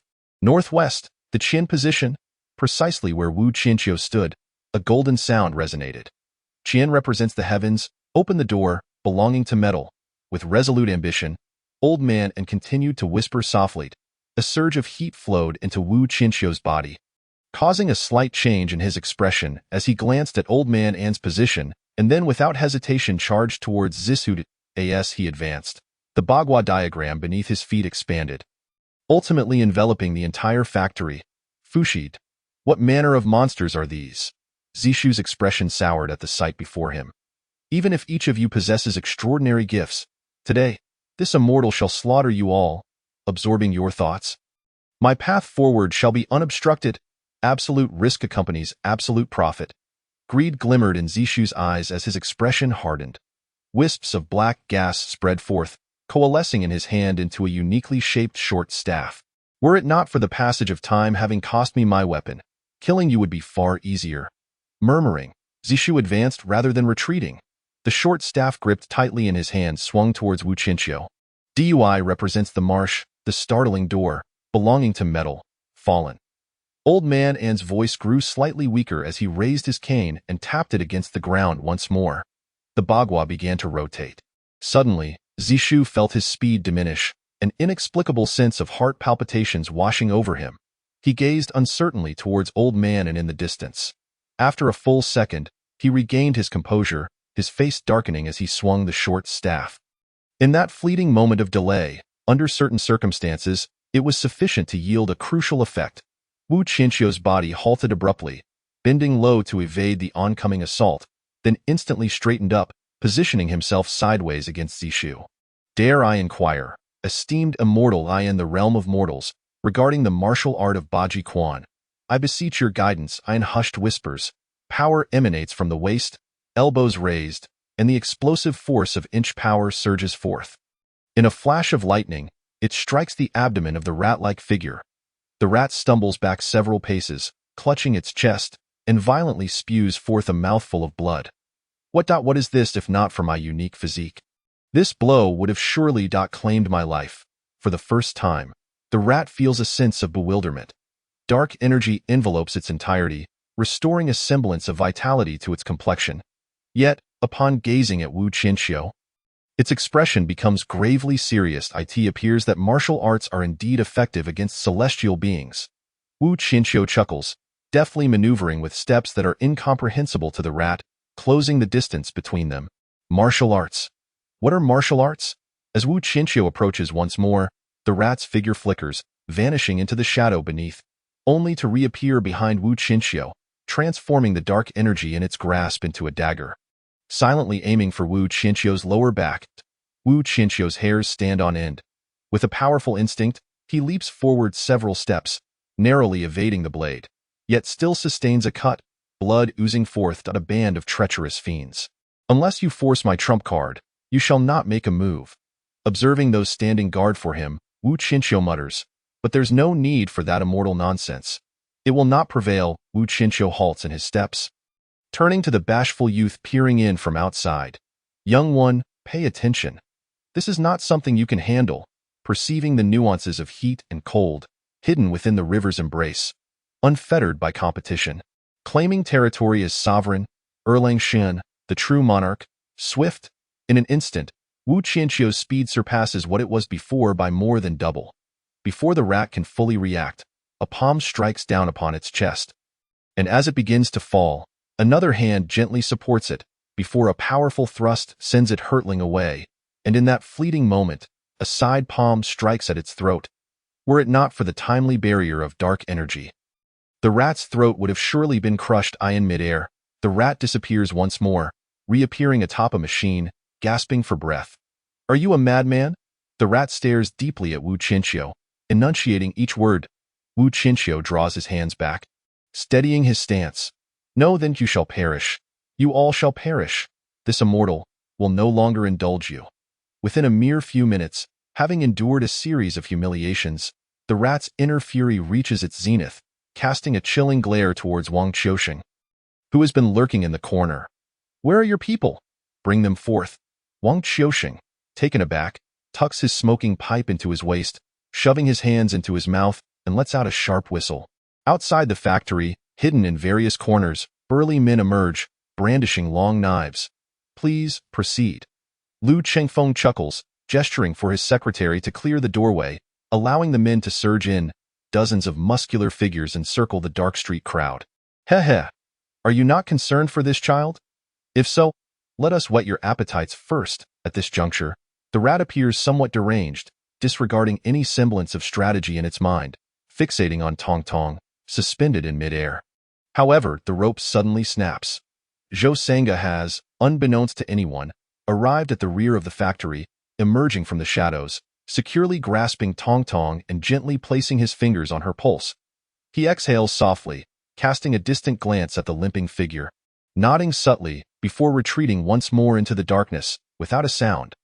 The rat's eyes blaze with murderous intent, its form vanishing in an instant to the spot where Zhou Sango had departed, a massive shadowy rat lunging towards a dark corner. The sound of the air being sliced fills the space. A pink cane pierces the air, embedding itself in the ground with a slight tremor, halting the enormous rat. Meanwhile, amidst the crowd, the limping figure suddenly breaks into a run. Though each stride is marked by a slight limp, the speed is astonishing, completely disregarding the surrounding burly men, charging towards the rat. The fool is also running. Moreover, it is ahead of the limping figure. Harnessing his immense strength, the fool shatters the encirclement formed by the burly men. Fool. As the massive rat shakes its head and crouches low once more, the limping figure suddenly shouts. The fool halts. While the limping figure leaps into the air, the fool reaches out, grabbing the limping figure's leg, swinging him round, and hurling him towards the distance. The limping figure soars through the air like a cannonball, landing steadily before his cane, turning to face the massive rat, supporting himself with one hand on the cane, and coldly declares, "Beast, your opponent is me." Chapter 46. Little Madman. The massive rat's cold gaze fixates on the limping figure, and in the next moment, it charges forth. In the corner, Zhou Sangu lights a cigarette, clasping Tong Tong, and silently departs. The limping figure tightens his grip on the cane, raising it as if it were a spear, aimed directly at the rat's brow. The rat halts, skillfully pivoting its body to flank the other side, launching another assault against the limping figure. Yet the limping figure stands resolutely still, unflinching. Just as the rat is about to close in, he calmly steps back, lightly kicking the base of the cane. The heavy cane suddenly lifts into the air. The limping figure twists his waist, turning, and with force, brings the cane crashing down upon the rat's head. The dark mass of the rat's head caves in instantly, tendrils of black energy wafting through the air, only to mend moments later. The cane, wielded by the limping figure, exudes the heft of a broadsword. When the rat next regards the limping figure, a glimmer of wariness dances in its eyes, refraining from attacking, instead emitting a shrill "CRY" in this damp factory. Countless rats pour forth, surging toward the crowd. Dense and overwhelming in another battleground. The fool relentlessly pursues the rat's every move, and no matter how the rat conceals its form or shifts positions, the fool remains unyielding, relentlessly hounding it, leaving no room for the rat to maneuver.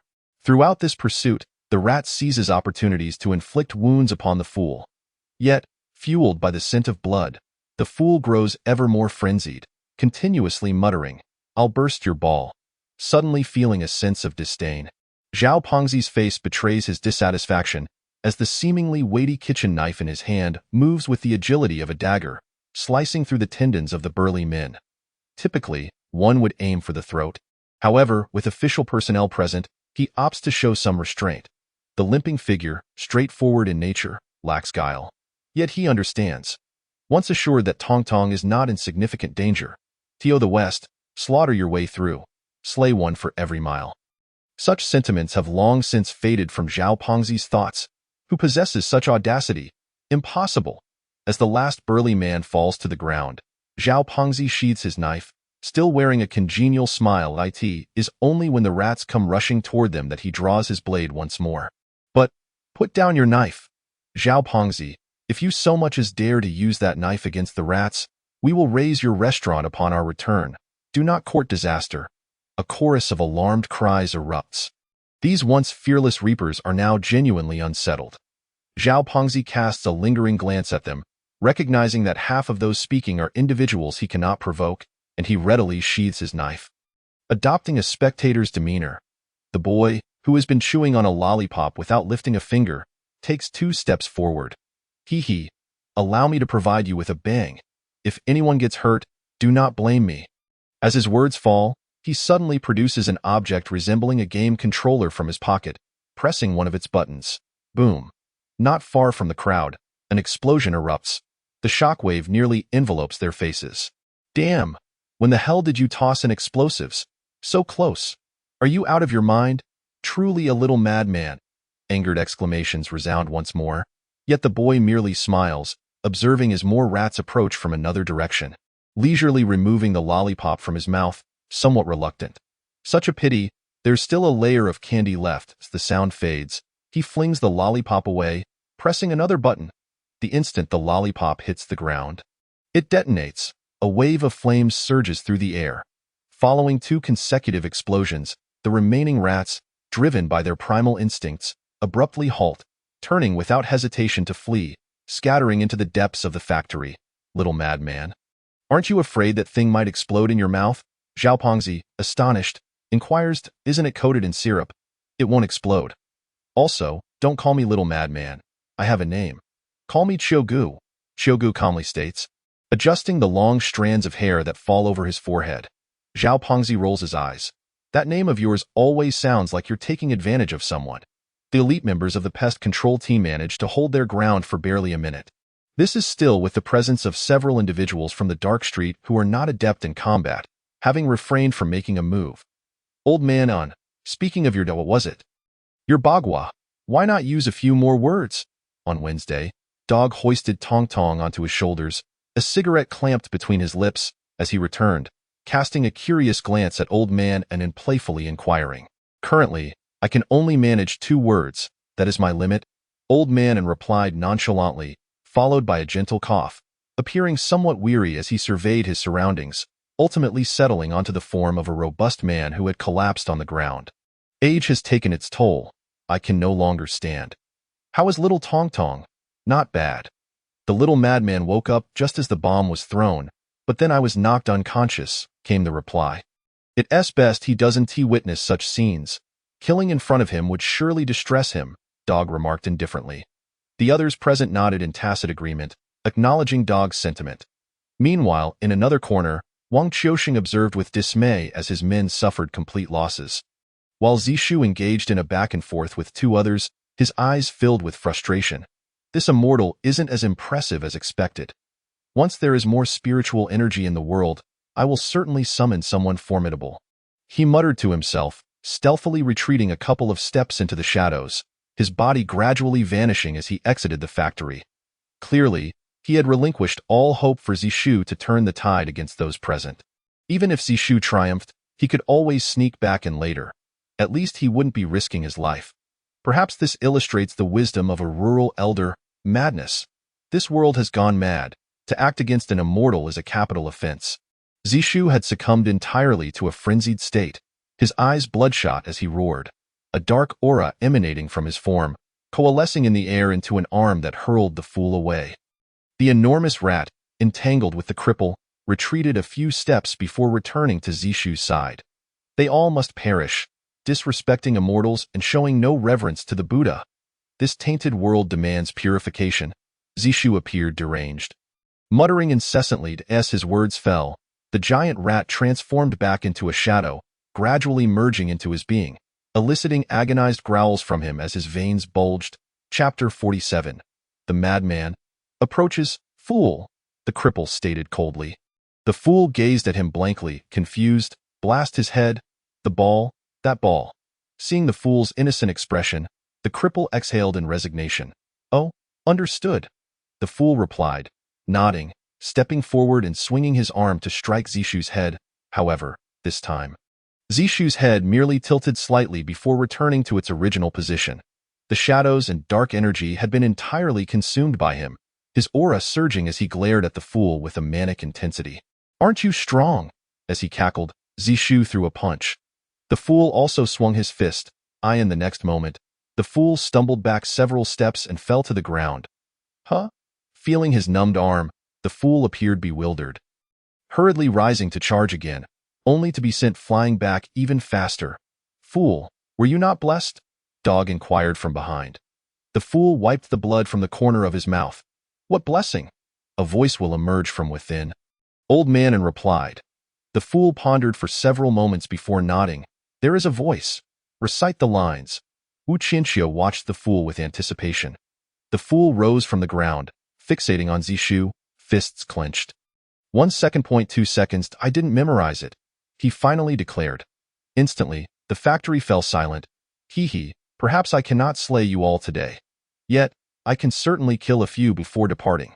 Once I absorb your thoughts, one by one, I shall slaughter you all. Zishu advanced gracefully towards the crowd. Fushi, the true lord of manifestation. How delightful this is. Once I absorb your thoughts, to what heights will my power ascend? This is truly the finest supplement in the world. Hearing Zishu's words, the expressions of the others grew grave. If neither the fool nor the cripple could withstand him, they might indeed grant Zishu the opportunity to take them down individually. 3 dogs. Take Tong Tong and leave first. Old man sighed, leaning on his cane as he shakily rose. Wu Qianxiu remained silent at the fool's side. Dog scanned his surroundings, retreating wordlessly. Meanwhile, Lu Chengfeng, who had been watching from the entrance, furrowed his brow slightly, contemplating. This is a dire situation. Perhaps he should be left to find his own solution. As he murmured, Lu Chengfeng closed his eyes, tilting his head as if falling asleep. After a few moments, he opened his eyes in a daze, glancing at his attire, his snow-white hair. Lu Chengfeng #1 shuddered slightly, gritting his teeth. What a pretentious scoundrel! He couldn't help but curse under his breath, looking at his secretary who still dutifully held the chair. Put the chair down, thank you, and bring the heater closer. The secretary raised his head, assessing Lu Chengfeng with silence before placing the chair back on the ground at the entrance. If the situation turns dire, summon them to act together. Even at great cost, we must invite this immortal back. The information he possesses is far too vital for us. Moreover, this situation clearly presents an opportunity to establish rapport with the Blackstreet. In today's world, forging a degree of friendship with the Blackstreet is not necessarily a bad thing. Though clad in non-mainstream attire, Lu Chengfeng suddenly adopted a serious demeanor, pondering as he spoke slowly. The secretary nodded gently, his expression growing solemn as he set the heater on the ground, a spark of battle intent igniting in his eyes. Compared to Lu Chengfeng #2, it was far more reassuring to protect No. At this moment, Dog had gradually approached the entrance, continuing to retreat. Central to the battlefield, the cripple remarked coolly, "It's astonishing that someone would threaten us with the prospect of life and death. Perhaps today, some of us may perish here, but I assure you, you won't escape either." As his voice faded, a terrifying gust of air surged from the cripple's center, stirring up dust from the ground. His aura transformed in that instant. Heaven, as he uttered the word, the air seemed to grow frigid.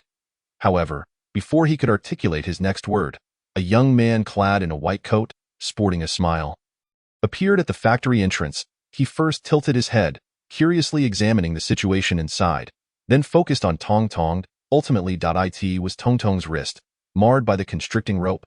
For a fleeting moment, Su Yang's gaze shifted, but his smile quickly widened. "You are let me think. Shanghai City, the young city lord? What is your name?" Past events fade with the wind.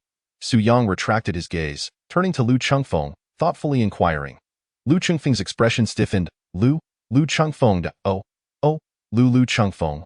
"Do you have the surveillance footage? You know, the footage of the experiment when the subject died? Show it to me." Clearly, Su Yang was not interested in Lu Chengfeng's name. Faced with someone like Su Yang, Lu Chengfeng felt equally helpless, letting out a quiet sigh. "We did retrieve the surveillance video from the incident location, but according to regulations, the footage is prohibited from being." Before he could finish his sentence, a sharp scalpel was already pressed against his throat. Su Yang, half bent, smiled as he spoke. "I stated that as a certainty, not as a question." The secretary's expression shifted slightly as he turned to face Su Yang, his fists faintly glowing with flames. Yet, he hesitated, fearing to provoke this madman, refraining from making a move. However, the shy, introverted youth, upon witnessing Lu Chengfeng being held captive, became flustered, muttering lines as he charged at Su Yang like a cannonball. Enveloped in golden light, observing this scene, Lu Chengfeng was filled with exasperation. Even the secretary's expression changed. It felt as though anyone who wasn't meticulously vetted by the city lord's manner could easily be mistaken for an undercover agent from a neighboring city. The surveillance can be viewed. It can. As if sensing the scalpel's pressure increasing, Lu Chengfeng nearly shouted, his throat vibrating as a trickle of blood appeared on his pale neck. Su Yang nodded, retracting the scalpel, watching the still charging timid youth as he lethargically raised his foot, aiming a kick at the youth's abdomen. Chapter 48. Lend me a stick, thank you. The protective golden light shattered, more thoroughly than the 2 punches the fool had thrown. Unlike the sheer strength of the fool, Su Yang's kick seemed to carry a peculiar power, which was the reason for the golden light's obliteration. And the cost was pain. Excruciating pain. His internal organs felt as though they were being twisted together. He struggled to rise, only to fall repeatedly. This child, I truly need to teach him some lessons. If he continues being so reckless, he won't live long. Lu Chengfeng gazed at the scene before him and let out a sigh, as if reflecting on the circumstances. Moreover, according to mythological legends, Yang Jin is not particularly renowned for his combat prowess, so why does he appear as so feeble? He is not weak. If it were just the 2 of us in a sparring match, it would be evenly matched. In a life-and-death struggle, I would have an 80% chance of defeating him. It is merely that the opponents he has provoked are far too formidable. The secretary spoke in a low voice, her gaze towards the madman filled with apprehension. "I find it somewhat perplexing.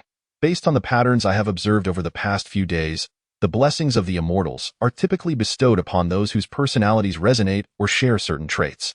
Yet, I cannot find any trace of the mythological Yang Jian within him." Listening to the secretary's words, Lu Chengfeng pondered thoughtfully, then hastily took out his phone, located the surveillance footage he had downloaded, and handed it to Su Yang. Without a care for his image, Su Yang crouched on the ground, intently watching the phone. Inside the factory, the rat-like creature, unable to discern the situation, fidgeted restlessly. Or perhaps it was Su Yang's indifference that once again provoked its sensitive nerves. "Madman, do you still have the audacity to show your face?" The lame man's expression darkened, as if water could drip from it, and he shouted towards the door. "Hurry up and get in here. What are you waiting for? Wait a moment. I'll be ready soon. Stop him for me. Don't let him escape." Su Yang did not lift his gaze but casually replied, his eyes never leaving the phone screen. The rat, which had been on the verge of erupting, suddenly fell eerily silent upon hearing the term madman. squinting its eyes slightly as it stared at Su Yang. Time passed slowly, the video without sound. Watching the monkey struggle to rise from a pool of blood, a twisted smile appeared on Su Yang's face. "Thank you." Su Yang stood up, returned the phone to Lu Chengfeng, exhaling lightly as he walked into the factory, looking at the rat from a distance and asked earnestly, "Are you an immortal?" "Naturally. I am, the immortal, Zishu." Zishu appeared somewhat agitated. These ignorant mortals, upon entering, immediately resorted to violence, never once interacting with me. They completely fail to perceive the allure of my status as an immortal. Only he, this madman, who posed the question, upon declaring, "I am the immortal, Zishu." He seemed to radiate a newfound clarity, proudly folding his arms and raising his chin, as if awaiting the mortal's worship. "Oh, they truly did not deceive me." Su Yang nodded, smiling as he said, "Initially, I merely wished to borrow a morsel of flesh from you.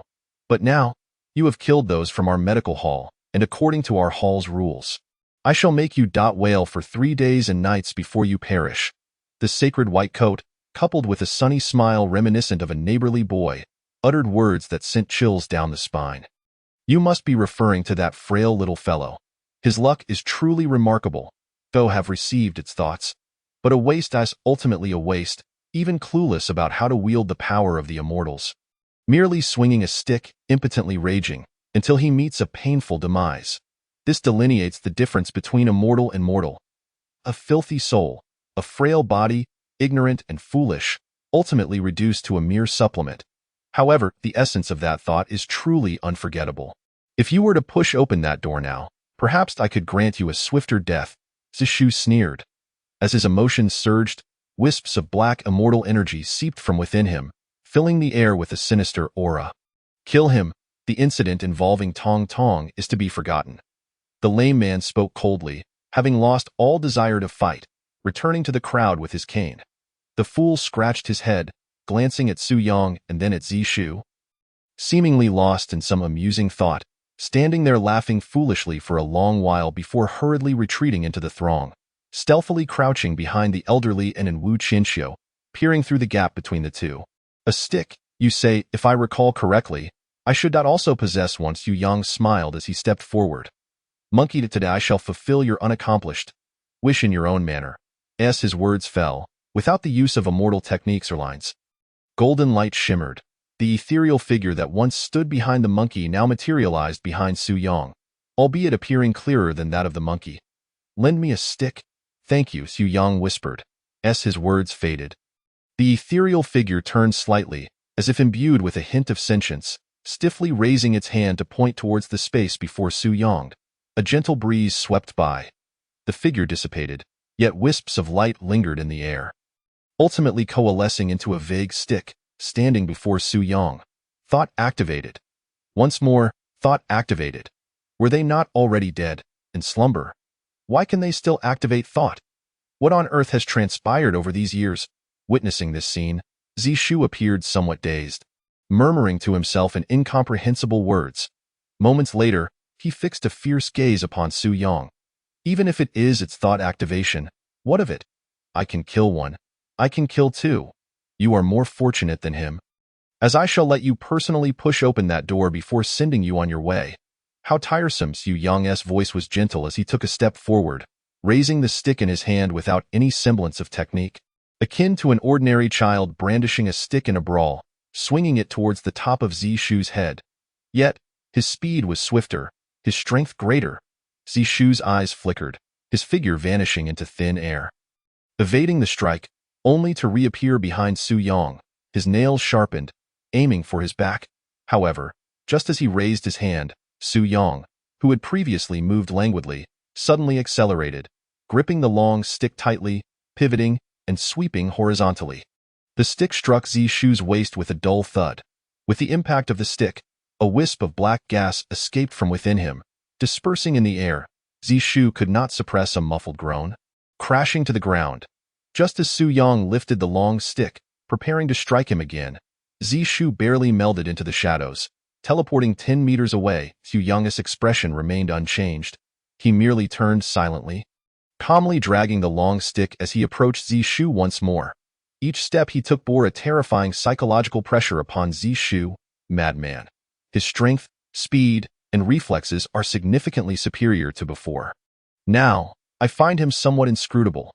The lame man stood aside, observing Su Yang, gravely stating, his cold gaze brimming with battle intent. He could be said to be one of the two individuals present qualified to comment on Su Yang. As for the other, was currently lurking behind others, chuckling foolishly, seemingly lost in some imagined scenario. The crowd instinctively distanced themselves from him.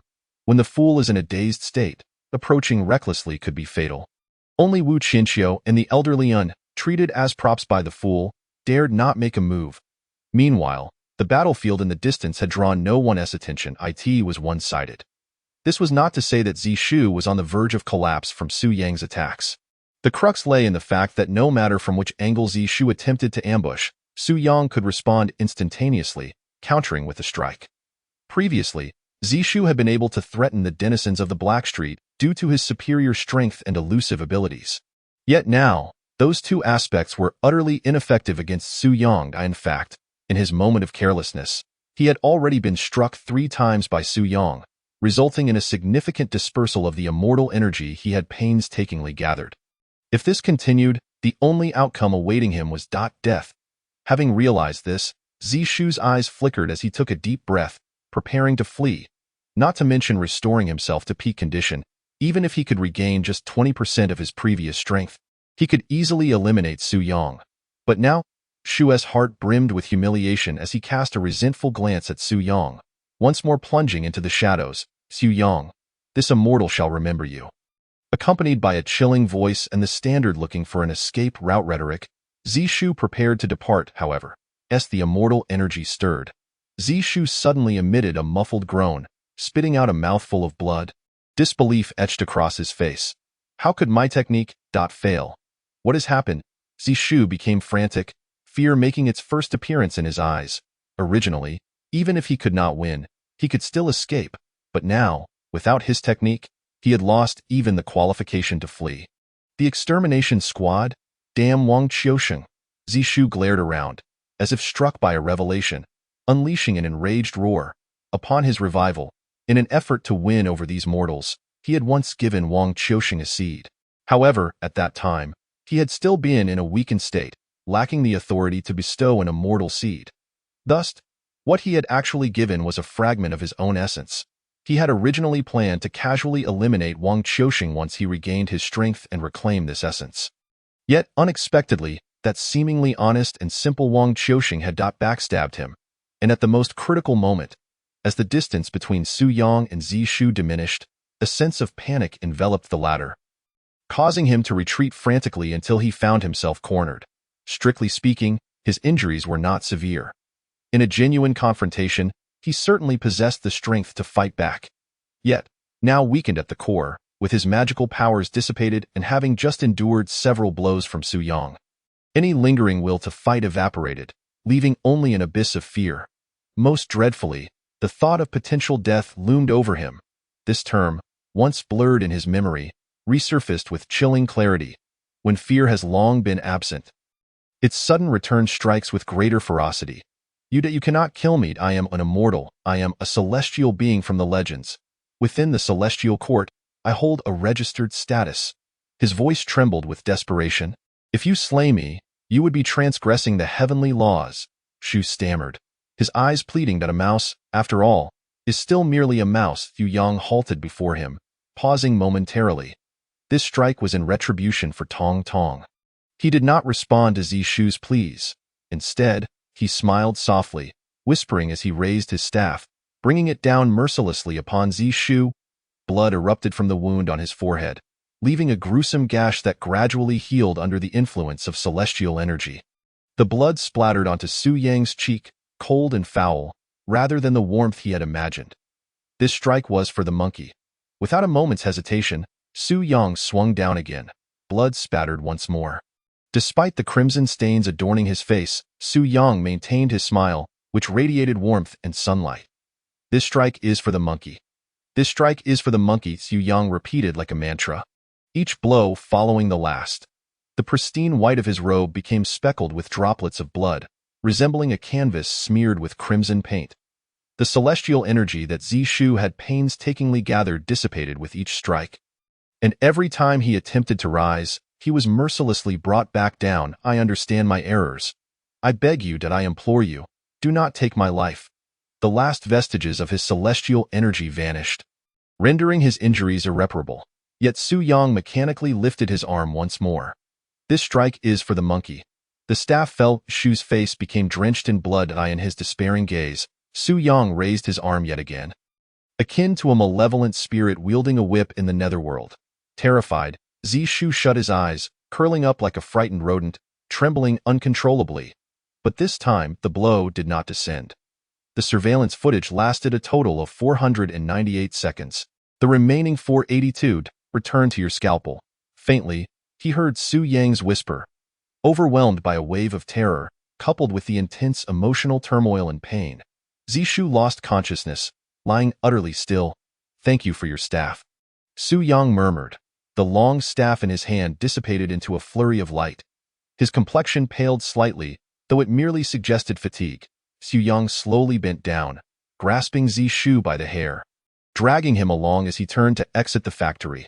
The crowd outside the dark street remained silent, forming a line as they awaited his return.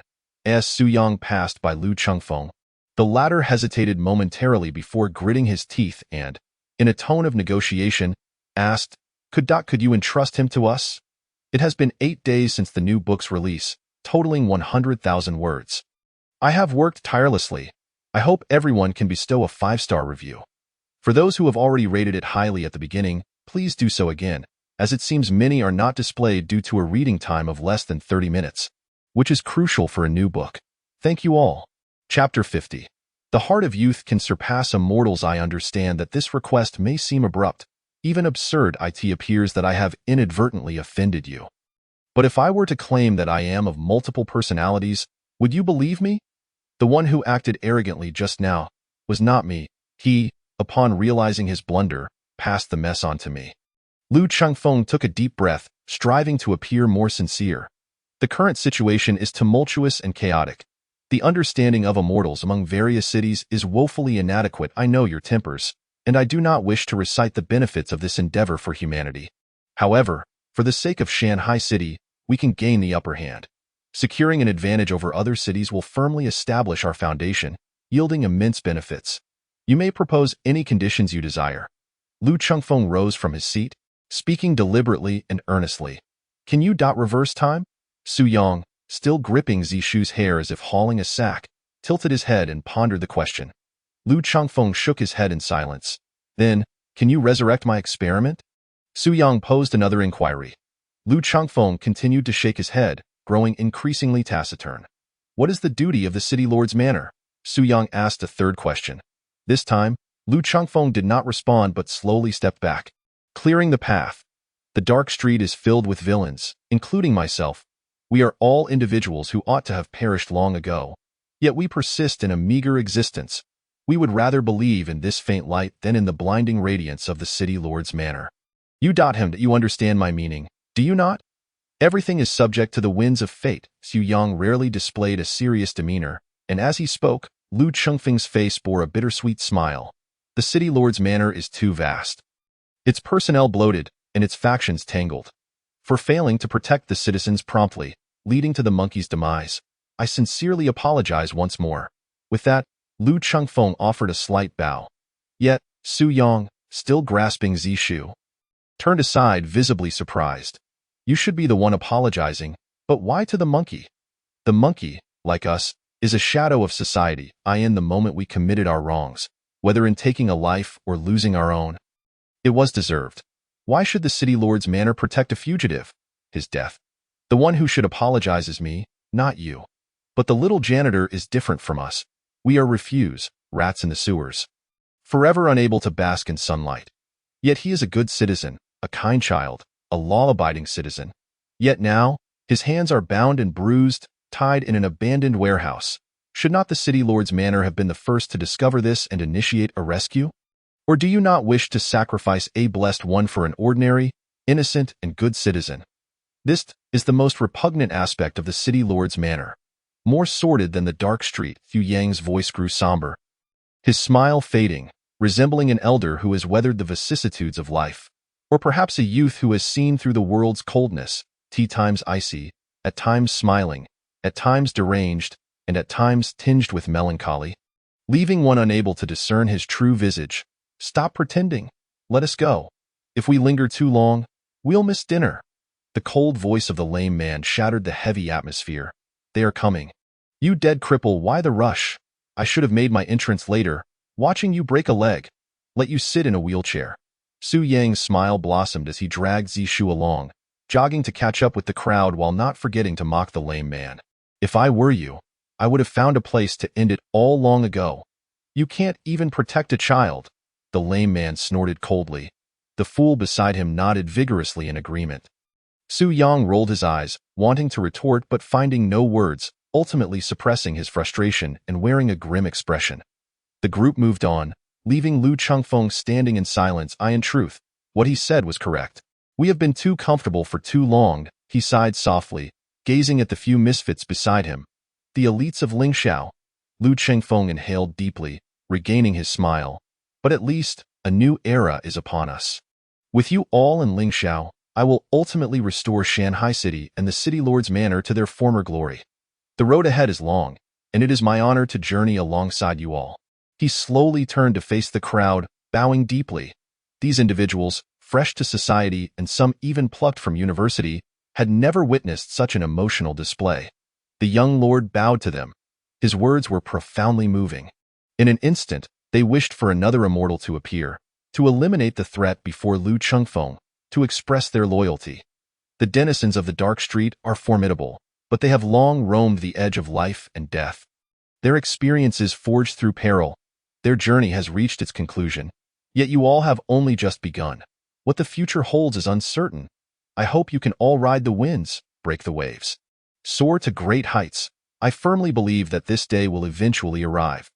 For the heart of youth can triumph over even the celestial. Lu Chengfeng's voice ascended, his fist raised high in the air. As the twin sisters gazed upon him, their eyes sparkled like stars.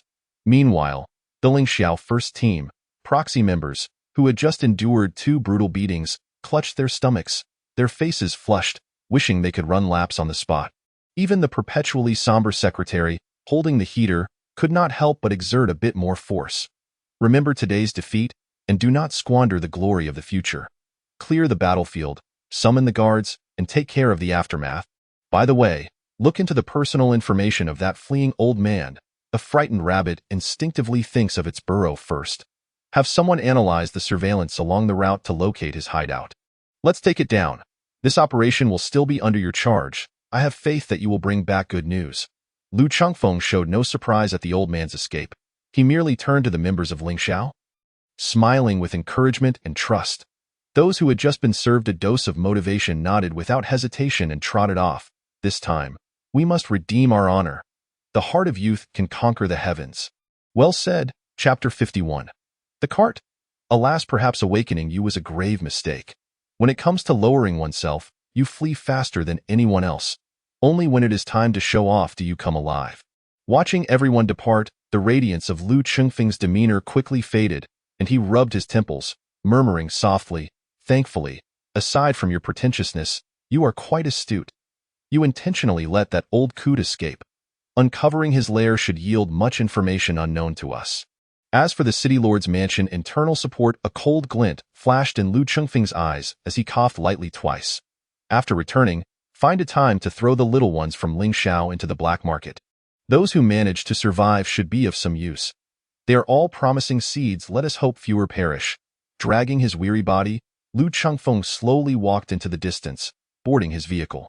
He gazed at the dismantled passenger seat, his countenance turning pale, and his lips twitching slightly. I would never allow my car to be scratched or bumped washed 7 times a week in this seat. You say you can just take it apart? At this moment, Lu Chengfeng almost suppressed an internal roar, clenching his fists tightly, letting out a cold snort, and closing his eyes. The driver, glancing cautiously through the rearview mirror, finally started the vehicle and drove away. The abandoned factory fell into silence once more. No ripples were stirred. It was as if nothing had ever happened. You drove this car here? observing the cart in the wasteland. The cripple could not help but scrutinize Su Yong with a strange expression. It seemed the urgency to hurry had left the horse's rear bare. I can't drive.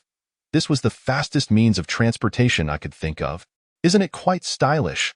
Riding atop it feels breezy, and the head-turning rate is extraordinarily high. The little janitor will surely adore it. Su Yong, unashamed, proudly lifted his chin, boasting. The cripple merely let out a slight mockery, without hesitation climbing into the vehicle. Only the fool, gazing at the cart, was filled with excitement. I want to ride this. I want to ride this, he shouted, leaping onto the cart, curiously observing his surroundings, grinning foolishly. Just as everyone inwardly mocked him, he effortlessly scooped up Tong Tong, who was being carried by Zhou Sangu. There's ample space here. Little Tong Tong won't be tired. She can feel the breeze. Hearing the fool's reasoning, Zhou Sangu was momentarily dumbfounded, instinctively wanting to reclaim Tong Tong. But upon meeting the fool's fierce gaze, he instantly wilted. Your idea is truly splendid. Zhou Sangu stammered for quite a while before managing to utter this phrase. He could reason with the cripple. The madman can reason when he is not mad. The fool never reasons. It feels a bit stuffy in here. Had I known, I would have stolen a better car. The already aboard cripple suddenly muttered in dissatisfaction, stepping down from the vehicle, looking at this luxury car worth hundreds of thousands with disdain. After we return, park the car by the roadside, and don't forget to toss some money in the passenger seat. Watching Tong Tong, who had collapsed onto the cart, slightly twitch her eyelids, the cripple cleared his throat, his voice booming, then directly ignored Su Yong. The fool's sorrowful gaze was quite agile as he jumped onto the cart. Sitting down with a heavy heart, staring at the sky. The crowd from the black market seemed to have long since grown accustomed to this scene, silently driving away. Yet the cart remained motionless. The cripple could no longer maintain his facade, appearing as if he had just regained his senses, looking at Su Yong in confusion. Why aren't we moving? Why should I be your driver? Su Yong scoffed, disdain dripping from his words. The fool chuckled foolishly, rubbing his bald head. The cripple prepared to unleash a tirade. But the next moment to be able to enjoy such splendid weather and venture into the wild with a few friends is indeed a great fortune in life. Though you all bear certain disabilities, I have never held it against you. The black market is a friendly family. I hope you will refrain from hitting or cursing me in the future, as it would deeply sadden me. The scars I bear always bring me to tears in the dead of night. My body aches, and my heart aches even more, originally speaking with a sardonic tone. Su Yong abruptly sighed, his expression sorrowful and pitiful. The cripple was taken aback then, as if recalling something. He and the fool simultaneously turned to the side, discovering that Tong Tong had weakly opened her eyes. Where is Uncle Monkey? Is he all right? Su Yong instinctively wanted to respond but immediately sealed his lips, scratching his head in frustration, unsure how to articulate it. Ultimately, he picked up the whip and struck the horse's rear. The cart jolted along the road. The cripple fell silent again, sinking back into a detached stupor, a demeanor that signaled not to be disturbed. The fool, on the other hand, needed only to chuckle foolishly. Observing the reactions of the others, Tong Tong seemed to have guessed something, lowering her head in disappointment, not uttering a word, her small fists clenched tightly. In truth, we are all people who should have perished long ago. Every day we survive is a stroke of luck. Thus, you need not mourn for Uncle Monkey's demise. It is his fate, as well as our future. Su Yong continued to drive the cart seriously, gazing ahead, not looking back, and spoke slowly to him. My mother once told me from the moment we are born, our destinies are predetermined. However, as long as we strive, we can rewrite it all, crafting another joyful, perfect ending with our hearts. Uncle Monkey has indeed been attempting, yet because of me. Tong Tong did not continue, merely sitting on the cart, hugging her knees, burying her head, overwhelmingly subdued. Chapter 52. The Secret Plan. The running cripple. You are mistaken. The cripple, having regained his senses unbeknownst to him, looked at Tong Tong calmly. Whether for us or for Monkey, all that we do is not solely for you. More so, it is our quest to reclaim our hearts. That once fervent beating heart. His voice remained icy, yet his gaze was earnest. At this moment Su Yong, driving the cart, fell silent, lost in thought. The fool sat in the corner, his foolish smile fading, as if pondering. reminiscing about something. Only the cripple's voice echoed continuously across the desolate wilderness. We are currently empty. To say we are a group of moving, walking corpses, decaying, foul-smelling corpses, would be a compliment. We do not comprehend the meaning of our existence. Nor do we know what we desire to do, or what we ought to do. Day after day, year after year, we live numbly and die numbly. This is our destiny. It is also the punishment that we, a band of great evildoers, rightfully deserve. The cripple's voice trembled slightly, his grip on the cane tightening unconsciously, faintly revealing the bulging veins on the back of his hand. In the dark alleys, there is not a single soul that is innocent. One can only imagine how many people would wish for our demise, or even for a fate worse than death. Only you perceive you as still human. When one has long been immersed in the frigid abyss of darkness, any flicker of light, no matter how faint, instinctively beckons us to pursue it. Perhaps this glimmer cannot illuminate the world, but it offers us a modicum of solace amidst our numbness. Thus, what we save has never truly been you. Rather, it is that beam of light within our world, or perhaps it is we who are rescuing our own realm, saving ourselves. Even if one day we meet our end on this path, at the very least. Unlike before, we shall understand the reason for our demise. For us, that is enough. It is hard to fathom that the perpetually cold and solemn figure of the cripple could utter such words in one breath. As his voice faded, he raised his hand and gently stroked Tong Tong's bald head. With tears glistening in the corners of his eyes, Tong Tong looked up at the cripple, as if yearning to say more. There is no need for self-reproach, no need for guilt, as long as the light within your heart still shines. Everything is worthwhile. The cripple murmured softly. Tong Tong seemed to grasp the sentiment, albeit vaguely. Su Yang once again tugged at the horse's rear, urging it to hasten forward. The cart jolted and swayed. The fool, seemingly oblivious to the unfolding events, resumed his silly grin. The sun dipped lower in the sky. The gentle rays bathed the cart, traversing the desolate land in a golden hue. Even this broken wasteland appeared to transform into something pleasing to the EYIT, was as if their dark world became vibrant due to this flicker of light. But you used your cane to strike the ball. Little Tong Tong, I must report you. The cripple is a villain. I bear witness, there is blood on his cane. You two imbeciles, yet we can run freely beneath the sunset. He he.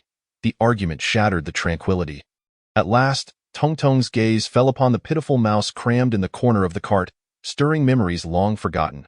The cripple naturally shifted his position, obstructing Tong Tong's view. This is darkness. The darkness that seeks to extinguish that glimmer of light. Therefore, we are determined to reform him, to allow him to radiate brilliance. Su Yang, driving the cart, continued, his expression unwavering, omitting any mention of the consequences of failure in our endeavor. I suddenly recalled, cripple, you two can run freely beneath the sunset.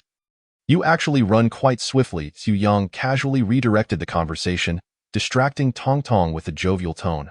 The cripple was taken aback. Fool, execute the plan. Su Yang suddenly called out loudly. The fool, scratching his head, asked, what plan? The top secret plan of the Dark Alleys, Article 15, title, The Running Cripple, activate. In that moment, Su Yang's demeanor was grave, as if he were proclaiming a significant mission. The fool pondered seriously, sat up straight, and saluted. Received. Commander! Then, amidst the cripple's bewildered gaze, the fool abruptly lifted his foot and kicked the cripple in the waist, sending him tumbling off the cart, while deftly snatching his cane as he soared through the air.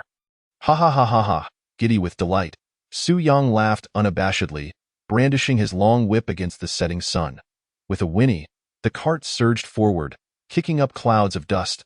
Reporting to the commander, mission accomplished, the fool saluted again, with righteous fervor.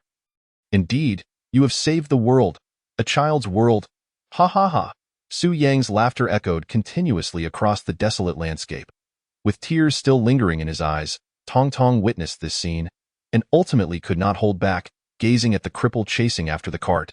Revealing a pure smile, madman, fool, upon returning to the dark alleys, I shall duel with you.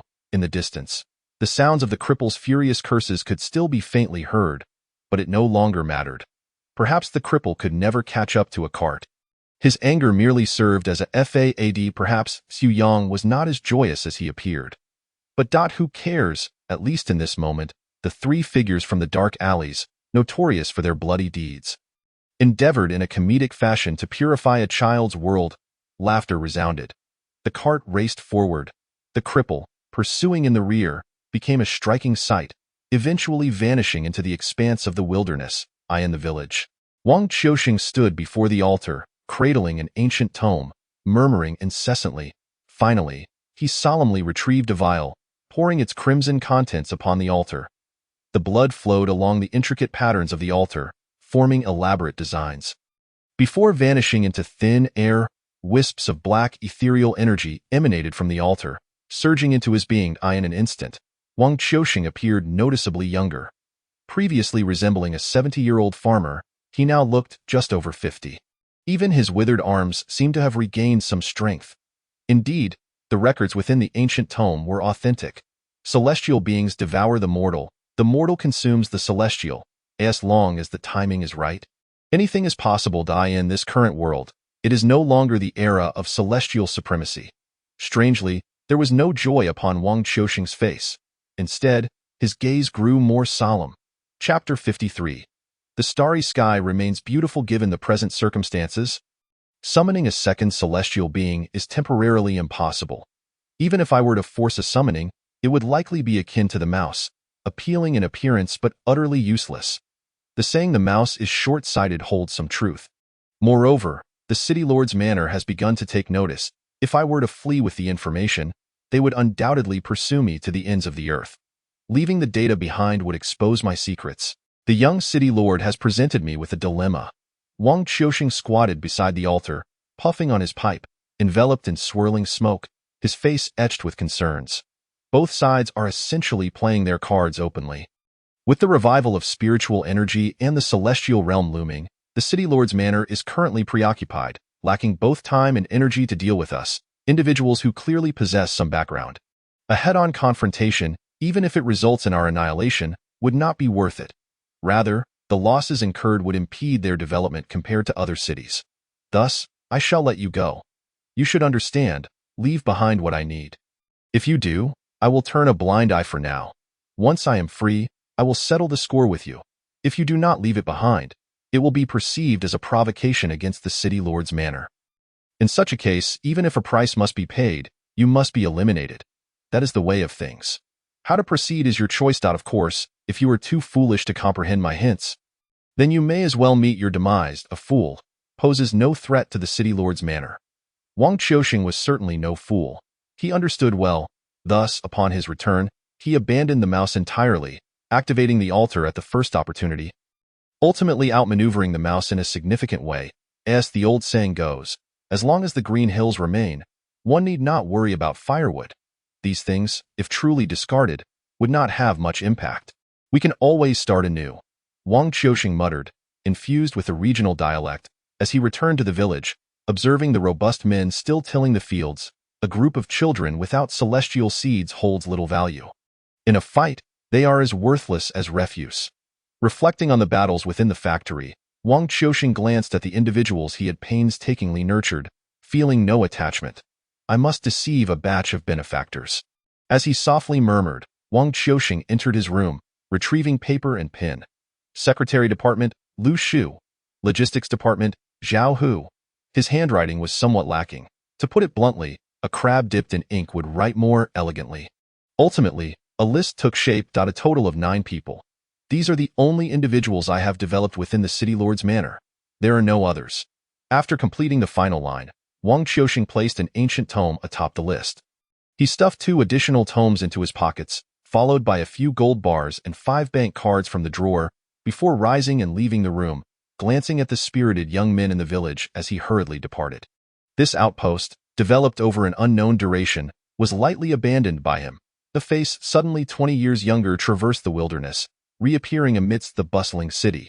Unless vast manpower and military resources were deployed, finding him would be akin to searching for a needle in a haystack.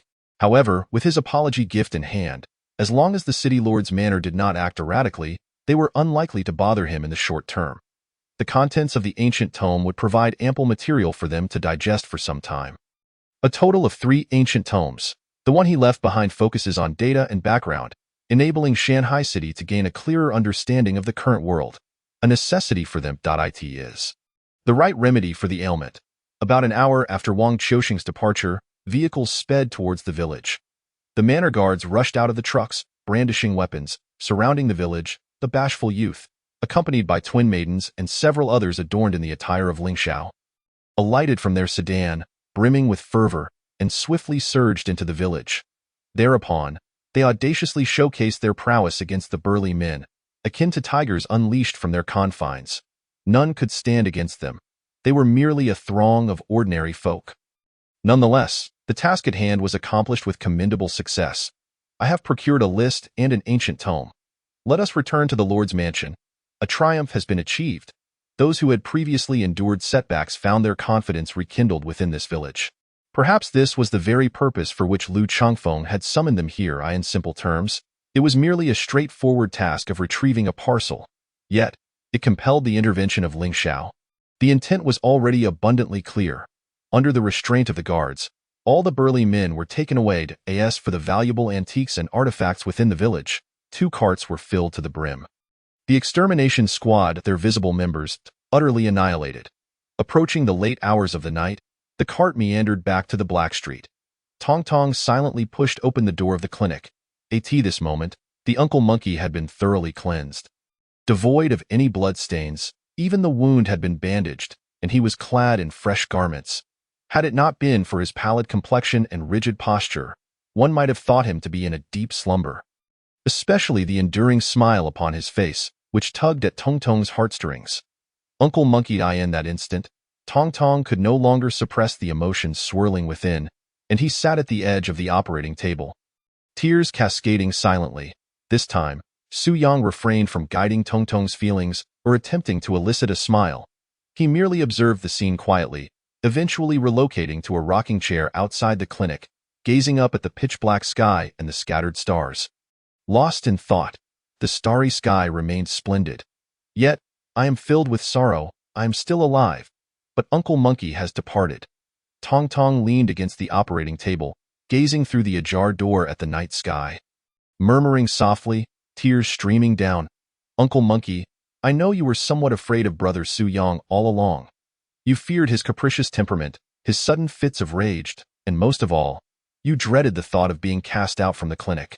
Even though I have assured you that Brother Su Yang is truly a good person, your worries lingered.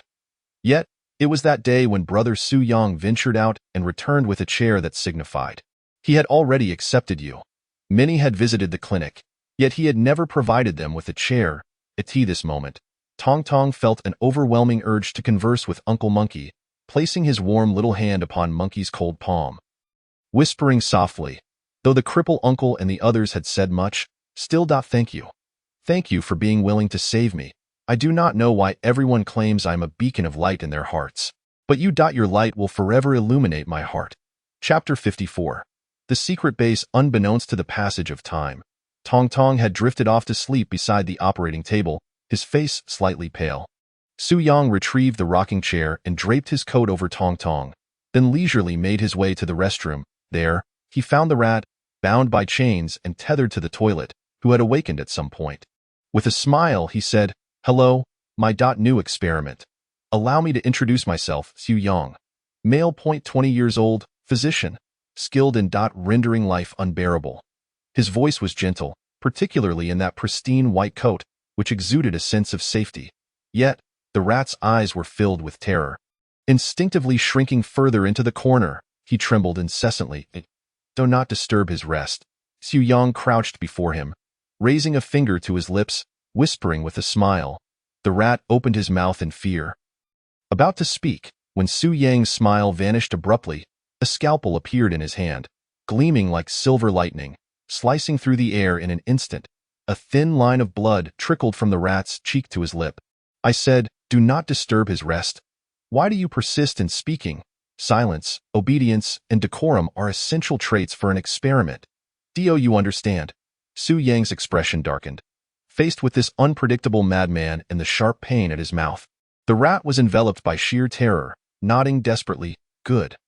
The smile returned as Su Yang patted the rat's shoulder, unfastening the chains binding him to the toilet and slowly rising, resembling a specter leading the way. He guided him outside the clinic with each step. The chains clinked ominously. Su Yang paused, turning to frown at the rat. The rat instinctively shivered, clutching the length of chain between them, to not let the blood drip on the ground. "It will be a hassle to clean," Su Yang's voice echoed again. The rat remained silent, one hand gripping the chains, the other covering his face to muffle the sound, bending awkwardly to proceed, terrified of making any noise. It was only upon exiting the clinic that he breathed a sigh of relief. Unsure of what he was relieved about, Su Yang lingered momentarily at the clinic's entrance, his gaze flickering to a shadowy corner before dragging the rat into the dark street. Gradually disappearing into the night eye in the shadows, Wednesday Dog emerged slowly, sitting on the steps opposite the clinic, facing the moonlight, deftly manipulating a blade, silently guarding. "Where are you taking me?" Su Yang led him further away. Even beyond the black street, surrounded by desolation, the rat trembled as he spoke. But Su Yang offered no response, continuing to pull him onward. Ultimately, they turned into an abandoned, dilapidated building, nighttime. The silence within the derelict structure was punctuated only by their footsteps. The rat, who usually reveled in darkness, suddenly felt an overwhelming discomfort in this moment. He glanced around, desperately trying to regain some semblance of spiritual strength. Yet achieving such a feat in a short span proved exceedingly difficult, particularly with the pain in his cheek continuously assaulting his nerves. Fortunately, the torment eventually subsided. Within the uppermost floor of the building, one room had been somewhat completed, though it still bore the rough texture of cement walls. As for the door, it was evidently installed by Su Yang himself, standing out incongruously. "Welcome to my laboratory." Su Yang smiled at the rat, producing a key to unlock the door. The room was shrouded in darkness, but the rat felt as though he could see something through the gloom, his body trembling violently. The fear that had been suppressed within him erupted in that moment, ignoring any threats from Su Yang.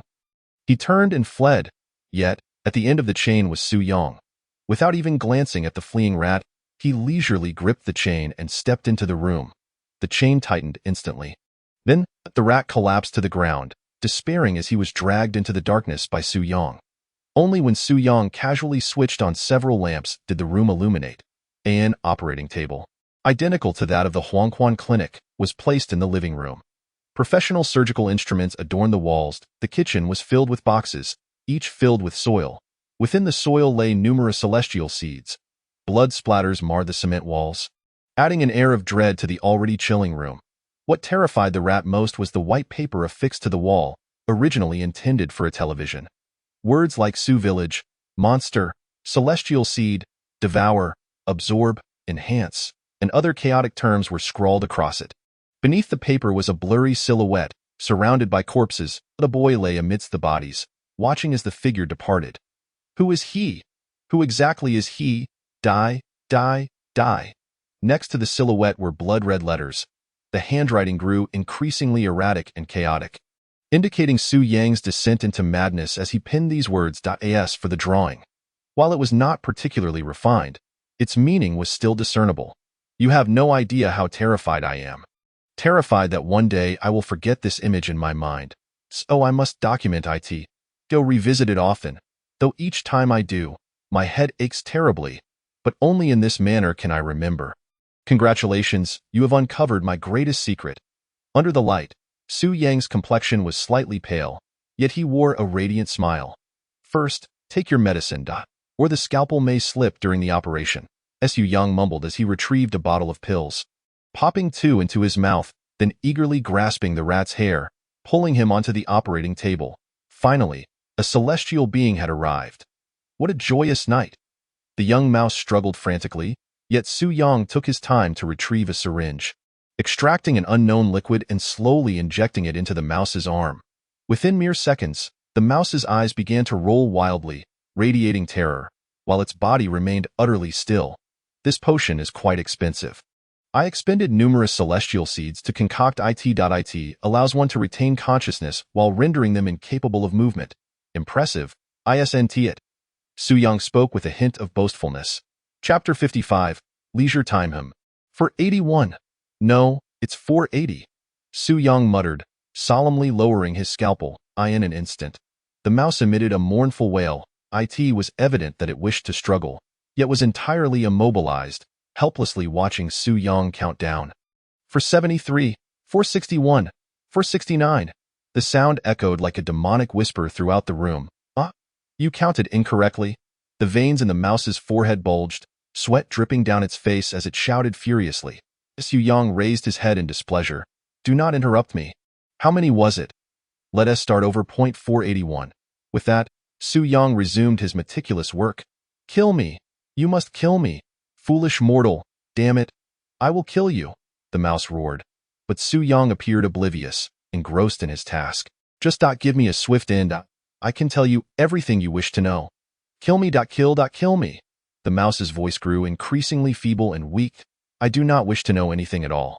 Such a peculiar celestial being. Su Yang cast a strange glance at the mouse before carefully picking up a pale golden object resembling a seed with tweezers, scrutinizing it under the light.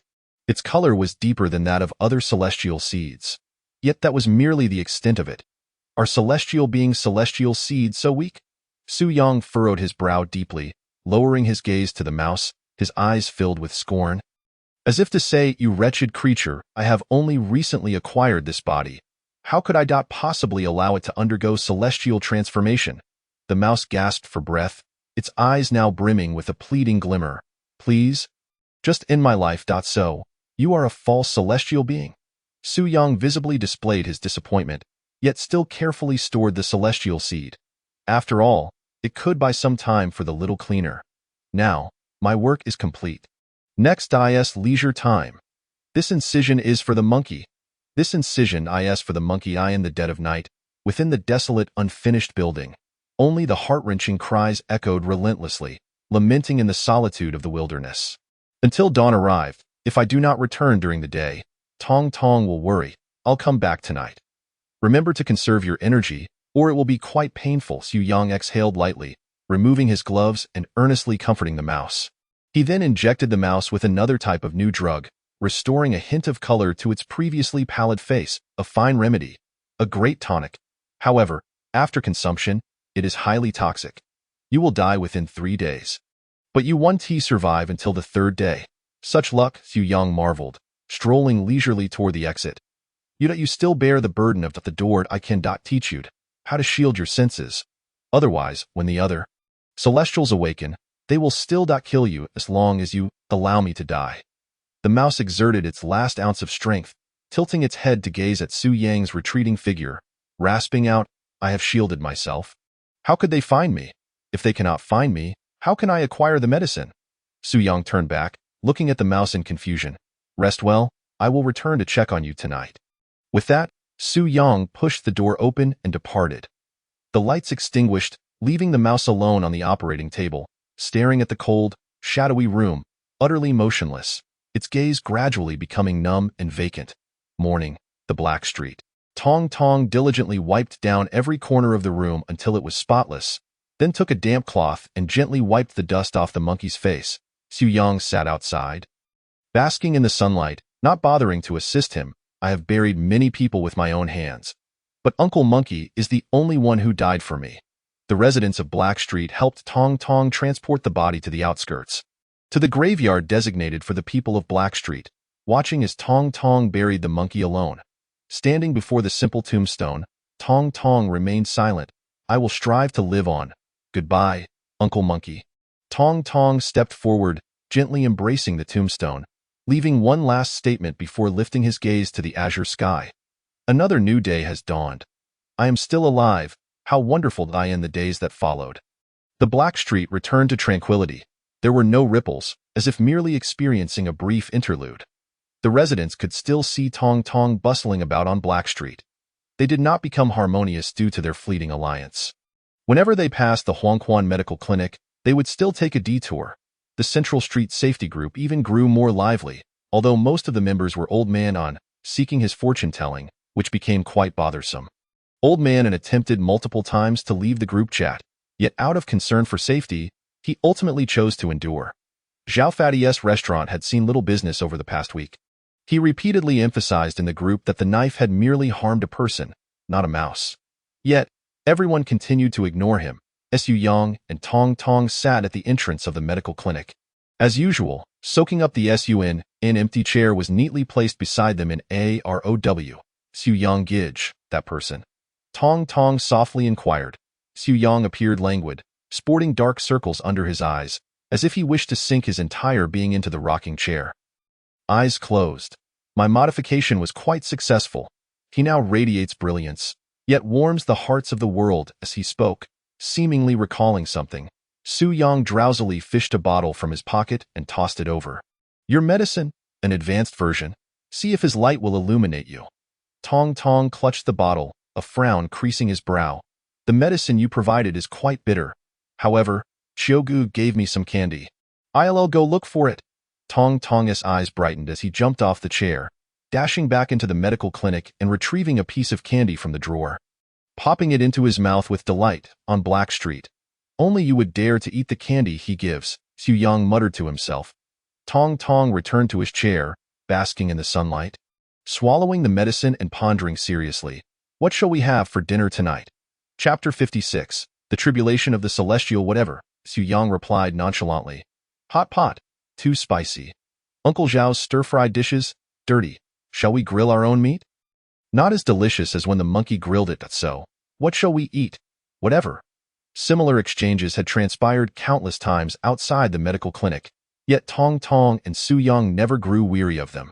However, in their current dialogue, an additional option and name had emerged. Perhaps the monkey has departed. Or perhaps he has always been present. Doing well. Living up to the name Ling Xiao. Lu Changfeng had somehow retrieved his fur coat and draped it back over himself, significantly easing the secretary's workload. He casually placed his hand on the table, grasping 2 gold bars and unobtrusively slipping them into his fur coat, before softly stating, Please store these items, young lord. 2 items are missing. The secretary stood rigidly before Lu Changfeng, his expression solemn. Missing? Lu Changfeng's lips twitched slightly. Missing 2 gold bars, weighing 400 grams. The secretary nodded earnestly, his demeanor meticulous. Lu Changfeng took a deep breath, scrutinizing the obstinate fellow before him, pointing to his own face. Who am I? Young lord, the secretary responded. Lu Changfeng further inquired. Who is my father? The secretary replied. The lord of the city. So, you think this batch of ill-gotten gains is lacking? Lu Changfeng nodded with satisfaction, a playful smirk on his face. Missing 2 gold bars, weighing 400 grams. The secretary reiterated loudly, exuding the indomitable spirit unique to the Mountain Sea Army. Here, take it all, yelling at the young lord, deducting a day's wages from you. Lu Changfeng irritably tossed the 2 gold bars onto the table, grumbling petulantly. The secretary, with an impassive demeanor, meticulously counted the illicit funds one by one, confirming that nothing was amiss before taking them for storage. The individuals on the list should remain untouched for the time being. Let us observe. Who knows if that old fool spoke the truth? Now that we have stirred the grass, these rascals must be in a state of panic, aware that the village has been swept clean. Keep a close watch to see if they make any moves.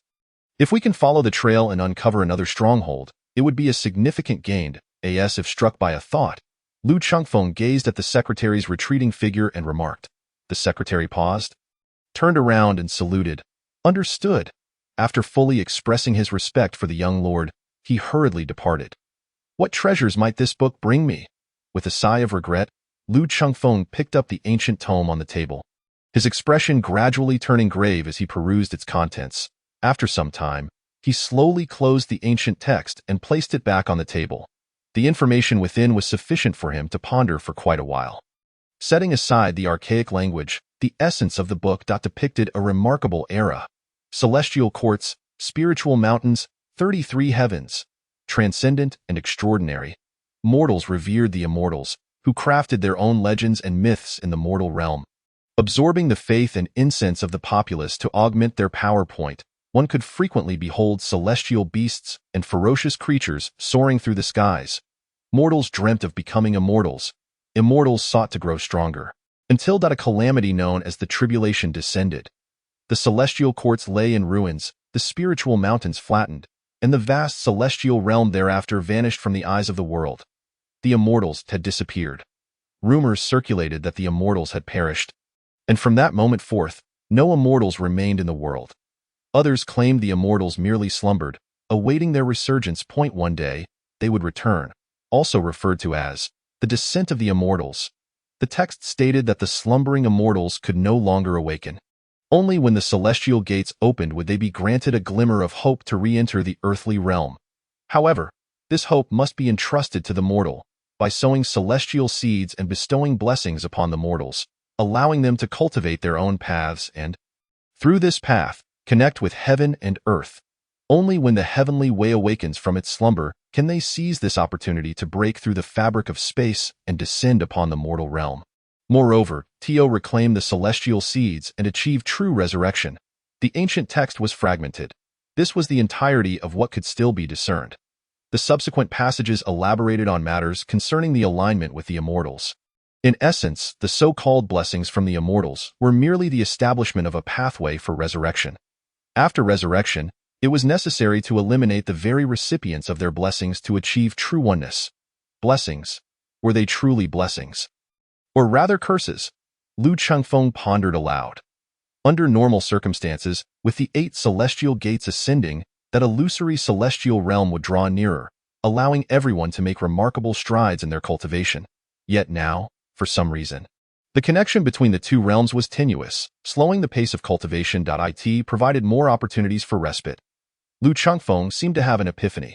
Thus, the existence of the so-called Yang Jin and Erlang Shen, 2 names for the same individual, dividing one's path into segments and assigning them to various individuals for cultivation could accelerate the speed of one's resurrection? Or was there another hidden truth? What transpired in ancient times? What sort of tribulation could annihilate the omnipotent immortals? Their return. As he continued to analyze, Lu Chengfeng's expression grew solemn. The return of the immortals could reclaim the path of mortals. In other words, when the immortals returned, mortals could also slay immortals to validate the path of immortality. The distinction between immortals and mortals lay merely in a single thought. Perhaps this was the true heavenly way. In a mere half-hour, Lu Chengfeng contemplated much. Yet, for now, these thoughts felt distant. Perhaps a month. Perhaps a year, even a decade or a century. The arrival of the immortals in the mortal realm wholly depended on the cultivation progress of the bestowers of blessings. According to the final notes in the ancient text, the current recipients of blessings had a mere one alignment with their corresponding immortals. HMSU Yang's alignment was probably around 2. Though it was only a marginal increase over others, in terms of power, it was a chasm apart. Cultivating was a step-by-step ascent. Even walking the ancient paths of those immortals, such a slight difference could create a significant divide. What troubled Lu Chengfeng further was the following passage. Chapter 57. The Black Street Training Program. As alignment with the immortals increased, their own personalities and behavioral habits would increasingly resemble those of their corresponding immortals. Yet the mortal's mental capacity was limited. Over time, it was akin to a heavy weight persistently pressing down on the blessed one's nerves. This included incessant whispers in their ears and inexplicable visions. Ultimately, some fragile recipients of blessings would descend into madness, lost in confusion, unable to discern their own identities or actions, until death claimed them. Thus, for the sake of caution, these immortals would seek numerous individuals to bear their seeds. They entrusted their hopes to those with steadfast will, to inherit their entirety, enabling them to shatter the void and re-enter the world. Is this the truth? Rather than believing a book chronicled by ancients, it would be better to witness it firsthand. Tio observed the changes of the world, to behold the shifting tides. Mortals, what of them? Lu Chengfeng suddenly chuckled, shaking his head. If we adhere to the logic presented in the text, when a person becomes entirely aligned with an immortal, possessing the same personality, habits, and thoughts, even receiving those visions, why would the immortal still need to return? At that moment, he would already be the immortal who blessed him. One must not fully believe, nor entirely disbelieve. Having come to this realization, Lu Chengfeng felt significantly lighter, shifting to a more comfortable position in his chair. Yet some of those words still hold merit. Perhaps when everyone's alignment improves collectively, it will be the strength or weakness of their backing that will matter. But now, with everyone's alignment stagnated at 1, some myths, often overlooked, may prove remarkably effective. Yang Jin's strength may not surpass the mouth of the howling celestial dog. Furthermore, if certain individuals resonate too closely with their corresponding lesser immortals, causing their alignment to skyrocket, one might witness a scene akin to Sun Wukong overpowering Tathagata Buddha.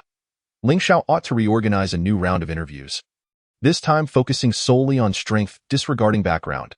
Establishing a complete combat power structure, Shanghai City might gain a head start in the early stages, fully leveraging the diverse abilities of each immortal while secretly nurturing those formidable immortals, allowing them to grow before unleashing them. A smile returned to Lu Qingfeng's face, his mind gradually formulating a detailed plan for the development of Shanghai City in the coming months. However, Lu Qingfeng soon furrowed his brow again, muttering, "Go back to sleep. We have no need for you. A mere pretender. Should you persist in your incessant murmuring, do you believe I won't shave my head bald?"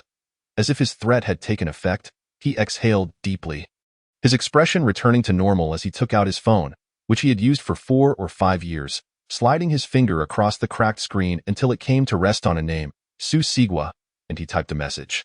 Approximately 10 minutes later, a knock sounded at the door. The shy youth, formerly the acting captain of Team Ling Xiao, now merely an investigator of Team Ling Xiao, a curious existence who had held his position for only a day, pushed the door open and stepped inside, standing somewhat awkwardly before Lu Qingfeng. "Please, have a seat," Lu Qingfeng said with a smile. "Thank you." Su Sigua's voice was barely audible as he cautiously sat across from Lu Qingfeng, lowering his head and avoiding eye contact, embodying social anxiety to perfection. "Do you resent me for removing your position?" Lu Qingfeng's tone was as warm as a spring breeze. Su Sigua anxiously rose, shaking his head repeatedly, his lips murmuring, "No, not at all. My abilities simply weren't sufficient. Do not fret. Sit down and speak," Lu Qingfeng said gently, observing Su Sigua's demeanor with an inward sigh, yet maintaining a kind demeanor. "Within all of Ling Xiao, you are the person I value most. Kind-hearted, courageous, and wise. You possess an indomitable spirit. Even when faced with setbacks, you rise swiftly, ready to forge ahead once more. Is your most precious quality. Would you care for some coffee? The finest coffee in Qiushui City." Lu Qingfeng's voice was exceptionally soothing, effortlessly instilling a sense of relaxation. He retrieved a bag from a drawer nearby, looking at Su Sigua as he inquired. Su Sigua's face flushed with embarrassment from the praise, and he nodded slightly. Lu Qingfeng's lips twitched as he grasped the elegantly packaged bag, feeling an instinctive tightening in his grip. Normally, such a reserved individual would instinctively decline. Had he overpraised him? He gazed at the small bag of coffee in his hand. Just one bag, a mere small bag, enough to brew a single cup. This is a trial pack of Qiushui coffee. He has always hesitated to indulge in it on ordinary days. When he needs to win people over, he brings it out, offers greetings, and pretends to be sophisticated, achieving remarkable results. However, this is the first time someone has genuinely expressed interest in drinking it. Suppressing the pang in his heart, Lu Qingfeng slowly rises to brew the coffee. Su Sigua sits obediently in his place, quietly awaiting the moment when the aroma of the coffee wafts through the air. "No rush, savor it slowly, just be careful not to burn yourself." Pushing the coffee towards Su Sigua, Lu Qingfeng speaks again. "However, at this moment, I believe you still require some honing, much like this coffee. No, I mean this operation. Compared to the underworld, you seem somewhat lacking in many respects. Is it to your liking?" Lu Qingfeng speaks softly, his gaze fixed on the cup of coffee. Watching Su Sigua take a gentle sip, he can no longer contain his curiosity and inquires, "So, what do you think?" The rare and precious quality of Qiushui coffee lies in its bitter yet sweet aftertaste. Even without sugar, one can sense its sweetness, rich and with an everlasting aftertaste. Yet your coffee should be of a higher grade. Its flavor is somewhat different from what I usually drink at home. Is it a special supply?" Su Sigua gently nods, gathering his courage to speak a bit more. It seems that when discussing his area of expertise, his words flow more smoothly. "Oh, you drink it often?" Lu Qingfeng asks, surprised and instinctively. Su Sigua lowers his head even further. "Yes, my father has some business dealings with Qiushui Group. They have gifted us a lot. But this particular flavor is my first experience. It's quite novel." As he speaks, a hint of admiration flickers in his gaze towards Lu Qingfeng. Truly, he is the young city lord. It seems to be expired. Indeed, it is a special supply. If it weren't, I wouldn't be accustomed to it. Lu Qingfeng nods seriously, Su Sigua lowers his head once more, takes another sip, closing his eyes to savor it, and finally looks regretfully at Lu Chengfeng. I was just about to say, if you like it, I would give you some, but I don't have any special supply at home. As he speaks, he resembles a child who has done something wrong, bowing his head once more at that moment. Lu Chengfeng inexplicably feels a pang in his heart, a piercing pain. Let us not dwell on the matter of coffee any longer. Let us discuss the training program for the underworld, above the immortals. A congregation for plot discussions. 80892-0500 Chapter 58. You are ill in the face of towering mountains. We forever harbor a heart that yearns to climb. The same holds true when confronting the strong. Yet, before that, we can learn how they have become powerful, how they have reached the pinnacle. This is not a disgrace. The underworld is, after all, the hidden realm beneath the facade of peace, a blood-stained realm. Coffee requires further refinement, not to mention people. Lu Chengfeng's gentle voice continues to resonate in Su Sigua's mind, especially when he ultimately redirects the topic back to coffee, leaving Su Sigua with a profound, albeit vague, sense of enlightenment. So this is the true reason the young city lord enjoys his coffee? I doubt I can do it. Su Sigua gathers his courage, clenches his fist, and states earnestly, excellent. What does it mean to be young? Youth should be sharp, ambitious, and fearless. The path of youth is unknown, and the unknown represents infinite possibilities. 1 month later, return to the city lord's mansion and report to me. I shall restore you to the position of deputy captain. Lu Chengfeng speaks calmly, with the unique elegance and composure of a young city lord. I will do my utmost. Su Sigua stands upright, shouting fervently. However, his expression quickly shifts to one of discomfort, as if he is holding back something. His features contorting, and then, with a muffled sound, the heated atmosphere that had been cultivated in the room dissipates, replaced only by awkwardness. My stomach, it suddenly hurts. Young city lord, I doubt I must take my leave. Su Sigua nearly bites his tongue as he utters these words. Crossing his legs and turning to exit hurriedly, if only I had 1 more minute, I could steer the conversation back to coffee. Could he not hold on for just a while longer? This wretched group of wealthy second-generation elites, their bodies are so well kept. It's just an expired coffee, and they react so quickly. Lu Chengfeng watches Su Sigua depart, a hint of melancholy on his face. As if at that moment, his coffee had flown away. Not merely the coffee as the acting captain of Ling Xiao team. Shouldn't he contribute some luxury cars, office buildings, high-end snacks, or even brand new fur coats for his department? As long as you return this time, the honorary captain of the team shall be you, indisputable. Lu Chengfeng solemnly makes this monumental decision, retrieving Lu Chengfeng number 2, which he has no desire to peruse, along with the profiles of Ling Xiao team members. At the top of the list is Su Sigua. Su Sigua, the only son of the Su family. His father Su Wugua built the Su family group from scratch, establishing a commercial empire in Shanghai City. The video platform under his name boasts a vast audience in Shanghai City, Qiushui City, and Chunqiao City, ranking 19th on the list of the 100 wealthiest individuals. You truly know how to put on airs. This sort of profile, he doesn't even glance at. It's not merely a team member. It is clearly a fortune god. Did I just send him to the underworld for training? If he were to perish in the underworld. Suddenly, envisioning a certain scenario, Lu Chengfeng stands up abruptly, instinctively rushing towards the restroom, but fortunately, the remaining rationality continually urges him to restrain himself, to hold back again. He takes a deep breath and flips open the next profile. Hua Xiaoqi, Hua Xiaowu, female, twins, daughters of the Hua family. President Hua Changzai ranks 64th on the list of the 100 wealthiest individuals. Lu Chengfeng suddenly feels his legs weaken. If his memory serves him right, Lu Chengfeng no. 2. Previously had the Su family's young master serving as a chauffeur and the Hua family's daughters holding umbrellas. These, in a strict sense, could also be considered training for them. But now he is sending someone to the underworld?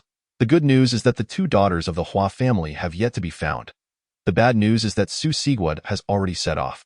Based on the standard he just displayed, Su Sigua would undoubtedly depart at the earliest opportunity after using the restroom. If there are no traffic jams on the way, he would likely enter the underworld shortly. Damn it! What am I even afraid of? In Shanghai City, who has a stronger backing than I do? If anything goes wrong, I can let my father handle it. At worst, I can just go to Shushan City for advanced studies. Lu Changfeng takes a deep breath and returns to his seat. No pain, no gain. By the time Su Sigua returns from his underworld training, I am sure Uncle Su will be quite pleased, right? In the silent office, only Lu Chengfeng's voice, lacking confidence, continues to echo. The heart of youth can surpass the immortals, let alone a mere underworld. My future is as vast as the stars and the sea. Su Sigua parks his 7-figure luxury car by the roadside, gazing at the unremarkable underworld ahead, clenching his fist and bolstering his courage. He has been reciting similar lines for an hour now, yet his feet feel as if they are welded to the ground. He stands there, motionless. You are ill. Suddenly, a somewhat low voice sounds beside Su Sigua's ear. He shivers and instinctively turns his head. Allow me to introduce myself, Su Kai, a prominent figure in the central street, partner of the Madman. A figure approaches Su Sigua, wearing a gentle smile.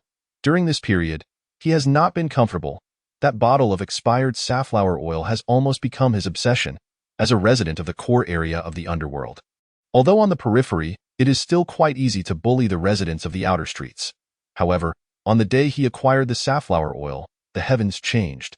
After hiding at home to study the alterations in his own body for an entire day, when he finally stepped outside, he encountered someone playing with fire. After a difficult hospital stay, he randomly picked an outer street resident, but coincidentally, that individual was also a bestower, and a stronger one at that. Frantically chased and beaten, if not for the experience garnered from years as an old hand, he might have had the opportunity to enjoy a funeral service from Tong Tong. Therefore, he has become much more cautious, observing for several days. Eventually, he fortuitously discovered Su Sigua on the outskirts of the underworld, a coward who stood at the street corner for an hour without daring to enter. If he couldn't deal with this guy, then he might as well jump off a building. Huh? Hello.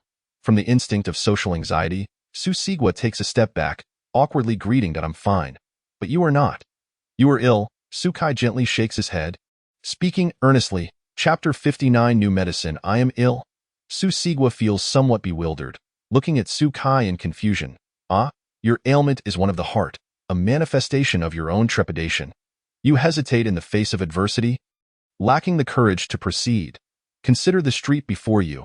Does it truly instill such profound fear within you? After much contemplation upon the hospital bed, he finally altered his approach. The madman's rhetoric, though simplistic and blunt, is firmly rooted in undeniable strength. In this era of celestial upheaval, he finds himself utterly incapable of discerning which seemingly ordinary individual may be a concealed benefactor. Those who have long dwelt in the shadows of the underbelly are exceedingly cunning.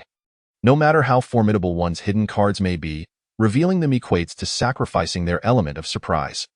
Enemies can easily gauge your strength and devise an infallible scheme accordingly. Thus, concealing one's power is far more intimidating than displaying it. This principle is well understood by all, yet it burdens Su Kaisher. Su Sigua lowered his head slightly, momentarily at a loss for words to counter. Child, are you familiar with the madman? As Su Sigua gradually fell into his own rhythm, a broader smile spread across Su Kaisher's face, and he gently continued speaking. Su Sigua nodded lightly. Yes, I know. He even kicked me. It hurt quite a bit. Su Kaishi's smile froze, regarding Su Sigua with skepticism. How did he kick you? Like this. He sent me flying quite a distance, Su Sigua recalled, striving to convey the incident. Su Kaishi's smile vanished completely. I apologize. You are not ill. Farewell. With that, Su Kaisher turned on his heel and departed without hesitation. Engaging with a madman and yet surviving. He's someone I can provoke? Another deceitful scoundrel, a cunning little man. Su Kaishi's mind raged with curses as his pace quickened. Alas, senior, dimly, he heard Su Sigua calling after him, causing Su Kaishi's heart to tighten as he quickened his steps, swiftly vanishing into the labyrinthine streets, leaving Su Sigua standing there, utterly bewildered. What has become of this senior? Su Sigua pondered in confusion. However, after this brief interlude, Su Sigua finally mustered the courage to venture into the underbelly. To his astonishment, he discovered that this so-called underbelly bore little resemblance to the horror stories he had heard. Diners filled the restaurants, patrons conducted business in the banks, and vendors lined the streets. Was it not said to be a place where murder was rampant, with corpses strewn about, and walls stained with blood. In that moment, Su Sigwa's anxious heart began to ease. Yet, unbeknownst to him, as he stepped into the underbelly, countless eyes hidden in the shadows were watching. "Stop basking in the sun. Your face is getting dark." "Hey!" Observing Su Yang seemingly welded to the rocking chair, Tong Tong continued to call out, "No, I've checked. Once your skin darkens, shaving your head looks even better." Su Yang stubbornly refused to rise. Tong Tong, puzzled, asked, "But why do you want to shave your head?" "Because the fool did. I shall do it too, and I will make it look better and more stylish than his." Su Yang, like a mule, clutched the sides of the rocking chair with both hands, resolutely refusing to budge. However, as Tong Tong seemed poised to say more, she suddenly felt dizzy and began to topple backward in an instant.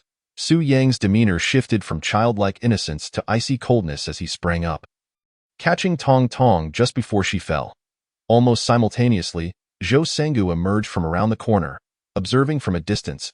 "Do you need assistance?"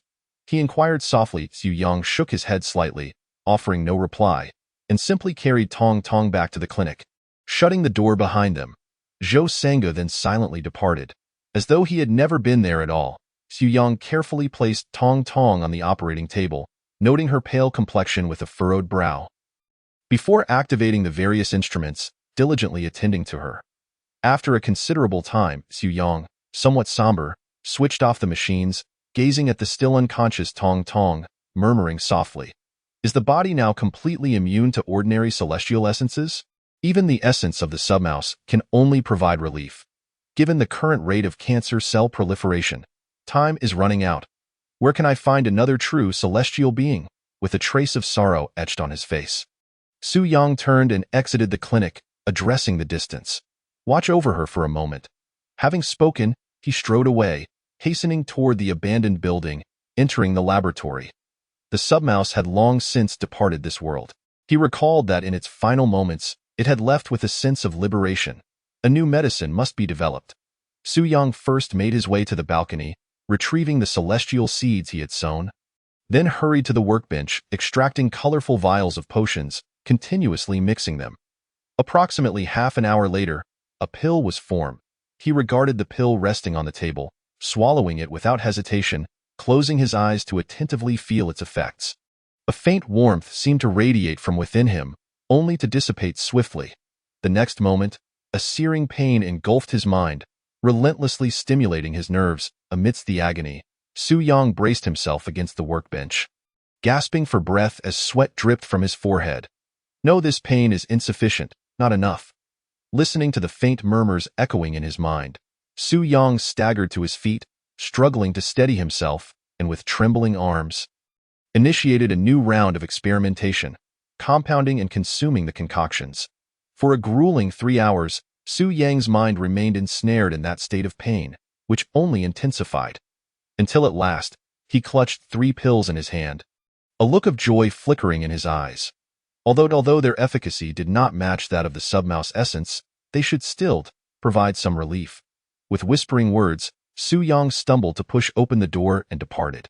Night had fallen, observing Tong Tong's complexion gradually returning to a healthy hue. Su Yang nonchalantly returned to the entrance, basking in the moonlight as if he had never left. It was not until Tong Tong began to awaken, laboriously climbing down from the operating table, that she called out from afar, Have you eaten?" "No," Su Yang replied, eyes still closed, speaking in a tone devoid of emotion. "I will go buy some." Taking a deep breath, Tong Tong gradually regained her vigor, scampering out of the clinic and slowly fading into the distance. Throughout, Su Yang offered no hindrance, nor uttered any admonishments, such as, "Your health is poor. Do not go." This was Tong Tong's responsibility. Su Yang respected this duty. Chapter 60. The Underbelly, the Most Mysterious Place. Late at night, Tong Tong diligently cleared the refuse from the dining table, while Su Yang, a rare occurrence, returned early to rest in his room. Until the clinic's door was shut, another day came to a close. However, after Tong Tong had fallen asleep, Su Yang's door opened silently. He stepped out of the clinic. Sitting on the steps at the entrance, gazing at the night sky, lost in thought, pondering something. Celestial essence. Where can one find good celestial essence? In the serene deep of night, Only Su Yang's murmurs reverberated through the air. Is this truly a training camp? Su Sigua regarded the frail old man ahead, as well as the increasingly winding street, with a hint of skepticism. The old man did not turn back, continuing to walk forward at a leisurely pace. Great wisdom lies hidden in the city. Since your elders have sent you to the underbelly to study, it is evident that this place differs from the chaotic world outside. Madmen, cripples, fools, have you heard of them? The old man's raspy voice echoed eerily through the darkened street. Su Sigua nodded in confusion. I know. They are all formidable individuals who have emerged from here. Were it not for your remarkable physique, I would not accept a fee of 10,000 a day. Even if you were to bring me a mountain of gold at a tea that moment, the old man resembled a reclusive sage, radiating an aura of detachment. Su Sigua, in his naivety, nodded obediently, following closely behind the old man until they halted before a courtyard. We've arrived, the old man stated casually, pushing the door open and stepping inside. The main room, a side room, and a small courtyard of approximately 20 square meters lay before him, a sight that was completely unobstructed. This, Su Sigua's skepticism resurfaced. The old man offered no further explanation, merely standing in the center of the courtyard with his hands clasped behind his back. A stone table and 4 stone stools were positioned in the middle. The old man lightly raised his hand, dropping it effortlessly onto the stone table. With a crisp sound, cracks appeared on the surface of the stone table. Su Sigua's eyes widened in astonishment. The old man slowly turned, regarding Su Sigua in the moonlight, and chuckled softly. Can you accomplish this? I likely cannot, Su Sigua admitted, shaking his head as he approached the stone table. Taking a deep breath, he clenched his fist, instinctively channeling the faint celestial power within him, then struck down forcefully, bang. One corner of the stone table shattered into pieces. The old man's brows shot up, his eyes widening even more than Su Sigua's had moments before. Only when Su Sigua turned to look at him did the old man's expression return to calm, shaking his head slightly, appearing somewhat satisfied yet also regretful. It is easy to exert force, but difficult to control it. When you can strike down and crack the stone without shattering it, you will have truly begun your journey. The talent is remarkable, yet alas, it is overly robust. With a sigh, the elder clasped his hands behind his back and made his way towards the main house, pushing open the door and pausing at the threshold. Oh, by the way, remember to transfer the money to my card on time. Tomorrow, and do clean the entire courtyard. Practicing mindfulness is of utmost importance. With that, the door closed. Su Sigua, however, seemed to grasp something profound. Control. Such an esoteric subject, truly worthy of being the most enigmatic training camp in the entire underworld. Filled with excitement at having discovered this most mysterious place upon his arrival in the black market, Su Sigua clenched his fists and struck the stone table once more, producing a resounding thud, as if brimming with boundless energy. Yet unbeknownst to him, the inscrutable elder, now back in his room, would shudder at every thud that echoed through the night. What sort of monster have I deceived? That is specially crafted marble. If he discovers my deceit, imagining Su Sigua with a sinister grin, raising his hand to strike his own head, the elder could not help but shiver. No, I am the foremost conman of the black market. Damned blessing. Why was I not favored with it? Now, business has become impossible. It is truly a dance on the edge of a knife. Burdened with endless lamentations, the pitiful elder crawled into bed, cocooned in his covers, listening to the occasional muffled sounds from the courtyard, unable to fall asleep for a prolonged period. Once upon a time, even if people were a bit twisted, they were still ordinary beings. He had some tricks up his sleeve. Even if a con failed, there was still a chance to escape. But now, failure equates to death. The pressure is overwhelming. It was not until the deep of night that the sounds from the courtyard finally subsided, granting the elder a modicum of peaceful slumber.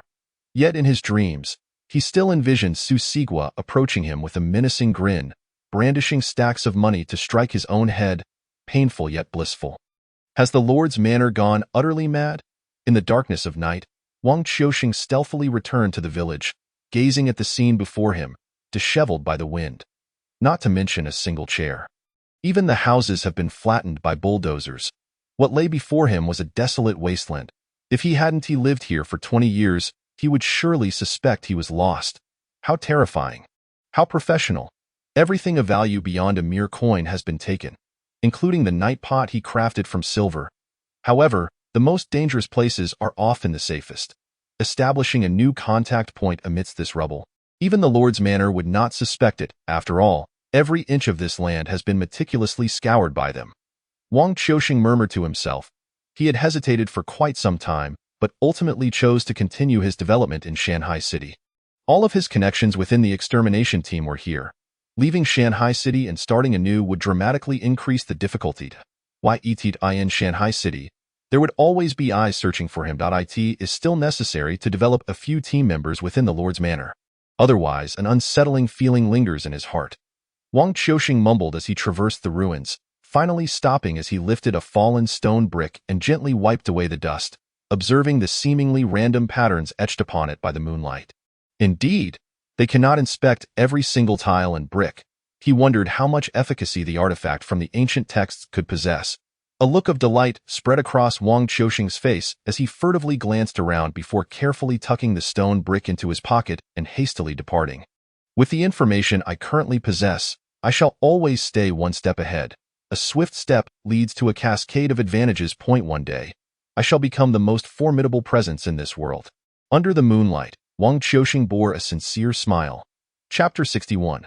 The benefactor of Shanghai City, I knew you were still hoarding stock. But what led you to believe that the Lord's Manor is filled with fools?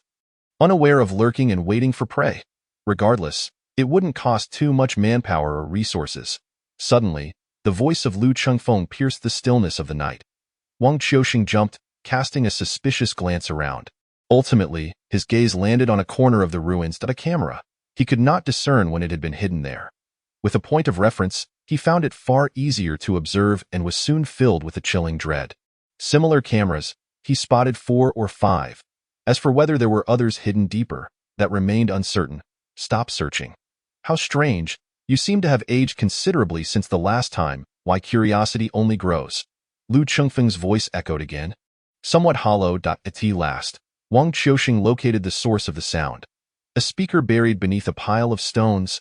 The usual rules. Leave something behind, and I shall let you go. Otherwise, you shall perish here.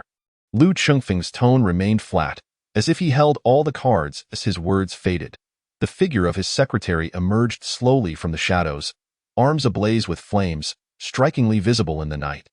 Casting a cold gaze upon him in the distance, from the obscurity, other figures seemed to flit by. Wang Qiuxing swallowed hard, his mind spiraling. Cautiously, he had taken over a week to return, only to discover that the Lord's Manor exhibited such patience. I have shared all that I know with you. Wang Qiuxing spoke grimly, steadily retreating. It seems there is no longer any value in cooperating. Kill him. Lu Chengfeng expressed a disinterest in Wang Qiuxing, stating with a sense of ennui. In the next moment, the secretary quickened his pace, and the shadowy figures lurking in the dark began to stir. No. Wang Qiuxing's heart raced, his right hand diving into his backpack to retrieve an ancient text. Clutching it tightly, "Let me go! The ancient text is yours." In a desperate gambit, he shouted into the night, and no one responded. Lu Chengfeng appeared to ponder the value of the proposition. The ensuing silence only intensified Wang Qiuxing's anxiety. Truly a clever fellow. If ever you find yourself at a dead end, consider coming to the Lord's Manor to seek refuge with me, the swift-minded sage. Finally, Lu Chengfeng's voice, tinged with mockery, resounded through the night. The secretary halted. Wang Qiuxing exhaled in relief, abruptly throwing the ancient text into the distance, while simultaneously vanishing into the shadows, reappearing dozens of meters away, sprinting across the wilderness. With every few seconds of running, he would disappear again, teleporting several dozen meters. In a mere 10 seconds, he had completely vanished from sight. With such speed, if he were to compete in a sports event, he would undoubtedly dominate as the clear victor. Of course, this only applied to running at night. Daytime would not suffice. As I suspected, he inherited the essence of the mouse, and thus also its timidity. The several thousand coins were not spent in vain. It is indeed effective. Lu Chengfeng's voice echoed once more, clearly in a good mood. The secretary bent down to retrieve the ancient text, slowly retreating. As for the figures that remained hidden in the darkness, they were merely ordinary guards tasked with watching over the area. In other words, Wang Qiuxing had said not a single word and had run off. The secretary was likely at a loss for how to handle him. Each has their own specialty. In terms of speed, the secretary held no advantage. Who would have thought that insomnia could yield such benefits? Thankfully, you were nearby. Bring it back quickly, I want to see. What precious item have you been hiding? Truly, the benefactor of Shanghai City. Lu Chengfeng urged the secretary with a hint of impatience, but soon seemed to recall something. This place, he likely wanted to return to, leave one camera, dismantle the rest, sell them in Digital Street and sell for cash, then deliver the money to my office, understood? This is a task for destroying mission items. No need to deposit the funds, remember? Lu Chengfeng spoke with utmost seriousness, indicating that this matter was of equal importance to the ancient text. The secretary remained silent, standing still, pulling out his phone to meticulously review the regulations of the Lord's Manor, ultimately nodding thoughtfully. Only then did Lu Chengfeng let out a sigh of relief. The car loan for next month has a solution. In that moment, Lu Chengfeng's spirits lifted even higher as he sprang from his bed, draping his fur coat over himself, preparing to head to the Lord's Manor to claim his assets. What are you doing out so late? A voice suddenly sounded from behind Lu Chengfeng. The Lord, clutching his phone, fingers dancing across the screen, stepped out of the room, not lifting his head as he inquired. Lu Chengfeng stiffened, feeling a pang of guilt as he replied, "Working late. Oh, all right. Your secretary just called me, saying that a payment for some discarded surveillance equipment will be delivered to you, so don't forget to bring it home tomorrow." Recently, several new activities have been released in the game. Quite a steal. I must say, the games researched by Sky City are truly enjoyable. The Lord of the City casually remarked, entirely oblivious to the furious expression of his beloved son, who seemed as if he were ready to commit murder. Are we in need of money? Lu Chengfeng's countenance darkened. Not at all. How could the Lord of the City possibly lack funds? Just look at our 1,000-square-meter residence. The Lord's brow furrowed in confusion as he briefly lifted his gaze to Lu Chengfeng, only to lower it once more in an instant. If we aren't lacking money, then why do you keep deducting from my allowance? The Autumn Water CAF is a place where one drinks freely. Lu Chengfeng abruptly turned to face his father, his eyes brimming with resentment. The Lord chuckled, proclaiming, "I have one. Good heavens, this person is truly remarkable. What did you just say? Oh, I remember now. One raises sons in poverty and daughters in wealth." That old codger from Choshue City was particularly solemn when he told me that. Just look at you. It seems his words still hold true. Neither arrogant nor impatient, neither servile nor overbearing. The big shot actually accepted my friend's request. I should send him a few skins to help elevate my status. Oh, and there's another matter. The royal city just convened a meeting of the city lords, discussing some sort of what was it called? A blessing competition. The champion will receive some kind of reward, or so I gathered. I didn't quite understand. It was all too verbose and chaotic. I have sent it to your email. Please remember to handle it. The Lord of the City spoke dismissively, turning back to his room, where one could faintly hear him adopting a tone that sent shivers down the spine. Young man, you are truly impressive. Choshue City. The Lord. I curse you. Your son is adorned in gold and silver, as plump as a pig, deceiving my father into mistreating me. Lu Chengfeng stood in the vast living room, trembling all over, gritting his teeth as he cursed. This opulent home, even a can of tea is locked away in a cabinet. The refrigerator requires fingerprint authentication. I swear I will leave home one day. With endless resentment, Lu Chengfeng donned his coat, pushed open the door, and vanished into the frigid night, appearing so pitiful and helpless.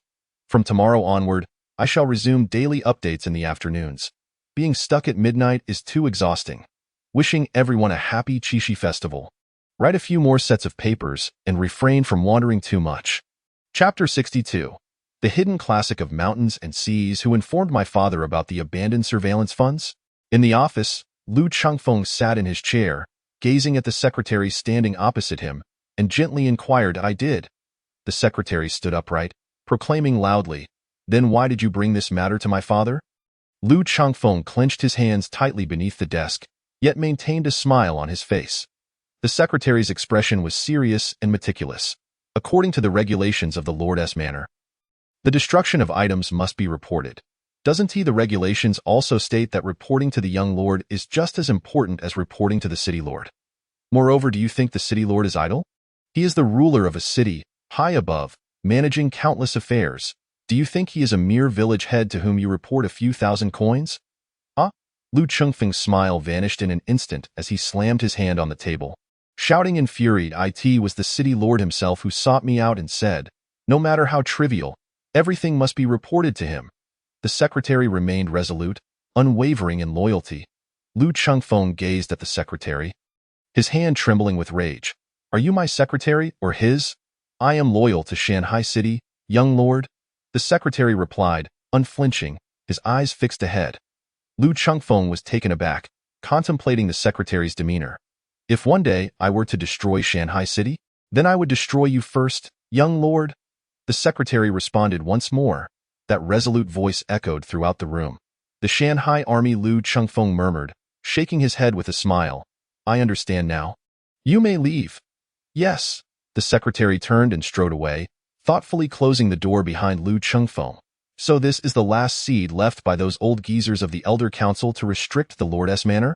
Only loyal to Shanghai City, not to the Lord-S Manor. Lu Chengfeng gradually leaned back in his chair, a contemplative expression on his face. After a moment, he focused on the ancient texts on the table. What is hidden away? Could it possibly hold greater value than what is already known? I wonder how many similar ancient texts you still conceal. There will surely come a time to extract little by little until you are entirely drained. With a hint of anticipation, Lu Chengfeng opened the ancient text in the quiet office. The sound of pages turning occasionally broke the silence. After half an hour, Lu Chengfeng finally closed the ancient text, continuously digesting the complex words contained within. The immortal holds an artifact sun with his staff. Chunxiang's lamp. The immortal sleeps, yet may leave a trace of their obsession upon the artifact, to aid in the dissemination of their immortal seeds. Rather than calling it an immortal seed, it is more apt to refer to it as the immortal's thought. If one possesses the artifact of a certain immortal, they can absorb more of that immortal's thought to enhance their own immortal seed, strengthening their connection with the immortal, thus achieving an increase in power. Furthermore, possessing the artifact could even allow one to devise a means to devour similar immortal seeds, achieving a recuperative effect. Hence, the artifact is equivalent to an advanced version of the immortal seed. I should be able to interpret it this way. Is this the reason why that benefactor was reluctant to bestow the ancient text upon me? Backgrounds eventually become clear to everyone, yet this represents a pathway for rapid advancement. Lu Chengfeng whispered to himself, then chuckled and shook his head. The artifacts passed down from antiquity are indeed difficult to find.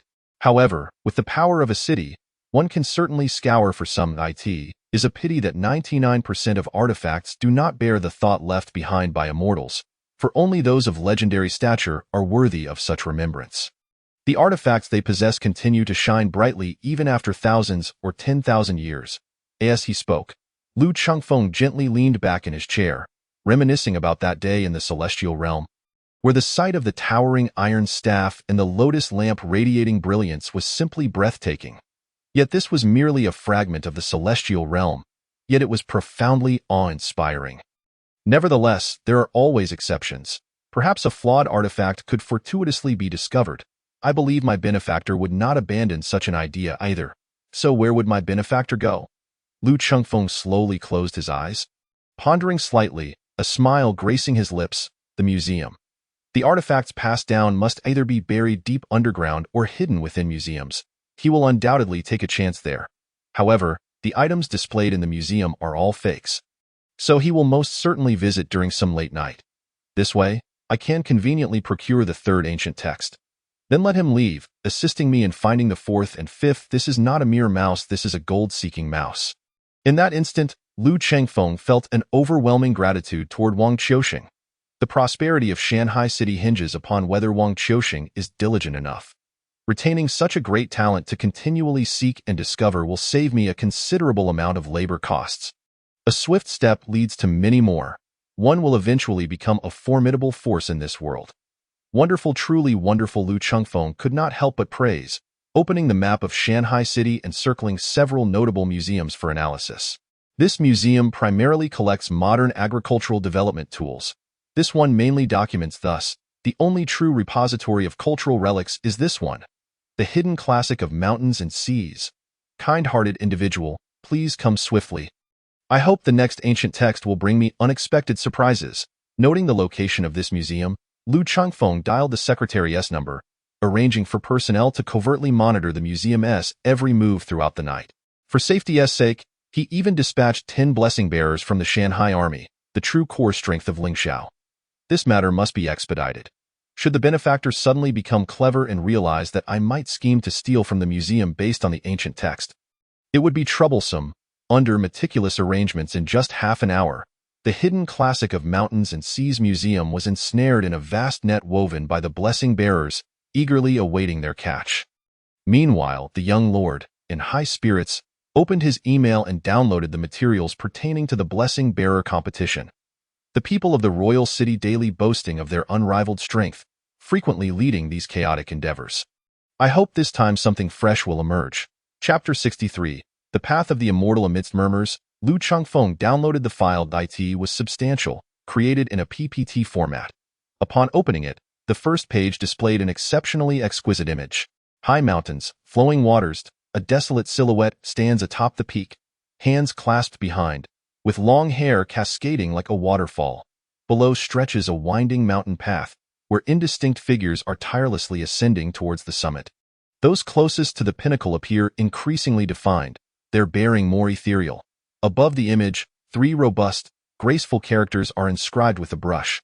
Treading the path of immortals, the ultimate authority over this event rests with the royal city. The path to immortality is elusive. To spare some filler and pretentious verbosity, Lu Changfeng flipped through several pages. For this event, each city will send 5 representatives. The grand finals will be held in the royal city. The top 3 cities will receive substantial rewards. First place. Fragments of an artifact. It can be said that amidst the convoluted details, only a handful of sentences held true significance. Lu Changfeng gazed at the screen, his pupils narrowing slightly. The artifact. How did the people of the royal city become aware of its existence? At the very least, on the path of cultivation, the royal city had not been left far behind by Shanghai city. Fragments of the artifact. Lu Changfeng murmured softly, a hint of concern lacing his words. I can only hope that beyond the royal city, no one else becomes privy to this information. Yet, since the royal city dares to display the fragments of the artifact as a reward, they must harbor no hidden intentions. Are they truly foolish? Or do they possess an unwavering confidence? What kind of foundation do they truly have? A mere announcement has, in an intangible way, erected a wall before Lu Changfeng. Mystique. Difficult to surmount. If the royal city indeed possesses profound depth and is unconcerned with these so-called critical pieces of information, then this competition may very well carry ulterior motives. Are they assessing the strength of other cities? If the strengths are too lacking, at this moment, a flicker of clarity stirred within Lu Changfeng's heart. From the outset, he never entertained the notion that the royal city might act out of benevolence. Regardless, he must exert himself fully and remain adaptable, however. Considering the youth with the question of Lingxiao, the charming twin sisters, along with his own secretary, this combination evokes a sense of unease. I must contemplate further. Lu Changfeng leaned back in his chair, closed his eyes, and lightly tapped his fingers on the table, his mind racing with thoughts. Meanwhile, at Shanghai Park, the once bustling park lay empty in the dead of night. Wang Qiuxing lay alone on a bench beneath a tree, resting with closed eyes. Operating a hotel requires identification, and renting a place leaves traces. Having narrowly escaped death, he resembled a startled bird, daring not to show even a hint of vulnerability. After much contemplation, this park proved to be the ideal location. Comparatively, the area beneath the overpass would have been more suitable. Yet, it was crowded and chaotic, rendering the park safer. No. Wang Qiuxing's mind replayed the events that had just transpired, and he suddenly opened his eyes. Sitting up from the bench, if they were confident in capturing me, why grant me the chance to escape? Each word he spoke, laden with confidence, only served to amplify the psychological pressure on me. It was a ruse. They must have been short-handed, and I was merely overly anxious. In the dead of night, thoughts often flow more freely. Wang Qiuxing reflected on the myriad details, his expression darkening. There was anger, but more so, fear not to toy with oneself in mere words, such cunning. Could I truly develop right under his nose? At this moment, Wang Qiuxing appeared somewhat lost. Let us go. To Chushui City, Chunqiao City, or even the Royal City. I can still start anew. Wang Qiusheng gritted his teeth, resentment filling his eyes. But I must leave a mark before I depart. Pull off a significant heist in Shanghai City, then seek better prospects in other cities. He was not the indecisive type. After a brief contemplation, he rose from the rocking chair. Shanghai Jingcong. Wang Qiusheng muttered the name, turning and vanishing into the night. Half an hour later, standing outside the Shanghai Jingcong Museum. If I can acquire an artifact here, even if it is incomplete, it will be immensely beneficial for future endeavors.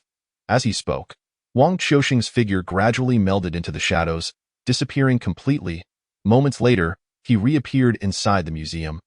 Retrieving a pen from his backpack to inscribe a series of words on the wall. Captain of the Pest Control Team, Wang Qiusheng. Gifted by the City Lord's Manor. Tomorrow, this will become the biggest news and a source of amusement in Shanghai City. Spreading to other cities as well. The Pest Control Team's reputation will soar. I can then casually deceive some ambitious benefactors into working for me, effortlessly. With this thought, Wang Qiusheng broke into a smile. Entirely oblivious to the two middle-aged men in Shanghai military attire standing behind him, watching with strange expressions. They knew the young lord was clever, also aware he would not undertake futile endeavors. Yet in their minds, at the very least, he ought to linger here for a few days for any chance of success. Just as he arrived, others followed. Such occurrences, truly unprecedented. Capturing Wang Qiusheng was quite simple. All that was needed was to turn on the lights. Recalling the young lord's instructions, one of the middle-aged men silently took a step back, placing his hand on the wall to press the switch. In an instant, the surrounding area was illuminated, casting light for dozens of meters in every direction. There was not even a shadow to be found. The museum was replete with lighting. Wang Qiusheng, who had just set down the pen, jolted, spinning around to regard the two men warily, retreating a couple of steps, instinctively attempting to summon his technique, but failing utterly.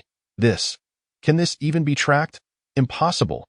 They must have placed a locator on me, even as he suspected himself. Wang Qiusheng refused to believe in the young lord's intelligence. Time was of the essence. It was implausible for him to deploy sufficient manpower, just as before, was it? The same old trick, I will not fall for it twice. Compared to the panic of a few hours prior, Wang Qiusheng now appeared remarkably composed, merely regarding the two with a cold smirk, shattering the glass before them to seize a remarkably ancient-looking dagger. Then fleeing into the distance.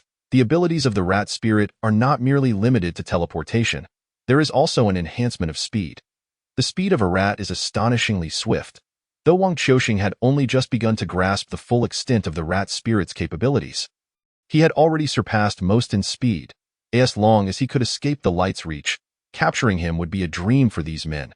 If I'm not mistaken, these two are all the personnel the young lord could mobilize at a moment's notice. Do not keep underestimating my intelligence. Chapter 64. 3 months at this moment, Wang Qiusheng strode confidently and gracefully into the darkness. The world yearns for the sunlight, but I shall tread alone in the shadows. This is me, the future captain of the pest control team, standing atop the world. Wang Qiusheng, however, just as he was about to step into the shadows, more lights flickered on, brighter than before. Moreover, 3 more Shanghai military benefactors emerged ahead, blocking the passageway directly in front of him. The smile that had just graced Wang Qiusheng's face froze in disbelief at the sight. Oh, is this another trick? Why are there more people? I did not anticipate we would meet again so soon.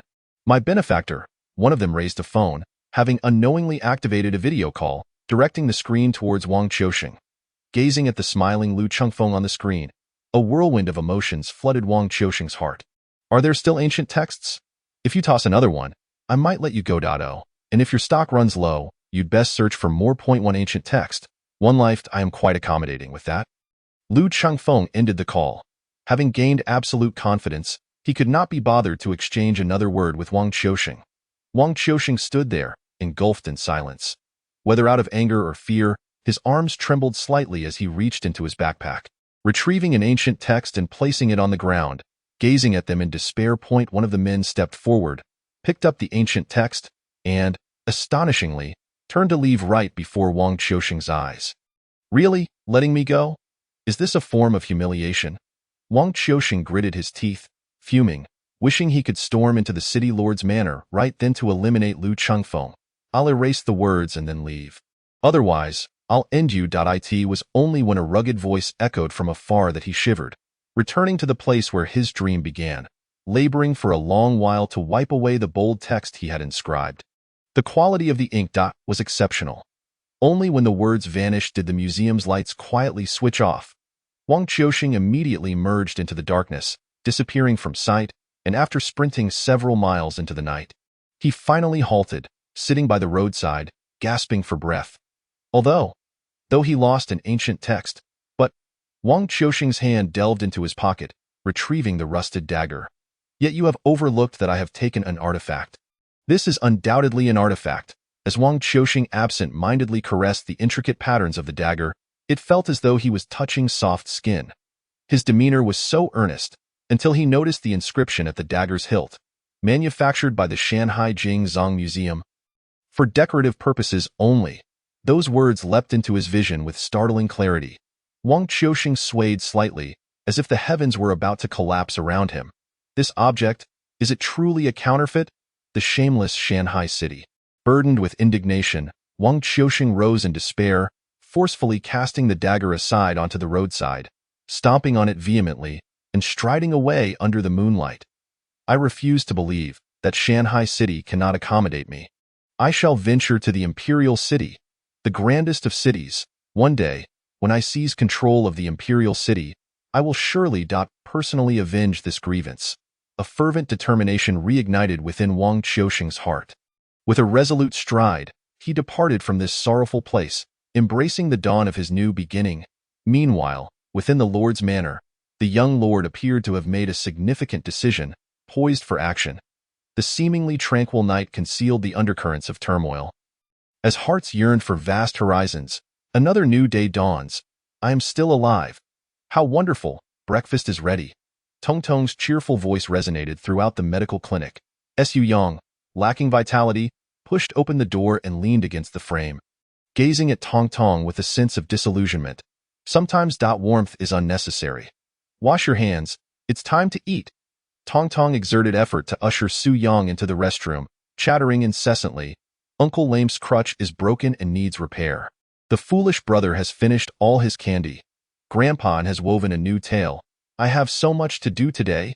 Hearing Tong Tong's words, Su Yang, while washing his face, furrowed his brows. You are not allowed to go out recently. Why?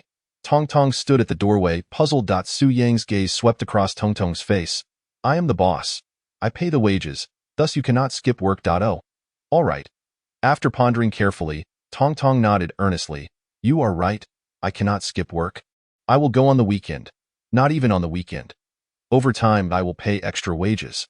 For the time being, you must remain by my side, never leaving my sight. Su Yang firmly declined once more, wiping the water from his face as he took a seat at the dining table.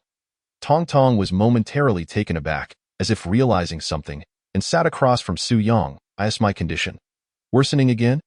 Su Yang stuffed a bun into his mouth, not lifting his gaze, merely responding with a non-committal Tong Tong, too, fell silent, sipping his soybean milk in small gulps. The room fell into a serene hush. How much longer? Can I survive? After a long while, Tong Tong seemed to casually inquire.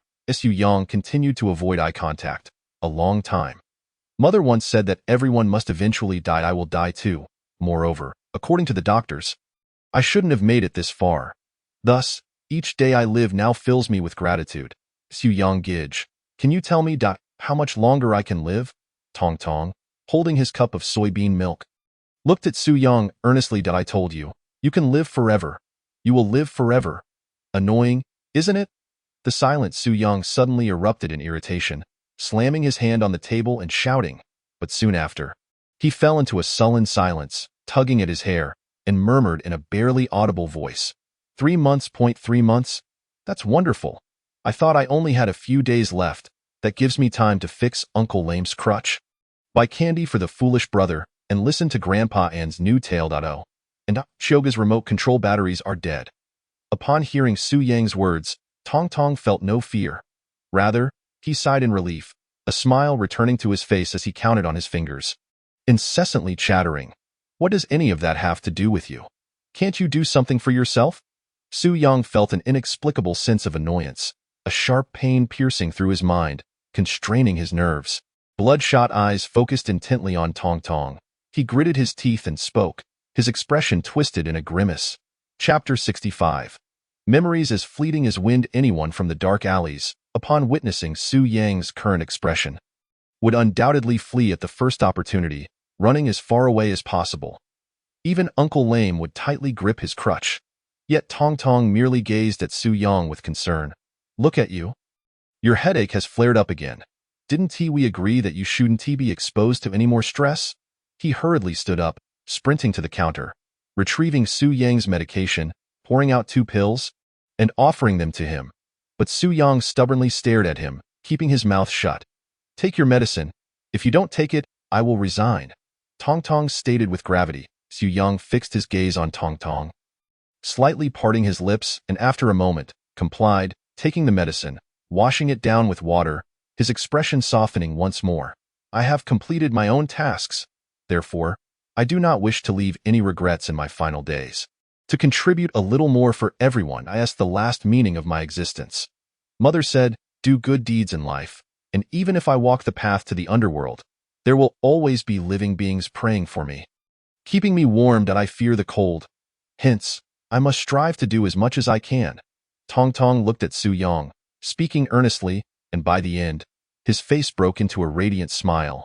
Moreover, the foolish brother will only eat the candy I buy. I want to stock up on more for him. Grandpa Ann's performances are not enjoyed by them either. If I do not go to listen, he will have no audience. Also, Su Yang Gij, I will buy you more medicine tomorrow. Tong Tong laughed carefree. Meanwhile, Su Yang silently rose. Do you remember the sign of Huangquan Medical Clinic? It dares to treat any illness under heaven, reclaiming people from the path to the underworld. As long as I do not let go, you will not die. Not even the king of hell can take you. Saying this, he brushed past Tong Tong, dragging his rocking chair outside the clinic, sitting down and closing his eyes tightly. Tong Tong remained at the dining table, diligently consuming his meal. Unbeknownst to him, his eyes grew moist. A tear fell onto a bun, which he bit into and swallowed. Only after cleaning the table did he wipe away the tears at the corners of his eyes, laboriously carrying his chair to the doorway, placing it beside Su Yang. Then taking another chair and setting it on the other side, sitting joyfully next to Su Yang, basking in the sun. Neither spoke, simply enjoying the tranquil moment in unison until, long time no see. Can we have a chat? A gentle voice emerged from afar. Lu Chengfeng, clad in a coat, stood across the street, gazing at Su Yang with a polite smile. Memories as fleeting as wind. Su Yang slowly opened his eyes, looking at him, muttering to himself before closing his eyes again with disinterest. Indeed, it is I. Memories as fleeting as wind. Lu Chengfeng, unusually, did not refute Su Yang's statement, instead nodding in agreement. Last time we discussed your ID card, I specifically brought it to you. To be honest, Lu Chengfeng rummaged through his pocket, retrieving an identification card, and stepped forward to hand it over. Upon hearing the term ID card, Su Yang showed a flicker of interest, accepting it and casually glancing at it before closing his eyes once more, mumbling. Clearly a fake, not even as skillful as old Ma's craftsmanship. The atmosphere grew somewhat awkward. I also want to get a better one. Aren't they expensive? This one is cheap. Only 88. After I threatened him with my identity as the young lord, he only charged me a mere 5 yuan for the cost. Fortunately, Lu Chengfeng had prepared himself upon deciding to return to the dark alleys. At least when faced with an awkward atmosphere, he could maintain his composure. Nonetheless, that was not the crux of the matter. After returning last time, I felt guilty for not rescuing Tong Tong immediately, so I spent several days meticulously reviewing all his records. His file states blood cancer, commonly known as leukemia. However, I discovered something peculiar. According to the medical records, he should have. I apologize. I hope you can grant me the opportunity to finish my thought. A knife at my throat is somewhat daunting. Trust me, you'll find it exceedingly worthwhile. Seeing the scalpel poised at his throat, Lu Chengfeng's body stiffened, yet he still spoke cautiously. Through subtle clues, it is not difficult to discern that you have been searching for immortal seeds, presumably to curb Tong Tong's illness. Coincidentally, last night, I perused 2 ancient texts. Thus, Tong Tong may not actually have leukemia. According to the ancient texts, This condition is referred to as an immortal calamity body. It instinctively resists spiritual energy but is profoundly lacking in it, ultimately leading to blood disorders. Only by absorbing pure thought to digest the accompanying spiritual energy can it be mitigated. As time progresses, the demand for the quality of thought will inevitably escalate. I haven't misspoken, have I? Lu Chengfeng continually endeavored to maintain his composure and nonchalance, embodying the essence of that phrase, "The mountain may crumble before me, yet my expression remains unchanged." While he might indeed manage to remain unfazed in the face of a collapsing mountain, he could not sustain his tranquility when a madman held a blade to his throat. For he could not fathom the mind of a lunatic. Fortunately, as he spoke further, Su Yang gradually retracted the scalpel, reclining back in his rocking chair, and calmly instructed, "Continue." Lu Chengfeng exhaled, relieved he had made the right bet. Regarding these matters, Su Yang must have surmised part of the truth as well. Moreover, he cared deeply for Tong Tong. After perusing 2 ancient texts, I contemplated for a considerable time. The most perfect and expedient course of action would be to eliminate a true immortal. In doing so, at least for a few years, Tong Tong could remain safe and sound. However, given the current situation, this seemed unrealistic. Perhaps, as time flows on, the immortal will eventually return to the mortal realm, yet Tong Tong cannot afford to wait that long. Thus, there remains only one final path. Lu Chengfeng paused, a smile gracing his lips as he gazed at Su Yang, leaving a hint as a matter of personal habit, awaiting Su Yang to inquire further. But a silver flash erupted. A streak of blood appeared on Lu Chengfeng's pristine neck, merely a superficial scratch, not severe, yet somewhat painful. "Next time you speak half-truths in my presence, I will sever your windpipe." Su Yang's voice resounded once more. Lu Chengfeng's complexion paled, a fine sheen of sweat beading upon his brow. Brother Su Yang was merely jesting. He could never commit murder. No, please don't worry. Brother Su Yang is a good person. Tong Tong covered her face, striving to present a smile to soothe Lu Chengfeng's fragile, wavering nerves. The pair, one large and one small, acted in perfect harmony. Chapter 66. A deal. It is an artifact. Upon witnessing Su Yang's temper, Lu Chengfeng immediately relinquished his previous habits and spoke at an astonishing speed. According to the ancient texts, the artifacts left behind by the immortals that have survived to this day contain the purest essence of their thoughts, which can also be understood as exceedingly refined, high-quality seeds of immortality. For Tong Tong's constitution, this would undoubtedly serve as a remedy. Lu Chengfeng's voice resonated loudly, echoing in the air, enunciating each word with clarity. He feared that any misinterpretation by Su Yang might result in him being severed in an instant. Naturally, as his words fell, the nearby doors and windows began to open. For instance, Zhao the Fat leaned against the window, grinning at Lu Chengfeng. Zhou Sen the dog emerged from the corner, Gu, sucking on a lollipop. Confronted with the sudden appearances of these figures, Lu Chengfeng was momentarily stunned, utterly unprepared for the considerable intimidation his voice had summoned.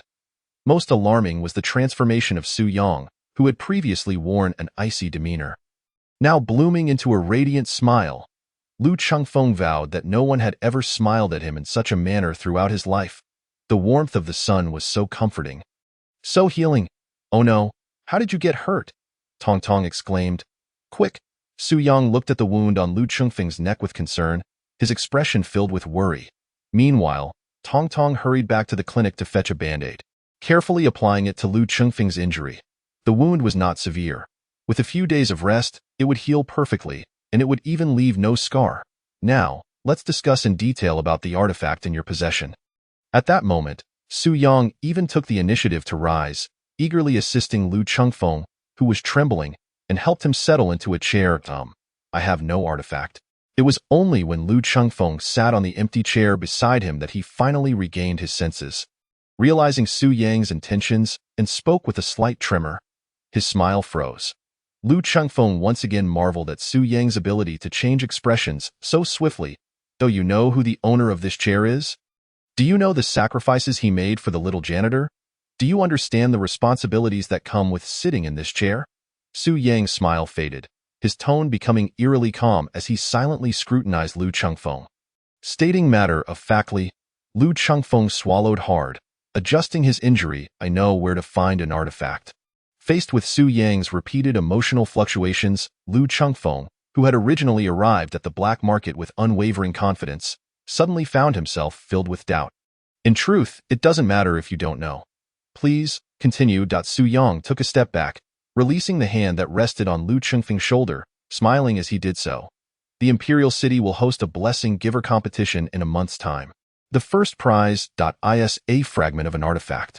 While it is merely a fragment, the fact that it has survived from ancient times means that, even in its incomplete state, it still preserves the essence of thought, making it exceedingly precious. Lu Chengfeng appeared considerably more obedient, rapidly clarifying the matter to avoid alarming Su Yang once more. The blessing giver competition? Very well. Do you have any further inquiries? Su Yang pondered for a moment, nodding as he returned to his rocking chair, casually accepting the water cup that Tong Tong had just brought and taking a gentle sip. You don't wish to participate? Lu Chengfeng asked, bewildered as he gazed at Su Yang. Su Yang nodded. Of course, I intend to participate, but now that I'm aware of this information, I can simply attend on my own. He added innocently, blinking his eyes. Lu Chengfeng paused, silence enveloping him for a moment before he quietly remarked, however, only the Lord's Manor of each city has the quota to participate. I tested the waters. The temperature is just right.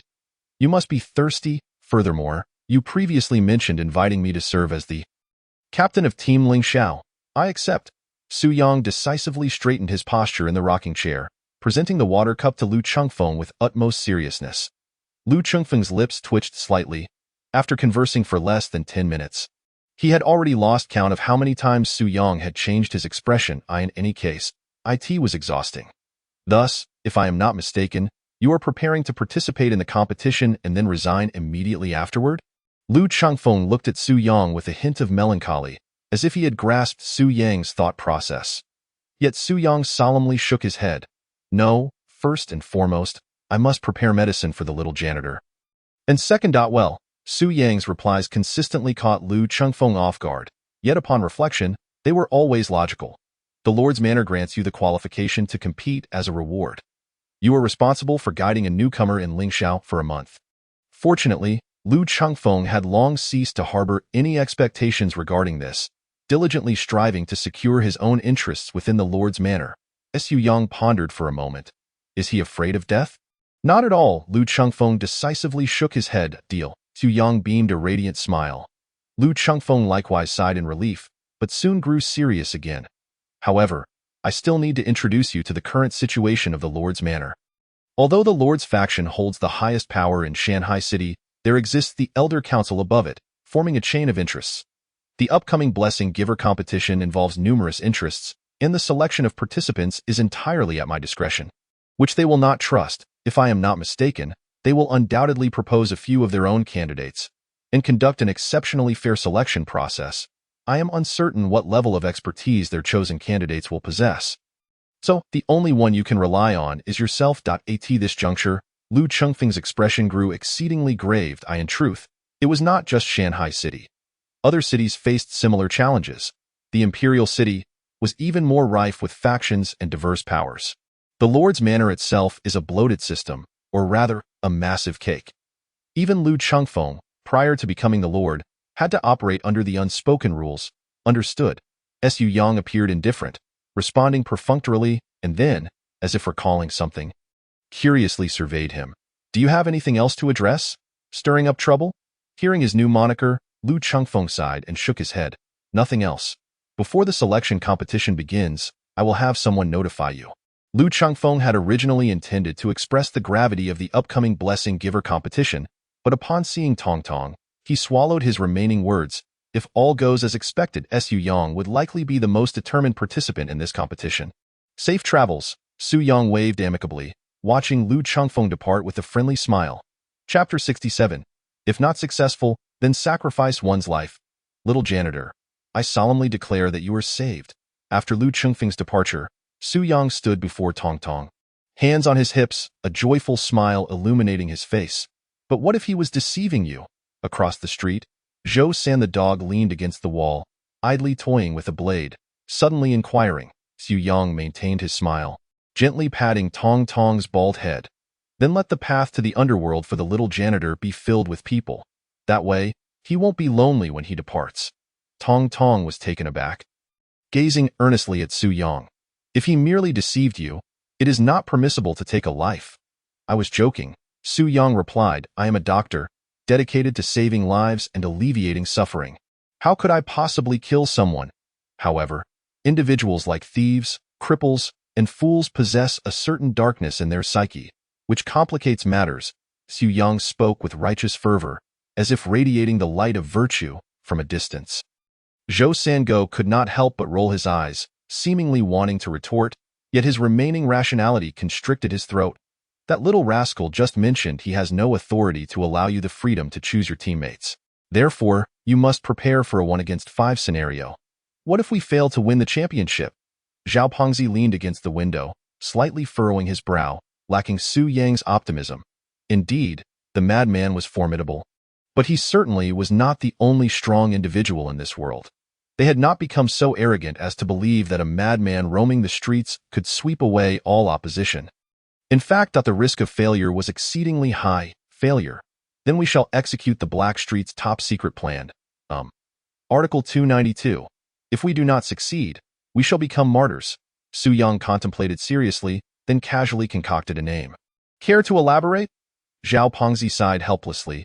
Inquiring once more, Su Yang turned around, meeting his gaze across the distance, and cheerfully replied. We charge in, swarming together, grab what we can and flee. You cannot resort to robbery. That would be unfair to the champions. Tong Tong languidly interjected from his seat. He had voiced similar sentiments countless times over the years. On the surface, they always nodded in agreement, acknowledging his advice. Of course, we are merely jesting. Robbery is something we must resolutely oppose.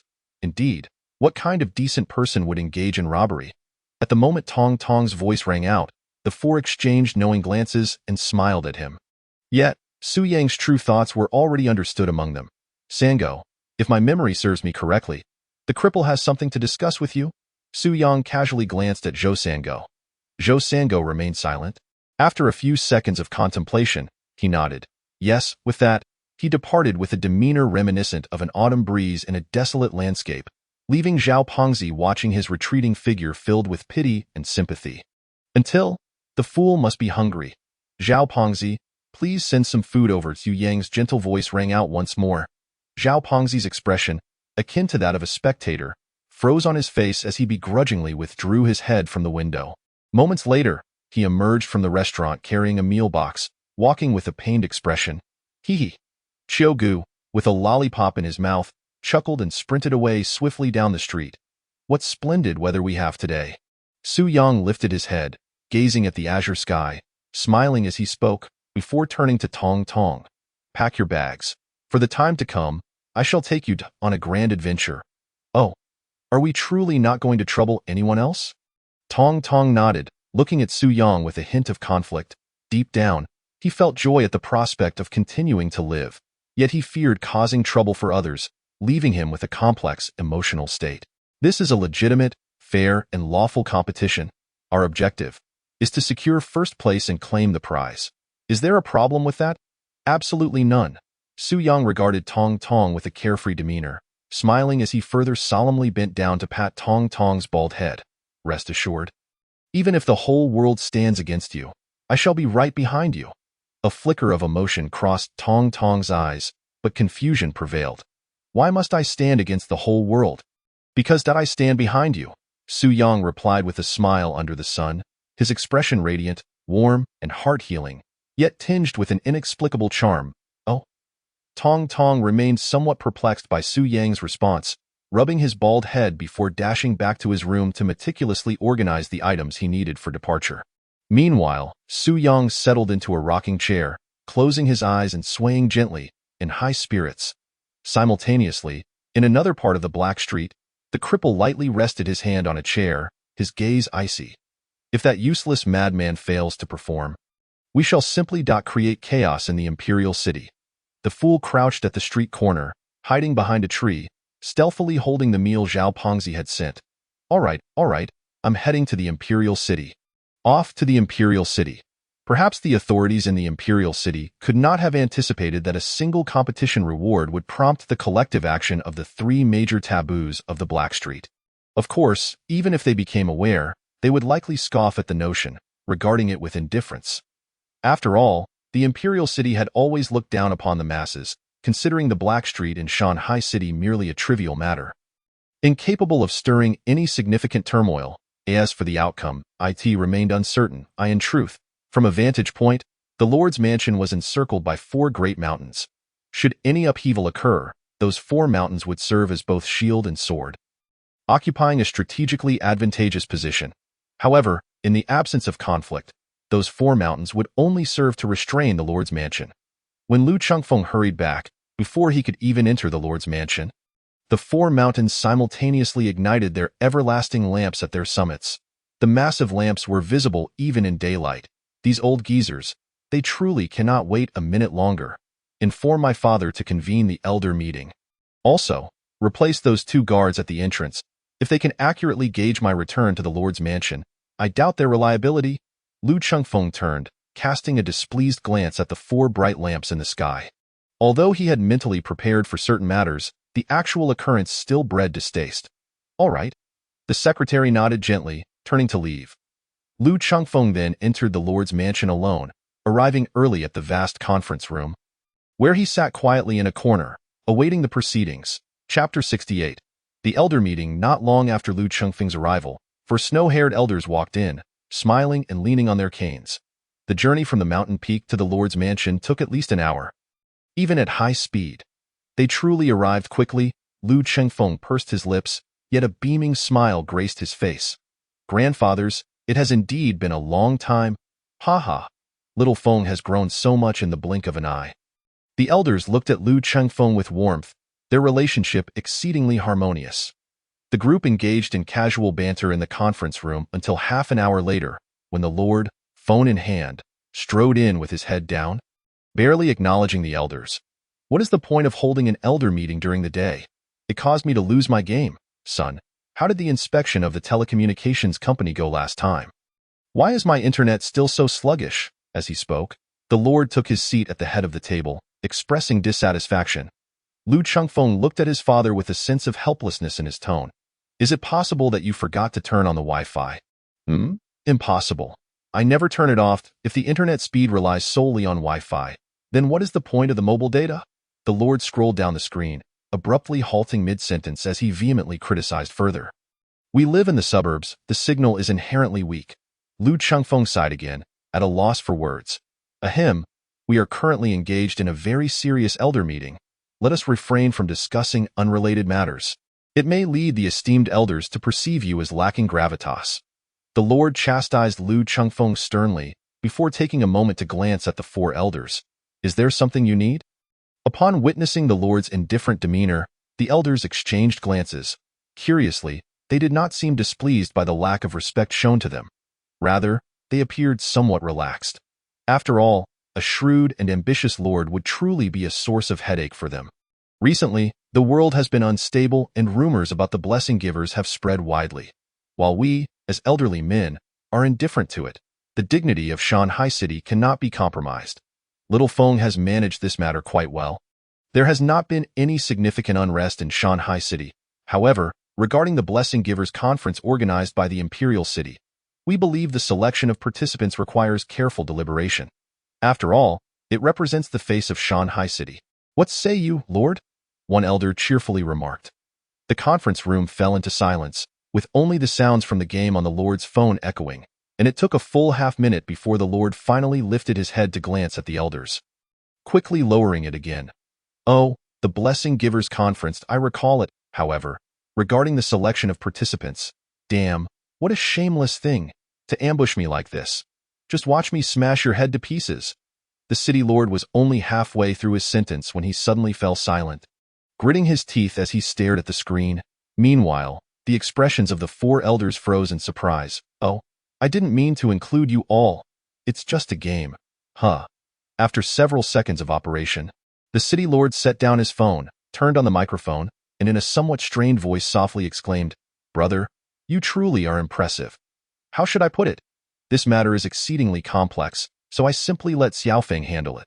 However, isn't it the case that the city lord's office can casually designate a few spots? While waiting during the downtime, the city lord looked at the others with some confusion. Just as one of the elders was about to speak, a sudden roar of anger erupted from the city lord's phone. Damn it! You're a man, you dead fish, damn. I forgot to turn off the voice changer. The city lord was momentarily stunned, muttering to himself, and then, right in front of the four elders, he opened the microphone and began to bellow. Do you think I want to lick you? You old scoundrel. Do you even know who I am? Trying to play games with me? In an instant, the once dignified and sophisticated city lord's office turned utterly vulgar. The onlookers blinked in disbelief as their lord seemed ready to leap onto the conference table. Cursing vehemently, completely devoid of decorum, it wasn't until he was blocked that the city lord, panting, slammed his phone onto the table. Changfeng, find out the ID of that person and let him know what it means to be the foremost villain of Shanghai City. If he is a student, let him be burdened with endless homework. If he is a working man, let him endure ceaseless overtime. If he is a company owner, I'll audit him until he is ruined. A malicious grin spread across the city lord's face. Lu Changfeng was taken aback, as if he had realized something, his previous helplessness replaced by a smile. No problem. What is his ID? Wangshi Suifeng. The city lord gritted his teeth. Upon hearing the name, Lu Changfeng's face paled. One of the elders sitting nearby also turned pale. His contact name was indeed Wangshi Suifeng. Those four characters struck a chord in both of their hearts. One old, one young. The somber name left them both feeling desolate. I apologize, esteemed uncles, I was a bit rude earlier. Let us return to the main topic. You all have come down the mountain with great effort to seek this spot. There must be some hidden intricacies behind it, right? As the conversation began to veer off course, the usually frivolous city lord promptly adopted a serious tone, steering the discussion back on track. This swift change brought to Lu Changfeng's mind a certain madman. Yet that madman's transition seemed far more natural. What intricacies could there be?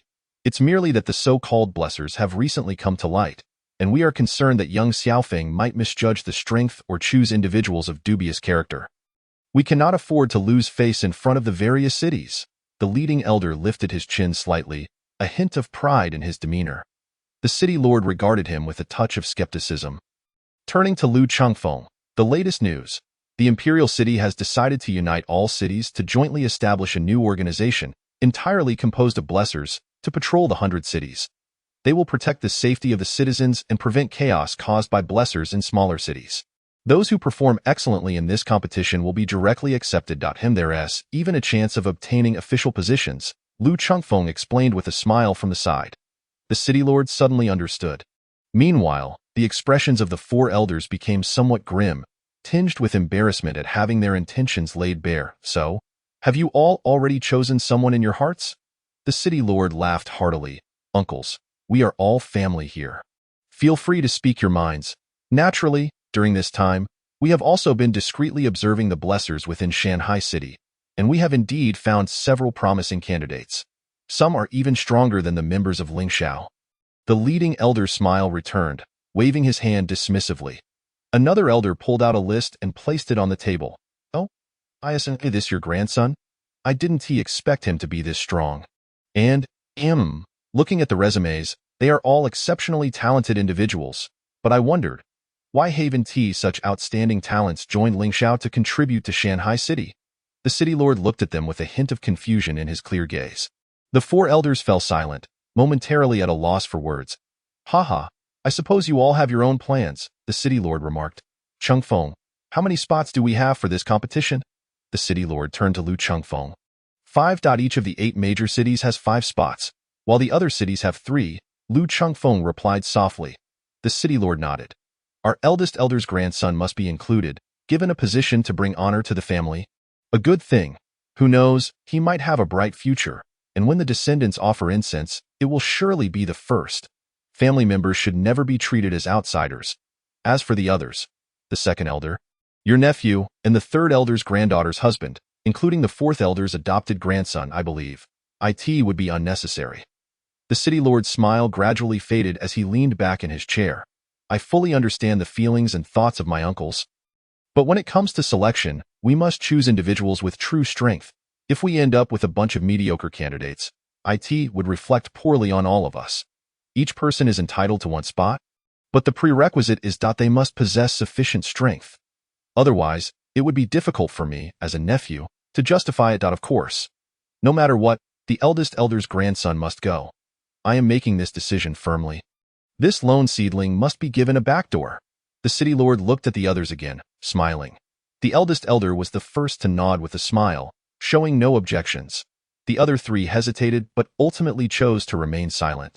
Indeed, in such a situation, bringing along one mediocre candidate might be acceptable, but bringing four would be excessive. At worst, they could recruit a few promising candidates, each taking in a grandson, and then allow their parents to reside on their mountain, thus making them their direct lineage. After several generations of development in Shanghai City, finding a few blessers is still quite simple.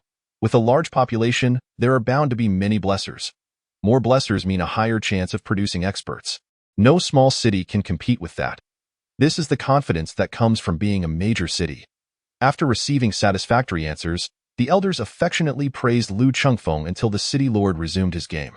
At which point they departed one by one in the conference room.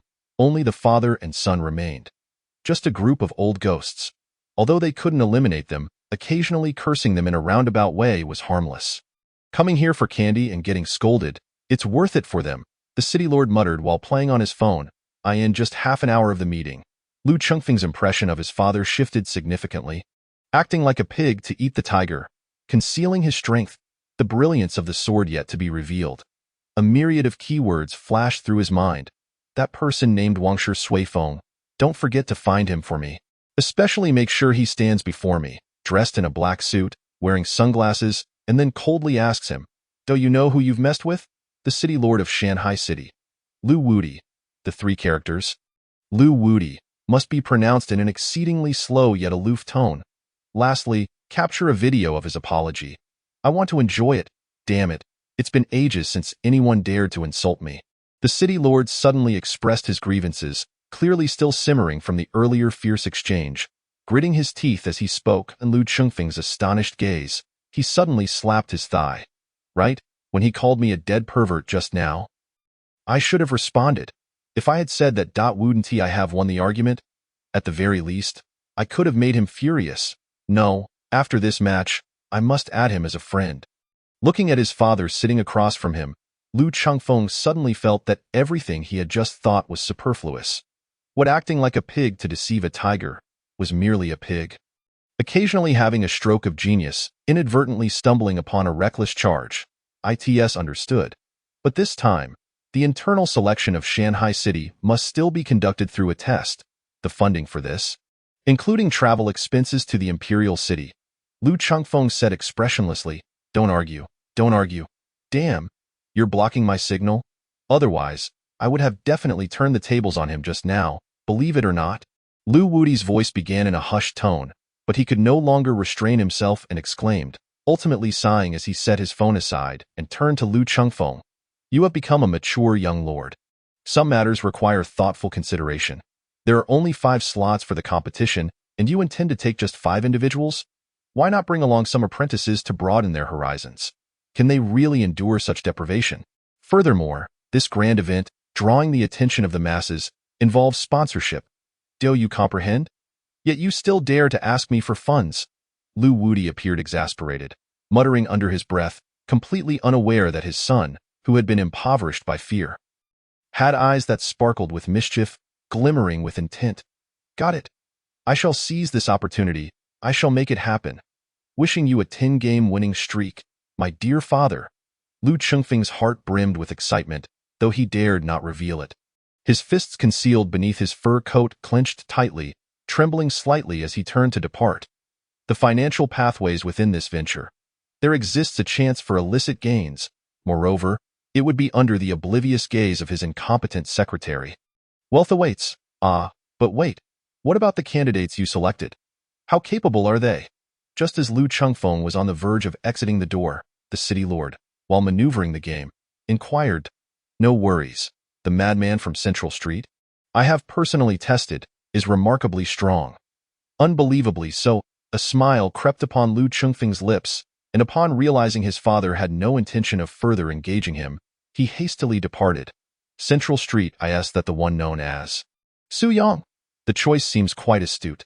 After a considerable time, as a game concluded, Lu Wudi set his phone aside, seemingly lost in thought, murmuring softly before shaking his head with a smile and unhesitatingly clicking play again, diving back into the fray.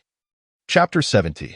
The disappearance of Su Sigua in the ensuing days. The young lord transformed into the foremost model worker of Shanghai City, departing early and returning late, shrouded in mystery, not even accompanied by his secretary, leaving one to wonder what he was so preoccupied with. Yet each night, as Lu Chengfeng returned home, exhausted, he wore a satisfied smile. Finally, one fine morning, Lu Chengfeng stood with vigor at the entrance of the city lord's manor, clad in a brand-new fur coat, contentedly remarking. His secretary stood behind him, perplexed. This fur coat should be a recent purchase, quite costly. Has the young lord engaged in embezzlement? As if sensing the secretary's skeptical gaze, Lu Chengfeng turned with a smile, looking at him warmly. I hear there's been a peculiar individual at our city lord's manor, often seen exercising shirtless in the women's restroom. Quite the curiosity. Indeed. Alas, this individual dons a mask while working out. Nevertheless, all the female employees at our manor have gone mad, vowing to unmask this pervert and enact severe retribution upon him. The combat prowess of those ladies. Tiske. Lu Chengfeng mused almost to himself, then curiously glanced at the secretary, inquiring with some doubt, by the way, do you know who this pervert might be? It is the young lord who has punished me by sending me to the women's restroom. I am not a pervert. I can reason. The secretary's voice was low, yet remarkably resolute. Lu Chengfeng was taken aback. Oh, so you wish to reason with women, or perhaps you intend to wrongfully accuse a frail young lord, afflicted by a childhood illness yet filled with sunshine and kindness. It seems you truly do not grasp the persona I maintain before those enchanting ladies at the manor. As he spoke, Lu Chengfeng shook his head in regret, his gaze laden with pity towards the secretary. The secretary remained silent, not uttering a word. Meanwhile, Lu Chengfeng gazed into the void, speaking to himself. Suddenly, I've forgotten who I am. Shanghai City, young lord. The secretary replied in a low voice. Thus, if there were to be illicit funds, and 2 400-gram gold bars were to go missing unexpectedly, how should we address this situation? Lu Chengfeng appeared somewhat troubled, seriously wrestling with this dilemma. The secretary clenched his fists tightly, remaining silent for about 10 seconds before gritting his teeth and stating, during battle, unintentional loss? Ah, that sounds agreeable. Do you think the pervert peeping in the restroom could possibly be an outsider? Indeed, an outsider. Lu Chengfeng resolved, tonight, I must have a thorough discussion with my sisters. Satisfied, he patted the secretary's shoulder and elegantly approached his vehicle, standing still, quietly awaiting. The secretary snapped back to reality, wordlessly hurrying to the door, slightly bending to open it. Actually, you don't come across as foolish as you seem. Yet sometimes not all leaders appreciate such meticulous, loyal personas. Reflect on that, and perhaps consider a transformationed, clever individual. Lu Chengfeng stated as he entered the car. The secretary gently closed the door, remaining in place as if pondering something, then took his seat in the passenger side, maintaining silence throughout.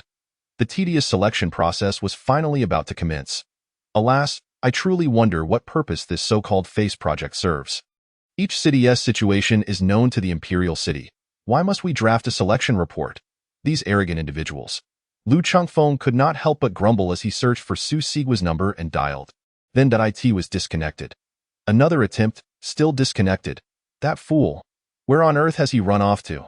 I risked my life to find him a teacher, and he dares to skip class. Now he won't even answer his phone. Lu Chengfeng angrily tossed his phone onto the seat. Forget it. You go to the black market and inform Su Yang to come to the city lord's manor at 8 tomorrow morning for the selection assessment.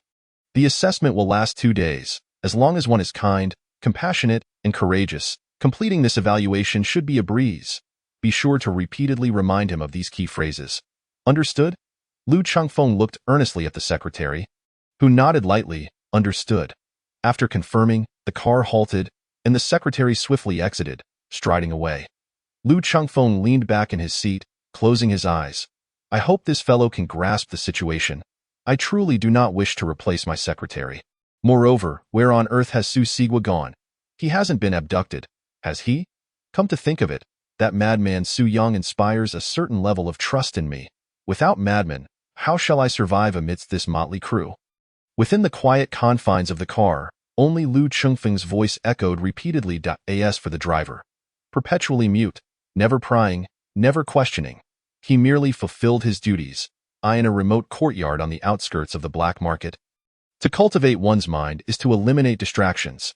Your boss possesses considerable connections, allowing a madman to guide you free of charge.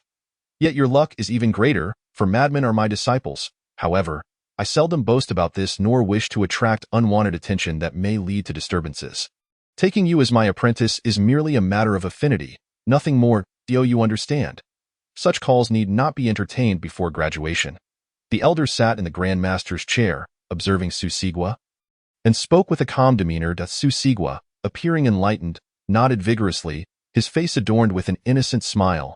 Furthermore, after this departure, should anyone inquire about your master, you must never mention my name. Otherwise, the bond between us shall end here. The elder narrowed his eyes slightly, scrutinizing Su Sigua, then sighed softly, speaking with utmost seriousness. I understand. It is said that when Sun Wukong learned from the patriarch Bodhi, he was also instructed not to divulge the teachings. Yet that I would find it hard to part with you. Su Sigua seemed to recall something, sighing, a hint of sorrow washing over his features. Observing how effortlessly Su Sigua had navigated his self-imposed challenges without further elaboration, the elder exhaled in relief, a mysterious smile resurfacing on his face, reminiscent of a reclusive immortal, untouched by the mundane world. Chapter 71. Candidate number 1. Ready for position. However, Master, you mentioned the stone slab cracks but does not shatter. I have already achieved that. Su Sigua quickly regained his enthusiasm, rushing to a corner to retrieve a large marble slab he had recently purchased. Taking a deep breath, he struck the slab with his palm. In an instant, cracks appeared upon the marble surface. The two individuals seated in the Grand Master's chair, sipping tea, nearly choked, their eyes widening in astonishment, their previously skilled composure momentarily unraveling.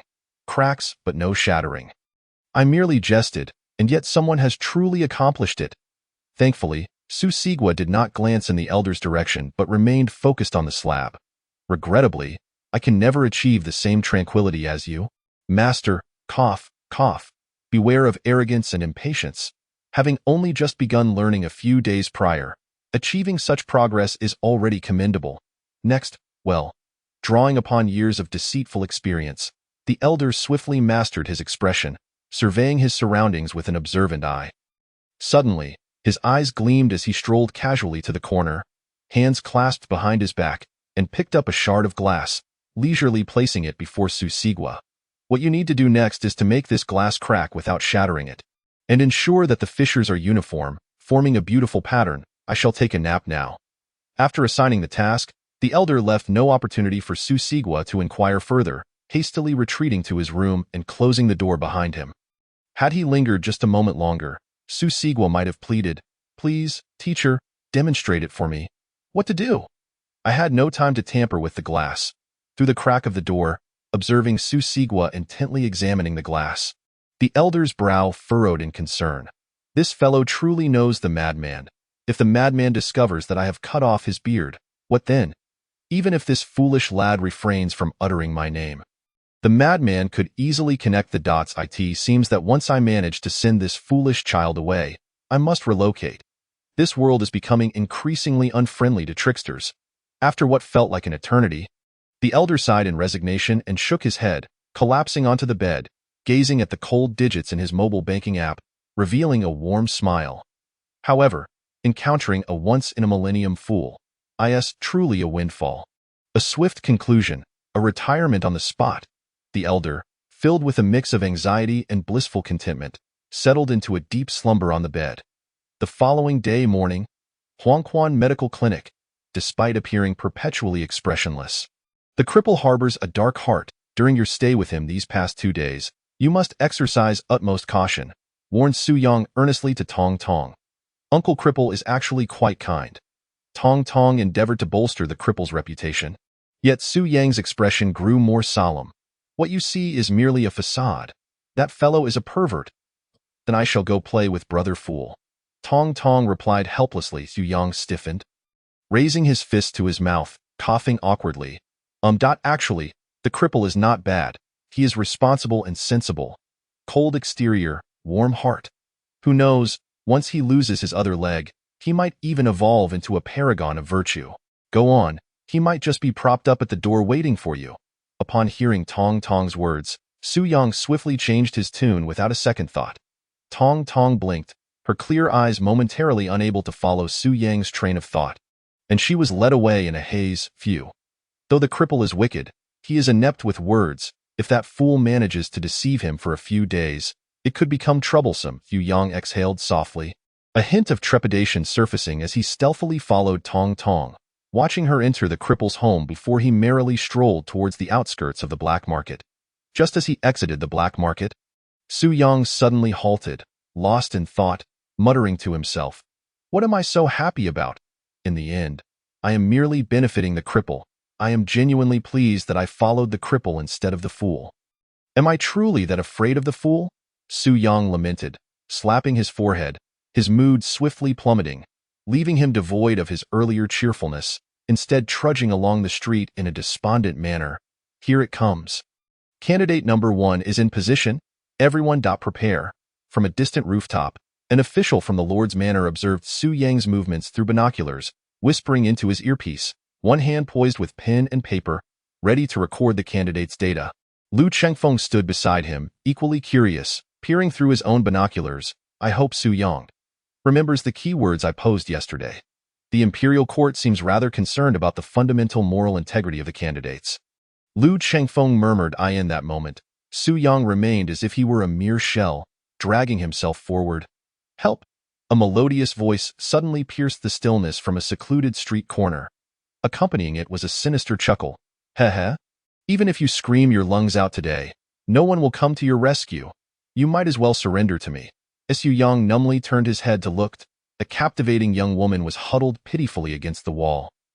Her garments tattered, revealing a delicate shoulder. Opposite her stood a short, frail middle-aged man with an exceedingly lecherous expression, his eyes glimmering as he gazed at the girl, licking his lips, "A top-grade beauty, carefully selected by me. A criminal who appears disgusting and possesses no combat prowess whatsoever. I refuse to believe that any man would abandon the chance to rescue a damsel in distress in this scenario." In a bid to instill confidence, the criminal even wielded no weapon. Lu Chengfeng's lips curled into a faint smile, watching the scene with unwavering confidence. As long as Su Yang is still a man, he will undoubtedly. Undoubtedly, Lu Chengfeng's smile froze on his face. For Su Yang merely lifted his gaze apathetically, glanced once, then turned away, continuing his aimless march forward, maintaining that zombie-like gait. Yet to Lu Chengfeng, it appeared thoroughly infuriating. "Help! Please, save me! He has no weapons. Save me! I will repay you. I truly will repay you," the woman cried, tears streaming down her face, her voice hoarse and desperate, evoking pity. Chapter 72. You are great. Acknowledging the woman's cries, Su Yang seemed deaf, his spirit adrift, his lips mumbling incoherently. It was unclear. Regardless, judging by his expression, Su Yang's mood was evidently not favorable. "Damn. After all these years in this profession, no one has ever withstood my temptations." The woman gritted her teeth, once again tearing at her shirt, the sound of fabric ripping accompanied by the exposure of more skin, appearing irresistibly enticing. Even the man aiding her in this charade stared wide-eyed, instinctively swallowing. "Do not tear any further. Please, help." The woman's voice trembled, her breathing uneven, and just listening to it conjured vivid imagery of a dramatic scene. Any normal man would be unable to withstand it. Even if the assailant were armed with a knife, they might rush in to fight. Unfortunately, Su Yang, this zombie, continued to walk away, even further. At this distance, no matter how loudly she cried, he could no longer hear her. "Young lord, I have never encountered someone so devoid of moral compass. Just now, I nearly leapt from the rooftop to save her." The official lowered his binoculars, astonished, then without hesitation, picked up his pen and paper, indignantly declaring, "He must be recorded as morally depraved." The young lord's eyes widened. "Do you not understand? He has clearly. Indeed. Yes, He astutely perceived the essence of this evaluation, possessing sharp insight, extraordinary wisdom, and an unflappable demeanor. Recorded as such, the young lord's expression was complex, his tone peculiar. The official clutched his pen, writing down the most conscience-stricken words of his life, hoping that the next test would proceed more smoothly. Originally displaying great ease regarding this evaluation, Lu Chengfeng suddenly became inexplicably anxious. To execute such a series of unimaginable actions under the circumstances of his intentional interference is simply unfathomable. Back to the Lord's manor. Luck assessment. Lu Chengfeng spoke earnestly, his heart brimming with challenged. It was as if this assessment was not prepared for Su Yang, but for himself. Lord's manor.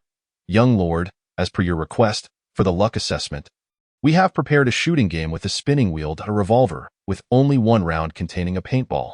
Being hit counts as death. I have already placed the paintball on the 5th shot, as long as the other person fires first. No matter what, Su Yang will win. The staff member hurried back, whispering to Lu Chengfeng. Lu Chengfeng nodded in satisfaction. This time, there shall be no mishaps. He gazed at the surveillance footage on the large screen above, filled with anticipation. Meanwhile, Su Yang finally arrived at the Lord's manor after a dismal bus ride. Having traversed a road of gloom, Su Yang's mood visibly brightened as he curiously observed his surroundings. Before being ushered into a specialized room where the staff meticulously explained the rules, declaring this to be the first test, Su Yang nodded, casually taking a seat while casting a glance at his opponent across the table. The adversary, well versed in the script, seized the moment as Su Yang took his seat, unhesitatingly snatching the gun and aiming it at his own temple, pulling the trigger with no harm done, with an expressionless face. He tossed the revolver back onto the table, calmly gazing at Su Yang. It has truly been a while since I've engaged in a game of chance.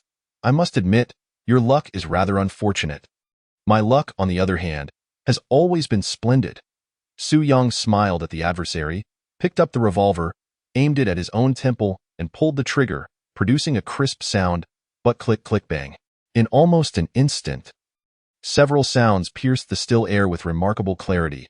I have always felt rather fortunate, Su Yang mused, wiping the paint that had splattered onto his cheek, muttering, I was even thinking of firing 4 shots to apply some pressure on you. With that, he dejectedly placed the revolver back on the table, his face a portrait of disappointment, in stark contrast to his dismay. The monitoring room was filled with despair. Lu Chengfeng sat silently in his chair, suddenly banging the table and exclaiming, What on earth? Is he out of his mind? We agreed on 1 gun per person, and here he is playing around. I can't believe this. Lu Chengfeng ground his teeth in frustration, rising to pace back and forth in the monitoring room, ultimately venting his anger on the staff member. Why didn't you load the bullet into the first shot, allowing that person to take his own life? Faced with the young lord's reprimand, the staff member could only feel helpless. Primarily, he never imagined someone could be so irrational. How should I write? Fortunately, having learned from past lessons, the staff member had become considerably more sensible, refraining from taking matters into his own hands, instead consulting Lu Chengfeng for guidance. Right, give me a moment to calm down. My temper is rather frayed at the moment. Lu Chengfeng took a deep breath, holding his head, and after a brief pause, he finally came to a halt. Just right that Su Yang, willing to sacrifice himself, refuses to allow the adversary to face danger, is responsible, accountable, and possesses commendable character. He has perfectly fulfilled the responsibilities and obligations of a leader. Listening to Lu Chengfeng's words, the staff member was momentarily taken aback. So the depths of depravity can truly sink this low? I understand now. In that instant, he felt as though his faith was crumbling, the principles he had upheld for years being dismantled. He nodded gently, meticulously documenting on paper. Lu Chengfeng then patted his shoulder, speaking earnestly. I know that what I am asking you to write is against your conscience, but every word you write now will bring blessings to countless citizens of Shanghai City, standing in the darkness, yet bringing light to innumerable others. You are remarkable. Lu Chengfeng's tone was imbued with genuine emotion, causing the staff member to momentarily freeze before nodding emphatically, his pen becoming considerably more vigorous as he wrote. What was our next assessment again? Lu Chengfeng queried with a hint of a headache as he sank back into his chair with a long sigh. The staff member rifled through the documents. Interrogation test? a skill frequently utilized by the new department over at the Imperial City. Interrogation. Su Yang has been mingling in the black streets for so long. This should be his forte, right? However, just to be safe, inform the criminal that as soon as Su Yang opens his mouth to ask questions, he must spill everything. Chapter 73.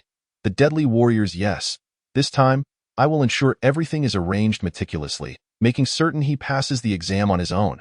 The staff member stood tall, saluted, pledging a military oath, and with a sense of mission, turned on his heel and strode away. In the monitoring room, only Lu Chengfeng's sigh echoed continuously. Am I to interrogate the criminal? And there are documents prepared? Quite thorough indeed. Su Yang contemplated the materials in hand regarding the criminal, pondering. The Deadly Warriors, this might be challenging. As he spoke, Su Yang pushed open the door, entering a somewhat dimly lit room. Inside, a disheveled man clad in prison garb sat in the corner, shackled with iron chains.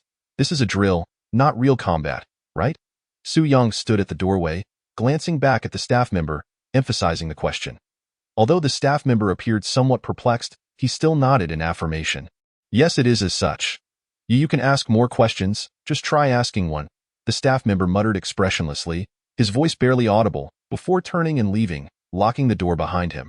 Normally, I could utilize various methods such as slicing meat, skewering it, grilling it, or consuming it in myriad ways. Alas, they likely won't allow me to proceed in such a manner. Su Yang crouched before the prisoner, muttering to himself, conflicted, before suddenly raising his hand, grasping the prisoner's neck. Enough, in my understanding, individuals like you, the Deadly Warriors, are notoriously tight-lipped and will say nothing. I respect you. I shall grant you a swift end. As he spoke, Su Yang's fingers tightened slightly.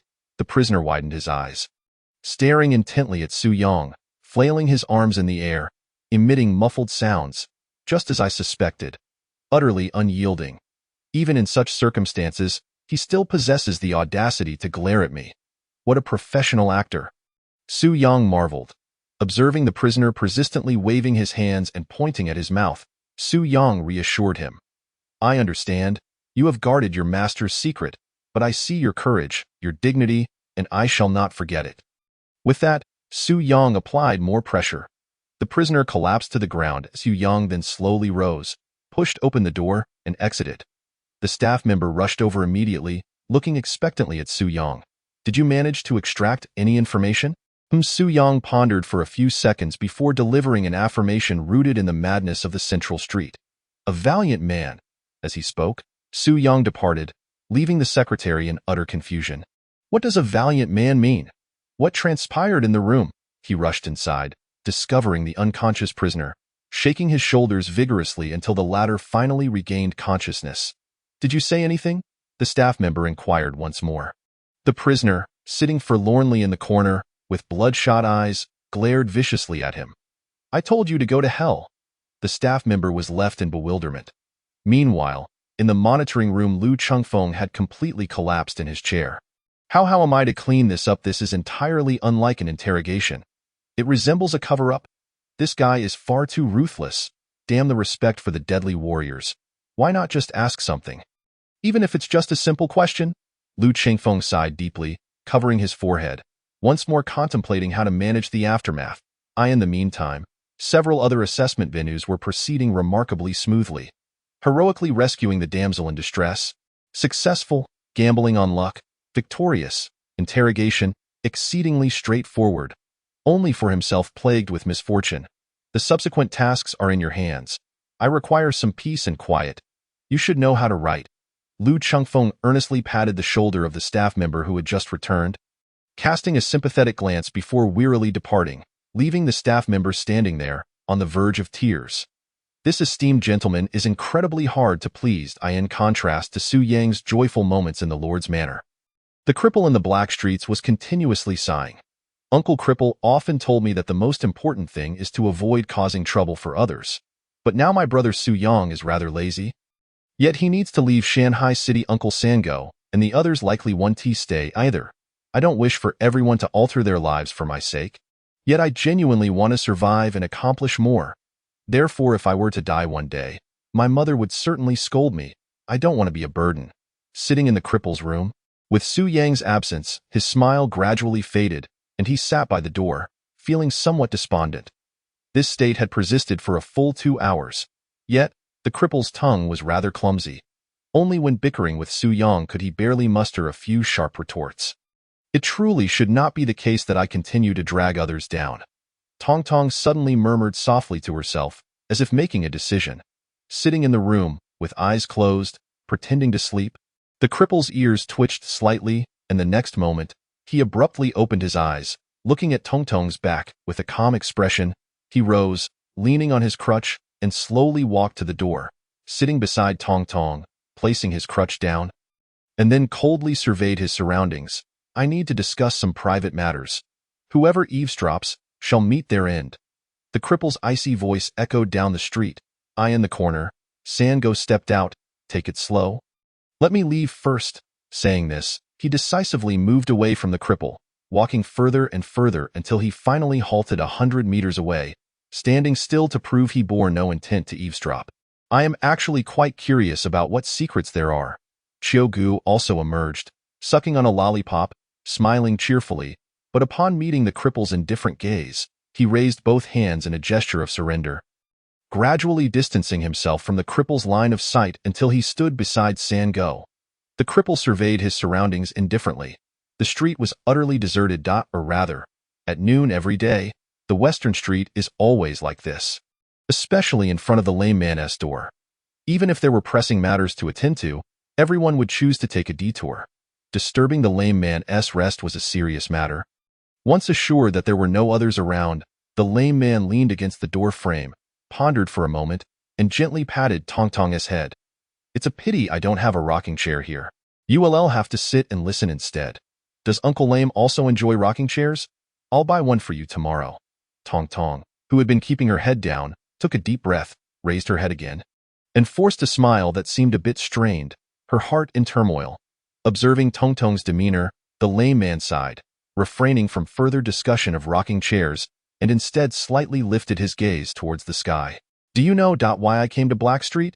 Chapter 74, Snow and Wind, Warm Sun, Sea of Flowers. I don't know. Every time this topic comes up, you get angry, and then no one dares to ask again. Tong Tong softly shook her head, whispering, in truth, there's nothing I can't say. I just dislike reminiscing about the past. The lame man gently shook his head, his cold expression slightly lost in thought as he gazed at the sky, his eyes reflecting a hint of nostalgia. Let me tell you a story. After a long pause, the lame man seemed to snap back to reality, his rigid face twitching slightly as if he wanted to smile. But after much effort, he couldn't muster the expression and ultimately, in frustration, raked his fingers through his hair, abandoning the thought my ancestral home is actually in Snowy City. It is perpetually beset by snow and bitter cold. Once, I believed it to be the coldest place on earth, only to later discover that the coldest thing is, in fact, the human heart.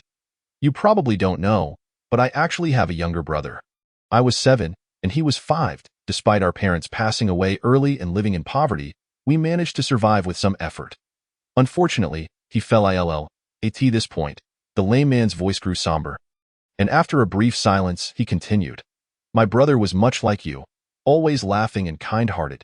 He turned to look at Tong Tong, speaking softly, as if in that moment, he saw the shadow of his brother in her. Snowy City. The medical care there was dreadful. Just when I was feeling lost and confused, I suddenly saw an advertisement on television. Shanghai City, Miracle Doctor, Sun Yang, a benefactor to the masses, opening his doors to all, providing free treatment to all those in suffering. Do you know how exhilarating it is to see such news when one is in despair and helplessness? At that moment, I knelt before the pharmacy's television and bowed 3 times. Such a kind-hearted doctor, he deserves respect. The lame man's hand resting on his leg trembled slightly, his tone laced with sarcasm, and his rigid face twitched further. I set off, carrying my brother. We had no money and couldn't afford a train ticket. So we begged along the way, sleeping in bridge arches, scolded by beggars. When we couldn't beg for food, we picked up discarded vegetable leaves and rummaged through trash cans under the disdainful gazes of others. Though the journey was arduous and my brother's illness worsened, we remained happy, because in our hearts, there was hope. The miracle doctor was waiting for us, as long as we could reach Shanghai City alive. All suffering and calamity would come to an end. So even when we were chased by dogs after stealing their leftovers, we laughed. At least we had another bowl of rice and more strength to move closer to Shanghai City. I truly cannot recall how long this journey took. I only know that the snow disappeared, replaced by warm sunlight, and we beheld a sea of flowers. My brother said to me, "Brother, is this a flower?" It was our first encounter with blooming flowers, stunning and awe-inspiring. Yet what we didn't realize was that the warm sun and the sea of flowers did not belong to us. Only the snow, though it had vanished, was omnipresent. The lame man fell silent again, his palm caressing the cane beside him, as clouds drifted across the sky, obscuring half of the sunlight. Tong Tong remained seated in the sun, attentively listening, while the lame man, unbeknownst to him, sat in the shadows. A stark line divided the two. Though they were mere inches apart, they seemed to belong to entirely different worlds. Later, my brother would often fall into long periods of unconsciousness. But fortunately, we finally arrived at Shanghai City. Standing at the city gate, gazing at the word Shanghai City, I felt that as if I was bathed in sunlight. This feeling was something I had never experienced before. Such happiness.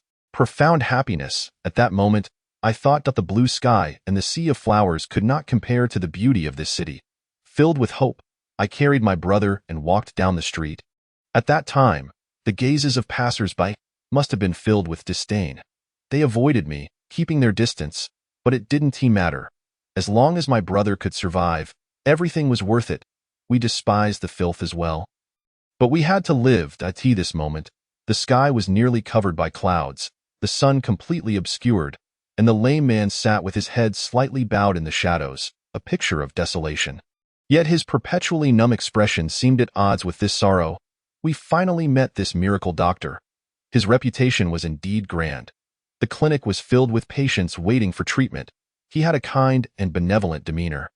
In the gaze of the onlookers, he warmly invited us inside, even taking us to the backyard as a show of sincerity.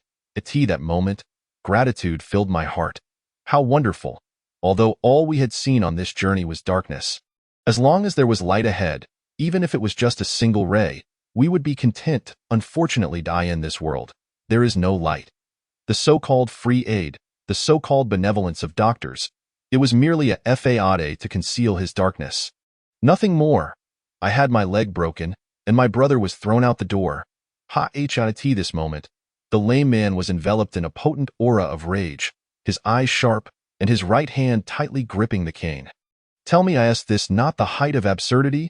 Unbeknownst to him, the corners of the lame man's eyes glistened with moisture, as if he had touched the softest part of his heart, but soon, his expression reverted to indifference. Weakness, is the most worthless thing in this world. That day it rained. It poured heavily, with no sunlight, no warmth, and I felt as though I was back in Snowy City, shivering uncontrollably. I was fortunate enough to find a few coins in a corner, enough to buy some buns, steaming hot buns. My brother hadn't eaten warm food in a month. At that time, I thought. One that cannot possibly fall into despair. As long as we keep trying, we can survive. But when I returned to the arch beneath the bridge, I discovered my brother had died. By suicide. He had cut his wrists. When I stood before him, he still had a breath left. Looking at me, pale and smiling, he said to me, "Brother, I don't want to be a burden to you anymore." Chapter 75. Are you a bestower of blessings? He understood nothing. Was I afraid of trouble? What does a 5-year-old child know of life and death? As long as I could carry him and fight to live, I'd beg every day, and it would all be worth it. But he died. He died right before me. You know what's even more absurd? On the distant big screen, his interview was still being broadcast live. He appeared so kind, speaking in a tone of compassion, saying that this afternoon, before the eyes of the public, he saved 2 homeless children suffering from serious illnesses. My brother lay right beside me. Can you comprehend the turmoil within me at that moment? Can you understand?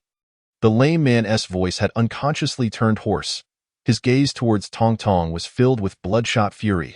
Tong Tong said nothing, merely resting her small hand upon the lame man's palm. His hand was cold. Yet Tong Tong held on tightly. Similar words he had just spoken before. From that moment on, my world was devoid of light. I sat beside my brother's corpse, finishing a few buns. Then, I personally buried him beneath the bridge. Thankfully, it was a rainy day. There were no passers-by on the road, or else it would have truly been troublesome. The lame man's voice was laced with bitterness, yet his gaze shifted from the previous ferocity to a sense of liberation. That night, I snuck into his home. The rain was heavy, masking my sounds as I gazed upon him in slumber. I clumsily raised a sharp stone, casually picked from the roadside, and brought it crashing down upon his head. Once, twice, it is rather ironic, for he was originally surrounded by numerous bodyguards. Yet, in anticipation of an interview with reporters at the clinic the following day, he had dismissed them prematurely. Thus, when the journalists arrived the next day, all they found was a disfigured corpse and myself seated beside it. Naturally, I was incarcerated. Due to my age, I escaped the death penalty but ended up serving a decade in prison. Is essentially the entirety of my tale. The narrative of the crippled man came to a halt. He refrained from recounting how a mere 7-year-old child survived the chaos of the prison, nor did he elaborate on the tribulations he faced within those walls. It seemed that compared to the death of his younger brother, these matters were insignificant. The reason I share this today is to impart to you the understanding that sometimes, what you refer to as troubling others is merely a construct of your own thoughts. In this world, there is no such thing as unearned sacrifice. If we wish to avoid wading through murky waters, we need only to turn a blind eye. Do you believe Su Yang would venture into the dark streets for someone inexplicable? What we chase after is but a faint glimmer of light. Though we may never truly possess this light, at least, at certain moments, it has indeed illuminated our path. The cripple's emotions gradually steadied. Leaning on his cane, he slowly rose and gently patted Tong Tong's head. Just as I mentioned earlier, we genuinely seek only a reason to endure, to comprehend the purpose of our demise. And nothing more, we even harbor the hope that one day, we might perish upon this sunlit path. It is far preferable to languish aimlessly in the frigid depths of a gutter. And the prerequisite for all of this is that you must remain alive. The cripple returned to his room, seated himself on a chair. I have encountered too many hypocrites, yet you are the only one who is different from them. Moreover, you just mentioned gifting me a rocking chair. With no chance of renunciation, as he spoke, the cripple shifted the topic abruptly, fixing a serious gaze upon Tong Tong, a hint of tension in his demeanor. Yes, I won't forget. Only when he saw Tong Tong nod did he exhale a sigh of relief. I desire one that is more expensive and superior to Su Yang's. And do not allow a fool to purchase a rocking chair. Oh, understood. Tong Tong tilted her head, somewhat puzzled as to why the cripple would specifically emphasize such a statement, yet she still nodded in innocent agreement. The cripple's cheeks twitched slightly, as if he had smiled for a moment. After listening to the cripple's account, Tong Tong seemed to have gained some insight. She no longer appeared as despondent as before, as if she had rediscovered the meaning of life. Her face blossoming into a radiant smile as she diligently cleaned the room for the cripple. The resulting clamor echoed throughout the room, utterly dispelling any notion the cripple had of taking a nap. Yet, there was no trace of anger on his face. He merely watched with a smile, gazing into the distance. Gu removed the earbuds from his left ear. I had thought there was some sensational gossip, but it turns out to be yet another dreary tale of suffering. However, I did not expect the cripple to utter such poignant words. As he spoke, a glimmer of amusement danced in Ji's eyes. Zhou Sangu gazed at Gu with a hint of resentment. So, why did you eavesdrop on the cripple's conversation? Because I was curious. Are you not curious? Gu blinked innocently, looking back at Zhou Sangu. Not curious. Zhou Sangu shook his head lightly, taking the other half of the earbuds that Gu had shared and handing them over. Collecting the earbuds, Gu pouted. Hypocritical fellow, you claim to be uninterested. Yet you still wear the earbuds I offered. Compared to the cripple's past, I am far more intrigued by how you would handle the situation if the cripple were to attempt to kill you. Zhou Sangu disregarded Ji's jibe and countered with a question. Gu grinned. In the dark streets, is there anyone who fears death? Of course, I am quite afraid of dying. Zhou Sangu shrugged. Utterly unperturbed. Gu held the small earbuds and suddenly said, What if I told you that I had also placed a bomb within these earbuds? If I had just thought it, your head would already be scattered. Zhou Sangu turned away, indifferent, and looked at Gu. I do not wish to hear such jokes a second time. A joke, perhaps. Gu mimicked Zhou Sangu's posture, shrugging as he approached the cripple's dwelling. He turned and slipped into a nearby alley, casually plucking a piece of chewing gum stuck to the wall and tossing it, along with the earbuds, into a trash can. Stretching lazily, he mused. So, what do you plan to do next? Of course, I shall return to my old profession. Aside from thievery, I possess no other skills. Zhou Sanggu pondered briefly and remarked, who knows? Perhaps before that grand competition begins, I shall have already returned with the device. Are you also a blessed one? Xiaogu asked, somewhat astonished. Whether one is blessed or not has no bearing on thievery. In the imperial city that once discovered, whether blessed or not, one cannot survive. Zhou Sanggu refrained from giving a definitive answer, then looked at Xiaogu, countering. Are you a blessed one? Regrettably, I am not. However, I perceive that blessed individuals are not as formidable as they claim. Given the opportunity, I intend to eliminate a few to see for myself. Xiaogu spoke with a smile, his demeanor exceedingly relaxed. So, do you have intentions of participating in the competition? But isn't there only one slot available for Shanghai City? Zhou Sanggu pondered. Xiaogu maintained his smile. Just because Shanghai City's spots are filled does not imply that others are as well, especially those smaller cities with ambition. Naturally, these are matters for the cripple to consider. I am not suited for the arena. That place is not my battlefield. I truly anticipate a magnificent display of fireworks. Qiu Ji's words carried an inexplicable depth, causing him to lose interest in continuing the conversation with Zhou Sanggu. With a cheerful demeanor, he extracted a lollipop from his pocket, popped it into his mouth, and turned to leave. Zhou Sanggu stood in place, contemplating Qiu Ji's thoughts, ultimately chuckling and shaking his head before disappearing as well. I can choose not to return home tonight. Outside the dormitory assigned to Su Yang by the city lord's mansion, a woman bit her lip, speaking in a somewhat alluring manner. Su Yang stood at the door, scrutinizing her closely and asked earnestly, Can you cook? Ah? The sudden inquiry left the woman momentarily stunned, yet she quickly regained her composure, a hint of crimson gracing her cheeks. I am the best meal. Oh, so you intend to mooch off my food? Su Yang mused slightly, muttering as he opened the door and stepped inside, shutting it behind him, leaving the woman standing alone in the cold wind. Bewildered, watching the firmly closed door, the woman felt somewhat disoriented. She turned and walked into the distance, entering a sleek black car, sitting in the back seat without uttering a word. The staff member in the passenger seat was overwhelmed with joy. After an entire day, Su Yang finally passed a test. He is not a womanizer. He maintains his integrity. Just as the staff member basked in the ocean of happiness, the woman suddenly regained her senses. Wait, is he sick? Tell me, is he gay? It must be so. Grabbing the staff member by the collar, she pressed for answers. Only upon seeing the sympathetic look in the staff member's eyes did she release her grip, leaning back against the seat. Is why charm truly so weak? My home lacks hot water. Can I stay at your place tonight? The woman lifted her gaze once more, inquiring of the staff member. The staff member, gazing at her enchanting form through the rearview mirror, could not help but swallow hard and nodded instinctively. Rogue. The woman rolled her eyes and scolded without hesitation, her mood improving considerably. At least it proved one point. The issue lies not with herself, but with Su Yang.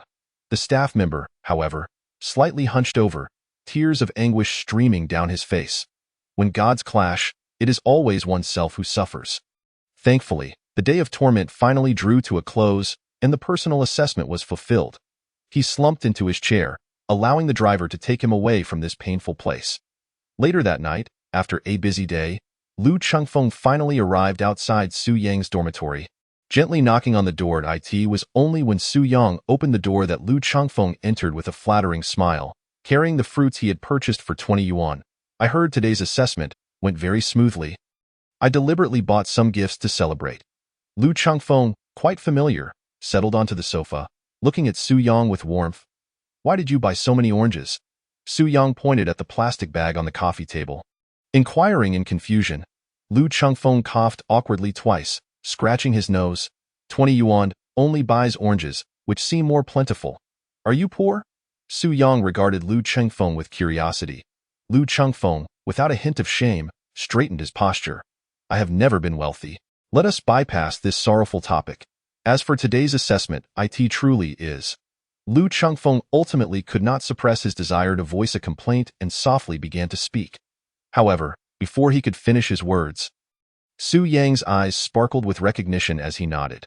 I initially presumed that this assessment would be a mindless game of leaking questions, but to my surprise, I have somewhat underestimated the City Lord's mansion.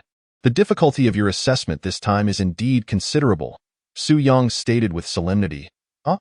Lu Chengfeng was momentarily taken aback, gazing at Su Yang in a daze, even forgetting to peel the orange he had casually picked up.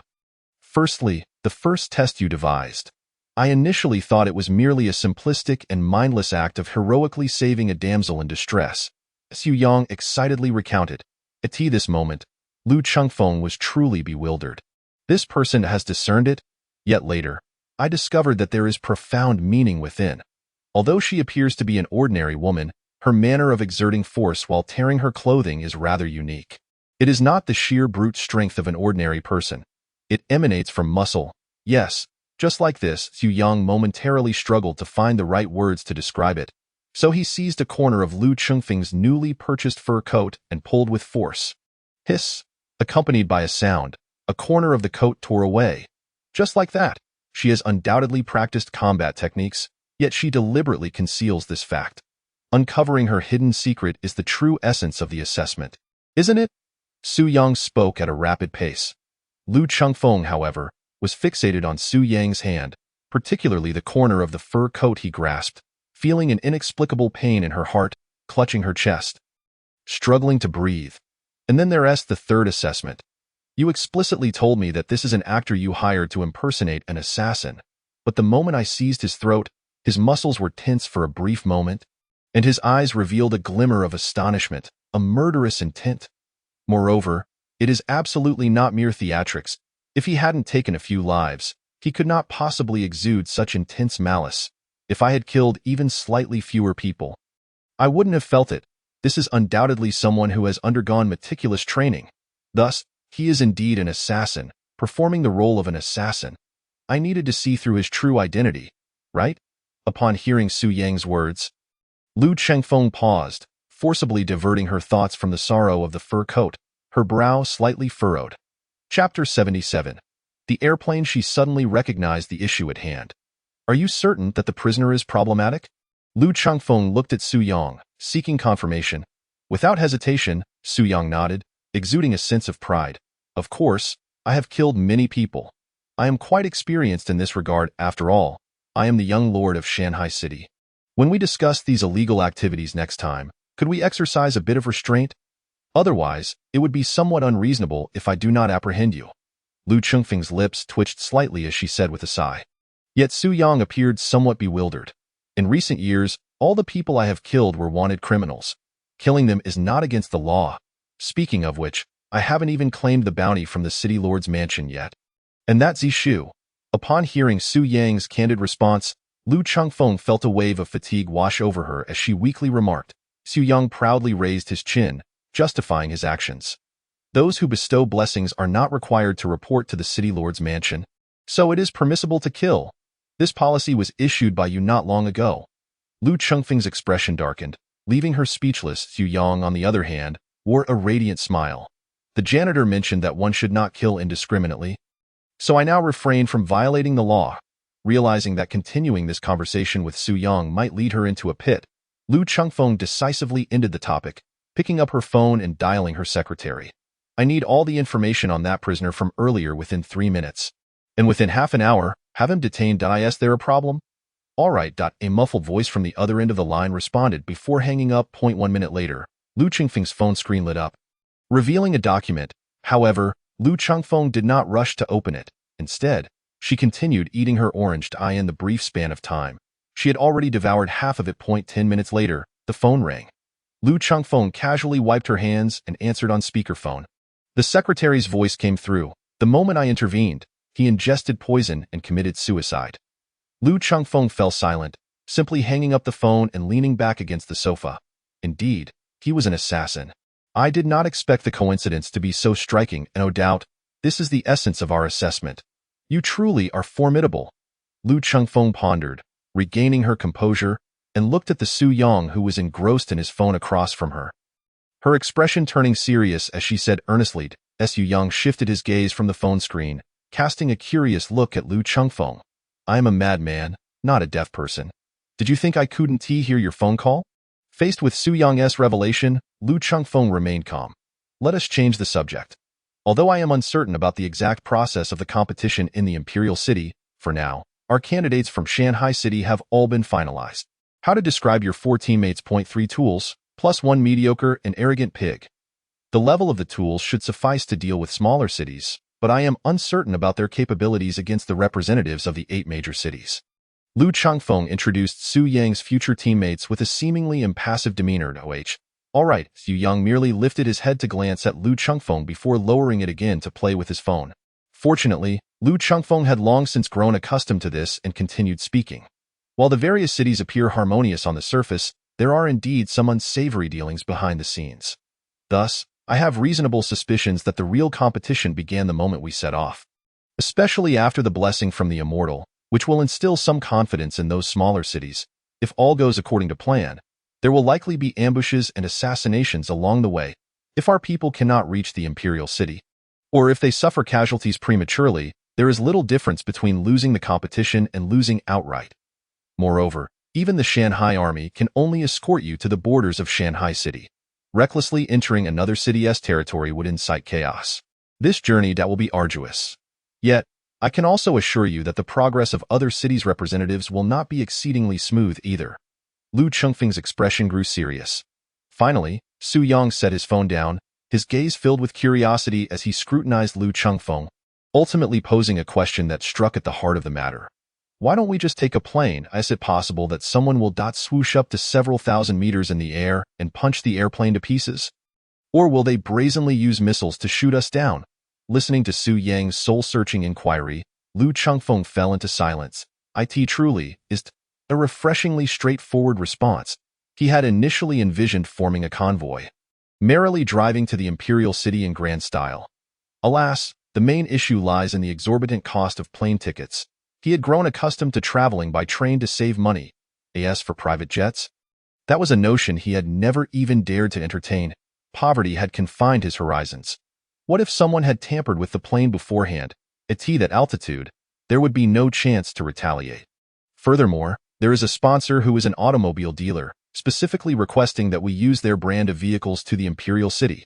Lu Chengfeng countered stubbornly, attempting to salvage her dignity. This only caused Su Yang to look at Lu Chengfeng as though she were a fool.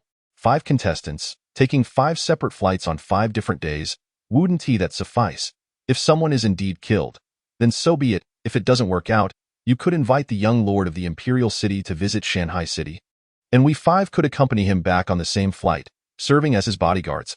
Then, let those inconspicuous accompanying personnel drive your sponsor's cars. The Imperial City. He never specified that the contestants must drive.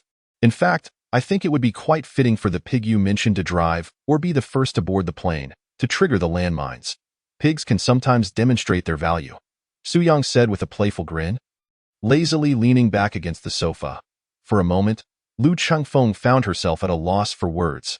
What he said was very reasonable. Ever since the immortal's blessing, her thoughts had been consumed with notions of slaughter and soaring through the skies. Truly befitting of the captain of Ling Xiao. Congratulations, you have passed the final test of this assessment. From this moment forth, the entirety of Shanghai City will stand behind you. A mysterious smile suddenly spread across Lu Chengfeng's face, as if everything had been anticipated. Get some rest early. Tomorrow morning, the 5 competitors will meet to get acquainted, and we can prepare for the competition with full force.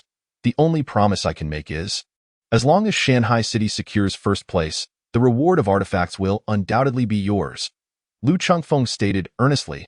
If, perchance, the participants from other cities were to meet an untimely demise en route, or if their aircraft were to suffer an unfortunate explosion and crash, taking with them a few minor city lords, mountain and sea city, Su Yang gazed innocently at Lu Chengfeng, timidly inquiring.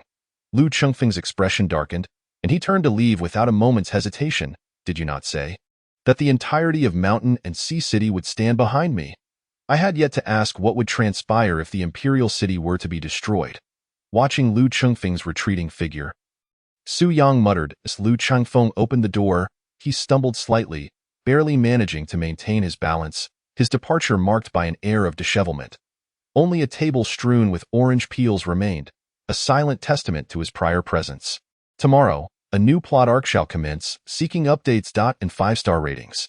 Chapter 78. Align, Two Worlds. Investigate the death toll of the underworld personnel over the past 2 years. Go claim the reward. Just say it is for the Madman. Lu Changfeng stood outside Su Yang's door, watching the secretary who had just arrived, speaking in a nonchalant tone. The secretary instinctively glanced towards Su Yang's room. Why not confirm with him? Lu Changfeng squinted slightly, a faint smile playing on his lips. Ultimately, the secretary remained silent, retracting his gaze, opening the car door, and watching Lu Changfeng depart. Inside the room, Su Yang pondered, perplexed by the silence of the hundreds in the group chat. I have sent over 200 emojis. Observing the old man and having just added him to the Central Street Safety Group, Su Yang felt utterly bewildered, casually typing out over 20 messages of, "Is anyone there?" The group remained eerily quiet. As though all had perished, little did Su Yang know. At the same time, within a group chat named Central Street Safety Consultation Group 2, countless individuals were furiously tagging Old Man on, unleashing a torrent of curses. "Old bastard, have you lost your mind? Do you dare I tear down your tea house?" Such sentiments flooded the screen. After a lengthy pause, Old Man finally responded in the group. "I am in Tianhua City. Do not worry. And then fell silent once more, disregarding the other insults hurled his way. Do you think Central Street now had a group chat? Little Cleaner must be profoundly touched. Su Yang mused, tossing his phone aside, extinguishing the light, and preparing to conclude this delightful day. The bright moon hung high. The chilling moonlight spilled over the earth. Suddenly, Su Yang furrowed his brow, abruptly sitting up in bed, pressing his palm to his forehead. Letting out a low growl. A chorus of murmurs inexplicably emerged from his mind, though they remained indistinct, utterly incomprehensible, accompanied by a searing pain, as if an invisible hand were gripping his nerves with relentless force. This pain surpassed anything he had previously endured, overwhelming even someone like Su Yang, accustomed to headaches, causing him to roar in agony. He clenched his fists, gasping for breath. Sweat drenched the sheets. The murmurs grew louder, echoing like thunder in his mind, yet he could still discern not a single word, even his vision gradually blurring. In a daze, vivid images flashed through his mind. A magnificent city, a boy devoid of expression. Standing atop a high building, a darkened sky, the celestial realm reappearing. Countless citizens bowed before the ground, ceaselessly prostrating. Finally, a series of explosions erupted, thunderous roars culminating in a wasteland. At this juncture, the vision abruptly ceased. The murmurs in Su Yang's mind gradually faded. Gasping for air, he wearily left his bed, turned on the shower, allowing the icy water to cascade over him, restoring clarity to his mind. Again, are we crafting the future? But I refuse to believe in the future, Su Yang murmured to himself, draping a bathrobe around his shoulders, seated before the window's sofa, gazing out at the moonlight, lost in thought. Chaos, ruins, desolation, various elements shaped the world before him. A rusted iron rod stood, adorned with a blood-red cloak, piercing the sky. A lotus lantern floated mid-air, now marred with cracks, a solitary silhouette perched atop a lofty mountain, seemingly surveying this so-called celestial realm. Motionless, uncertain if it lived or had succumbed to death, in the distance lay a skeleton, its end obscured. Such scenes rendered this world a mere shadow of its former self, steeped in desolation. Only the collapsed celestial court continued to emit a faint glow, defiantly affirming its existence. At this moment, in this world of profound silence, a bell tolled. The sound was muffled yet distinctly audible. As the bell pealed, the originally dim light of the celestial court suddenly blazed brightly. Concurrently, on the other side of the world, atop a barren mountain, the resonant echoes of Buddhist chants reverberated through the air.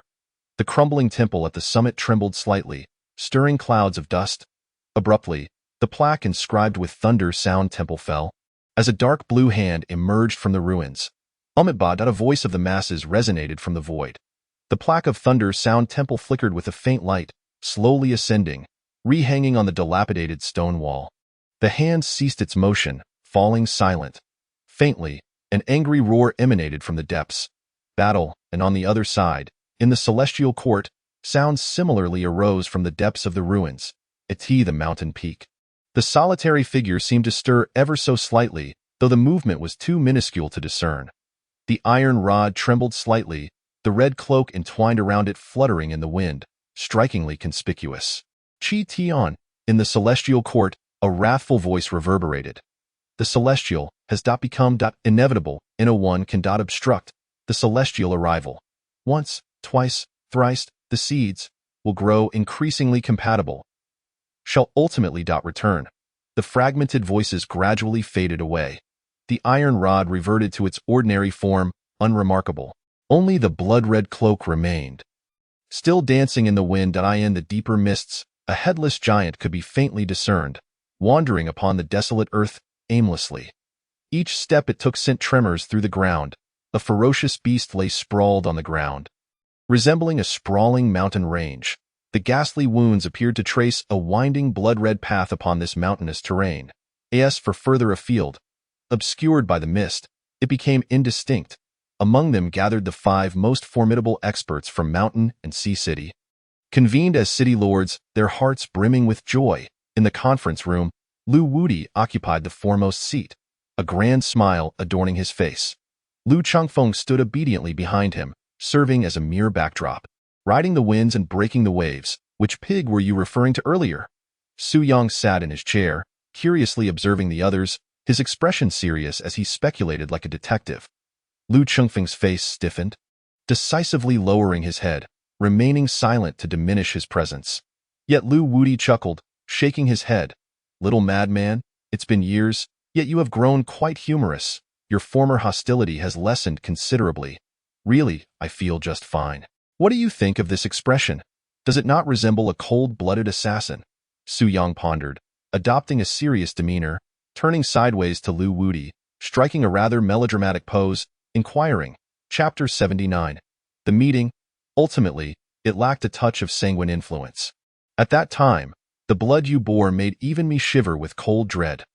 Lu Wudi spoke again, appearing quite familiar with Su Yang. Meanwhile, Lu Changfeng remained rooted in place, casting suspicious glances between his father and Su Yang, endlessly speculating their relationship. Changfeng, you may be unaware. This is the younger generation of Mountain and Sea City, my most esteemed little brother. From now on, you shall address him as Uncle Su. Seemingly struck by a thought, Lu Wudi turned back to introduce his son, Uncle.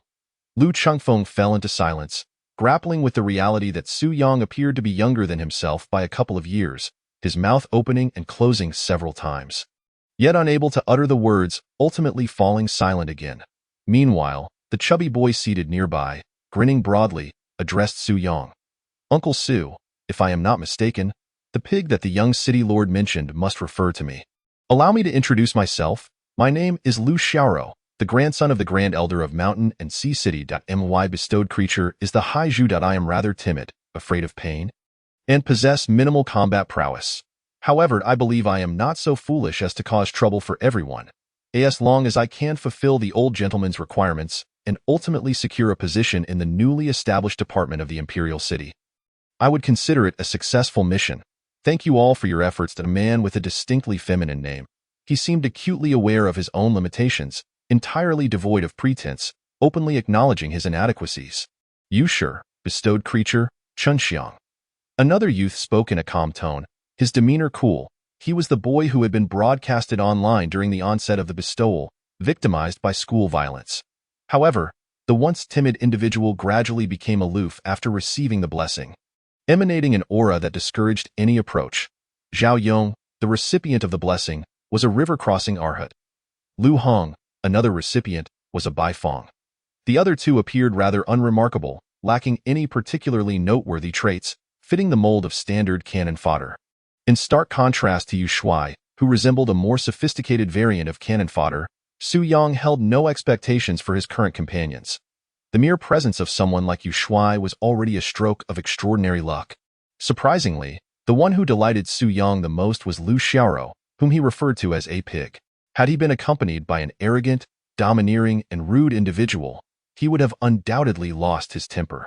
She seemed quite amiable, not at all resembling the kind of haughty person you described last night. Su Yang gestured towards Lu Xiaoro and candidly inquired of Lu Changfeng. Lu Changfeng appeared as though he wished to bury his head in the ground. Why must he air out disparaging remarks made behind others' backs right in front of them? He chuckled. Cousin Chengfeng might harbor some misunderstandings about me. I was indeed a bit naive in my youth. However, after being summoned to the restroom for heart-to-heart talks dozens of times in middle school, I have come to grasp the essence of life. Despite knowing that Lu Chengfeng had spoken ill of him, Lu Xiaoro maintained an air of calm, her chubby face adorned with a gentle smile. Xu Yang pondered thoughtfully. Meanwhile, Yu Shuai immediately turned to Lu Xiaoro, asking, "Have you also been cornered in the restroom?" Lu Xiaoro nodded slightly. Those wretched individuals. Yu Shuai clenched his fists, his expression growing even colder, anger seeping into his voice. The two youths, both longtime victims of school bullying, shared a newfound sense of camaraderie. The only perplexing aspect was how the grandson of the esteemed elder had become embroiled in such schoolyard conflicts in the bustling Shanghai city. By the way, I forgot to memorize the lines you gave me this morning. Perhaps you could provide an overview of the current situation, Lu Wudi asserted, looking squarely at his son, decisively rising from his seat to occupy a corner, where he eagerly pulled out his phone to indulge in a game. Lu Chengfeng sighed in resignation and sat down. While all present were blessed individuals, they likely remained only partially informed about the current circumstances. Allow me to provide a detailed introduction today, but I hope you will keep this information to yourselves. Otherwise, my father will be displeased. Lu Chengfeng scanned the room and spoke softly. The four of them straightened in their seats, attentively listening, while Su Yang continued to fumble with his phone. Tio enhance one's strength through the blessings of immortals. One must constantly discern the habits and nature of their support, contemplating how he would act in various situations. I refer to this as self-examination. Furthermore, I discovered something intriguing in an ancient text. Whenever someone accidentally triggers the immortal path, a phenomenon known as immortal arrival occurs. It is somewhat akin to what transpired a month ago, where the sky displays a projection of the immortal realm, allowing blessed individuals to experience it up close, thereby accelerating their alignment with the immortal essence and resulting in a rapid enhancement of their abilities. The meaning of alignment is, every time the alignment increases by 5%, one gains an additional immortal ability. Ultimately, one acquires everything. Are there any further questions? Lu Chengfeng elaborated extensively, finally turning to the others with a smile. The four, encountering such a vast amount of information for the first time, exchanged astonished glances, processing the details and shaking their heads. Only Su Yang raised his hand. Cousin Chengfeng, I have a few queries. Please refer to me as Wang Shi Sui Feng. Go ahead, Lu Chengfeng sighed, filled with resignation. Although he felt gratified that Su Yang had correctly addressed him, there lingered an unsettling sensation of being taken advantage of. During immortal arrival, will immortals truly descend from the heavens? Su Yang inquired, his excitement palpable. Lu Chengfeng swiftly grasped Su Yang's intention and shook his head slightly. No, immortal arrival merely forces the immortal realm to temporarily breach the void, projecting its image above us, which can be interpreted as a closer distance awake. Su Yang visibly deflated, but quickly regained his enthusiasm. And when the alignment of a blessed individual increases, does the quality of the immortal seeds improve? Indeed, Tio put it simply, an immortal transforms their thoughts into 100 immortal seeds, sowing them among mortals. If your side flourishes, the other immortal seeds will lack nutrients. However, if you are fortunate enough to discover a kindred spirit and consume their immortal seeds, you can traverse a fast track to continuous enhancement. Chapter 80. Kindred spirits. If we were to liken our world to a form of sorcery, then the blessed individuals resemble various sorcerous insects. Absorbing the thoughts of others may not yield improvement, and may even produce adverse effects due to rejection by one's own immortal. However, such complications do not exist among kindred spirits. Thus, upon encountering kindred individuals, the instinctive reaction should be to flee. O Tio strike first as the young city lord. I should not impart such knowledge to you. Yet the world has descended into chaos. We must adhere to the law, but we cannot blindly follow it any longer. As time passes, many blessed individuals have gradually uncovered various truths through their own means or other channels. There are few who openly flaunt their identities as blessed individuals. Lu Chengfeng spoke earnestly. For a law enforcer to openly express such sentiments is indeed a rare and commendable quality. The other three maintained indifferent expressions, though their gazes towards Yu Shuai held a hint of peculiarity. This person had been exposed on the very first day of receiving the blessing. The video circulated throughout Shanghai City, with no one unaware of it. Much like a celebrity, the blessed individual Shunxiang had long ceased to be a secret. Yu Shuai appeared utterly bewildered. His previously aloof demeanor faltered, fixating intently on Lu Chengfeng. Is Deities it truly like that? Although reluctant to provoke him, the truth as indeed is such. They likely have yet to realize that they can absorb the thoughts of kindred spirits. Otherwise, you would have already encountered the harsh realities of the world. The peril of campus bullying is entirely of a different magnitude. Lu Chengfeng sighed, his tone somber, as if mourning. While a direct threat may be avoided, a hidden danger is far more insidious. He had become a target, and as time progressed, secrets would no longer remain concealed. Faced with a succession of assassins, there would inevitably come a day of misstep. Even the other three, who had disclosed their blessed counterparts, began to feel a twinge of anxiety. They had never prepared for this. In stark contrast to the worried trio, Su Yang appeared delightfully amused. Grinning widely. This implies if I establish a small sorcery within the grand sorcery, the efficiency would surpass that of planting immortal seeds. What a boon! Hey, Xinxiang, let us collaborate. You should participate in more interviews to attract others to hunt you down while I take care of capturing them. Su Yang suddenly turned to Yu Shuai, posing the earnest inquiry, why Yu Shuai hesitated. Lu Chengfeng wearily returned to his seat, observing the abrupt shift in the meeting's dynamics. Is quite formidable. Why Yu Shuai appeared contemplative, genuinely considering the proposition. Meanwhile, Su Yang, beaming with joy, asked his final question. I am not very adept at using my phone. This one was purchased for me by the little cleaner. Could you take a look and see if it's malfunctioning? Why can't I see their replies after sending messages? As he spoke, Su Yang handed over his phone. Upon seeing the barrage of emojis in the group chat, Lu Chengfeng maintained a stoic expression while perusing the group name. Then opened the group announcement, falling silent. You rarely use your phone? No. Have you ever used a communication group? No. Do you know what an announcement is?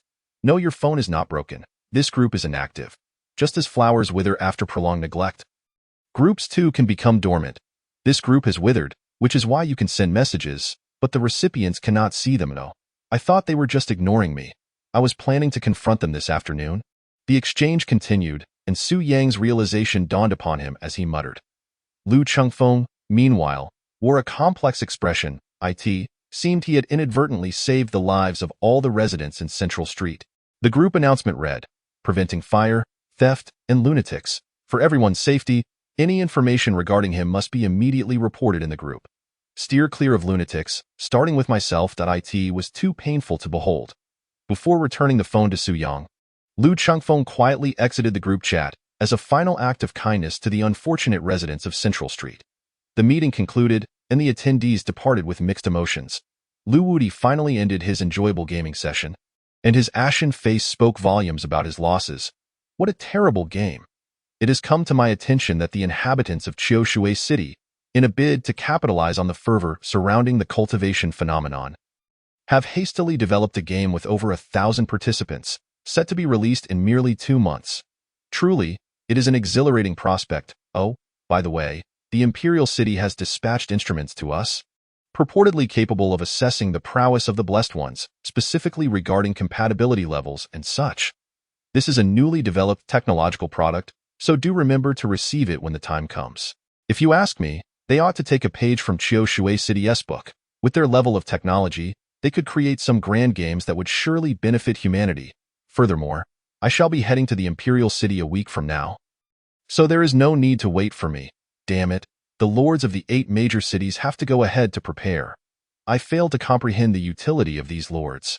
Lu Wudi grumbled incessantly, venting all the frustrations from his gaming defeat. Resentment does not vanish. It merely shifts. Lu Wudi departed with a lightened spirit, while Lu Chengfeng remained behind, wearing an expression of melancholy. In summary, a meeting was held. Apart from Su Yang and Lu Wudi, the remaining individuals were in rather low spirits. The following morning, the Imperial City, leading a coalition of 100 cities, jointly announced the Treading the Immortal Path competition to the populace, initiating a prelude that drew widespread attention. Notably, the Circle of the Blessed Ones exhibited a heightened interest in this event. The Black Street remained as tranquil as ever. However, the fool had vanished, as if he had simply disappeared into thin air. Along with him departed Joe Sandy and Old Man, and of course, Old Man and could not be deemed missing. Everyone knew where he had gone. Now, I too must pursue my own light using my methods. The cripple stood on the street, gazing at the new rocking chair within the room that he had not yet had the chance to sit in, murmuring softly. Tong Tong stood at the doorway, his head bowed in quiet sorrow.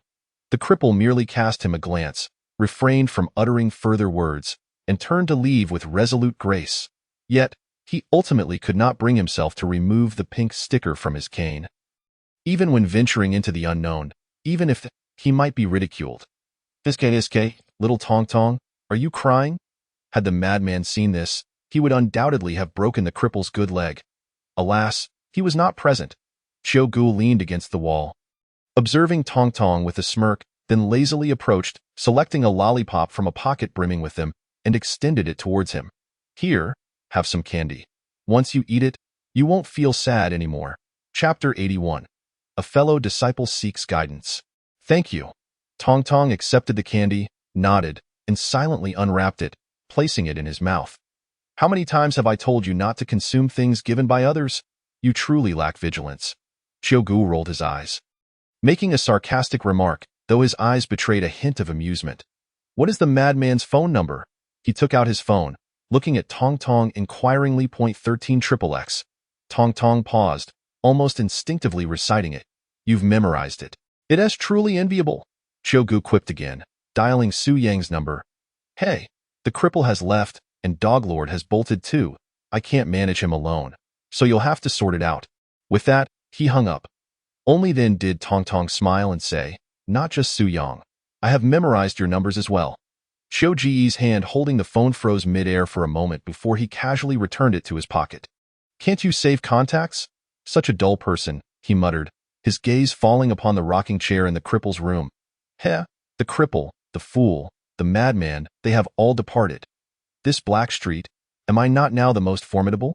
Let me first experience the cripple's rocking chair, then I shall pluck the flowers nurtured by the fool. With that, Chiu Gu dashed into the room, seated himself on the rocking chair, and began to sway slightly. Yet, after a brief moment, he stood up again. What the heck? This swaying gives me a headache.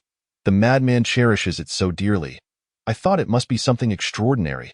Chiu Gu, behaving like a troublesome child, continued to scrutinize the room, wrinkling his nose in disdain. There's nothing here, clearly belonging to a rigid individual. Just as he grew weary of rummaging through the cripple's room countless times, Su Yang appeared at the door. Finally, you're here.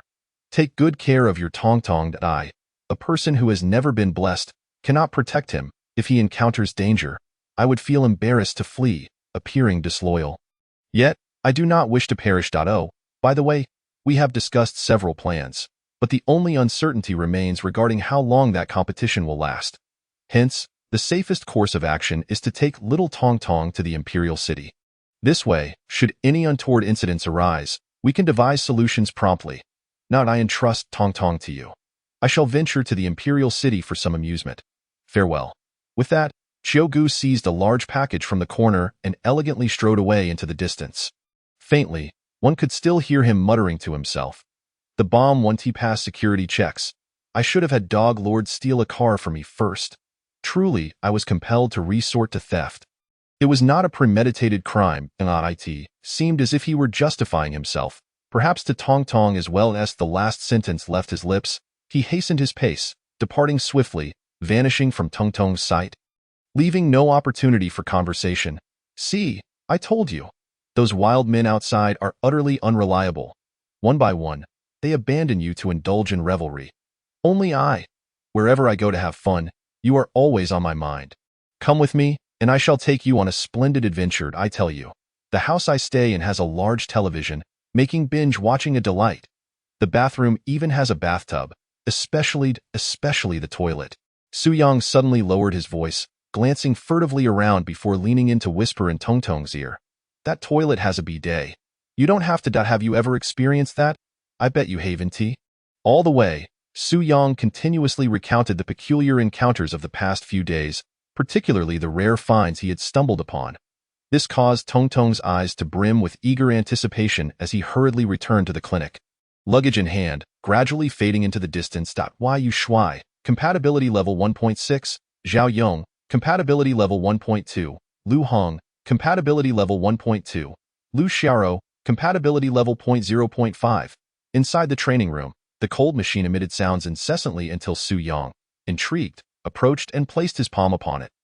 Su Yang, data error, data error. A red warning light illuminated on the machine. Su Yang, bewildered, withdrew his hand and looked at Lu Chengfeng in confusion. Lu Chengfeng wore a similarly perplexed expression, and after Su Yang had measured 3 times, he finally managed to explain. This is a newly developed device. The data may not be entirely accurate. Never mind, that is inconsequential. Only 15 days remain until the start of treading the immortal path. After accounting for travel and preparations, we have only 10 days left for training. I hope that during these final 10 days, each of you can make further breakthroughs. At the very least, all of you should reach 1.5.HMEM.as he spoke. Lu Chengfeng's gaze fell upon Lu Xiaoro, not including you. As long as you are happy, that suffices. Lu Xiaoro cheerfully replied, displaying no sense of inferiority stemming from the disparity in strength. I propose. I shall set off for the imperial city right now, Su Yang suddenly declared. Lu Chengfeng was taken aback. Huh? Why? Because I need 15 days to travel. Su Yang grinned, cheerfully responding, I wish to know. What mode of transportation takes 15 days to traverse? Lu Chengfeng pressed his forehead, exuding exasperation. Su Yang, brimming with pride, exclaimed, a carriage. I promised the little cleaner that I would take him to see the sights along the way. We have planned our itinerary. There's an immortal lake, snowy landscapes, flower fields. He enthusiastically recited one name after another. In any case, I made a promise to the little cleaner. Even if you deceive me, he won't have any regrets on his deathbed, but training.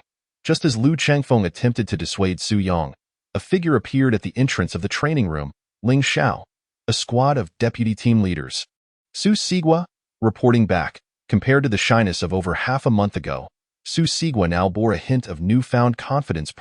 One could only wonder what experiences he had endured during this time, that he had even survived. Lu Chengfeng muttered to himself. Meanwhile, Su Sigua, garbed in tattered clothing like a wandering ascetic, gazed resolutely at Lu Chengfeng and reiterated. Su Sigua, reporting back, Lu Chengfeng, with a resigned nod, acknowledged him as a greeting. However, Su Sigua's gaze shifted to Su Yang, filled with combat fervor, as the words of his mentor reverberated in his mind. Your current strength far surpasses that of the madman. Young man, you must possess audacity. You are now invincible. Tread the path of invincibility and vanquish all the talented individuals of this world. Repress your cowardice, conceal your fears. From this day forth, for the next millennium, they shall remember your name, Su Sigua. Let them kneel before you, contemplating the transgressions of their past. That benevolent gaze, those words filled with hope, the fervent desire for disciples to achieve greatness, continuously transform into motivation, igniting within him an unparalleled fighting spirit. Madman, fellow disciple, Su Sigua, I seek your guidance. With hands clasped behind his back, he raised his chin with an air of pride, taking a step back, embodying the demeanor of a grandmaster. Chapter 82. Extracting him down. Fellow disciple? Apart from me, there are no living souls left in the village. Am I mistaken? Su Yang stood stunned, and in Su Sigua's bewildered gaze, approached him, grasping his collar to feel the back of his head. No, he is not from Su village. Confusion clouded Su Yang's face. At that moment, Lu Chengfeng spoke up. Sigua, since you have returned, let us conduct a test first. Are you worried that I lack the strength to challenge him? The myriad doubts of the world are but fleeting illusions. We need only to press forward. Su Sigua muttered incessantly, striding towards the machine, placing his palm upon it. Su Sigua, compatibility at 1.8. The cold mechanical voice echoed. Lu Chengfeng's eyes widened, betraying his unease, staring intently at him. This fool. No. Where had this child been during the past half-month? He has truly grown stronger. If it's 1.8, perhaps it is time to cautiously probe Su Yang's limits? With this thought, Lu Chengfeng fell silent, refraining from dissuading Su Sigua any further. Brother, can we now seek your guidance? Su Sigua calmly turned, his piercing gaze fixed on Su Yang. Yang Jin, manifest, accompanied by a low roar. A phantom emerged behind him, enveloping him in a golden aura. In the next moment, Su Sigua charged towards Su Yang at breakneck speed. When barely 3 meters separated them, he leaped into the air. "Celestial, move!" In midair, Su Sigua shouted once more. The tranquil phantom of Yang Jian behind him trembled slightly, causing the golden light enveloping him to shine ever brighter. This was what the ancient texts referred to. When aligned with the celestial intent, it would trigger celestial movement, elevating his strength beyond its original limits. At this moment, Su Sigua's combat prowess must have reached a compatibility of 2. Lu Chengfeng recalled the ancient texts gifted to him by Wang Qiuxing. Murmuring to himself, the expressions of the other 4 contestants shifted slightly. Aside from Lu Xiaoro, the other 3 genuinely believed themselves to be the strongest in Shanghai City. Yet the sudden emergence of an ordinary bystander exuding such overwhelming aura left them feeling suppressed. Especially that indomitable spirit, amplified further by the manifestation. What on earth is happening? The little janitor is watching, Su Yang sighed. Even amidst this critical moment, glancing towards Tong Tong, who sat in the corner, manifest. "Oh dear. I can't remember. Let us give it a try." Su Yang felt a surge of irritation as he watched Su Sigua leap, shouting, "Manifest." As the words fell, 1 apparition, 2 apparitions, 3. An indeterminate number of phantoms materialized behind Su Yang, all pointing at him in a dazed manner before vanishing again in an instant. Su Yang shimmered with a myriad of colors, a cacophony of hues, utterly devoid of aesthetic appeal. "Oh no, I forgot to call out a name." Su Yang's face turned pale, clearly unable to sustain such a multitude of celestial beings simultaneously bestowing their blessings. Weakened, he resembled a volcano on the brink of eruption, unable to find an outlet. Ultimately, his gaze fell upon Su Sigua. Then, he lifted his foot, mirroring the motion he had made outside the abandoned factory, directing it towards Su Sigua's abdomen, delivering a forceful kick.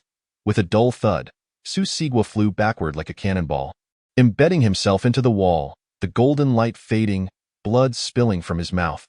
Su Yang staggered back a step, hastily dissipating the celestial spirit power, gasping for breath. That was close. 2 seconds more, and I would have exploded. Next time, I must remember to call a name. Otherwise, it's going to be chaos, Su Yang muttered, exhaling deeply as his body gradually recovered. "Huh? Why are you all looking at me?" Sensing the astonished, dazed, and fearful gazes, Su Yang felt perplexed. The 4 contestants quickly averted their eyes, afraid to look directly. The terrifying youth who could easily overpower them still hung in the wall. If they angered Su Yang again, would they survive? Especially 2 of them, who had long endured school bullying, exchanged silent glances filled with mutual understanding. Never provoke him again. Otherwise, they might find themselves dragged into a bathroom beating, and seeking a teacher would be futile. What style of carriage do you desire? One like those in historical dramas? With incense burners, braziers, and a tea table inside? Lu Chengfeng glanced at Su Yang, then at Su Sigua still embedded in the wall, unhesitatingly declaring he would no longer mention involving Su Yang in training. Su Yang shook his head. "No, I want one that's open-topped, the kind used in rural areas for harvesting corn." He sketched a simple outline with his hand, finally grinning and saying, "The little janitor said I could lie on the carriage and gaze at the stars. No problem. I will head to the Shanghai Army and select the finest horse for you. I'll also find a carpenter to craft you the best carriage, ensuring it is both comfortable and allows for stargazing. By tonight at the latest, you shall set off, however, if dangers arise along the way. It should not be too perilous." Lu Chengfeng had barely posed a question when he shook his head in dismissal. He was not blind. Behind Su Yang, at the very least, stood 10 phantoms. What does that signify? A concept that had never been recorded in those 3 ancient texts. "Thank you. I have faith in you, Xiao Fengfeng." Su Yang regarded Lu Chengfeng with satisfaction, nodding, before turning towards Tong Tong, his steps wavering once more. "Next time, I must remember to call a name." These fellows, burdened with endless grievances, Su Yang departed the training ground with Tong Tong. Only after Su Yang had left did the others find the heart to gaze at Su Sigua, still unconscious and hanging on the wall. "Extract him down," Lu Chengfeng sighed, waving his hand. Zhao Yong and Lu Hong jogged over, retrieving 2 chairs, standing on them to grasp Su Sigua's arms, laboriously pulling him out inch by inch. On the wall remained the imprint of his form, pulse stable, alive. He should not have sustained serious injuries. After checking Su Sigwa's condition, they called out towards Lu Chengfeng from a distance. This child, his strength, is it acquired through wit?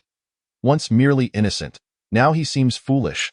Lu Chengfeng felt utterly helpless, and no matter how strong Su Yang was, he was merely the support. Su Sigwa was the true laborer of Shanghai City's future. Chapter 83. A sword divides life and death. Awaken him. Lu Chengfeng's tone was laden with complexity. Can you do it? I cannot either. Zhao Yong and Lu Hong exchanged glances. As ordinary individuals, even after a month of blessings, they possessed little knowledge on how to rouse someone from unconsciousness. They instinctively turned their gaze towards Yu Shuai. I only know the state one is in after being knocked unconscious, and what to do immediately upon waking to feel better. Observing the three with their clear yet foolish expressions, Lu Chengfeng's emotions grew even more complicated. These were his soldiers meant to elevate Shanghai City's reputation in the imperial city. Had he not discovered Su Yang and precisely identified his vulnerabilities, the one responsible for leading the team would have been the one now slumped unconscious. Allow me.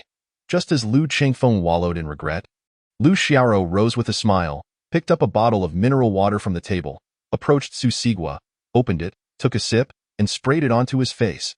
Su Sigwa blinked, yet remained unresponsive. Lu Xiaoro raised her arm and delivered a gentle slap. Followed by another spray of water, Su Sigwa awakened. Seeing the gazes fixed upon him, Lu Xiaoro maintained her gentle smile. When they used to beat me in the small woods, they always woke me up this way whenever I fainted. Upon hearing Lu Xiaoro's explanation, the others looked at her with eyes full of pity, including Yu Shuai. Just how harshly had this person been wronged, to be beaten even while unconscious? Far worse than the suffering they had endured. Thankfully, all was over. Although she was a burden, he would strive to lead him and achieve his goals. In an instant, Yu Shuai's fighting spirit ignited within. What just happened? Su Sigwa weakly lifted his head, looking at the others, asking, did someone kick me and send me flying? Even now, he still finds it hard to believe the scenes from before. Surely, it must be an illusion. The teacher once stated that the younger generation has already become invincible. In truth, it was you who just posed a lethal threat to Su Yang, which is was Su Yang unleashed all his might. What seemed like merely a kick was, in fact, a fleeting moment of life and death in battle. Have you ever read about it in novels?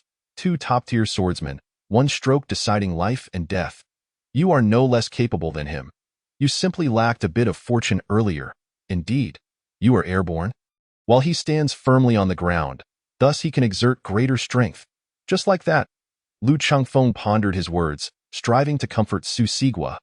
Though this child has become more foolish, at least, he is no longer the coward he once was. That is a positive sign. If Su Yang were to kick him back to his true nature, the lost intelligence would never be recovered, and that would be a significant loss. The finest swordsman, distinguish between the strong and the weak, and also determine life and death. Su Sigwa sat on the ground, murmuring to himself, silently experiencing the intense pain in his abdomen, lost in thought. Even when a lion hunts a rabbit, it uses all its strength. One must follow the righteous path, but one must not lose sight of the cunning path. Do you understand this Taiji diagram? Yin and yang intersect. Some matters are not simply black and white. The teacher's voice echoed in his mind. Su Sigwa lowered his head, feeling a twinge of guilt. Just now, I was overly arrogant. It was not my senior brother who defeated me, but rather his cunning tactics. Truly, he has fully grasped the teacher's philosophy. As for me, I still need to strive further. Accompanied by his self-reflections, the flame of confidence reignited in Su Sigwa's eyes. He clenched his fists and sprang to his feet. Now, my senior brother is my greatest teacher. The pursuit of knowledge knows no bounds. One day, I shall traverse this path of invincibility and stand atop the world, young master of the lesser city. Where has my senior brother gone? Su Sigwa, filled with determination, turned to Lu Chengfeng and inquired. Packing up, awaiting the carriage. To the imperial city. Lu Chengfeng replied wearily. He was genuinely curious about the kind of person capable of brainwashing someone to this extent in less than a month. At least he felt he could not achieve that. Truly remarkable, the carriage. Although one could take a private jet, they chose to travel by carriage. It was said to be a journey to appreciate the mountains, waters, and nature. Rather, it was about observing the Tao, understanding principles, and seeking freedom. Is this what the teacher refers to as letting go of vanity and indulgence? Cultivation is inherently a path of arduous training. Su Sigua felt a renewed clarity within, as if the celestial energy within him had advanced slightly. Clad in a tattered shirt, Su Sigua stepped forward, effortlessly standing before the testing apparatus, placing his hand upon it. Su Sigua, compatibility 2. The electronic voice resonated in the silent room. Su Sigua, however, remained indifferent, as if these were mere trifles. Young master, I must seek my senior brother now. To the imperial city. Having said that, he turned resolutely and departed, leaving behind a silhouette brimming with determination. And a crowd left in astonishment. Is this even possible? Zhao Yong swallowed hard, glancing at Lu Heng. Lu Heng silently shook his head, feeling even more bewildered than Zhao Yong.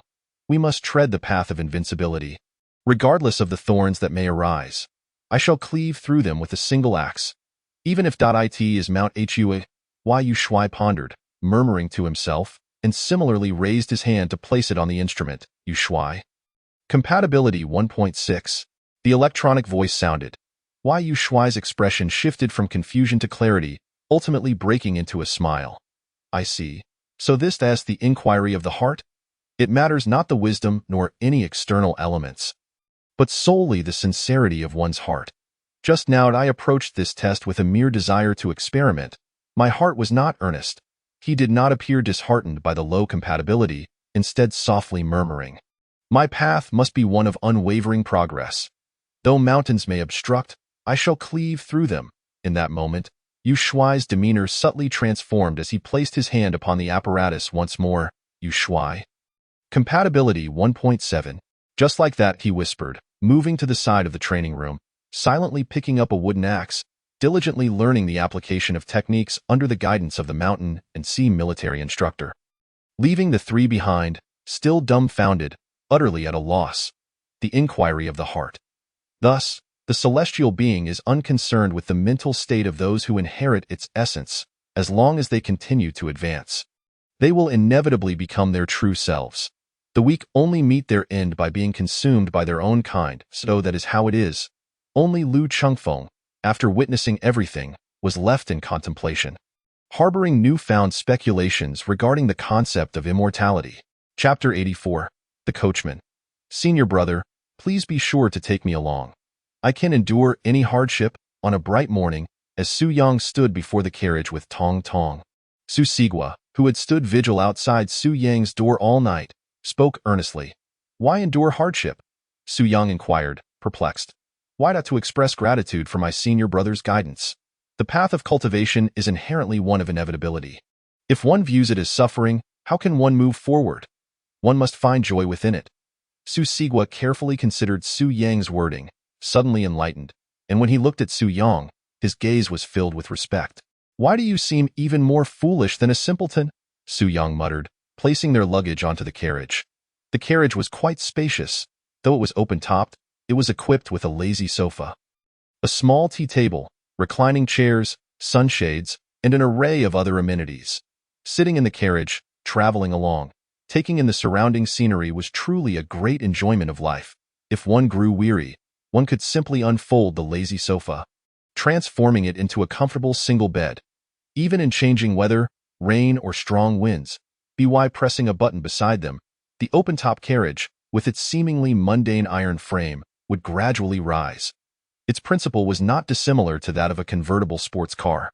This was a message Lu Chengfeng had quite casually sent him after he left yesterday, detailing his senior brother's requests.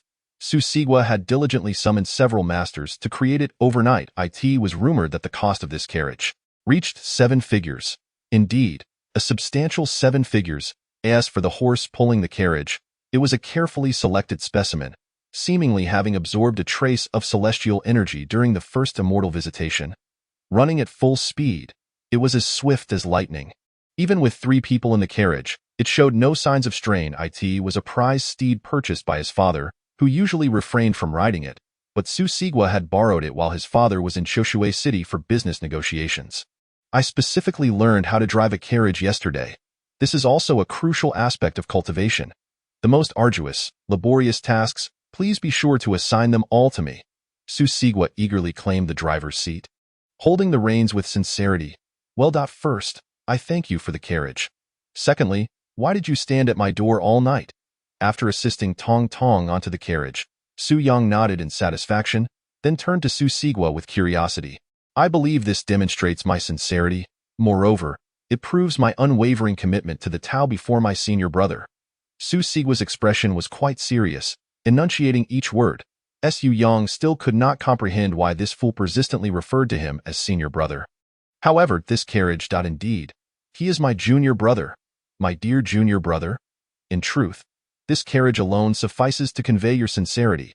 Su Yang reclined on the lazy sofa, casually picking up a glass of juice, opening a small refrigerator nearby, extracting 2 ice cubes, tossing them in, and savoring a sip, relishing the moment. Destination: the Imperial City. Depart. Relishing the astonishing flavor of the expensive juice, Su Yang waved his arms and shouted. Tong Tong, equally excited, chimed in, "Brother, if you grow weary, let me take over." "Weary?"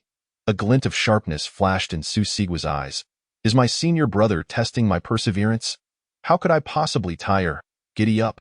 He suddenly cracked the whip, striking the horse's rear with enough force to make his father wince at the thought of a single hair being harmed. With a neigh, the horse suddenly surged forward. The start reached a speed of 70 kilometers per hour and continued to accelerate.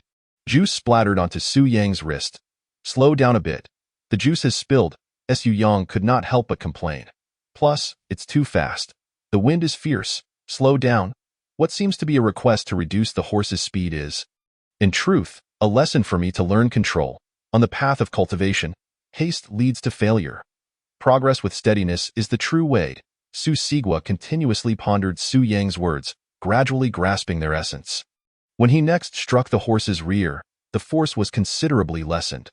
Yet, despite the diminished strength, it retained a hidden vigor. The horse felt even more discomfort.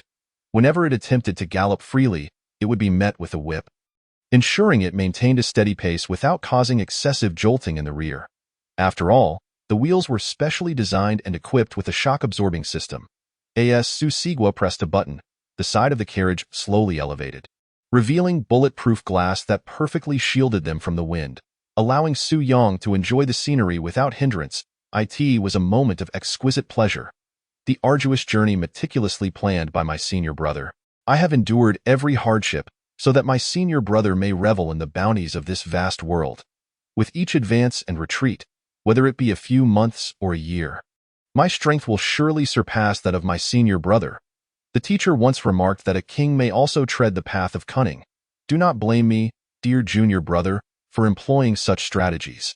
On this solitary path of cultivation, countless bones are destined to accumulate. When the time comes for me to stand atop the pinnacle, I shall undoubtedly cast a protective shadow over you, even while driving." Su Sigwa's mind was relentlessly contemplating, as if he could already envision a splendid scene. From this moment onward, for the next millennium, Su Sigwa shall be sung of by the world. The road beneath us not only leads to the Imperial City, but is also the origin of dreams. The carriage, adorned with the Shanghai City Special Pass, galloped freely along the highway. The resolute Su Sigwa leisurely observed the scenery on either side, indulging in fruits and sipping juice.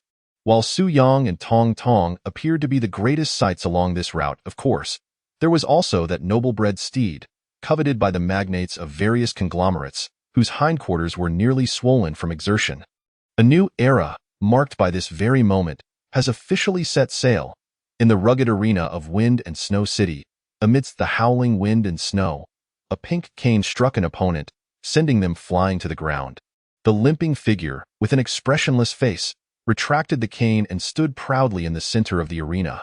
Well, I had no idea that Wind and Snow City had such a formidable expert. From this moment forth, you shall lead the team. In the Imperial City, let the name of Wind and Snow City resound. Are there any dissenters? The young lord of Wind and Snow City, robust as a gorilla, laughed heartily as he approached the arena, giving the limping figure a hearty pat on the shoulder. Below, numerous benefactors dared not utter a word. In the resource-deprived Wind and Snow City, martial prowess has always been revered. I have examined your records. When you treated your brother, you directly sought the Lord's residence. What a pity, however, seeing as you hail from the same homeland, your return to the city to serve is a testament to the spirit of Wind and Snow City. The young lord continued to sing praises. The limping figure remained impassive, but a glint of coldness flickered in his eyes. The lord's residence, he had been there in the past, but was cast aside like refuse. Remember, in this world, the worthless hold no value. He no longer recalled who uttered those words, yet they remained etched in his memory for a lifetime. Chapter 85. The Courtesan and the Young Monk in Tianhua City. An elderly gentleman of great talent, and this brother of yours truly astonishes me. With the two of you, although Tianhua is merely a small city, we fear not the 8 major cities. Any request from you two, we shall strive to fulfill. In contrast to the limping figure in Wind and Snow City, the atmosphere here carried the unique pride of a major city. The city lord himself appeared, excitedly shaking the hand of the old man, and the fool stood behind him, looking around with a silly grin. Originally, the plan was for the fool to explore a city on his own, but after some confusion, the old man had no choice but to form a king bomb combination with him. One as a support, the other as a warrior. This combination produced astonishing results. Though the fool had yet to recall what his terms were, the aura of celestial spirits undeniably nourished his body, strengthening him at all times. With the aid of old man he resembled a ferocious beast. Ha, the city lord is too kind. We shall certainly strive to achieve a commendable result for Tianhua City, at the very least. Far exceeding your expectations. Old man responded with a smile. As the city lord personally escorted him to a hotel to rest point, one could say that the Black Street's journey was a boon for these small cities. Originally mediocre, they now found themselves with an abundance of resources, as for why they did not venture into major cities. Firstly, those major cities were precisely what they needed to intercept, and secondly, major cities possessed their own depth. The Black Street had yet to arrogantly believe that two of their own could casually occupy a prominent position in a major city. If they truly possessed such strength, Shanghai City would have long since begged the Black Street to emerge and sweep the world. Of course, the limping figure was an exception.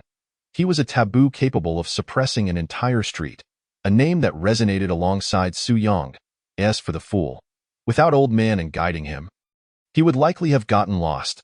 The benefactor competition concluded, and he might not even find the right place. Just as the Black Street's members were preparing to take action, other cities were equally unwilling to remain idle. In Chunchao City, a woman in her 20s, graceful and alluring, dressed provocatively, maintained a languid demeanor even in the stern confines of the conference room. A seductive smile gracing her lips, and no man present dared to meet her gaze. And most stood hunched over. It was rumored that the people of Chunchao City were timid and ineffectual. This path to immortality served as the best proof. The young lord sat at the head of the table, fists clenched, exuding an imposing aura, yet his gaze frequently darted towards the woman, seeking her attention. However, she remained disinterested, propping her chin on her hand, seemingly indifferent. Yet, her every move and smile captivated the hearts of those in the conference room. The men of Chunchao City were woefully lacking in spirit. They proclaimed their courage while allowing a courtesan to lead them.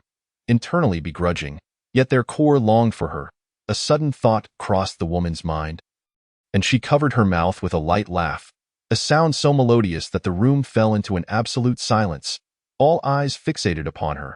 Some weak-willed, even drooling. In Tianhua City, at the summit of the mountain, stood what appeared to be an underage monk, his back to the temple, facing forward, with his hands clasped behind him, sunglasses adorning his face, and a thick gold chain around his neck. One might mistake him for a wealthy individual rather than a monk. On his right wrist hung a string of wooden prayer beads, evidently expensive. If you hadn't told me, I would never have guessed you were a monk. The young lord, weighing at least 300 pounds, stood atop the mountain, breathing heavily, and waved his hand. Two subordinates hurriedly brought over a genuine leather chair, placing it before him. Once seated, he felt considerably more comfortable. As for his attire, if the young monk walked down the street, others would undoubtedly recognize him as a tycoon. Yet, before the young lord of Tianhua City, he resembled a child from a destitute family. Why? The young monk pondered, momentarily taken aback, gazing at the young lord in surprise. In my understanding, monks are supposed to dress simply, focusing on cultivation, exuding an aura of dignity. The young lord waved his hand again. One of his subordinates opened a cigar box, retrieved a cigar, prepared it, and handed it to the young lord. Lighting it, wisps of smoke ascended into the air. Why must monks behave this way? If my entire life is spent striving to fit the mold others expect of me, am I venerating the Buddha or the world? The Buddha is devoid of desire. He does not disdain me for wearing gold and silver, nor does he rejoice at my frugality and emaciation. I remain myself, and the Buddha remains the Buddha. The young monk removed his sunglasses. Despite his ostentatious attire, his eyes appeared remarkably clear, as if capable of seeing through the world's murkiness and perceiving the true self. All these so-called boundaries are merely attempts by the faithful to solidify their beliefs through external means, to present themselves as more devout. If my heart is steadfast, I need not external possessions.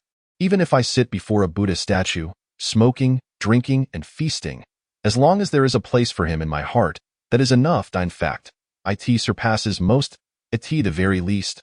I shall not kneel before the Buddha. Bowing my head, burning incense, begging for blessings of promotion, wealth, and smooth sailing, I am devoid of desire. Yet I still honor the Buddha. That in itself is the greatest sincerity of heart.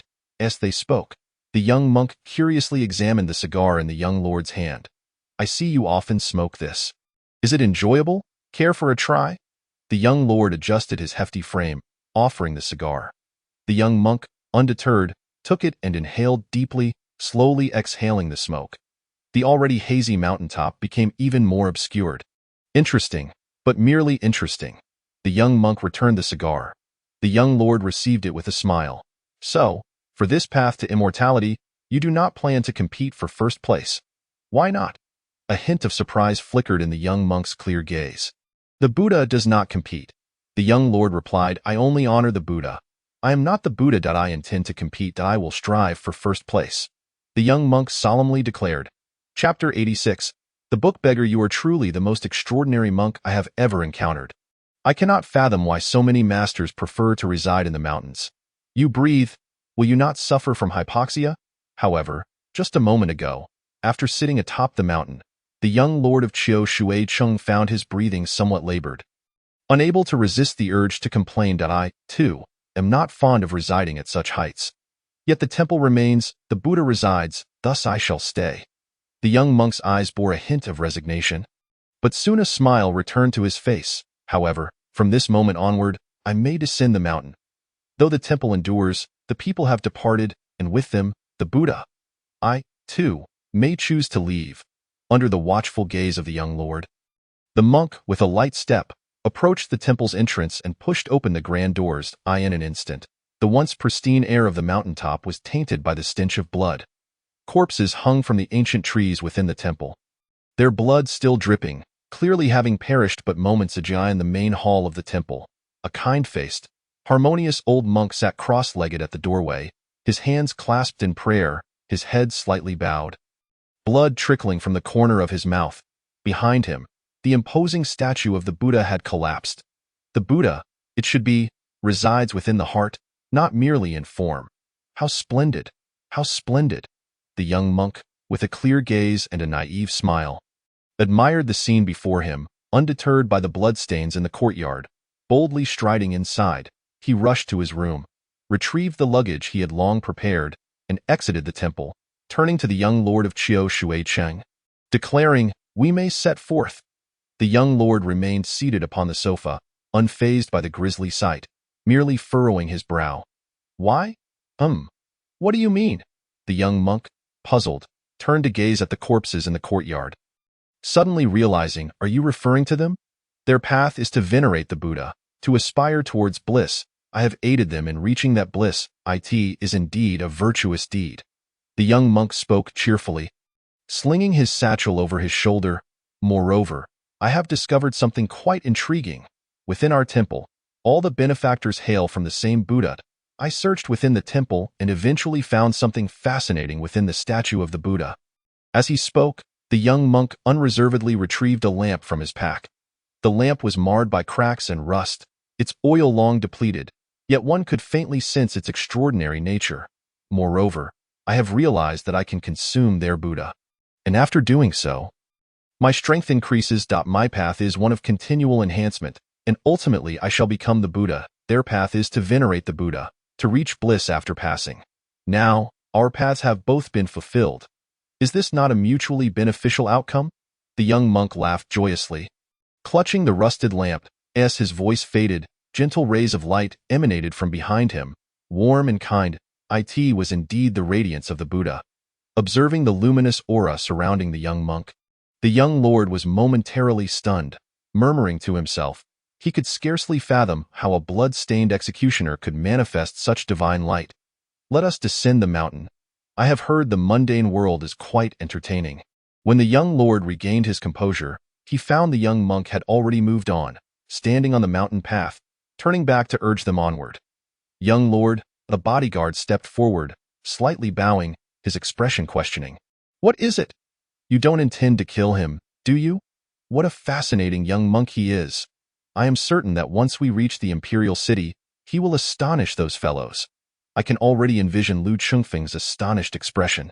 Ha ha ha! The young lord chuckled, his mind racing with useful thoughts. First, find a way to carry me down. The mountaintop is stifling. I am suffering from altitude sickness. Furthermore, see to the temple's affairs. After all, they are masters of the Buddha's teachings. Arrange a dignified farewell for them. The young lord took a deep breath, languidly reclining on the sofa. The bodyguards assembled. A few hurriedly arrived, carefully lifting the sofa and following in the young monk's footsteps down the mountain. The mountaintop fell silent once more, save for the gentle breeze that occasionally swept through, dispersing the scent of blood.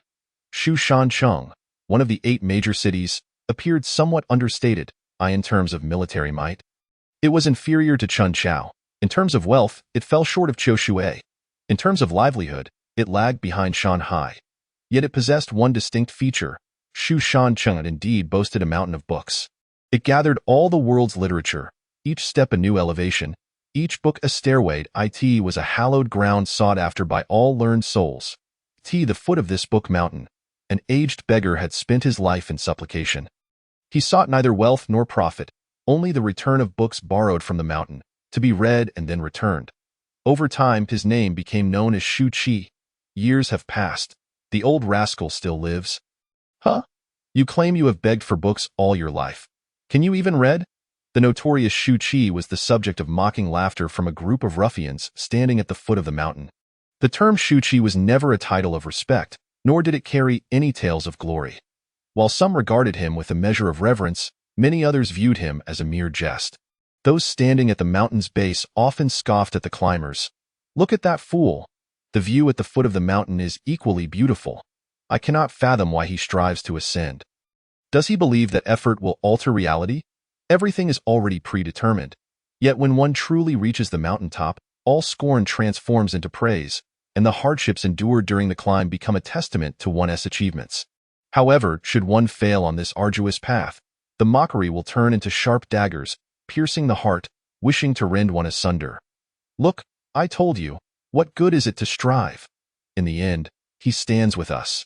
No, he is inferior to us, for he has been shattered. Clearly, Shu Qi served as the prime outlet for their frustrations. Whenever they witnessed others succeed through persistence, they would approach Shu Qi, mocking and ridiculing him, attempting to prove, those who succeed are not due to perseverance. It is merely luck. At least this old fool has begged for a lifetime and remains a beggar. This truth has remained unchanged for centuries. Humanity is thus, and the world is thus. Chapter 87. The burial of immortals indeed. I have spent a lifetime reading here, yet still cannot discern the warmth and cold of this world, nor the essence of the human heart. The more books I read, the more I find this world increasingly blurred and unreal. On ordinary days, the usually silent Shu Qi unexpectedly spoke up. Having not spoken in so long, his voice was raspy, his tone peculiar. The beggar slowly rose, his disheveled hair obscuring his visage, rendering his expression unreadable. The ruffians were taken aback by this sight, exchanging glances. At first, I believed the fault lay with me, merely due to my lack of reading. Later, I believed the fault lay with the books, that they had failed to truly document this world. Just moments ago, clarity dawned upon me. The true fault lies with this world. The world is inherently corrupt. How could it be accurately recorded? The proliferation of dirt and decay only serves to taint the world. What I must do is not seek the truth of the world through books, but to transform the world into the reflection of those books. Perhaps that would prove easier. The voice of Shu Qi, weathered and profound, echoed through the streets. The path of the immortal deity is time to behold. Only by standing higher can one more easily and swiftly cleanse impurities, purify the world, and sanctify Shu Shan. The beggar remained stooped, leaning on a makeshift cane crafted from a branch, looking back at the towering mountain of books. A life of hardship and cold, a heart devoted to the mountain of books. Yet alas, the filth remains, rendering the reading of countless tomes futile. With a sigh, he leaned on his cane and slowly approached the group of ruffians. Leisurely passing by them, moving towards the horizon. "Old fool, you!" The ruffian snapped back to reality, cursing at the beggar's retreating figure. Had he just been intimidated by that old man's gaze? Frail and aged, he had read for half a lifetime. Time wasted, yet still, he would shine. Zhang Zia, lightning arts. Shu Qi did not look back, merely whispering softly in the next moment. A bolt of lightning descended from the azure sky, striking the ruffian who had spoken. In an instant, he was reduced to cinders, collapsing to the ground. The remaining ruffians, faces pale with fear, scattered in all directions. Meanwhile, Shu Qi casually sat by the roadside, awaiting the arrival of the guards. The path of the immortal.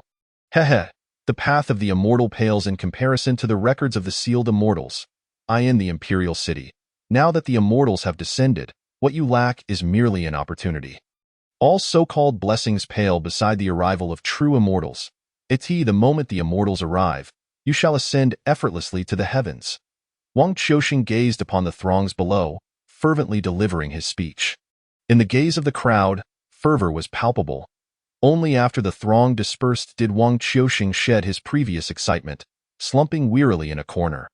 Even the most exhilarating matters can lose their charm after being recounted a myriad of times. Fortunately, after a month of diligent effort, he had managed to establish a foothold in the imperial city. Unlike the upscale approach taken in Shanghai City, Wang Qiuxing's primary focus in the imperial city revolved around the underprivileged, ruffians, beggars, thieves, and other figures of the lower strata. Although the elites might provide some high-level intelligence, they were all too easily scrutinized. Conversely, the myriad sources from the dregs of society could yield surprising results at times. Shanghai City Point. One day, I shall return, and I hope that when we meet again, you will not be excessively astonished. Lu Qingfeng. Over the past month, Wang Qiuxing had awakened countless nights from nightmares, his mind haunted by the smiling visage of Lu Qingfeng, especially that seemingly gentle voice echoing softly in his ears. Are there any ancient texts? It was akin to a demon whispering. When he awoke abruptly in bed, realizing he was back in Shanghai City, he would exhale in relief. Yet, despite knowing it was merely a dream, he inexplicably followed the ancestral teachings and unearthed a bronze key from some ruins outside the imperial city. Due to the passage of time and oral tradition, the key's purpose had become obscured. Nevertheless, it was generally understood to signify something valuable. Next time, I shall possess a means of self-preservation. Wang Qiuxing took out the bronze key, caressing it gently, murmuring softly to himself. But soon, he regained his senses. No. This is ultimately a tool for me to enhance my strength and to take Lu Qingfeng's life. That is the correct mindset. Wang Qiuxing reaffirmed his determination. The moon hung high in the sky. A perfect orb, gripping the bronze key, Wang Qiuxing suddenly stood frozen, his pupils dilating as he gazed vacantly at the heavens, his expression numb. The second celestial arrival, preparations, the burial ground of immortals, hastening the pace of cultivation. Wang Qiuxing appeared as a soulless automaton, reciting a series of terms devoid of emotion. It was not until the dark clouds obscured the bright moon, plunging the earth back into shadow, that he abruptly closed his eyes and collapsed to the ground. A full half-hour passed before he wearily opened his eyes. This is what my ancestors referred to as the murmurs of immortals. Listening to the celestial sound, the echoes of those whispers resonated in Wang Qiuxing's mind, prompting him to instinctively tighten his grip on the bronze key, his eyes alight with excitement. When the realm of immortals descends once more, the spiritual essence of this world will surely swell. Harnessing the celestial essence to elevate oneself, unlocking the burial ground of immortals. Wang Qiuxing began to feel a surge of exhilaration, carefully returning the key to his pocket as he rose, weariness still clinging to him. The perseverance of his forebears over the years had not been in vain. Though he had endured tribulations in Shanghai City, he was poised to rise again in the Imperial City. This place is truly his lair of potential. The day the hidden dragon emerges from the depths will be the day Shanghai City meets its demise. This moment, Wang Qiuxing's heart brimmed with grand aspirations. All his trials were merely stepping stones toward a brighter tomorrow. Wang Qiuxing, just as he indulged in thoughts of his future, a calm voice shattered the tranquility of the night, resonating beside him. Who? Under the torment of Lu Chengfeng, Wang Qiuxing had grown exceedingly vigilant. At the sound, his muscles tensed, retreating instinctively, and in an instant, he invoked his technique to meld into the shadows, preparing to flee. Regardless of who approached, if they could accurately call his name, it was prudent to escape. Chapter 88. Gu Changya.hm. Yet, the next moment, panic flickered across Wang Qiuxing's face. A young man with pure white hair stood aloof on a distant tree, raising two fingers and regarding him with a playful smile. In the moonlight, his pallid face was revealed. His technique had failed. No matter how he attempted to summon the celestial essence within him, he could not merge into the shadows. Wang Qiuxing, a native of Shanghai City. He established a pest extermination team, only to see Shanghai City meet its ruin. Having fled to the Imperial City, he had garnered over 100 disciples among the various factions within just a month. That calm voice continued to echo in the darkness. Wang Qiuxing gulped nervously, glancing around in a daze, utterly at a loss. The bravado he had felt moments ago had evaporated in the span of half a minute. Who are you? Come forth and speak. Wang Qiuxing shouted in a panic. A blinding spotlight suddenly illuminated the clearing, revealing a lanky young man clad in a black suit, adorned with gold-rimmed glasses, approaching with an expression devoid of emotion. You summoned a mouse to descend, with abilities seemingly tied to shadow. Is that correct? The young man adjusted his glasses and spoke slowly. Who exactly are you? Upon hearing his secret laid bare by the man before him, a wave of intense fear surged within Wang Qiuxing. These events had transpired in Shanghai City. How could he know of them in the Imperial City? I dislike others wasting my time. The young man furrowed his brow slightly. The next moment, a figure leapt from the shadows, appearing before Wang Qiuxing, a blade materializing between his fingers, pressed against Wang Qiuxing's neck, drawing forth a trickle of blood as he applied slight pressure. You? Wang Qiuxing stared at the assailant, momentarily taken aback, sensing a familiarity but failing to recall where he had seen him. You have already wasted 10 seconds of my time. Answer my question. Furthermore, I do not wish for similar occurrences to unfold in the future. The young man glanced at his wristwatch, his tone remaining calm, exuding a meticulous demeanor. Even his suit bore no wrinkles. Indeed. Sensing the imminent threat of death, Wang Qiuxing had no time to ponder where he had encountered this blade-wielding figure. Instead, he shouted incessantly, beads of sweat cascading down his forehead. Now, I will answer your question. I am Gu Changya, the second son of the city lord of the Imperial City. You possess the ability to awaken the slumbering immortal? Gu Changya inquired once more. Throughout their exchange, his words remained devoid of emotional fluctuation, maintaining a consistent rhythm as precise as a machine. Wang Qiuxing's words faltered slightly, and the blade pressed harder against his neck. He could vividly feel the cold steel slicing into his flesh. This is our ancestral technique. However, given the current level of celestial essence, it is impossible to summon a second immortal in the short term. Even if forcibly summoned, it would not surpass the mouse, perhaps even weaker. No value. Under the scrutiny of death, propelled by the instinct for survival, Wang Qiuxing rapidly explained, his words tumbling out in a frantic rush. I did not ask for anything beyond that. Do not speak. Although Gu Changya's tone remained calm, Wang Qiuxing sensed the undercurrent of dissatisfaction. The next moment, the blade pressed deeper into his neck. Blood flowed freely from the wound. Why choose the Imperial City? Because it is the strongest. How long until the next immortal summoning? 1 month. Just 1 month. Do not leave the Imperial City. I shall return for you in a month. Having grown accustomed to Gu Changya's manner, their dialogue quickly accelerated. Conversation concluded, Gu Changya adjusted his gold-rimmed glasses. The blade withdrew from Wang Qiuxing's neck. Brother, the injury is not severe. A band-aid will suffice, however. Dio not entertain any mischievous thoughts. Leaving the imperial city would be fatal. The wielder of the blade patted Wang Qiuxing's shoulder, smiling as he carefully wiped the blood from his palm onto his clothing before sheathing the blade. Atop the tree, the white-haired man chuckled softly, lowering his hand. "Why do you linger? Do you wish for us to vacate your territory?" The blade-wielding man inquired, somewhat puzzled.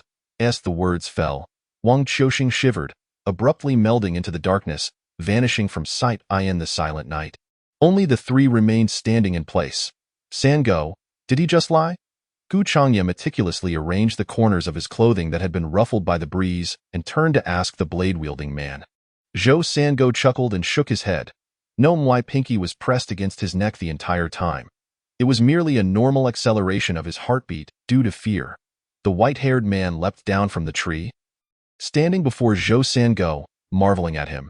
"Dog Yi, your earlier strike was truly fierce and decisive. Compared to your binding technique, it pales in comparison."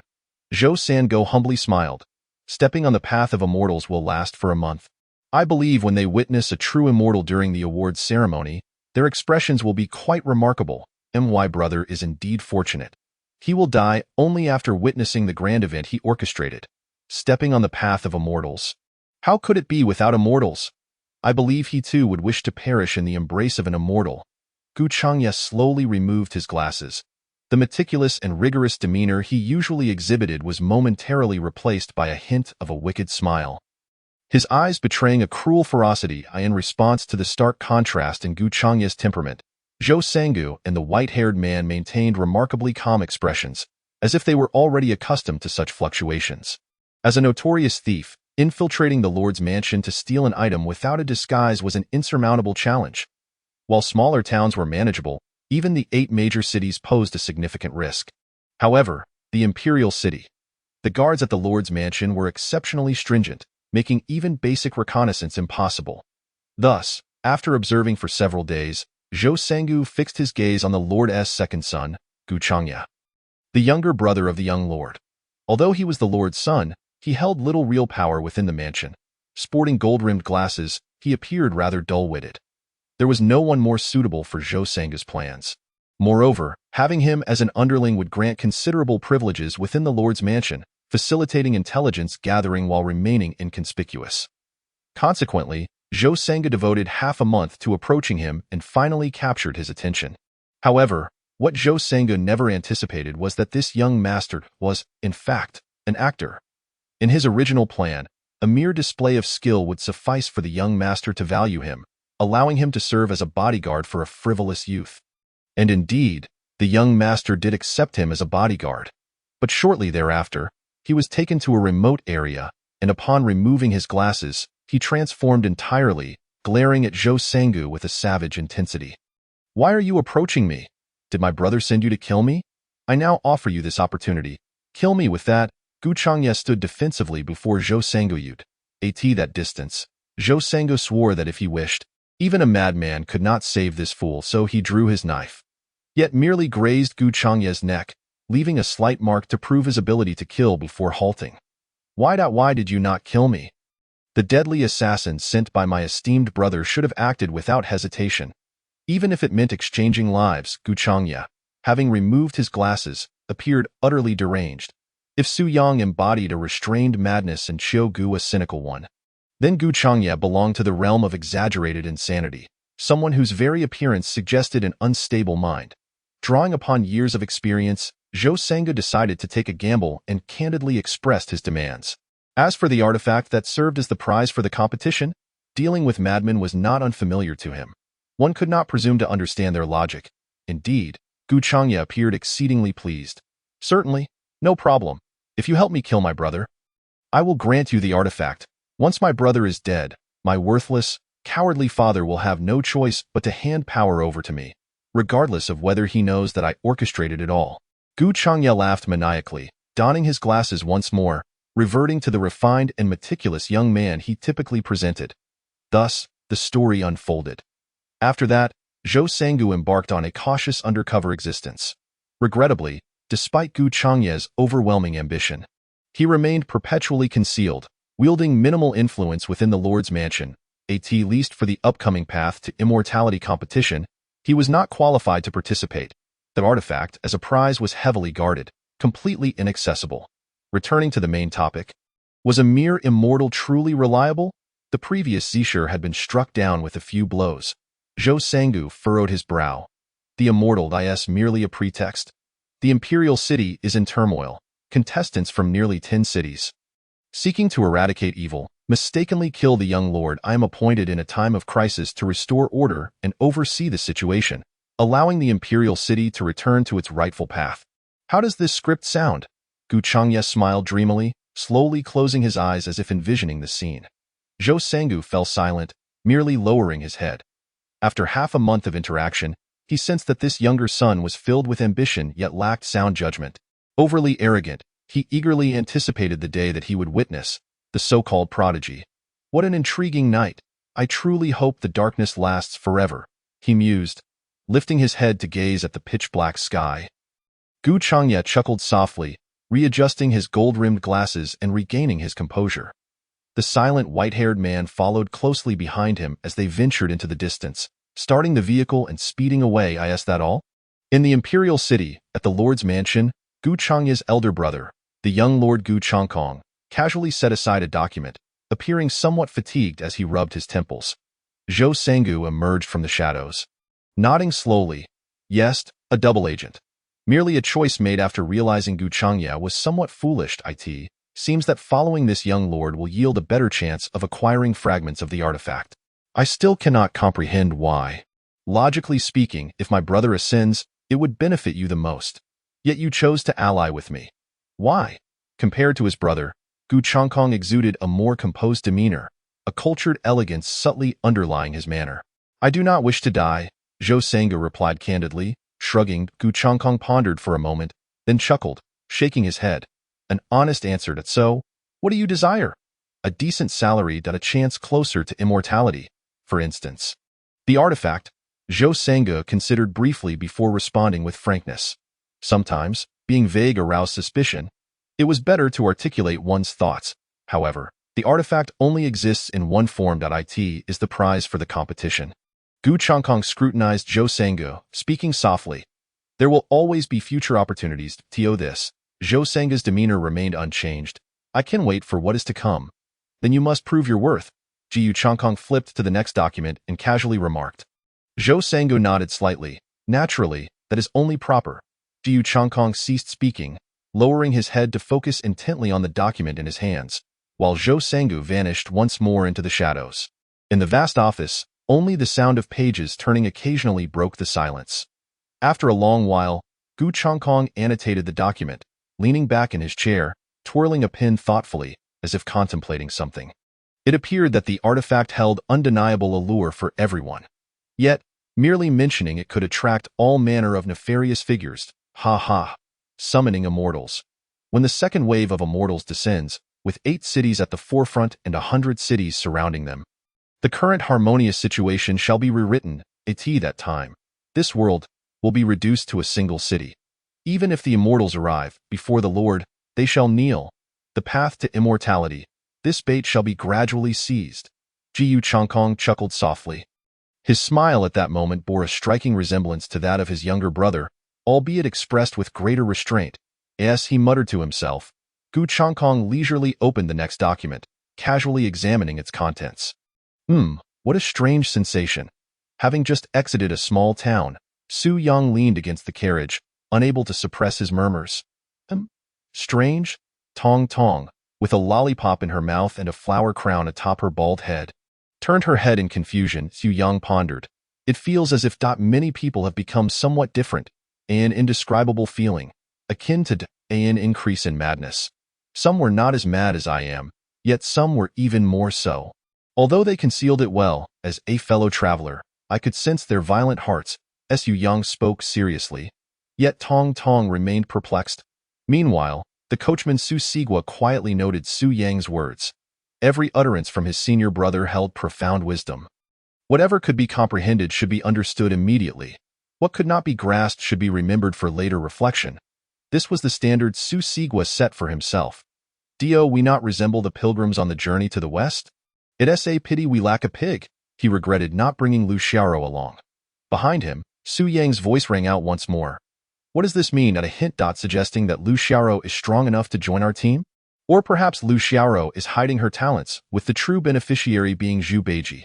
Su Sigua pondered again, striving to grasp every word spoken by his senior brother. Please support the continuation of this story, as I've consistently provided updates for over half a month with 4 updates. Please don't let this book languish. Chapter 90. The Path of Heart Cultivation, whether by coincidence or fate. The journey from Shanghai City to the Imperial City itself resembled a pilgrimage to the west. Coupled with Su Yang's recent remarks, Su Sigua felt a growing sense of reason, his mind racing with thoughts. If my senior brother likens this journey to the west, then what is my role? Am I the Sha monk? Does my senior brother wish for me to undertake more responsibilities, to be steady, grounded, and avoid arrogance? Indeed, yesterday, while carrying luggage, I neglected to assist my senior brother with his share. Thus, he seized this opportunity to expound upon the path of cultivation to me. Every detail possesses the potential to determine success or failure. Su Sigua's mind raced with thoughts, and ultimately, he bore an expression of contemplation. In this matter, he achieved enlightenment. Yet, what does it signify that more so-called madmen have emerged? My senior brother's words are truly too profound.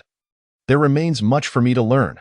Su Sigua resolutely reaffirmed his conviction and nodded with determination. Choosing to accompany my senior brother, rather than boarding some so-called private jet, proved to be the most sagacious decision along this journey. Observing mountains, waters, and the tempestuous winds and snow, witnessing countless koi leap from the water and myriad flowers blossom, attracting flitting butterflies, standing atop a snow-capped peak, beholding all creation, positioned beneath a waterfall, embracing nature. Although the journey has been fraught with trials, it has also cleansed my spirit, rendering my soul transparent. It is as if, in this moment, he has merged with the universe. He is nature. Regarding Su Sigua's transformation in mindset along the way, Su Yang remained oblivious. He merely sensed that this child appeared somewhat foolish. He accompanied Tong Tong, taking photographs by the waterfall. This fellow repeatedly dashed beneath the waterfall, only to be swept away, then scrambling back, only to be swept away again. This cycle continued. He and Tong Tong admired the blossoms, insisting on standing outside, gazing vacantly, a foolish grin adorning his face. Recently, the number of individuals losing their wits has surged, yet his madness seems to diverge from that of others. It is as if it is not unpleasant. Su Yang sat in the carriage, observing Su Sigua's silhouette, murmuring to himself, before gradually closing his eyes. Although my dear junior brother may be somewhat slow-witted, his presence has undeniably rendered our travels more enjoyable.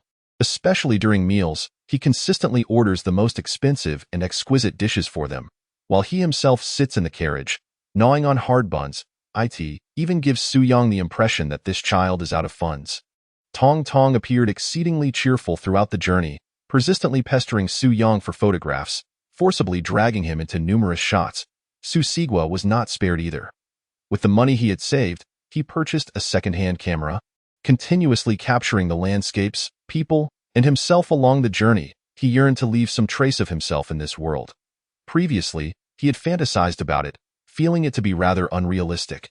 But now, he was grateful to Brother Sigua. Tong Tong truly felt a deep sense of gratitude towards Su Sigua, yet for some reason, Su Sigua seemed to harbor animosity towards him. And the animosity was not insignificant. Brother Sigua, allow me to drive the carriage for you.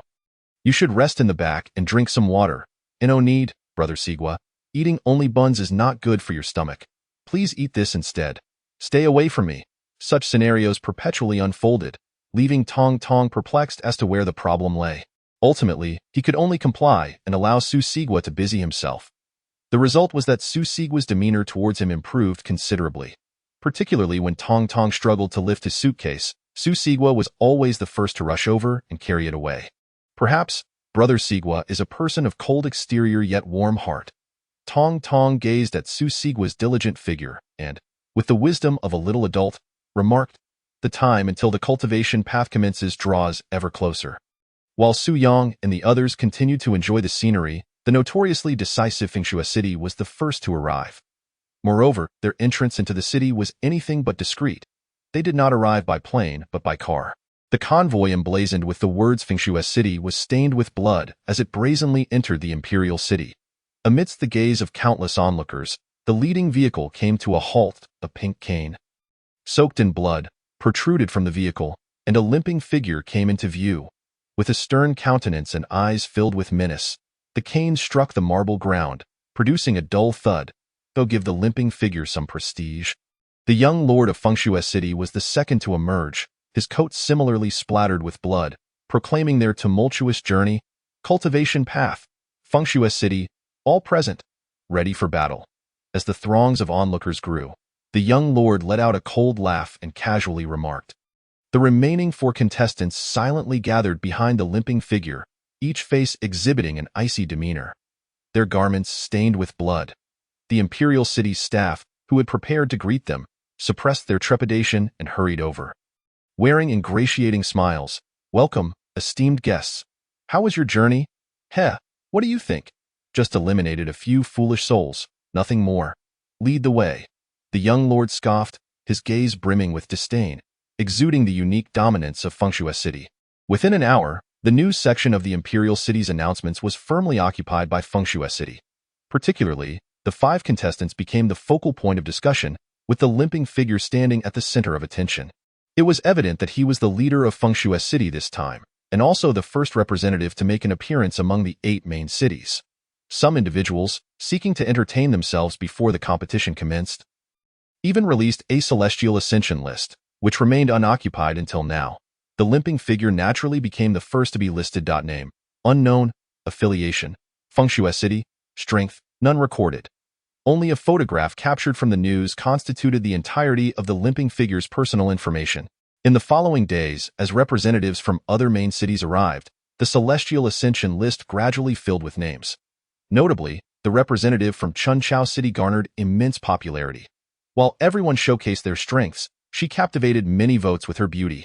Ascending to the top of the list, she was also the only one known by her real name, Su Yin. It was not that her intelligence gathering was lacking. The moment she disembarked from the plane, she flashed a seductive smile at the reporters, using a voice that was irresistible to the core, saying, "Remember my name. I am Su Yin." Following this, she blew a kiss at the camera. That moment, countless hearts were ensnared by her charm. The fervor ignited from deep within their veins made them swell with excitement. Chapter 91. Dawn Fertilizer, nurturing your path to cultivation. Not only the imperial city but also other locales engaged in fervent discussions about similar matters. Many even went so far as to visit the imperial city's website to watch the live broadcast. However, the animosity among them was palpable. The men from Chunchao City are utterly pathetic, pushing a woman to be the captain, lacking any sense of responsibility. What about Fengshu's city? They send out a cripple. Why not just use a wheelchair? Qiushui City is strong. They send a child. Ha ha ha, at least the scholars from Shushan City have culture. They brought a beggar, emphasizing a scholarly spirit. Are we? A barrage of insults ensued.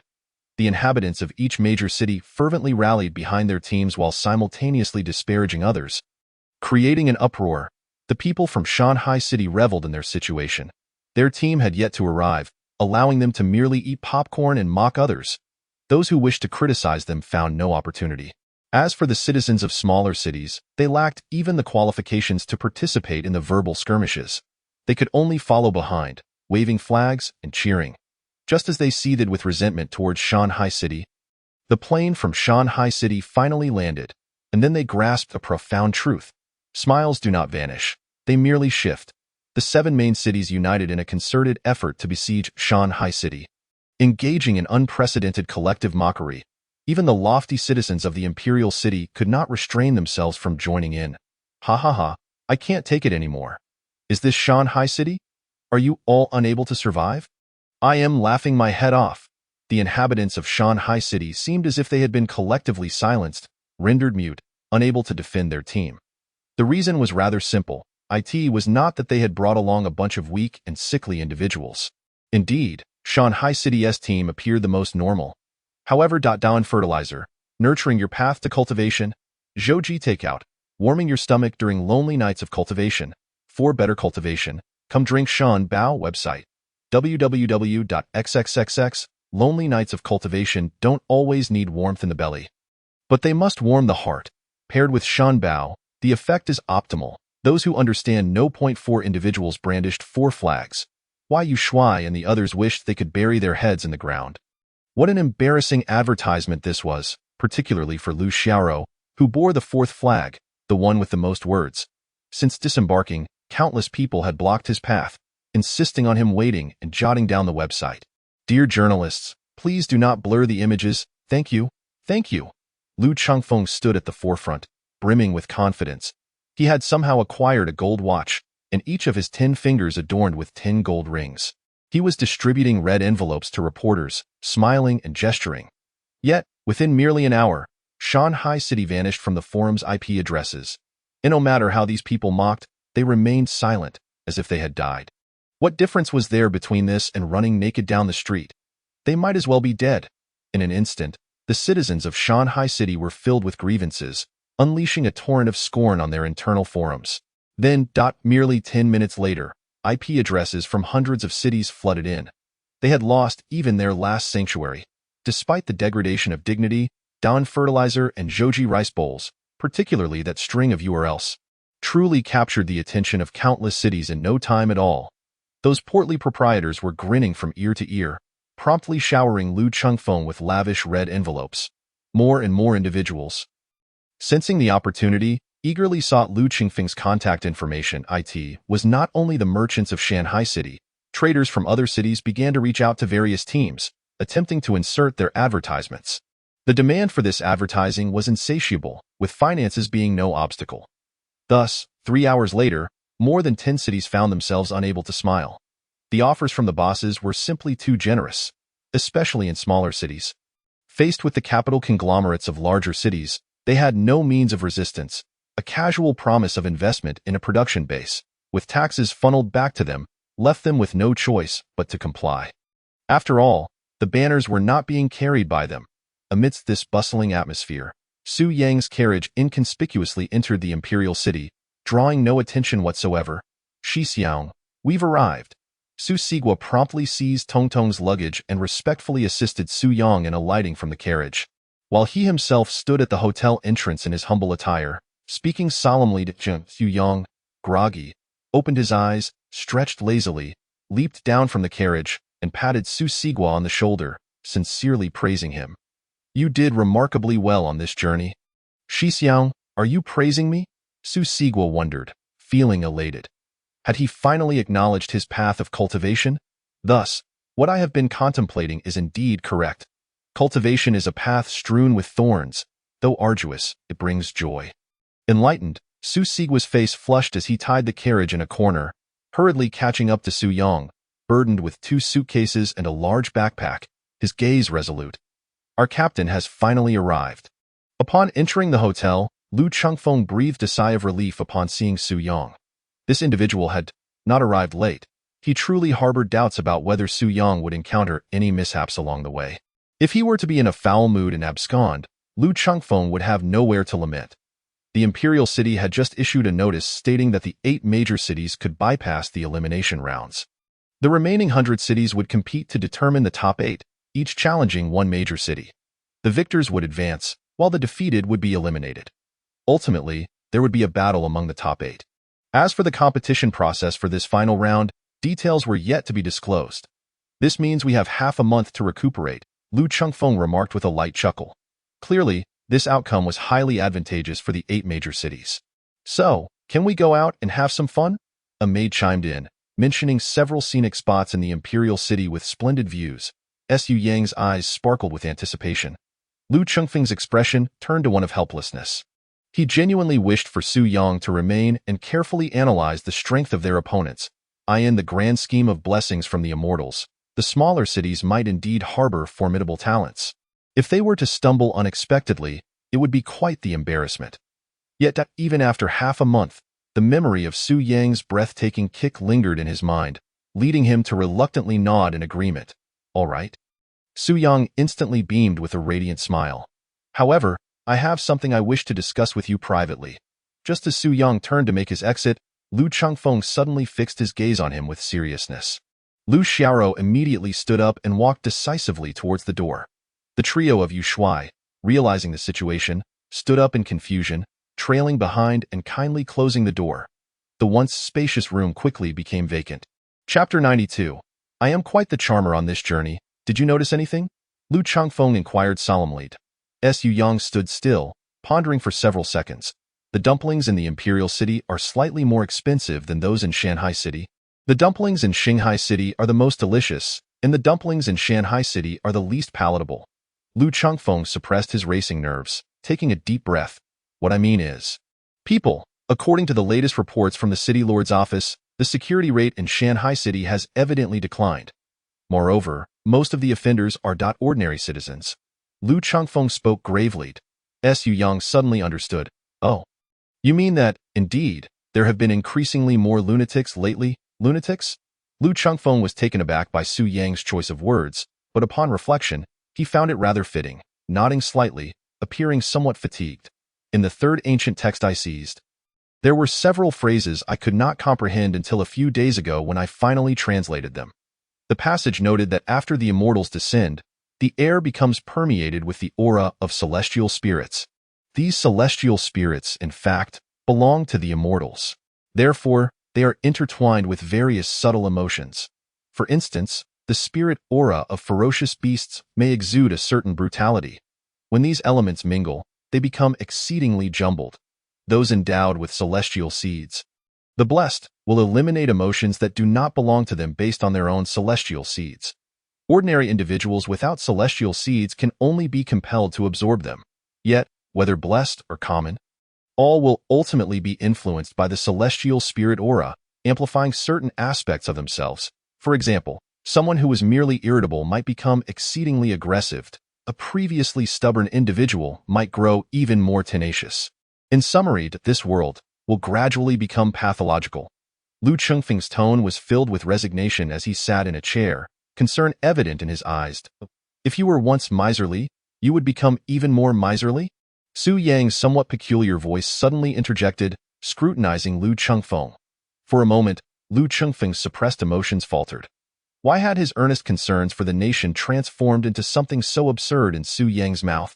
The intention should not be so whimsical.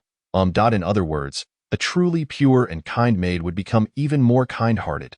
And I, this lunatic, would grow increasingly mad. A fool will only become more foolish. Su Yang seemed to have had a revelation, becoming animated, clenching his fists and waving them in the air, as if this were a matter of great joy. Lu Chengfeng, meanwhile, wore a blank expression, speechless. Your reasoning is flawed. A fool does not become more foolish, he weakly attempted to explain, but Su Yang disregarded his words, muttering to himself. Would a cripple become more crippled? If they were to lose another leg and end up in a wheelchair, I would push them into a ditch. No, we are clearly discussing something of great seriousness here. Lu Chengfeng ultimately could not restrain himself, shouting out. Su Yang froze, abandoning his fanciful thoughts, returning to reality, and looked at Lu Chengfeng with confusion. Why are you discussing peace with a lunatic? Are you preparing to send me off to save the world? You know, for justice, for peace, I decide to sacrifice myself for the well-being of the world. In the end, I soar into the sky, surrounded by golden light, defeating the leader who represents evil. I've seen that in television dramas. They always portray it that way, specifically for children. Su Yang seemed to have struck upon something, speaking with keen interest. Lu Chengfeng's lips twitched. Why emphasize children? Because if you're a bit older, nobody would believe you. Su Yang's smile faded slightly as he glanced at Lu Chengfeng, casually stating, I'm merely collaborating with you to win a prize. You don't truly think of me as the captain of Lingxiao, do you? Once the game concludes, you return to the City Lord's office, and I return to the Black Street. We go our separate ways. Do you expect us to continue living together? That's a question you should ponder. I can at most guarantee, I won't become the greatest villain, like the evil leader shrouded in dark aura. Isn't that generous of me? Little charmer, as Su Yang continued speaking, a smile returned to his face as he patted Lu Chengfeng's shoulder. Lu Chengfeng was momentarily taken aback, then chuckled and shook his head. Indeed, whether the world is in chaos or not has little bearing on you. As long as the Black Street remains peaceful and Tong Tong is safe, everything is inconsequential to you. However, I believe that sooner or later, we will have opportunities to collaborate again. And lastly, my name is Lu Chengfeng. Not Little Charmer. I am not a charmer, bah. I am quite the charmer. Lu Chengfeng glared fiercely at Su Yang, expressing his discontent. Aside from that one instance of being taken advantage of, Su Yang had consistently mispronounced his name. Never once got it right well. Chengfeng sounds less appealing than Little Charmer, Lu Fengliang. How suave Su Yang maintained his cheerful demeanor. Farewell, I'm off to explore the sights. If there's anything, not life-threatening, don't bother calling me. If you feel overwhelmed, contact me immediately. We can make a swift exit together. As he spoke, Su Yang turned, waved his hand in the air, hands tucked into his pockets, and departed. There will be a sign and ceremony soon. You need to be present. For the group photo, after that, you can go have fun. This encompasses the aspects of our collaboration. You cannot abandon me. Lu Chengfeng sighed as he sank back into his chair, devoid of any hope. Taking photographs? Would you require a complimentary set of combat services? In a moment, I could eliminate all the leaders from each city, and we would claim the top position. Su Yang halted his steps, turned around, and with eager anticipation, inquired of Lu Chengfeng. Thank you, but that won't be necessary. Lu Chengfeng's breathing became increasingly labored as he fixed his gaze on Su Yang. His teeth clenched tightly, the words nearly forced through his gritted teeth. Oh, very well, I merely intended to save you some time. It is quite rare to encounter someone as understanding as myself. Su Yang shrugged, expressing a hint of disappointment, uncertain whether it was for Lu Chengfeng's benefit or his own. I appreciate it, Lu Chengfeng reiterated through clenched teeth. He felt that continuing the conversation with Su Yang would be his undoing. It was not that he would be driven to fury, but rather that he could no longer suppress the rage within him.